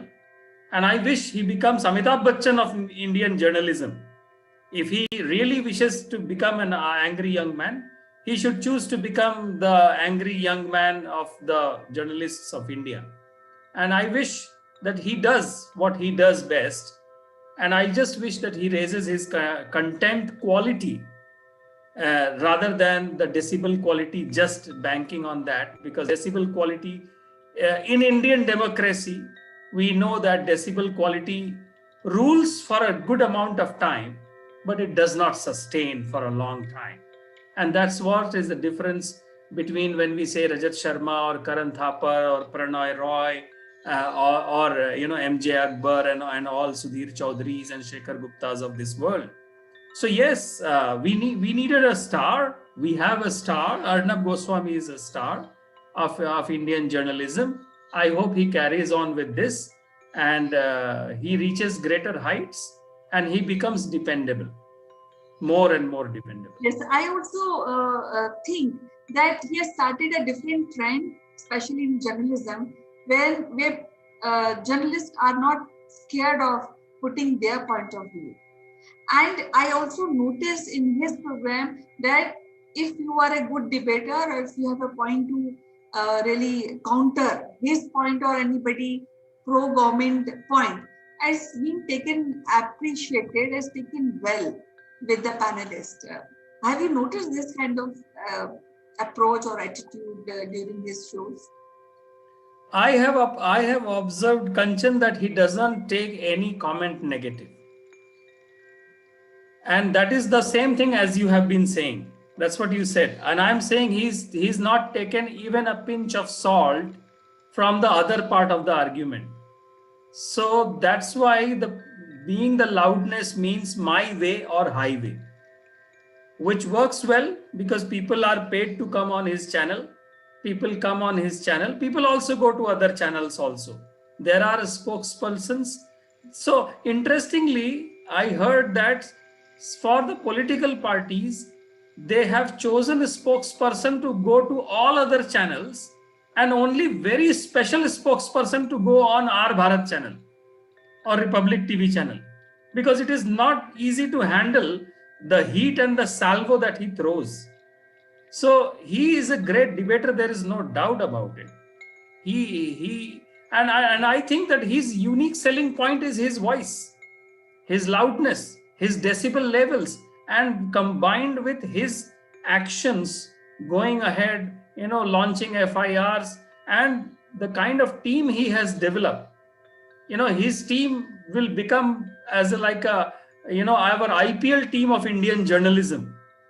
In that T20 session, they will run behind, they will do everything to get a scoop, a worth of news from each and every matter that they are looking into. They are choosing and going behind. But he is definitely riding a very, very thin rope in terms of choosing between the setup. And he must note, if he has to go very, very long way beyond the decades where governments change, political masters also change, industrialists change, people change. If he has to go a long way, he has to be a really, really a long-term player rather than a few years short-term player. Yes, actually, his parental grandfather was a lawyer and his maternal grandfather was elected legislator from Communist Party and served as an opposition. So no wonder I can understand from where this discussion and debating skills come from. But at the same time, I feel that Arnav has a lot of challenges to face, especially if we see today's scenario. And I also feel that being journalist is one of the fourth pillar of democracy. It has to be powerful and has to show people what is right and what is wrong. And I think more than 50% of work which Arnab is doing, I think it's clearing mind of people and showing across what's happening, especially when we see mob lynching, Palgan mob lynching. And I prefer and I feel that he has long way to go and a long way to really think about sustainability of this kind of journalism in India. What are your ideas? Right. He has to be the if he has to sustain, he has to be a long-term player. And that long-term player has to withstand many governments in a 40-50 year career. Many governments, many ideologies, regimes change, electorate changes, content also changes, tones change, but the core, the ethics remain. I believe what he is being seen today, his core and ethics remain the same. He has no doubt inspired a lot of new journalists, young journalists. I'm sure wherever he goes to address these graduates, he gets a standing ovation, and his courage is commendable. But at the same time, the sustainability factor is also needs to be seen, so that he can become MS Dhoni of Indian journalism or Amitabh Bachchan of Indian journalism if he is being portrayed as such. Yes, so all the best to Arnav, and let him keep giving good news and establish a good journalism in Indian subcontinent. So we'll be discussing more about different issues in our next episode. Till then, bye-bye. It was so wonderful to talk to you, Sitesh. Thank you. The nation definitely wants to know this, Kanchan. All the best. Thanks. Bye.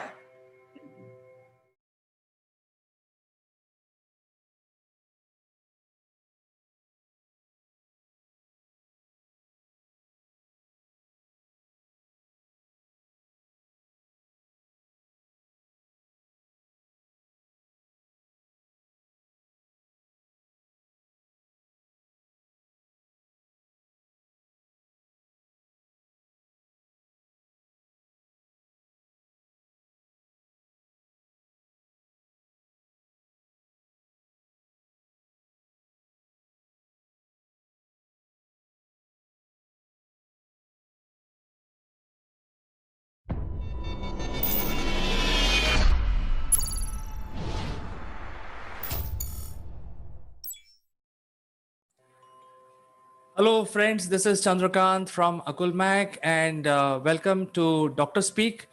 And today we would like to discuss something very important, and it's around the obesity among people.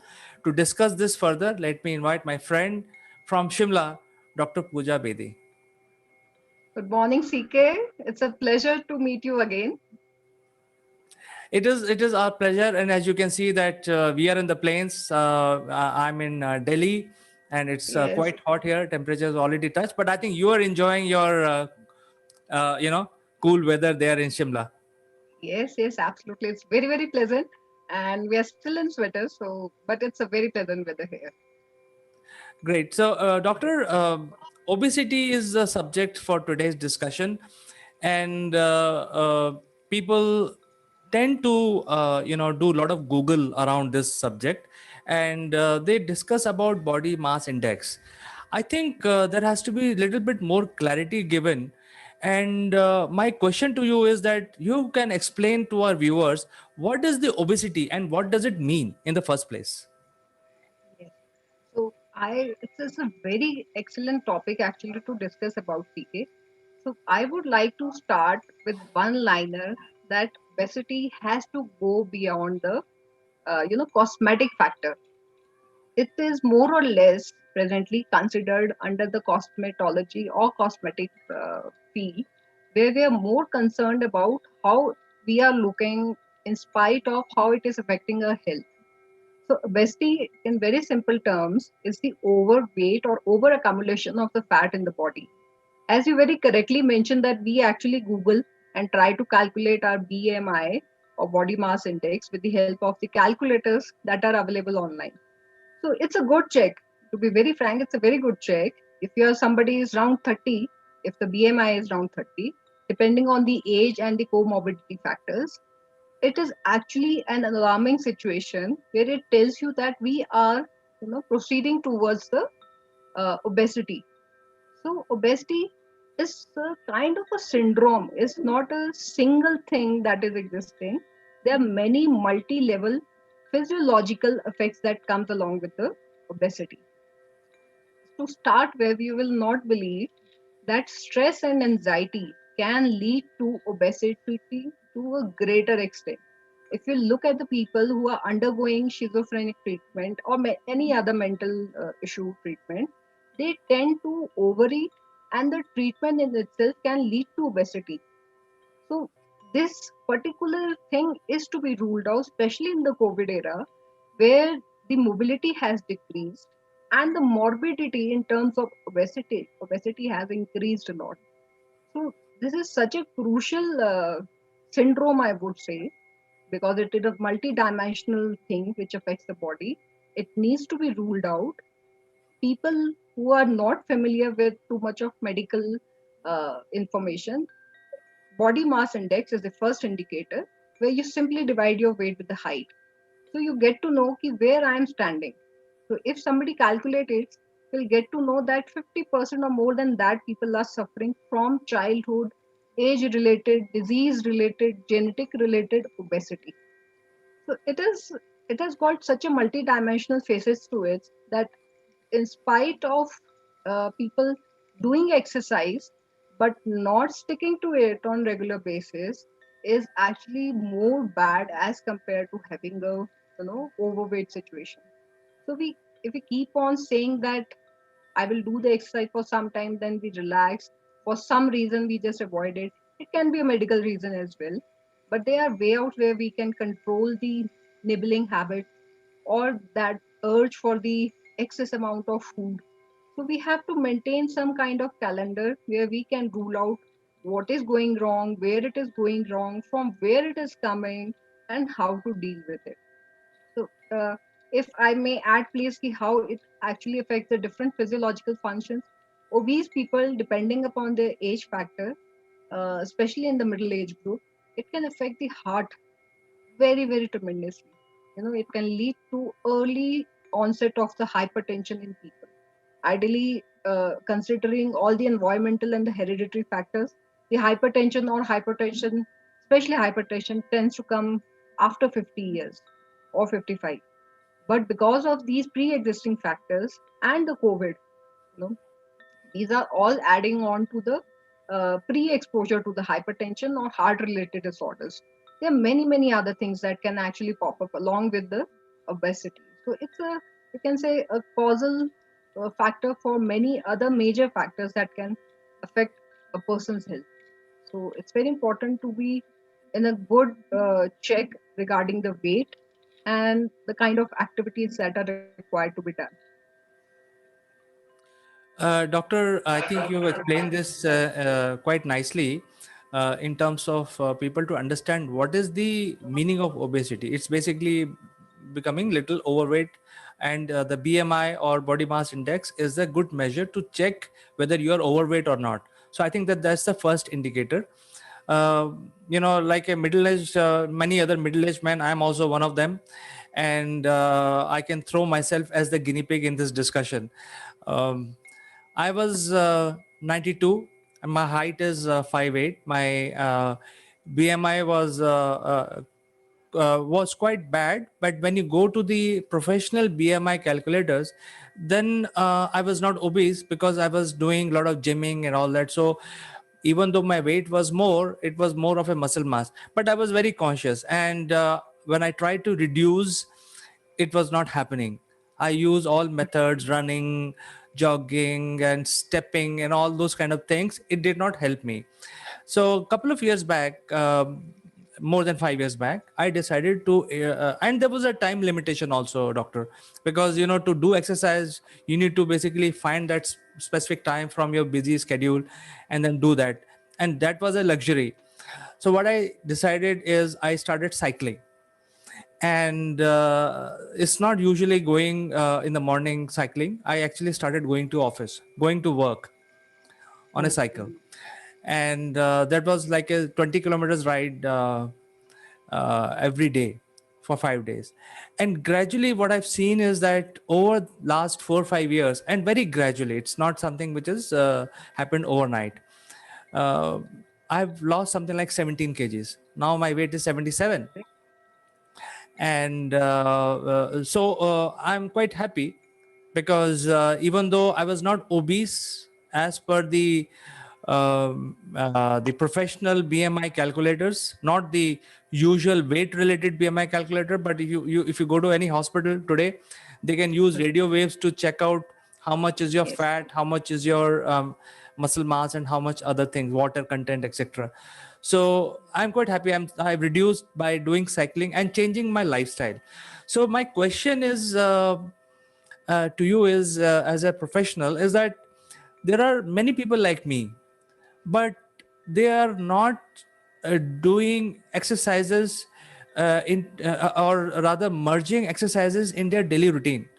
And going to a gym sometimes is not practical, simply because I was going to gym regularly, but then I used to go for 1 hour, and then it became 1.5 hours, and then eventually it became 2.5 hours, because half the time you spend in chit chatting with your friends, and most of the gymmers will be from your industry. So it is a lot of waste of time. So I stopped going, and I just went on I bought a beautiful cycle, which was suitable for me, and I started going to the office, and that really helped me. So the question really is that, how people can adjust their lifestyle so that they don't get obese, because not everybody would like to do cycling like I did. Some people may have limitations, people may be not very comfortable, and things like that. So what you will advise those type of people? CK, I also fall into your category where time is actually a constraint.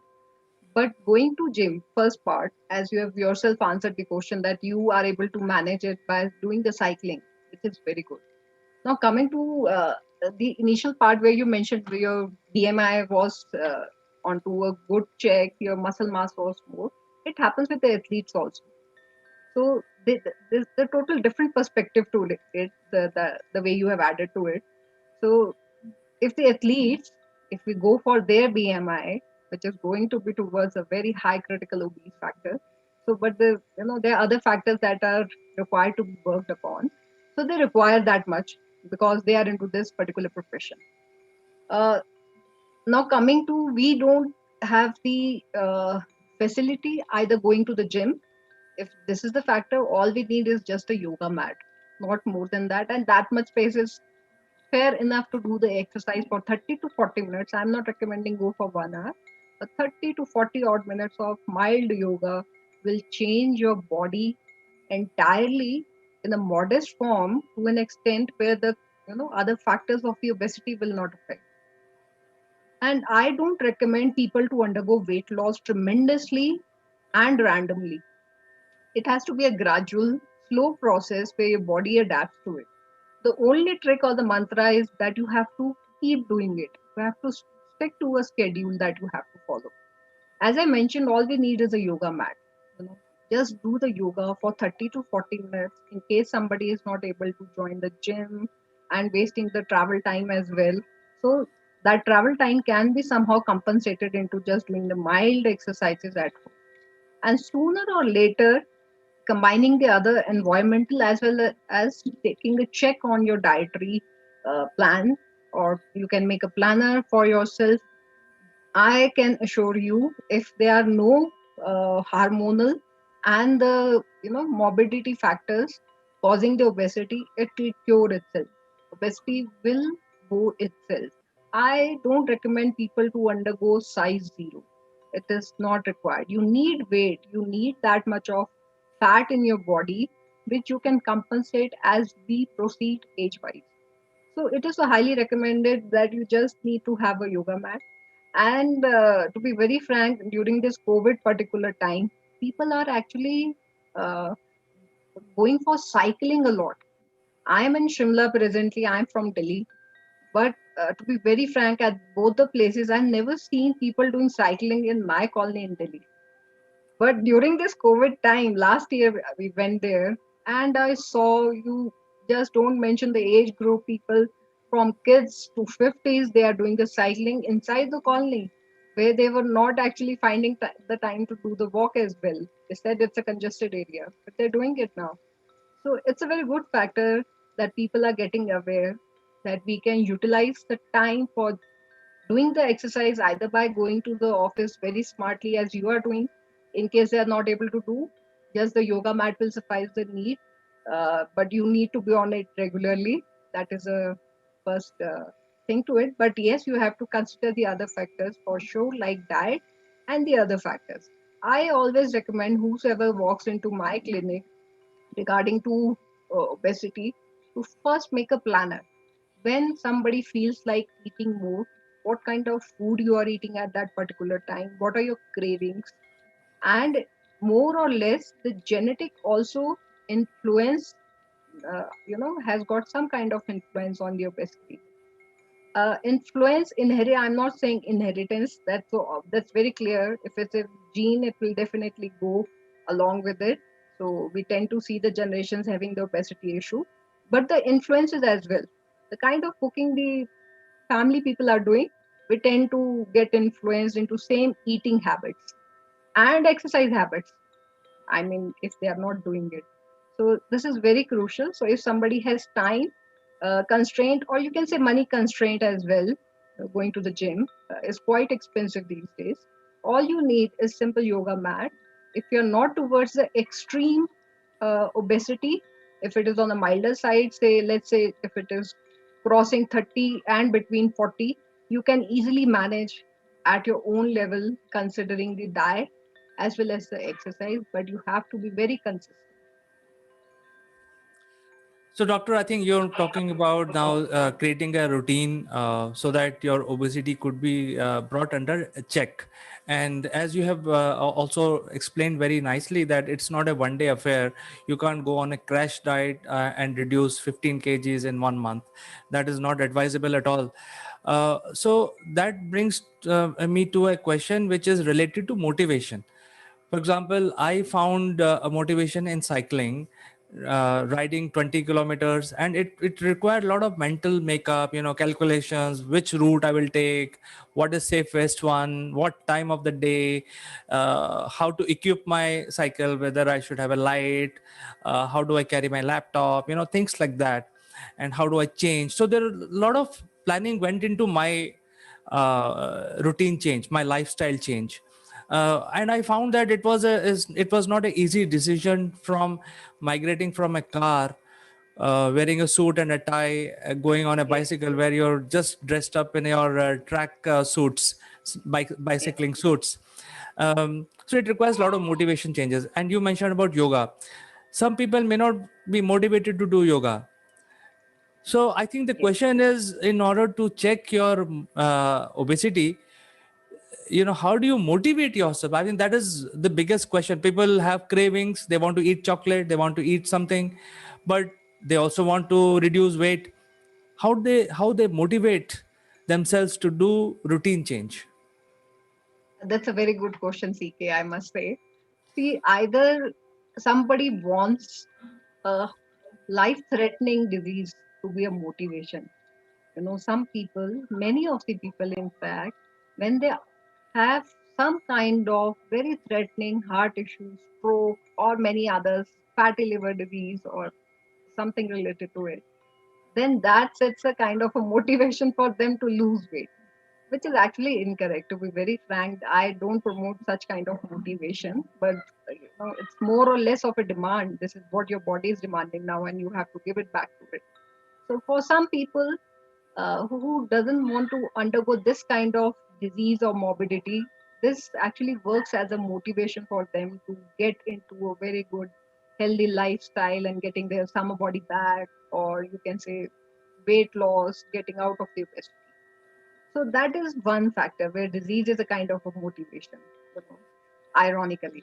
But to be very frank, for somebody who is proceeding is still in a way to get into some kind of threatening disorder or diseases later on. The motivation simply has to come from inside only. If you take simple example, if there's a family of 5 people and they have a genetically or you can say inheritance of the obesity, so and one odd person is there who is not on a obese side, it should not be a familiar inheritance that one should be very proud of. So all you can do is that if you are in a good check, then be better stay in the same shape. So like in my family, many of the people are obese. I am on the thinner side, and now I am on the ideal weight side. So it is entirely up to you how you motivate yourself. The third point, which is so crucial, CK, these days, is the cosmetic value of obesity. It again ironically plays a very good role where people wants to look cosmetically very good, you know, which gives them a confidence. If you're looking good, if you're dressed nicely, you are able to talk very confidently. Uh, these kind of things do happen when people are keeping a check, uh, you know, and getting themselves motivated. So somehow, when you do some kind of exercise, it always motivate you to stay in shape. So that is a third factor. Fourth is the mental health, which is such a crucial when it comes to obesity. The moment one person starts to lose little bit of weight, you will see there's a sudden change in the glow of the skin that comes. It suddenly gives a push to the confidence in that particular person. Now this confidence actually is in itself a motivation that I want to stay fit, I want to be healthy for many coming years. So that is a motivation for them. So there are different ironical factors which works as motivation, and there are other factors that comes along with, you say, peer pressure, economical, environmental factors that play crucial role in losing weight or having a motivation. So, Doctor, there are a lot of high tech equipment available right now.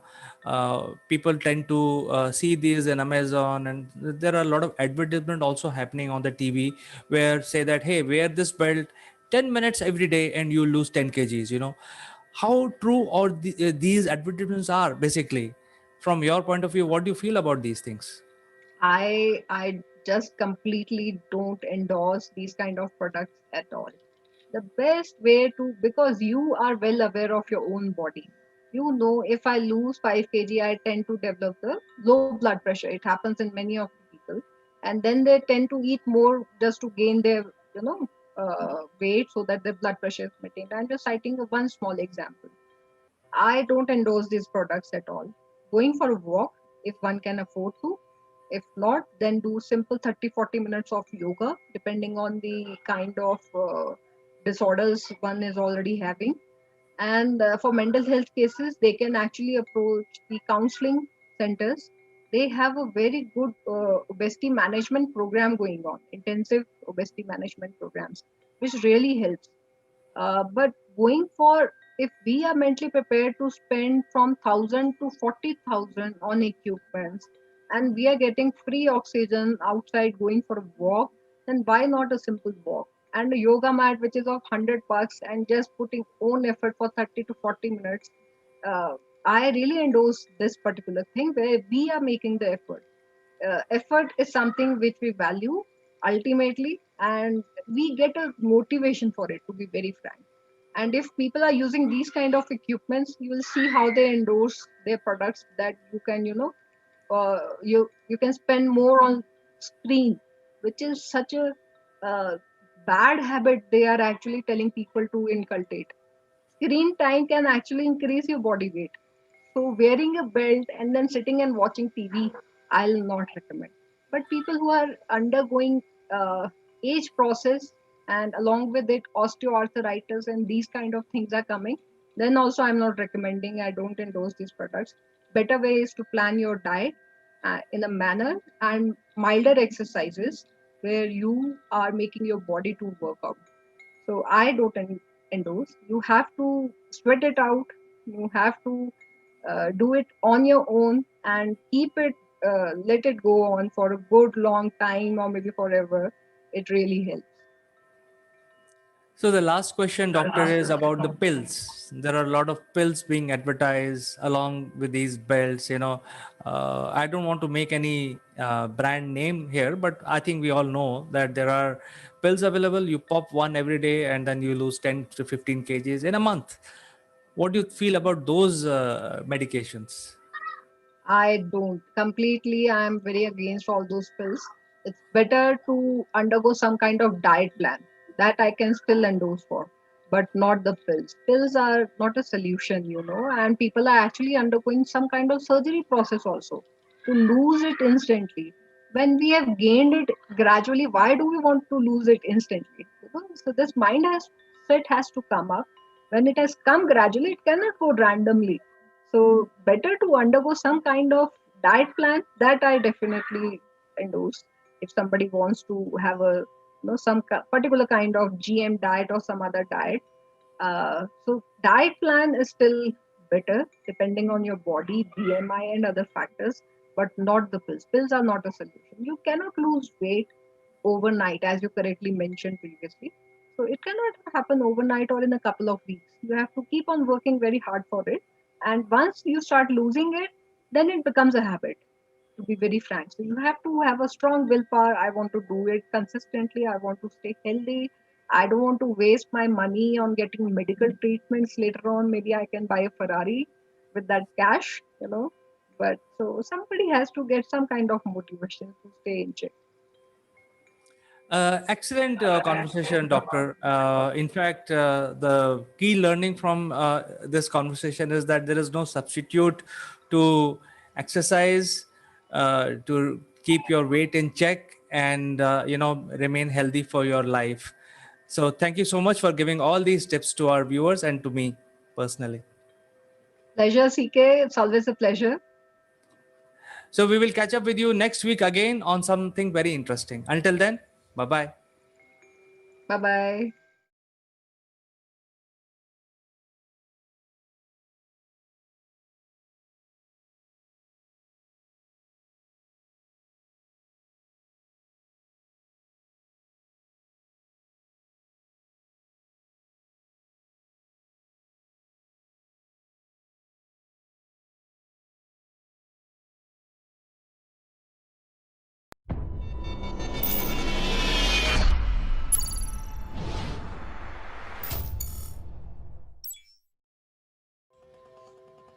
Hello, friends. This is Chandrakant from Akulmach, and welcome to the nation. And most of the Indians who got up today, they must have heard about this news about the dry run being conducted by India. So I think there are a couple of things that we need to discuss today. Number one, we just finished the festival, the magic of Christmas. I'm sure it will bring good luck for everyone, all citizens of the world. And we have just woken up after a long holiday, and we've celebrated the Christmas. And today we have all heard the news about four states of India coming together, and they are going to start the dry run for giving vaccination.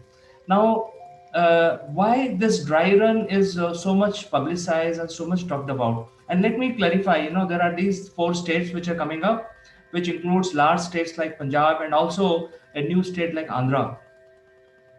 They are actually coming forward and starting the vaccination centers, and basically there will be a doctor, there will be observation room, and there will be a lot of facilities for the COVID patients when they are basically visiting these centers. The facilities which will be available, and since COVID is a new type of disease, and the vaccination is also completely new type of vaccination, and that is why there are special vaccination centers are required. And the government of the four states are now doing the dry run. So why this dry run is so important? Out of these four states, they will be actually conducting dry runs in two districts each.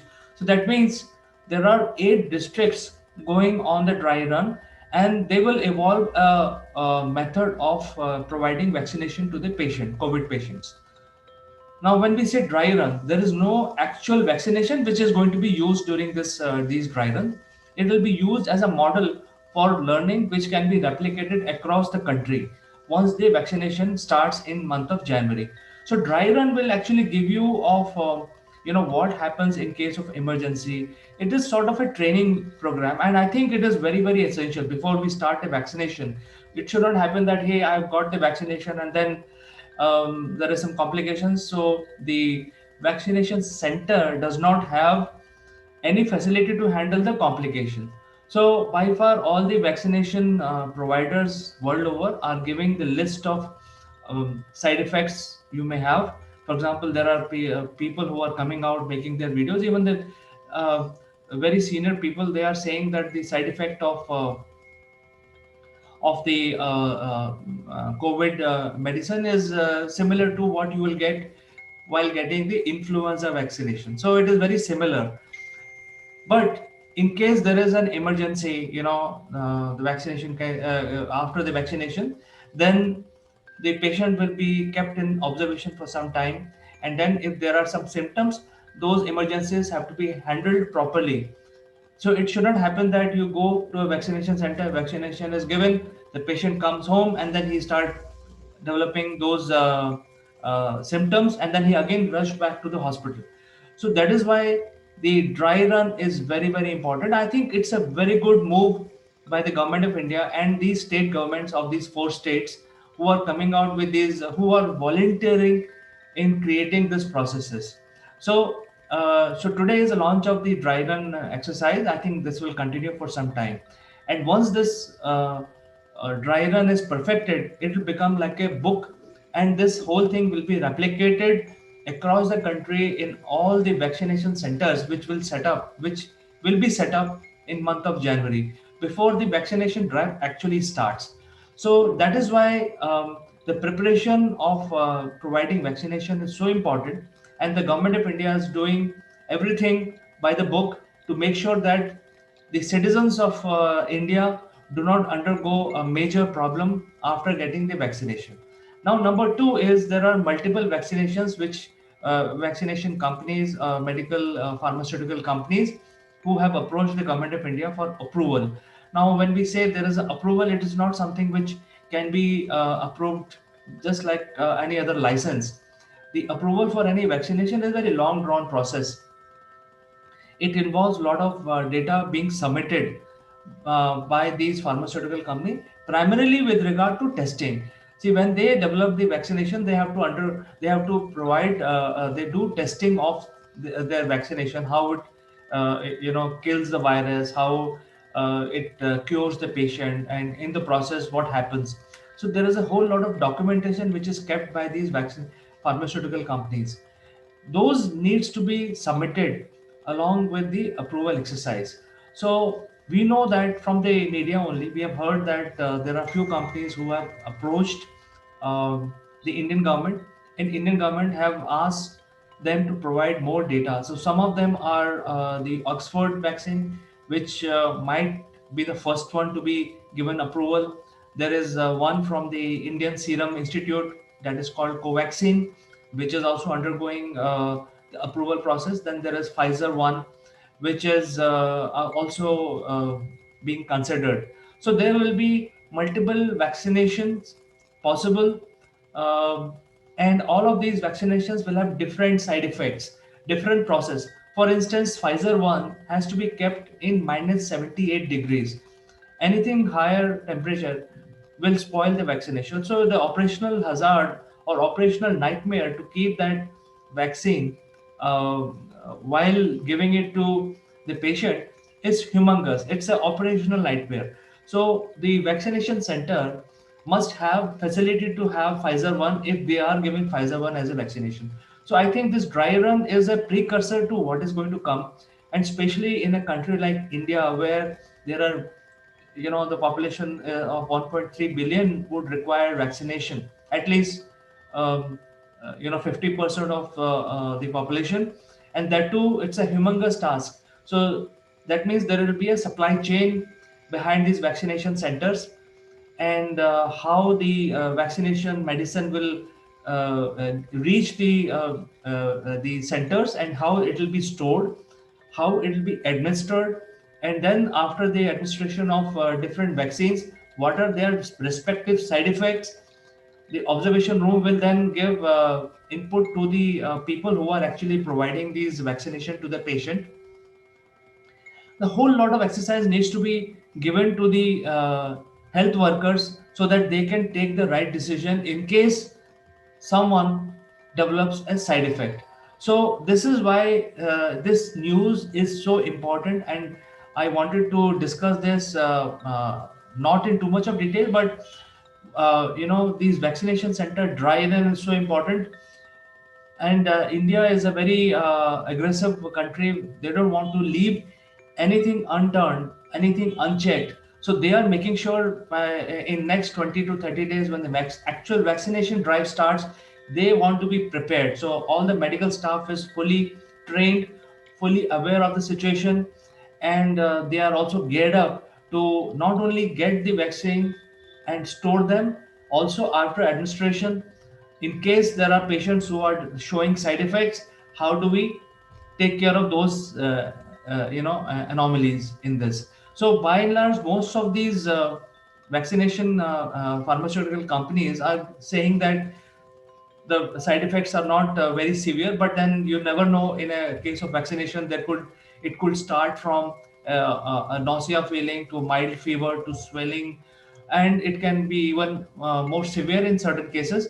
So that is why the vaccination center should be equipped to handle all these emergencies, just in case if it happens. So far, it is a very rare occurrence, but then no harm in preparing your medical staff, doctors, and nurses to handle the situation. I think this is so important, and that is why dry run is very, very important. Once these eight districts which will undergo the dry run, then probably there will be more rounds of dry run. As we usually talk in our program, that a good practice makes a perfect. So once the vaccination drive starts actually in month of January, the process of administering the vaccination on the patient will be smoothly taken care of, and that is why this is so important. So I'm very, very happy that the Indian government has started this dry run and preparing their medical staff with actually carrying out the vaccination drive, which is again a very huge task in a country like India. So with this, I'll end my discussion today and look forward to getting your comments. Do provide your comments, and we will cover your comments in the next episode of Akulmach Nation. Until then, bye bye.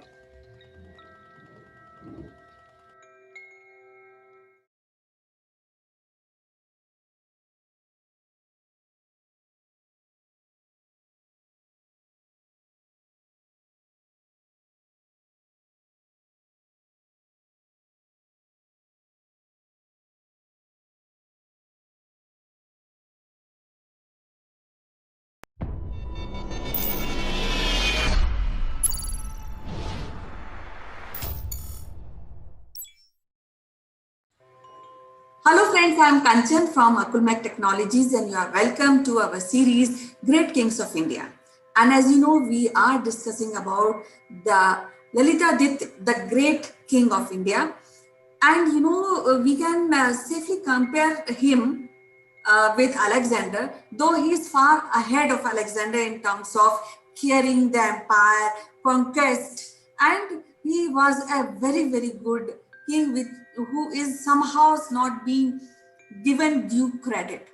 To discuss more about this wonderful king, the great king of India, Lalita Ditya, we have renowned historian Mrs. Meeta Joshi, who is the head of the department of one of the prestigious college in Hyderabad, St. Anne's College for Women.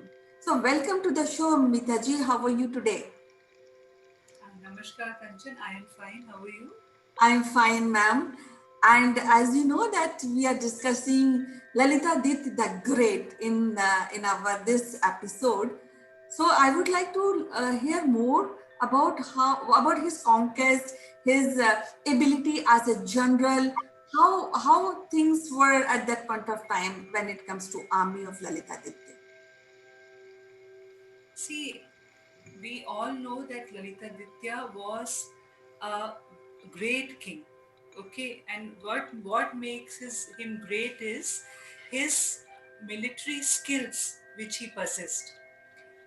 He had many Chinese mercenaries and generals in his army, which made his army more, superior. And if you see the conquests, at one point of time, his empire was from Uzbekistan to Sundarbans in the Bengal. So it was a huge empire, a huge empire. After defeating Yashovarman, the king of Kanigupch or Kannauj, he headed towards the south, which is known as Dakshinapatha in the pages of history. So Dakshinapath was a trade route. So he went through that route. He even in the records in the book Raj Tarangini written by Kalhana, it is mentioned that he even went till the Ratta Empire. Ratta means Rashtrakutas, which were in down south. So he had the extent till there. And after Dakshinapath, then North, East, then as I told you yesterday, Central Asia, Afghanistan. So his reach was far and wide. About his military skills, if we see, one thing which makes him very, very unique from others, like as you mentioned in the introduction, that we call him the Alexander of India. But remember one thing, Kanchan, Alexander was a brutal, king. He killed innocent people, he burned their houses, his army. They took women as slaves. They did all sorts of things which should not be done in a war. They had no war ethics. But Lalita Ritya and his army, they followed the war ethics written in the Shastras. There are certain set of rules, you have to follow, like you start from early morning, then after sunset you will not fight. So many rules were laid out by the Shastras. Then you will not harm the innocent people. What the foreign invaders did, the Islamic invaders or foreign invaders, they destroyed the crops, they killed innocent people, they raped the women, they took children and women as slaves with them, all kinds of atrocities they did. But in the contrary, Lahitaditya was a king, a general who followed the ethics of warfare. They followed the ethics of warfare, and as I told you yesterday, even his name is mentioned in the one of the books related with the Tang dynasty of China. That means he had relationships with them. Even Al-Baruni, Al-Baruni, he was a visitor to India who wrote in his chronicles in around 12th or 13th century. He has also mentioned about the greatness, about the valor, courage, his army, because his army had elephants, his army had horses, his army had artillery. So all that is mentioned in various historical evidences which we have, the records, like Kalhana's Raj Tarangini. Then we get in this Alberuni's accounts. Then we get his mention in the Tang dynasty.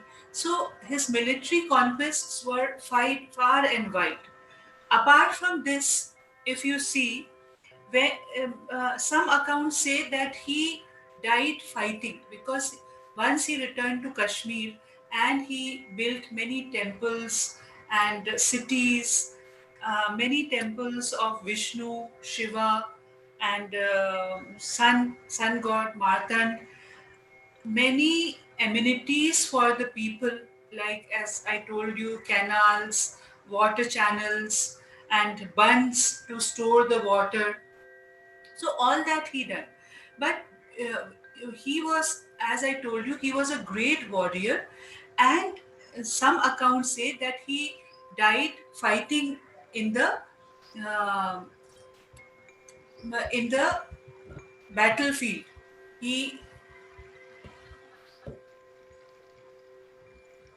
Yeah, actually, I also come to know that he has divided his kingdom into five different segments yes, where they yes. were ruled by different princes. So, administration wise, also, he has set up very wisely, apart from being And contesting.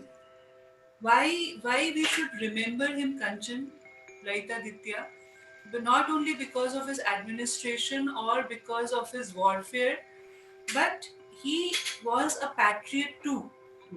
He guarded the boundaries of India from Muslim invasions. Right.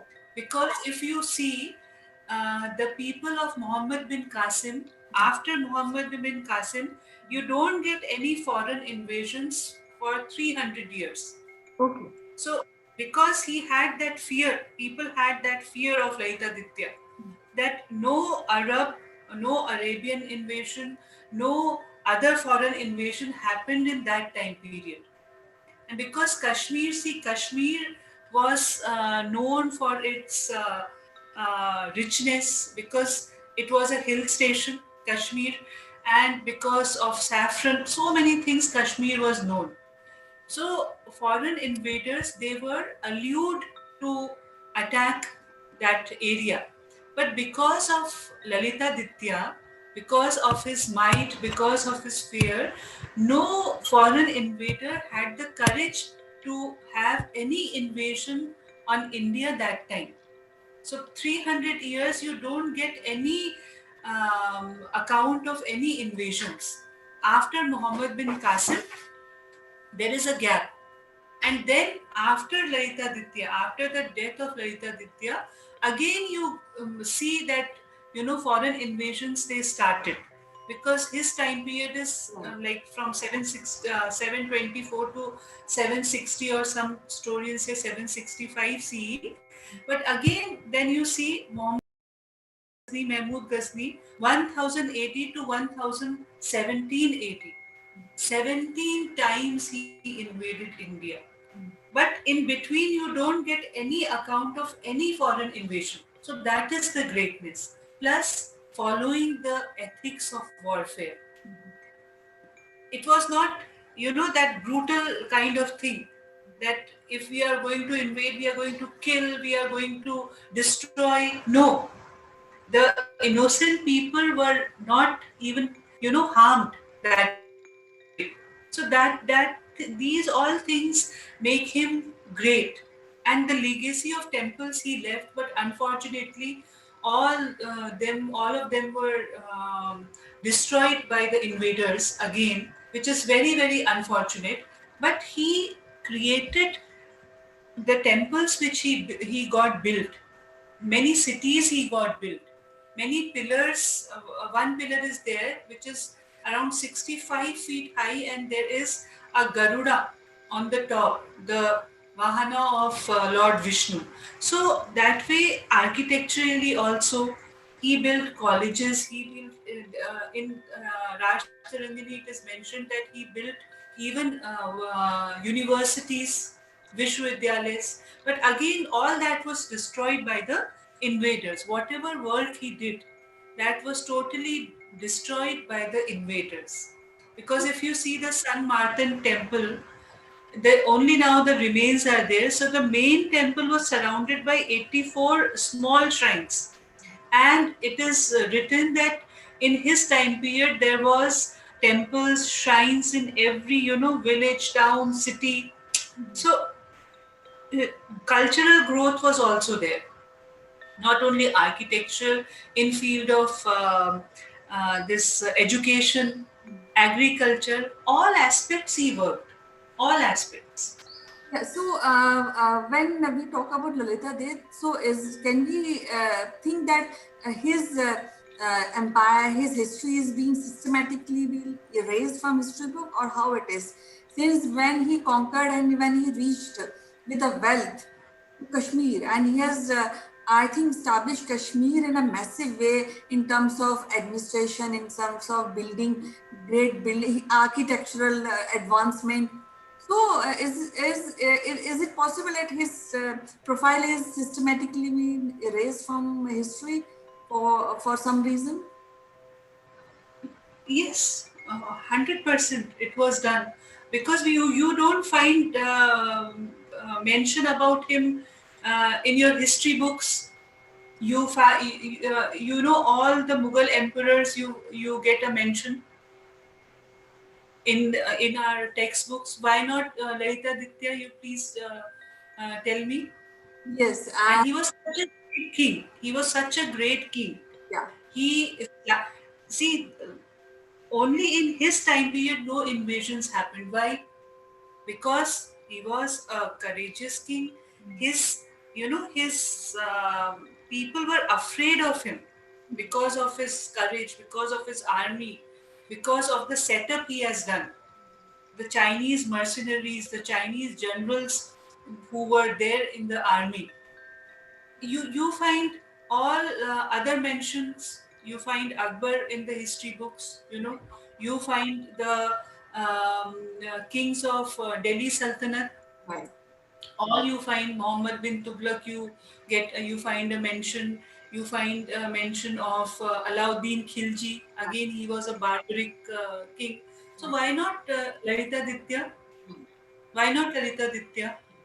It is quite sad actually, because we have in our history such a great king who has maintained, conquered area more than anybody else in that point of time. And then there was also somebody who has, at that time, I think Caliphate was also in a shabby period.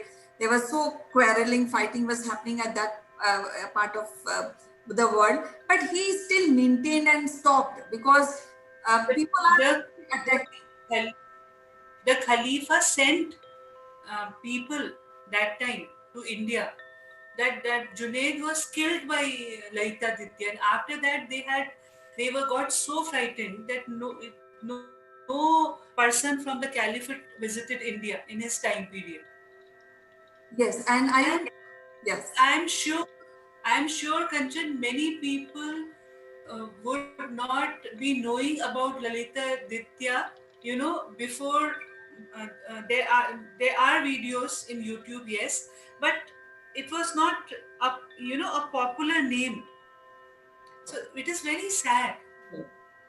Yes, and I also feel that he, in his army, when we talk about his army, he has cavalry, he has elephant, which is included while attacking Kannauj, that kind of areas. And he has a full-fledged professional army where we have, I think somehow we are not getting full account of his army management because his profile, his achievement has been erased, and it is sad. I really feel that we should revive his history, his history of his period, and that is very, very essential to feel proud for young generation, especially to feel proud that we had so many good kings, and we should have that kind of knowledge also, that from where we are coming as a race.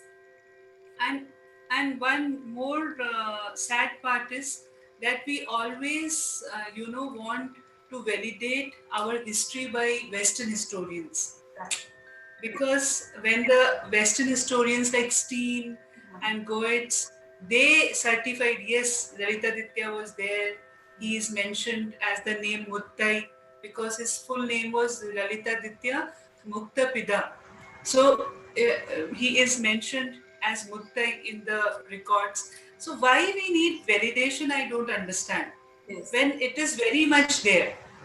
Till your own historians are telling you, till Kallana has mentioned in Rajtaranjini, Dr. R.C. Majumdar in his book Ancient India has mentioned about Lalita Ditya. And then you want the European historians to validate that. Yes, very It is sad. Very sad. Right, because I think Still we are slave from here. Right. Still that slavery has not gone from our minds. Right. So I think historians who are upcoming historians should take initiative to really dig out our old, profound and yes, great history, and they should write in the way so that young people of India should be inspired and should enjoy reading, should know that from where our race is coming from, and Yes. that will make all of us proud. It was so lovely talking to you, Mitaji, today, and we'll be discussing more about great kings of India in our next episode. Till then, bye bye, take care. Thank you, Kanchan.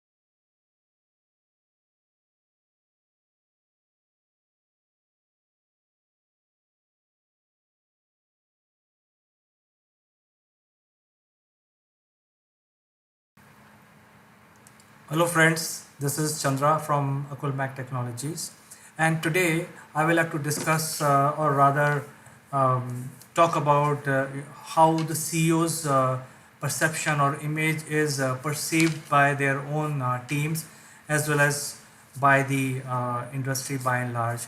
Many times we all feel that CEO is not human being and he is a magician.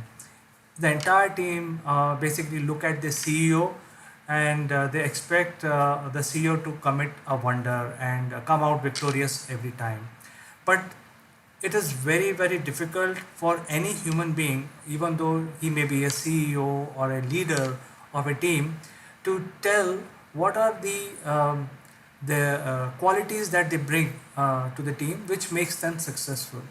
So considering this aspect which is broadly overlooked today, and as you all know, we have a very popular platform for branding and lead generation called Top Brass. We have started a new feature in our platform called Likeable Leaders. In this feature, we talk to the leaders who are our clients, and we discuss about their story, where they can talk about uh, their successes, their failures, what sort of books they read to get inspired, how they inspire their own team, or rather motivate their own team, what kind of discipline they have in their public and personal life in order to control their activities, what sort of focus they have in their life, um, how they what drives them, and things like that. So this is going to be a 15 to 20 minutes video where there will be a conversation between leader and myself, where I will ask a set of few questions which will bring out all these aspects of a leadership or of leading a company or a startup or a well-established product organization or a services organization. And so this is just an introduction, and I look forward to talking to you all and taking your leadership, your qualities to the world on our Top Brass channel called Likeable Leaders. Thank you. Look forward to talking to you. Bye bye.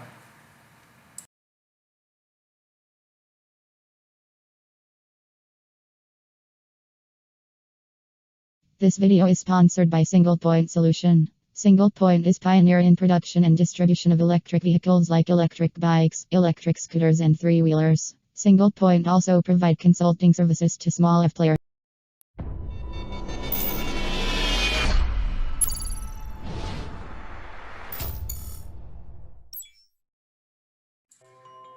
Hello friends, I am Kanchan from Akulmach Technologies and you are welcome to the show Nations. And today we have an important subject to discuss, which is International Girl Day Child, which is celebrated every year on 11th of October. And as the saying is that a girl or a daughter is the most beautiful gift a world can really give. So to discuss more about this, we have Sitesh Srivastav, who is also my colleague. He has a deep interest in corporate training. He has interacted many women employers and employees around the continent, and I think he is the best man to really how he feels about this quote which I have quoted. So welcome to the show, Sitesh. Thank you, Kanchan. It is a great time to discuss about the subject that we are bringing in, and what better to discuss with you, who has been a proponent and also has seen it from the trenches. How have you been? Yeah, I'm perfectly fine. Fine. Today we have a wonderful atmosphere. It's pouring from since morning. Lovely day. And then today we are discussing such an important subject, which is about girl-child right, how we really conceive the idea of rights for girls. So I would like to hear, Yes, because Kanchan. I know that 2020 theme of International Day for Girls is My Voice and Our Equal Future. So it's a very, very important subject and aspect to really have equal rights, especially for girls, and that too in developing countries. That's right, Kanchan. And I mean, we belong to India, and therefore we have a history of our own problem or challenges with the girl child. And we have seen this for the decades before our independence in 1947, and after our independence, how things have moved from there. But on a global perspective, Kanchan, it is important to understand the woman, especially the girl children, and in different parts of the world. And I'm sure that every part of the world, whether it is Africa, Americas and the Caribbean, Arab states, North Africa, Asia and the Pacific, Europe and Central Asia, all of these have a very, very different, unique challenges regarding the girl child. And because of the biases that exist in all the cultures, in all the communities, because of the understandings of the modern world has not changed much from the medieval ages when it comes to the girl child. In our Indian context, we have seen, girl fetuses being, killed before they are born, and there are so many other social taboos around it. I have been in Africa, Kanchan, and I have been very, very keenly watching and observing and conversing with the women, my colleagues, the children in South Africa. And therefore, I have a peak view about the situation of the girl child in the African context, not only in the southern African part, but also in the central and the Western African part. And similar are little better or little worse. The situations can be found in all across the globe. So, what are girls asking? What is the ask? They are demanding for life which is free from violence, access to the health, skills, recognition, investment as leaders of the social change. And as we were discussing in our last week's sessions about women entrepreneurs, we still discussed that yes, the lip services have been done in all the governments, in all the geographies, but still more and more needs to be done in Africa, in Asia Pacific. And until and unless we understand the unique challenges we are unable to solve, there is no universal rule, there's no universal policy, there is no universal aspect which can be applied. What do you think? Yes, actually, it's very, very important to really think very deeply about. It's not a one-day celebration, and we have to celebrate maybe around the year. Because why we are doing this? Because we should give right to education, right to freedom, right to choices, and right to safety and security, which is very, very essential, integral part of a woman or child life, a girl, especially girl child life. A part of this, I think there are many countries where young girls are given away in marriages, maybe sometimes at 10 or maybe 12, which and they suffer whole life due to this decision. A part of this, there's also very prevalent is child labor, which is again we have to as individual, as communities, and as country, we have to really eradicate this kind of practices, because uh, children has to be they have to go to school, they have to learn, they have to play, rather they go in any organization or any company and work day and night. So these are the aspects, these are the few finer points we have to discuss when we are discussing International Girl Child Day, because what I feel, any day or Women's Day or Girl Child Day, it has to be a concrete and a holistic plan to really work on that, and it's an ongoing process, because we have seen in past there's a lot of operations being done on especially the girl child. Exactly, Kanchan. And another point that I would like to add here to your statement is there are a lot of micro plans in every country. All those micro plans need to be guided by an international goal plan and vice versa.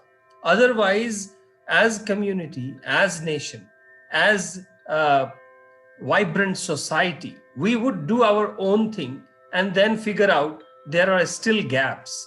So, from the United Nations perspective, there are sustainable development goals, which are called SDGs, and there is a global 2030 roadmap is being approved, and it is in the final stages, is being approved by the United Nations member of states. Now, I'm last several years, I have stayed in Africa, and Africa includes both low and middle income women. Countries' poverty rates are still high. The majority of women work in insecure, poorly paid jobs with fewer opportunities for advancements. Democratic elections are increasing, and a record number of women have successfully contested, but it is still lip service, as I always say. And it is very evident and very, very starkly open when I have seen in Africa. In India, in some of the places, it doesn't seem, go to the big cities, you will not find any challenge with the girl child, though it might be inside every home, we might not even know. But when we go to some communities, some small towns, small villages, it is becomes very evident. And therefore is, sometimes it becomes a local issue, sometimes a political issue, sometimes it takes a national commission for women, NCW, in India to step in. And the recent spat of cases that we are hearing in our Indian context is actually a slap on our own well-being as a nation state. Though women are a source of economic vitality across the countries, across geographies, in our own country, we see girls participating in more and more professions, more and more in the schools. Still, a lot of bias remains inside the homes. And at the same time, I sometimes also feel, Kanchan, the feminist movement needs to bring in equal amount of men into their folds. At the same time, the feminist movement should also target mothers who are growing up children. It is important to bring up children from a very, very inclusive way, and mothers and fathers, parents, both play a very important role. I would say mothers play the biggest role in this, because I still feel the original umbilical cord relationship can never be broken with a mother. What do you say? Yes, I really appreciate this comment and this kind of thought process which you have just we have discussed. But what I feel is still we have gender-based discrimination in most of our society, and sometimes I really pain to see this kind of still kind of practices, because in India we are a country where we always celebrated womanhood right from antiquity. We have Durga, a symbol of ultimate female goddess, actually, female's energy and power. And somehow, maybe in medieval times, due to invasion, due to Muslim invasion, there was decline in the equality uh, uh, in women, from women's side only, because they have to go to parda system and all that, and eventually it decreased, and today we have young girl child is not being taken care, they are not sent to school. But though in last few years, maybe 10 years, somehow little mentality is being changed. People are sending their children to the school, and they are all understanding about the importance of female education, because if one female is educated, the whole family is being educated. So that is the base. So it's very important that girl child has they should go to school, and they even women, they have to be educated to build up an educated society. So though we are progressing forward, but I think we need to do more. That's true. That is always every day we need to get reminded, and I would think this day will come, the day when the world does not feel the need for a feminist movement. If both are equal, if there is gender-based equality, why there is no need for a feminist movement? And there are other side stories as well, other side movements as well, not being spoken about it. And therefore,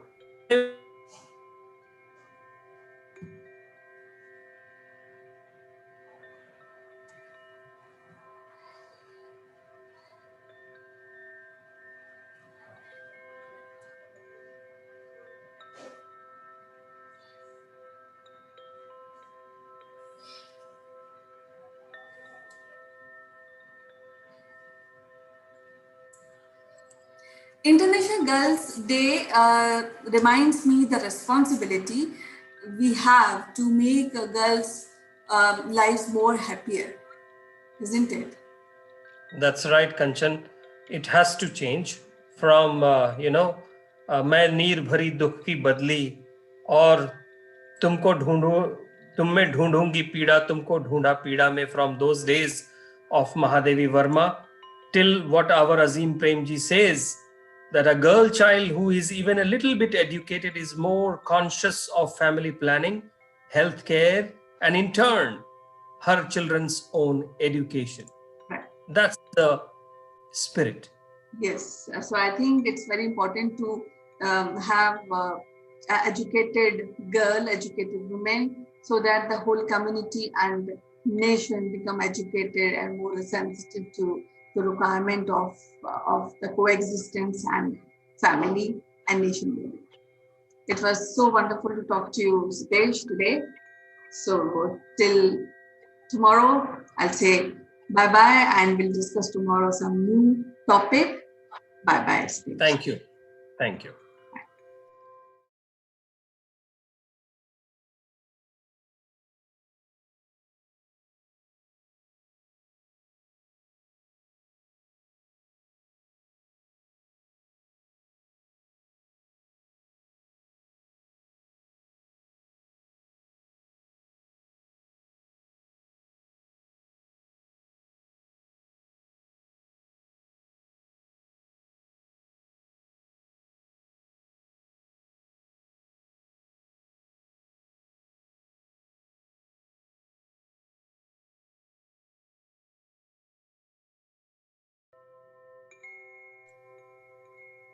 Neville, I heard you're getting the COVID shot.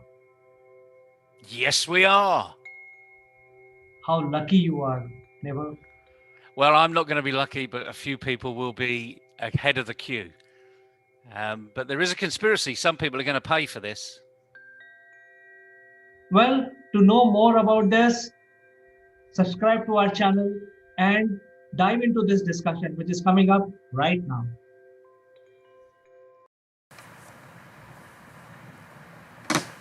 Hello friends, this is Chandra from Akulmach Technologies. Welcome to Top Brass. About 10 days back, there was a news that in UP, which is one of the province in India, there is a discovery, or the scientists have found a huge stash of gold, or rather, it's 3,000 to 6,000 metric ton of gold have been found deep inside the forest in our state called UP. Now this is going to change the dynamics, the global dynamics, and so far this much gold is available, and it was sort of hidden out of plain sight for centuries. Nobody knew that such a big mountain of gold is there. That will change the dynamic, as I said, because uh, this finding of the gold will bring India number 2 after United States in terms of the gold reserves. So why this is so important? Let me very high level. Let me draw your attention to how economy works. So basically, economy works based on average person sees these currency notes, and these are issued by the central bank of each country. Like you go to Kenya, there will be a central bank there. They are responsible for printing the notes. Likewise, we have in India Reserve Bank of India, which is responsible for circulation and printing of the notes. It's not that anybody can print these currency notes. Now, how much currency to be printed, that is a question mark. That it is basically based on certain economic facts, and the starting point of this economy, which is like foreign exchange reserves, how much what is the size of my GDP, etc., etc., and how much currency I have in circulation. All that really started maybe 1,000 years back, maybe 2,000 years back, but wherever it started with gold. And in ancient time, the India was known for the gold. Everybody had gold. In fact, today the Indians love their gold so much that it is part of, it's like it's the ultimate investment. It's considered as an investment. It is also considered as ultimate inheritance. So while the Indian government does not have that kind of a gold in reserves, but the people, which is 1.3 billion people, with whichever religion they are, they all love their gold, and all of these people have some gold or the other. So if you bring all of this into organized sector, we will be much ahead than the global any country, even United States. We will surpass them. But let's not talk about that part, because those that gold is privately held with individuals in the country. But this one, which has now been found out, is a mountain of gold, and the estimate value is 3,000 to 6,000 metric ton in state of Uttar Pradesh. If that is added to the Indian gold reserve, we will be number 2 after United States. You can straight away imagine, as a layman, I'm just not talking too complex things here. I'm not talking about inflation. I'm not talking use these, difficult terms. I'm just saying that if you have gold, you will have better economy. Your ability to invest increase, your ability to spend increase, there will be more currency in circulation, and blah blah, and so on and so forth. So this has a very profound implications in years to come. Right now, the status of this gold is the UP government is going to do e-tendering, and by way of e-tendering, they will select the companies whether government or private companies, who will basically excavate this gold and produce it. After that, what will happen? Whether Uttar Pradesh will have access to this gold, or whether they will have a joint ownership with central government and the Uttar Pradesh government. So will it belong to India as a whole, or will it belong to Uttar Pradesh? That is what something that needs to be seen and ascertained. But right now, the way it looks like, and in fact, because of the Shaheen Bagh protest, this particular news was totally buried by all channels. But this is going to come up in a big way. It is going to transform India in next 10 years. It will become, India will again live the past glory of being called the golden sparrow, Sone ki chidiya. So with this, I will end this video, but I will meet you tomorrow with some more interesting facts. Until then, bye bye. Who let the dogs out? Who let the dogs out? Who let the dogs out? Hello friends, this is Chandra from Akulmach Technologies. Welcome to Top Brass. Today we are joined by Ruchika Mehta. She is a well-known personality in India. She represents one of the leading hospitality brand which is recognized globally, and she's joining us now. She is going to share her experiences with the lockdown. Welcome to the show, Ruchika. Thank you so much, CK. Thank you so much for inviting me in. These are exciting times that we are sitting in, so it's always fun to chat and understand what's going on with every one of us. I'm glad that you found time. I'm sure even in the lockdown, you must be very busy. You are heading a team. You must be having a lot of conversation going with your team members. So would you like to share some experiences on how this lockdown situation has changed your working environment? It's actually quite amazing, if I may be honest with you, because I feel that we are working a lot more than what we were working earlier. In fact, that's what we were discussing yesterday. I was discussing with my team, why does it doesn't feel like a lockdown. It feels like, oh my God, we are working 24/7. We are also forgetting to be able to distinguish between when is it a Sunday, when is it a Monday. So we end up working almost all days. It definitely, to be honest and fair to you, I think it has at some level also increased our productivity levels, because we are not distracted so much. We are not wasting our times on travel commute, so there's a lot more time on hand. And as I lead the communication piece for my brand, this is the time when there is a lot of communication that needs to go. So there is a lot of conversation that is happening. There are a lot of engagement that needs to be done with the stakeholders. So at some level our work has actually phenomenally increased. So it perhaps is a lockdown for a lot others, but it looks like, and it appears, and it does appear to me from my other friends and colleagues that I've been talking to, that the work has really not slowed down. The work is still on. So the work is still on. That is where the message is. I think most Yes. of us are working more. And my comment on this one would be that the lockdown has actually brought us together even more than before. Don't you think so? Absolutely. I mean, it might be a social distancing phase, but I think we are all the more socially being engaged. So socially, I think we have just increased our engagement levels, because we have never faced with something like that, right, in our lives. I don't know how it is.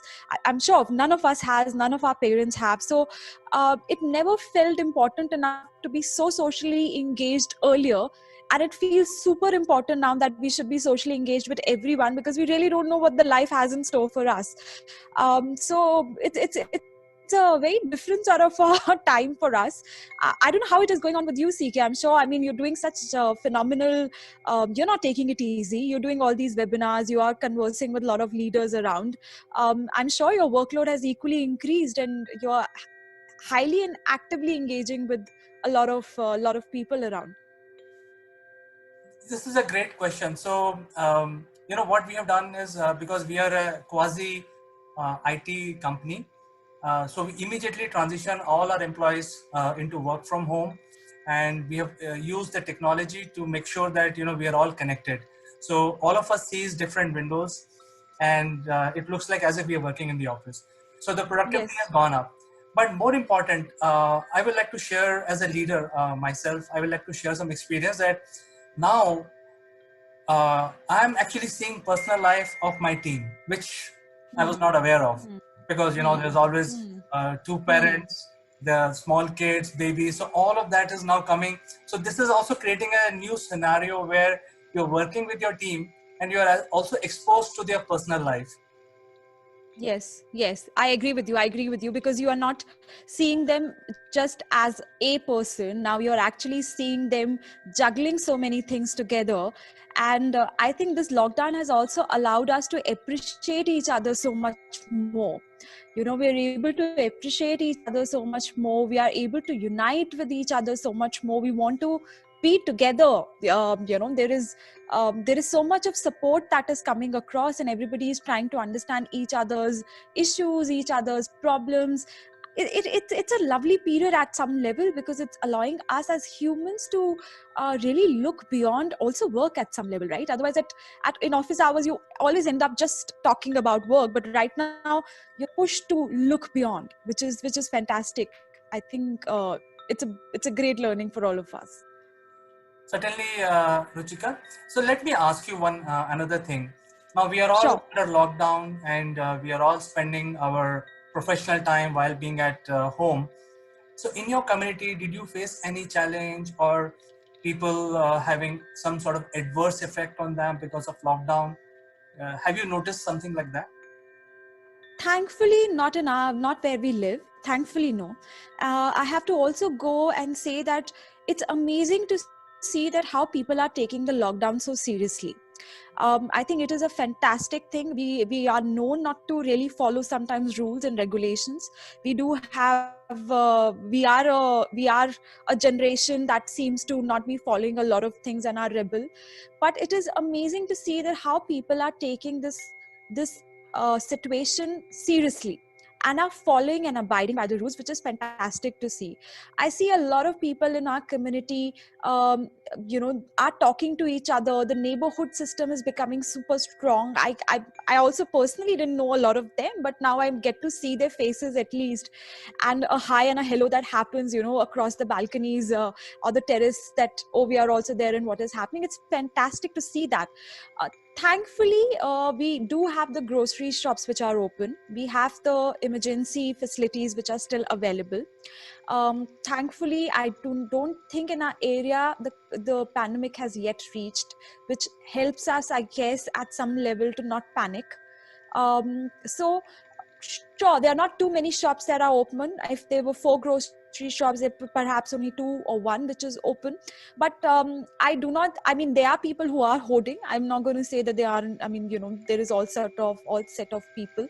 But as personally, we all are taking also individual responsibilities of not necessarily going out and buying and hoarding things that are not required. I have to say, in our area, which is, I live in the west side of Delhi, I see police coming and patrolling after every couple of hours.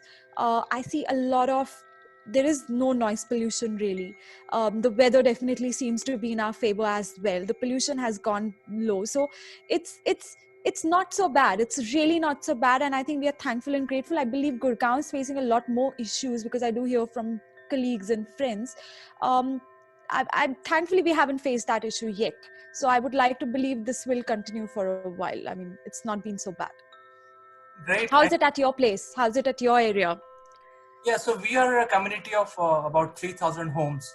So we immediately created an app because the biggest problem we had was the provisions, basically, because you have to buy Yes, the provisions. yes, So we yes. have a supermarket in our community, and the main door main gate is locked. So outside the gate there are police patrols. So no one is allowed to go out or come in. Uh, the rules and regulation around Yeah, who can go out and who right, can come in. So we are following that as right, a community. right, We have right. built an app. We have capped the per day purchase per family to 1,000 rupees, so that there is Oh, no that's nice. right. So we are ensuring that all of this is controlled by an app. You can book your slot. Each person is given 15 minutes time, and at any point in time, 1,000 rupees purchase you can make. So we are ensuring that everybody get the basic essential whatever they need, and it's also helping us control the crowd in the supermarket. That's very fantastic actually. That's a very fantastic idea to use technology and to also show that everybody is together in it. It creates that whole homogeneity in this activity. That's a very great idea. And another thing I will have to share, because I was watching the Prime Minister address in the morning at 9 a.m. today. Right. One of Right. the critical message which I as an individual got in his conversation is he's saying that he is grateful to the countrymen, to the citizens of India for following the lockdown. So which Yes. something I really appreciate today, because as a leader also he's grateful to us. So likewise, if I reflect that on myself, I have to be grateful to my team. So what I'm planning to do is have the last session of the week, because today is Friday, and tell them thank you to all of them to be. That's fantastic. Yes. Yes. I've been also doing these no agenda calls with them, where we either get ourselves a coffee or a tea and just talk about each other and talk about life in general and the frustrations, because this is also a time when people get into a very you're just sitting at home and you're not sure what's going to happen. It's the uncertainty level is so high right now. We're not even sure if the lockdown is going to get extended, not going to extend it. There's so much of speculations which is happening. So I think as a community, as a team, if we could do that as leaders with our team fellow members, at least they get an avenue to even speak out if there is something that's really bothering them. And there are multiple issues that are bothering, right? Both at the work level, at personal level. So it's a great idea. I think it's fun. I think everybody enjoys that also, that no agenda call. We're not going to talk about work, but anything other than work. And being grateful to each other for being there for each other in this time and crisis. I mean, one cannot work alone. You need your teams and everybody to be aligned in the same wavelength, in the same similar thought to be able to finish work. So it's a great idea. I think your team is going to like it. Thank you. Hopefully they will also say thank you to me. Hopefully. Yes. I'm sure they will. I'm sure they will. So Ruchika, it was such a great pleasure to talk to you. I'm sure this lockdown is today's 10th day. We have few more days to pass, maybe slightly longer. So we will find another opportunity to talk to you after a few more days to see if things have changed and how things are at your end in your community. It was a pleasure talking to you today. Thank you so much, CK. I look forward to hearing from you and the other leaders as well. How are they coping the lockdown period, and what are the things that they are doing to keep themselves engaged? It was a lovely session, lovely speaking to you. Thank you so much for inviting me again. Thank you, Ruchika, and be safe, be positive. Thank you so much. Same Bye-bye. to you as well. Bye-bye.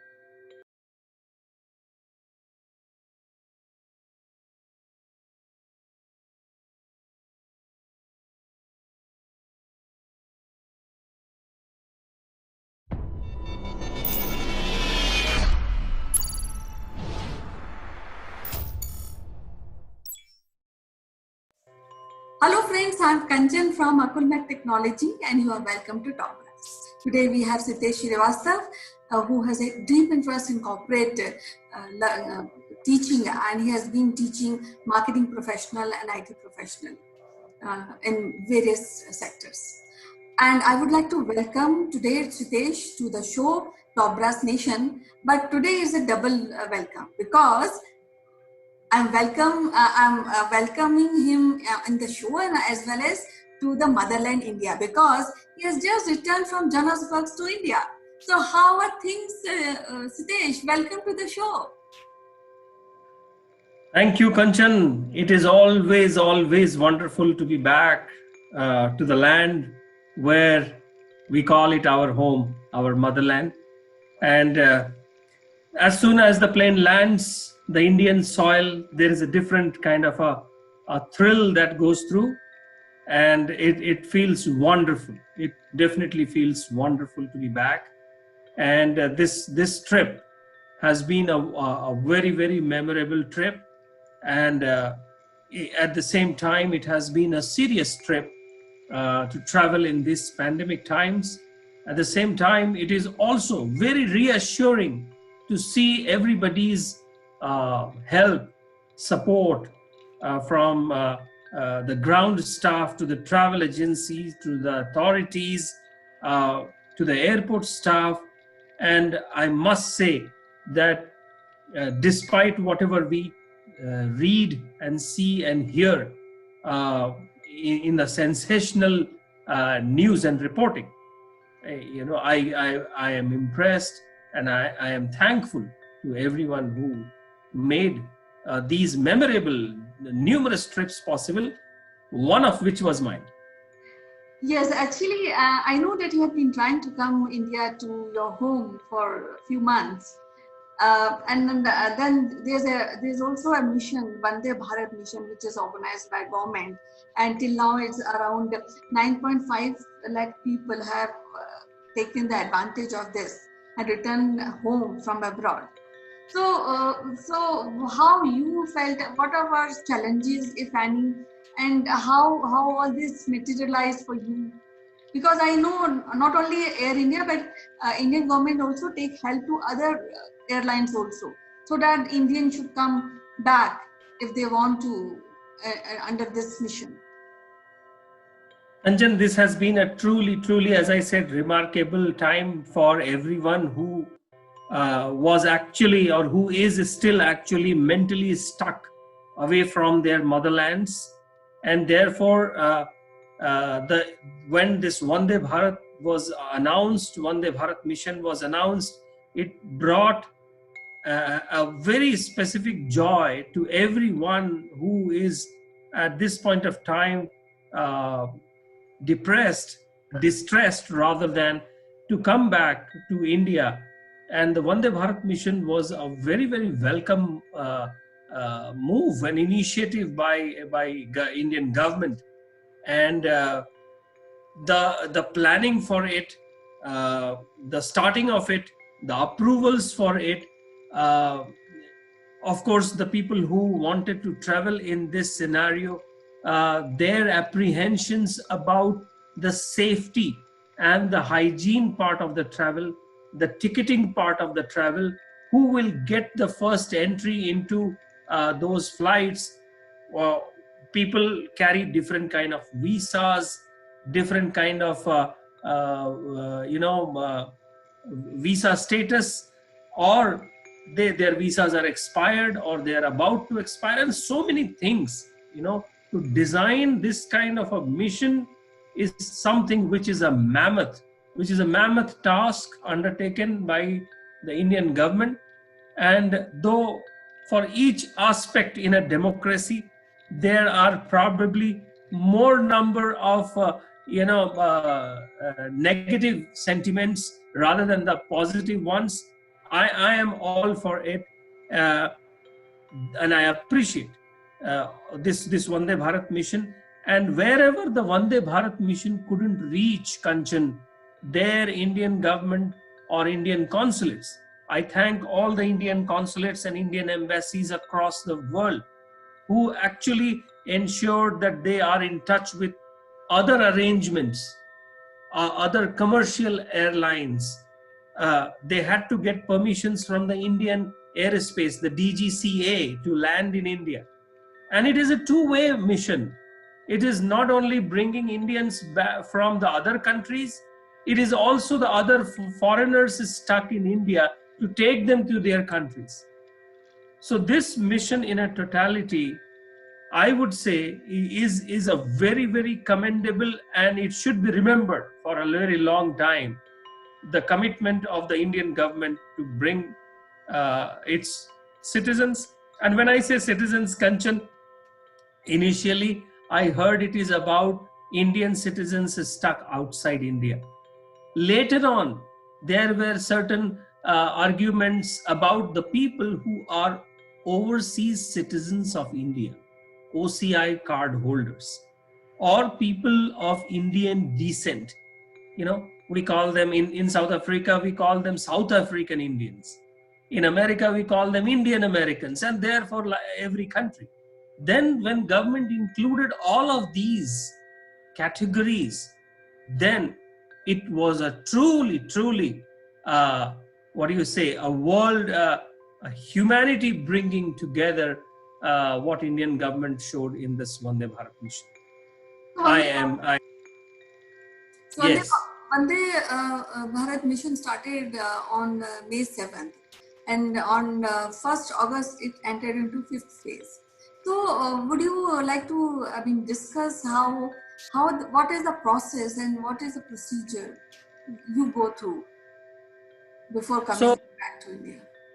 yes, Kanchan, it is started with one basic premise of Indians who have compelling reasons to come back to India, and those compelling reasons were categorized, or they are categorized in certain of the segmentation. There is an emergency in the family, there is a death in the family, there is a job loss, which is a very common phenomena at this point of time. So people had those compelling reasons where they could actually reach out to the nearest Indian High Commission or Indian embassies or Indian consulates and register themselves. And to tell you the fact, this started much before the approvals of the flights started coming in. You know, Kanchan, that there are certain countries in many parts of the world where our Air India does not reach, or some commercial flights, we do not have direct relationship, direct flights from those countries. There were, in some cases, the ships also which reached to the nearest ports, where some of the landlocked countries in Africa, where we do not have regular flights. So it starts with someone registering at the nearest Indian High Commission or Indian Embassy or Indian Consulate, and from there, Indian High Commission or Indian authorities take that list, look for the compelling reasons, look for all the undertakings that the traveler wishes to undertake, and then if Air India reaches, then it is up to Air India to get the ticket bookings and all other procedural formalities of the travel. If it is a commercial airlines, then there is a travel agent involved, and that travel agent with the commercial airlines, with the DGCA approval in India to land, and this all coordination takes a lot of time, not only with the Indian authorities but also with the people on the other side, the travelers, the travel agents, the hospitals, which suddenly see a lot of testing happening before the travel. You know, nowadays in the new policies, the traveler needs to do a COVID testing, and a negative certificate of that is only permissible to take the craft. And therefore, a lot of agencies are involved in all of this, and then only it is successful. So with my example that happened very recently, last week, I had to travel 24 hours, 3 different flights, and 3 different international airports. It has been an experience, and I could see the numerous procedures, numerous confusions, some people, travelers on the paranoid side of the spectrum, some people completely careless on the side, and some people somewhere in between, which in generally we call snobbishness. The flights were full. There was no real social distancing inside the flight, but then it was equally important to see the travelers, the fear in their faces, the duty-free shops empty, people not buying anything, which gave a reflection of the economy, as well as when landed in India, the authorities' apprehension about the documentation, about the reports, about our health, and then allowing them to leave to do the 14 days quarantine at home, or go to the hotel, an institutional quarantine. So this experience has been a very, very long time experience. It is not just a regular travel that has been Kanchan, and it will remain with me, which I will keep telling. So, what are the medical procedure you undergone while traveling this, particularly this flight, you coming back to home? Right. So, Kanchan, I traveled just last week, and the last week the policies from the Indian government and the traveling from South Africa, they were changed, which said that any traveler has to go for a set of testing laboratories, go and get the COVID testing done. The rule is 96 hours before the travel. That means 4 days. 4 days before the travel, that test needs to be done.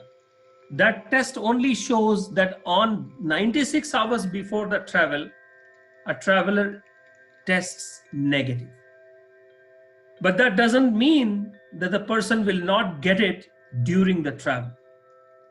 So that test was the very first important thing. And I must tell you, in this lockdown, everybody has been, trying to be as safe as possible.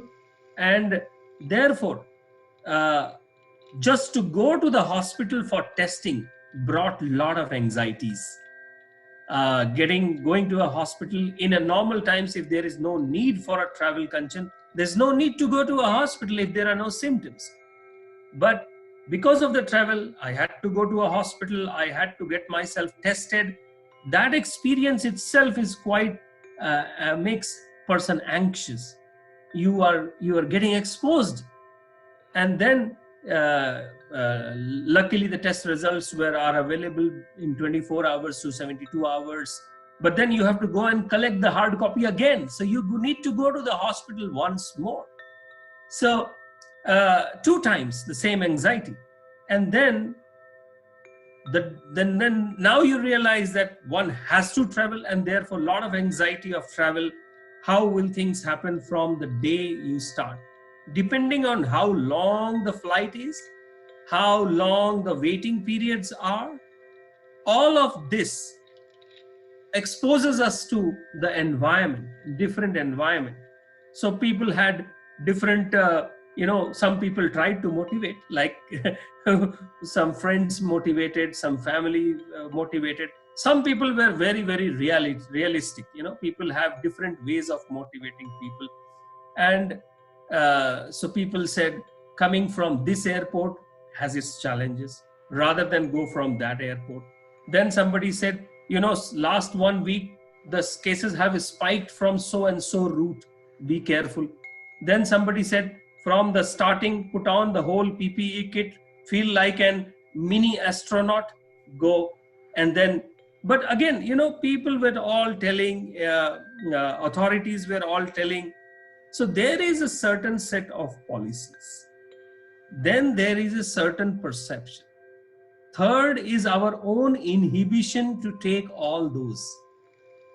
And then when we do all of these 3 things, the fourth thing is belief in the Almighty. Now let it happen. Whatever is supposed to happen, it will happen. And therefore, I must say, any traveler in these times needs to keep their mind engaged, in a happy mood, and important to see and help other passengers, help the authorities. It is very important, Kanchan. I realized that at each of the airport that I came through, the airport authorities are equally distressed and probably scared about their situation, because they have to be there on the airport every day. As a traveler, I made my one travel. I don't know when I will travel again. But the airport authorities, they have to come to the airport, and they are getting exposed to people coming from different geographies in the same day. So a few appreciation words for these authorities makes a lot of things happier for the passenger as well as the authority himself. Yeah, so we have a great respect for COVID warriors, and they are really helping us out. I also want to know what are the procedures you went through, like when going inside the aircraft, you must have face masks. So, any other thing you have taken care while traveling?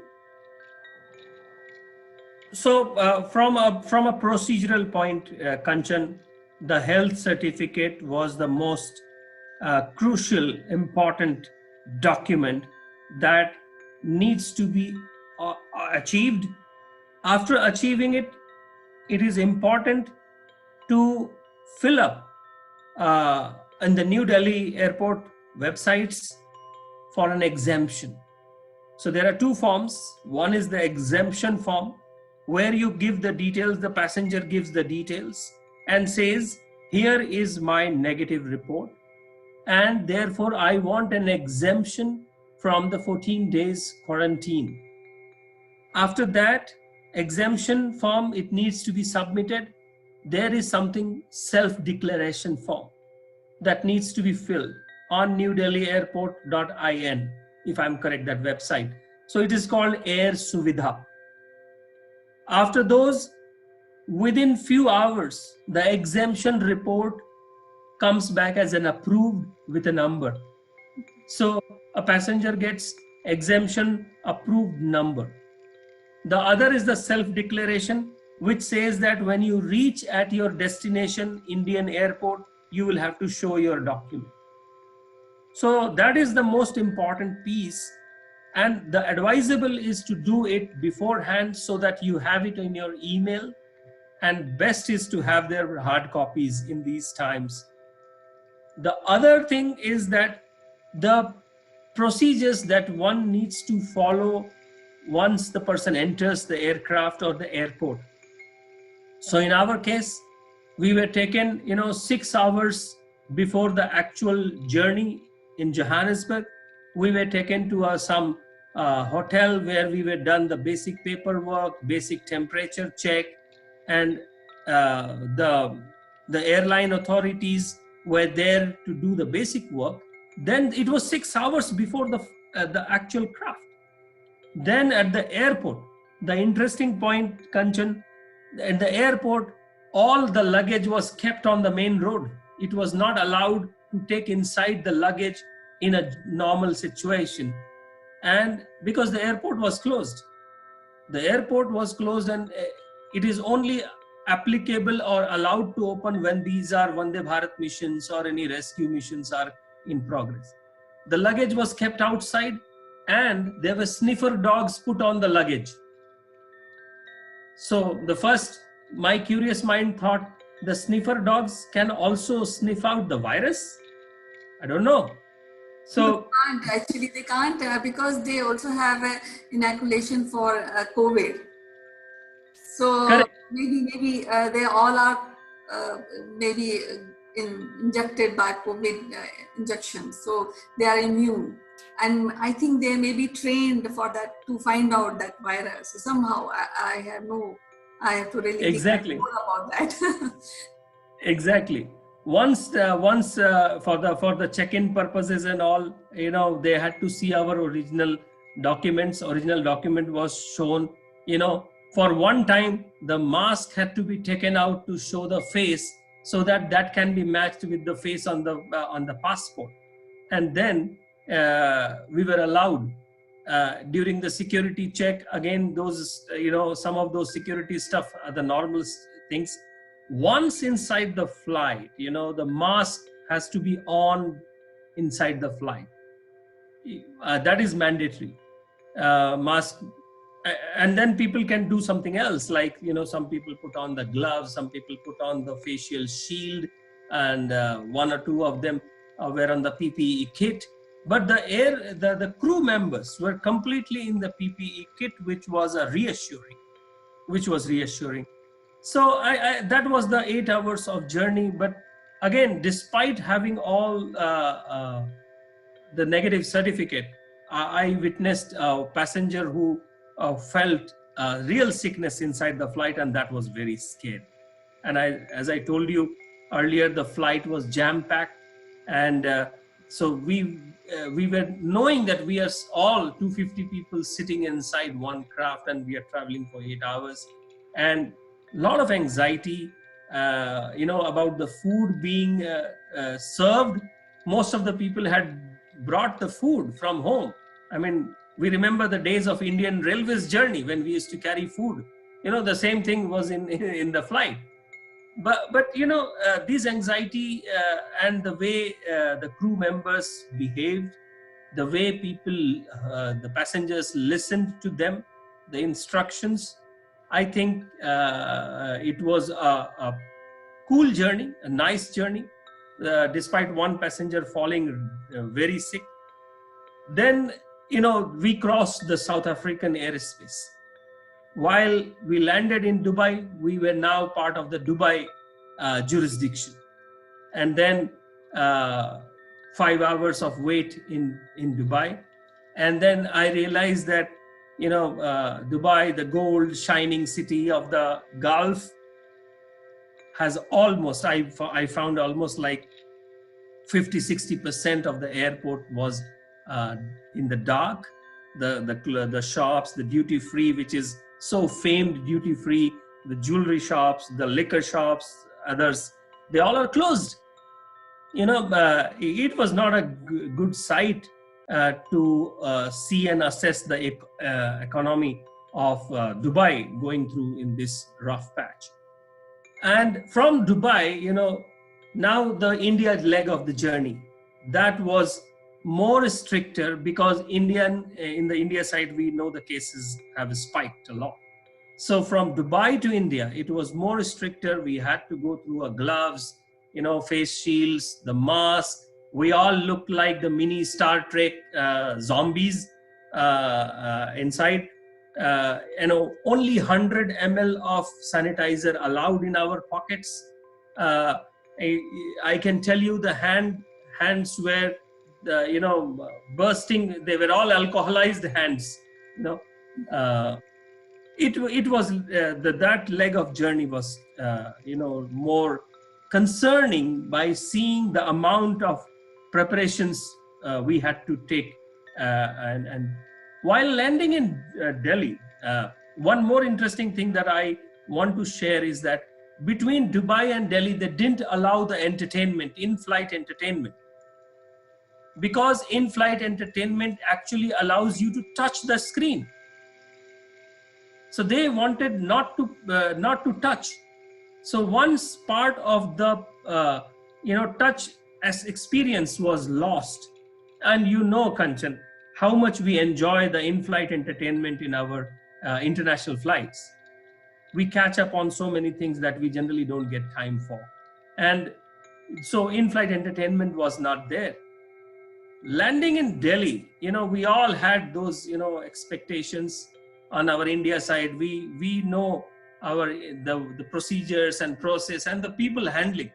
But I must tell you, Kanchan, I was really pleasantly surprised at Delhi airport about the officers and the authorities handling the situations. The people who had connecting flights, they were segregated. Their papers were checked. There was no chaos at the airport. There was no confusion among the authorities, what is possible, what is not possible. And only as a passenger, my only added contribution was to say 2 good words about each person whom I met on the way. That made my life easier, that made their life easy. Because everybody is in this tense mood, okay? And again, from Delhi, there was a waiting period because a situation we didn't know how much time we will take to clear all of those. And then from Delhi, I had to fly to Bangalore. And so again, in the Bangalore airport, the stamp in the hand, the stamp on both hands, all of these things, suddenly make you feel like those Amitabh Bachchan Diwar dialogue. I don't want to say that here, but we all remember. So that stamp was really a reminder of those days. And lucky, I was allowed to, go for a home quarantine, 14 days at home. And that's what I'm doing. And I must tell you, there's nothing to worry about for any future travelers, recent travelers. I know many travelers are coming this weekend. As long as we are careful, and as long as we are careful for the community that we are moving in, I think things would be fine. Our paperwork has to be clear. Government has given enough time to get the paperwork done online. And the other interesting thing that I want to say is that while we keep so many things on email, Kanchan, many times, the emails that are there on our phones, they are not readable by the barcode readers in the airports. It's coming in from the email, then it is readable. If it is a screenshot, I found that all the readers are not able to read it. So it is important to have the attachment from the email. It acts as a proof, and therefore it helps. Each and every small step of document verification helps to the our thinking and mental part that, okay, now we are over from this step. Now I have to go to the next step. Now, Till this crucial time, we are discussing about the stamping on a hand, and you have taken up a lighter side, remembering the picture of Amitabh Bachchan. There was a stamp on his arm.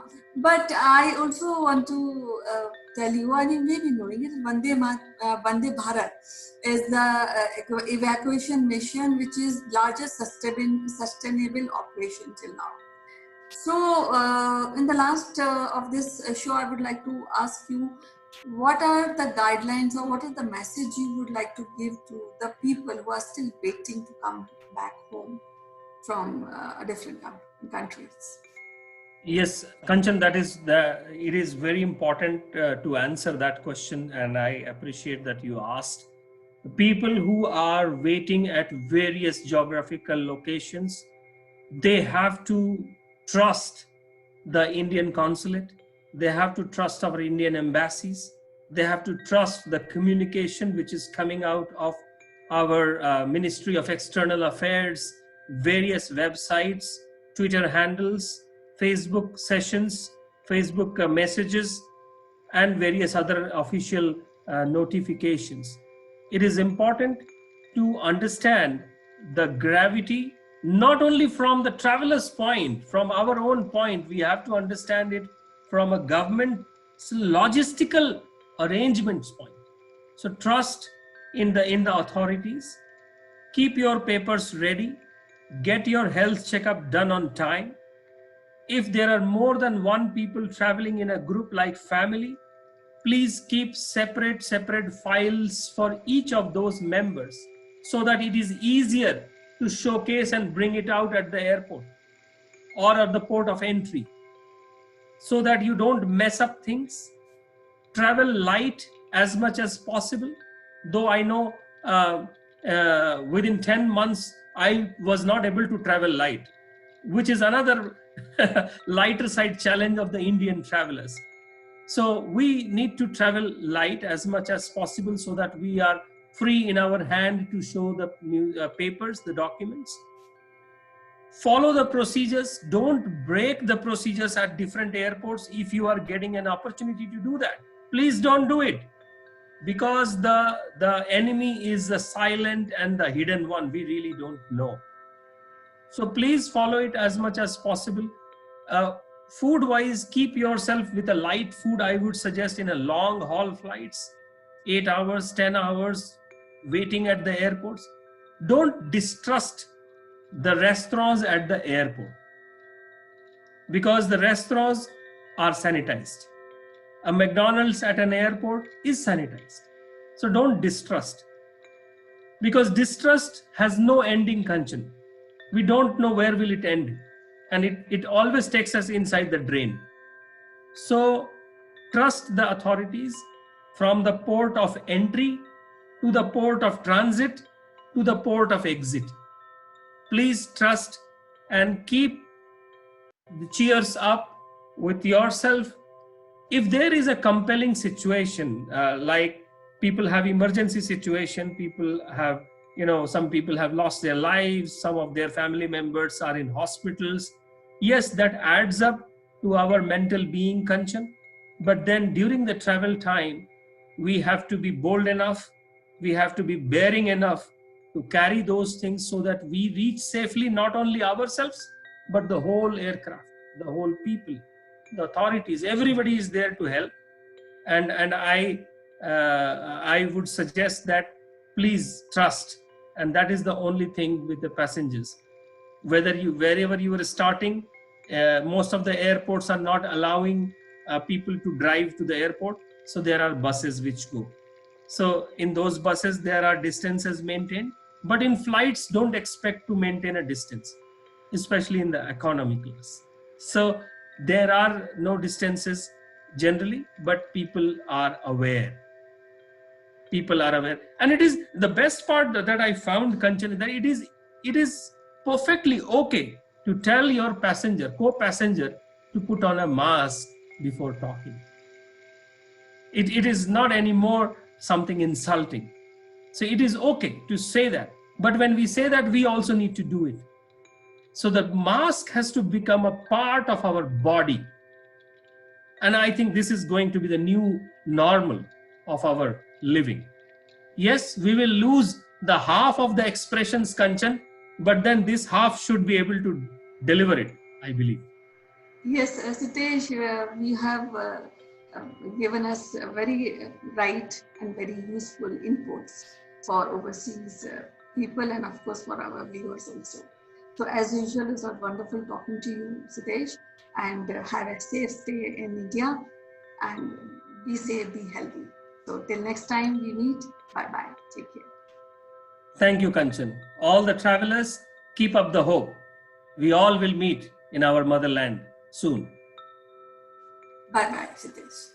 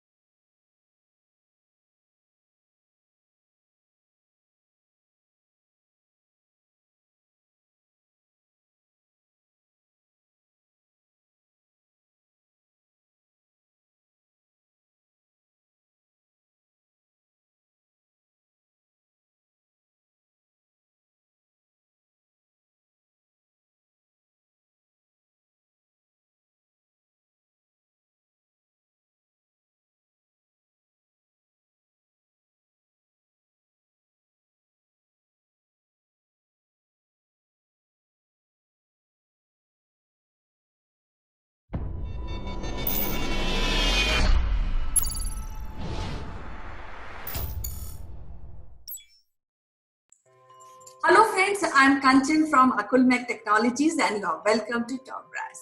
And we have Sitesh Srivastava from Johannesburg, South Africa. And as you know that he has a deep interest in corporate training and he had been doing trainings for most of the corporate companies, most of the professionals in marketing and IT segment. So welcome to the show, Sitesh. How are you doing today? Hey, Kanchan, I'm very, very well, and it's been a nice day. And now I look forward for our conversations and the interesting subjects that we bring to our listeners and also viewers. Let's start. Yeah, so actually we had been discussing about change management, creative thinking, and how to go about it. We have quoted a couple of interesting examples. So I thought maybe we'll just refresh it for our viewers, that the examples we have quoted in regard of change management and how they interrelated, correlated with the subject. Right, Kanchan. So this all is, started with the change management part, And very important part of a change management in any organization has two folds. One is the creative thinking and one is the critical thinking portions. So creative thinking brings in the necessary emotion, the necessary force into the change management aspect or the campaign that needs to be rolled out. The critical thinking part actually helps it in laying it out in the implementation part of it.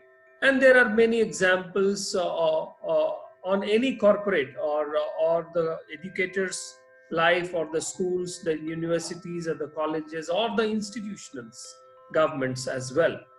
So it is important to look at the overall change management from either the top-down approach or from the bottom-up approach, using both of these critical thinking as well as creative thinking. That's my thinking. Yeah, so we have discussed couple of examples like Lego and other sort of examples. So let's repeat those examples and how we can relate that with the subject. Right, Kanchan. So yes, we have discussed a couple of examples, and Lego was one of them. Sony versus Apple was one of them, and air travel versus video conferencing was one of them. And each of these have the merits and demerits in their implementation, in their paradigm change that they brought in into the, not only into the marketplace, but our lifestyle place. They brought the changes. And there are more examples to it. For example, like in Sony versus Apple. I mean, we all know about Sony Walkman and other Sony products in the market. And while I was still in Japan, we suddenly start seeing Apple iPods, and we thought maybe Sony will come up very soon with something akin to the same product. But the speed of the Apple products, iPod and iPhone 1 and the iPad 1, they were so fast into the market, so rapid into the market, and suddenly we saw Apple became in a couple of years the most valued company in the world. Similar are the examples of critical thinking or bringing in forceful change management by Bill Gates of Microsoft. And since we have seen from 1995 onwards, at least that I remember, Microsoft has been a trendsetter, trailblazer, and at the forefront of all the technology and changes. And then I will also like to talk about Michael Dell, the founder of Dell Computers, who chose to go directly via phone and from the database marketing. And he actually mastered it.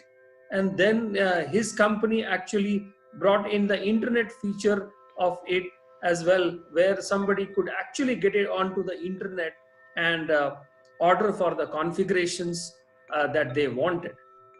The other examples are Larry Page of Google, Sergey Brin and Larry Page of Google. At the outset of this millennium, Google was actually a very baby company, but today we can't think of our lives without Google. And it has brought in this common phrase that we use throughout our day, Kanchan, let's Google it. Right. Let's find Google. Yeah, we can't imagine our life nowadays without Google. And sometimes Exactly. I feel that earlier people, they used to search and find their answers themselves, do study, do reading. But now we have Google Guru for answers for every questions. Exactly. And therefore, many a times I have faced where the children would also say, but Google says this is different. The teachers face the challenge, but sir, but madam, Google says this different. In fact, I have also seen doctors getting frustrated when the patients carry the Google reports on the perceived information about their conditions. So, Google is one of the best examples, but there are more examples of critical thinking today in the pandemic world, the COVID world, where everywhere we are seeing and hearing about the depression in the economies, depression in the markets, depression in the stock exchanges all across the world. One example stands out is the Reliance Jio platform of Mukesh Ambani. He is getting so many fundings. So much of funding is available right now that his company doesn't feel to be going through this pandemic situation, or probably he knows, or his company knows, how to change the course of action or direction, or bring in the change management using this situation that is at hand.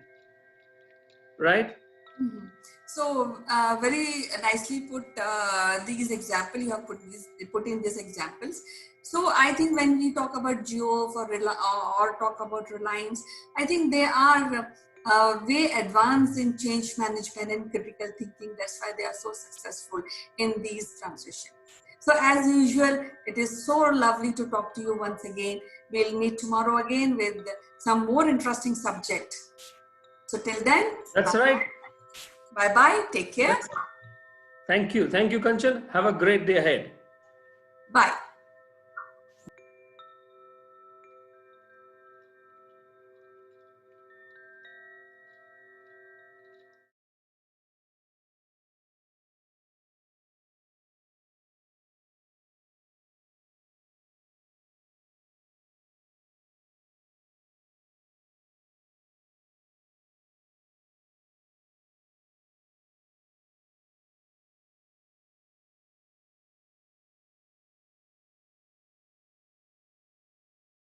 I'm Kanchan from Akulmach Technologies, and you are welcome to Top Brass. Today we have Ritu Gupta, who is the CEO of Four Seasons PR, and she is also a very good blogger.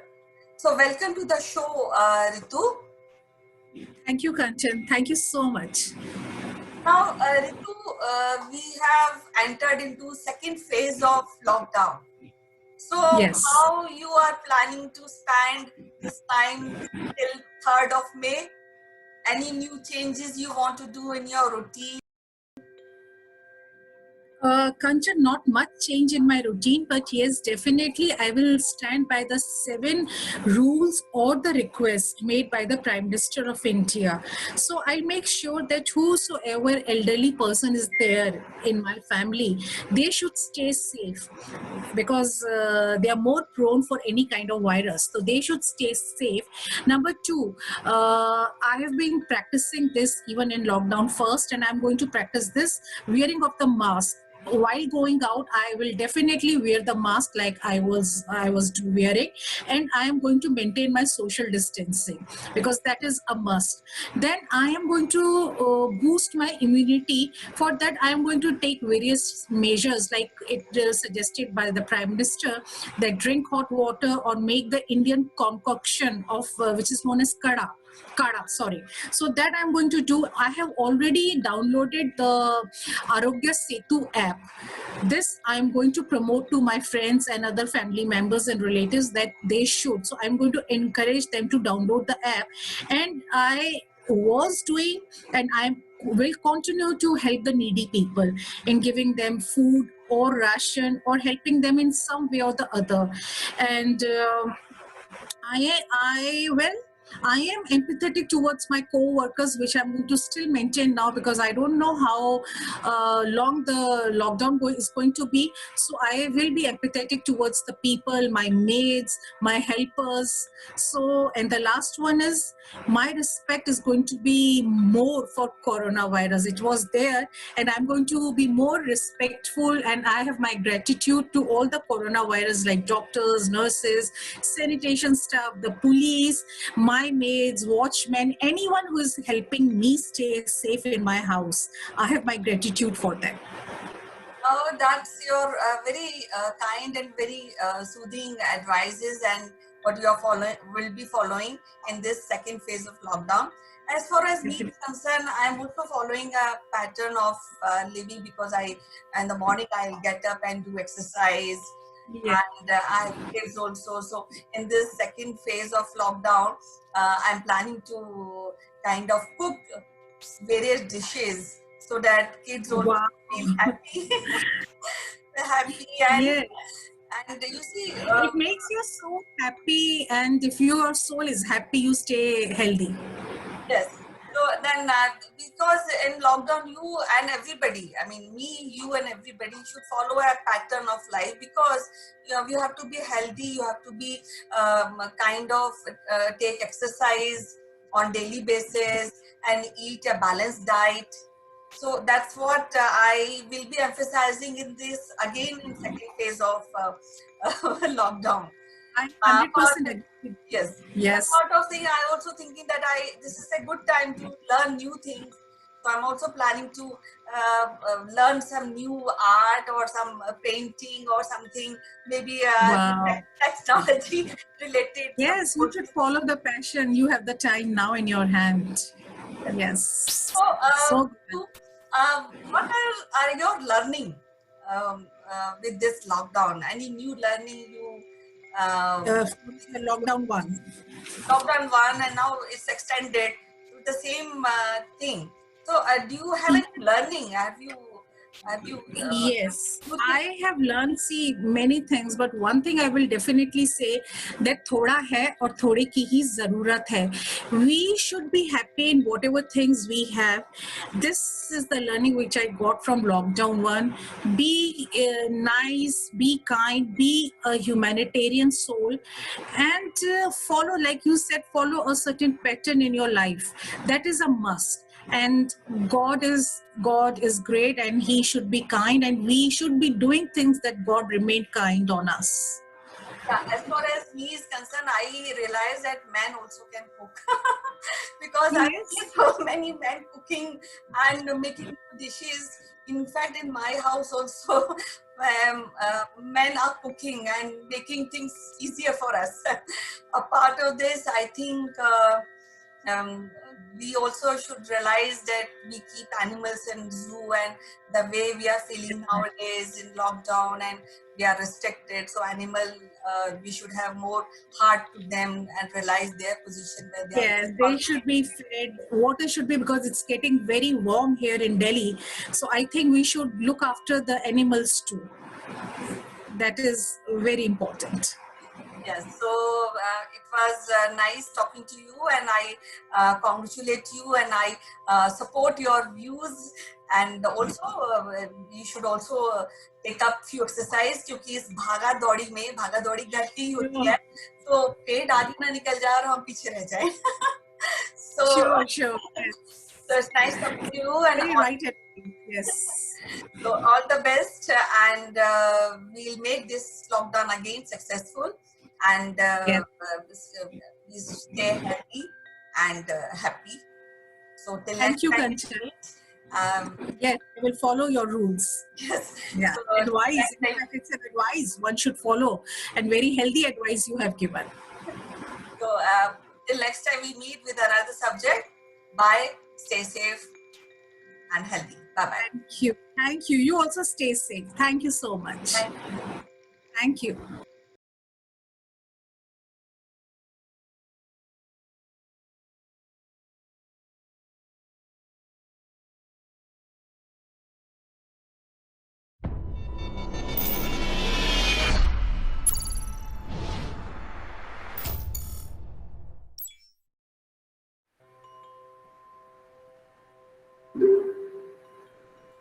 Hello friends, this is Chandrakant from Akulmach Technologies, and today I want to bring a very interesting subject. In fact, I have been waiting to make a video on this one. Even though India has acquired Rafale jets and they have landed in India, it has been much debated also in the past, but I wanted to make a video only on the aircraft and make you aware of what it offers. So it's a French aircraft designed by Dassault, which everybody knows. The literal meaning of Rafale is gust of wind. Now, if you put that in the military context, it actually means burst of fire. So it has a very strong name. It has twin engine, it has a delta wing, and also these Carnard delta wing, which are the small wings. You can see, if you see the picture of the Rafale, you can see these small wings protruding out just behind the cockpit.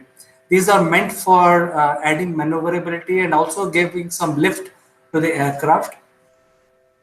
And the aircraft is equipped with wide range of weapons.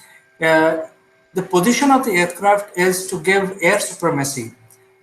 It also gives air reconnaissance, ground support, in-depth deep strikes, anti-ship strikes, and also the nuclear deterrent. So, in literal terms, Rafale is omni-role aircraft and very much needed by the Indian Air Force. And finally, we've got 5 Rafales available with us, ready for action. So let us discuss a little bit more in detail about certain specifications which are publicly available, although we don't know the details of the actual Rafale which India has got. So whatever information which is publicly available, I have summarized it in this video, and here it is. The aircraft, although India has the air variant, but Rafale also has a Navy variant which can operate from the aircraft carrier. The maximum speed of Rafale is 2,130 kilometers and maximum range of 3,700 kilometers. Now, this range can be extended further by air refueling. So, Rafale has a in-flight refueling capability. So, it can be literally a long range as long as you keep refueling Rafale in the air. You can continue having your operations done in the air. So now let's go to the certain features which are not talked about it. The aircraft is very strong. It's really strong. It can withstand negative G's of minus 3.6 and maximum G's in normal conditions up to 9 G's. So you can imagine a normal human being passes out at 4 or 5 G's, and the aircraft pilot, which are fighter pilots, they undergo special training to withstand higher Gs. So the aircraft itself can withstand up to 9 Gs, and it can be extended to 10.5 Gs, and in certain emergencies even 11 Gs. So the aircraft has been very sturdy, very strong. The design of the aircraft is made aerodynamically unstable, because when it is unstable, it can maneuver the way pilot wants it to maneuver, and the stability can be provided by state-of-the-art digital fly-by-wire flight system, and a similar system which is used in A380. So it is a very maneuverable aircraft. It can fly at very low speed and also at supersonic speeds. Then when it comes to the strength part of it, all its components like undercarriage, wings, and it has a delta wing, all of them are very strong. And why they are strong? Because they can hold, they can land at in a very rough condition. So the undercarriage is very strong. The wing can hold a lot of payload, so you can have multiple weapons put under the wing, and so on and so forth. So this is a very sturdy, strong, highly maneuverable from very low speed to high speed aircraft. Now let's look at the radar signature. Now in today's combat situation, the most of the stealth is lost if the enemy can detect you on radar.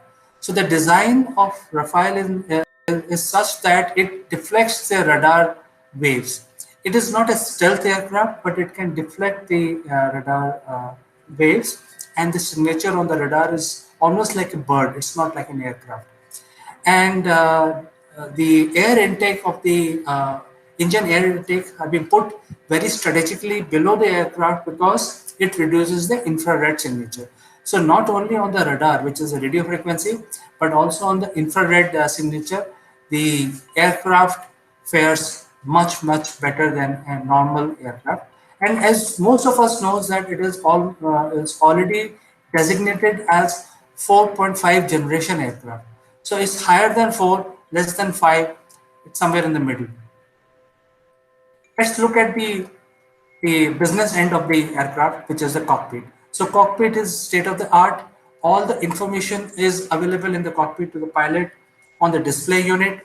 So there is an onboard computer which keeps checking parameters, and the canopy of the cockpit is total glass. So pilot is made aware using various sensors and radars of the situation of the battle, and at the same time the pilot can see very clearly using the visual line of sight of things which are happening.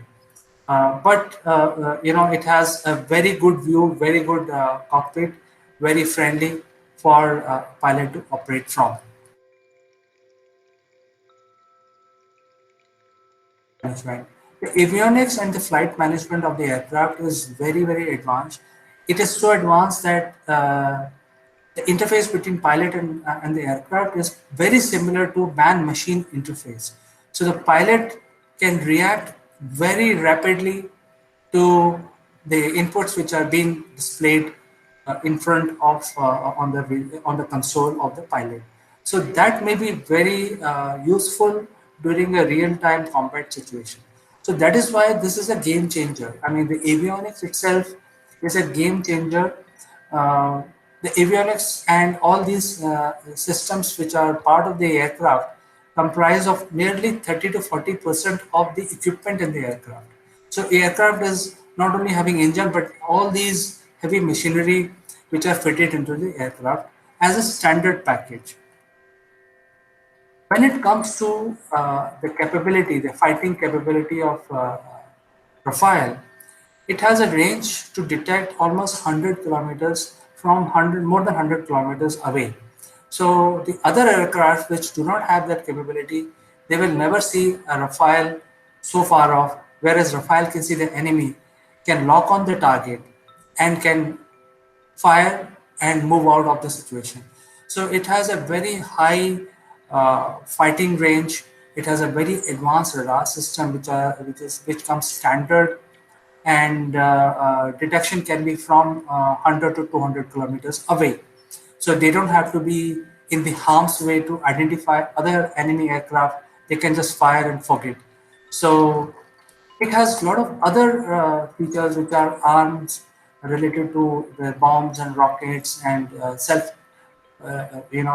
propelling bombs, guidance systems, which are part of the aircraft, and their list is endless. So it's up to the requirement of each country. So, for example, in India, in case of India, India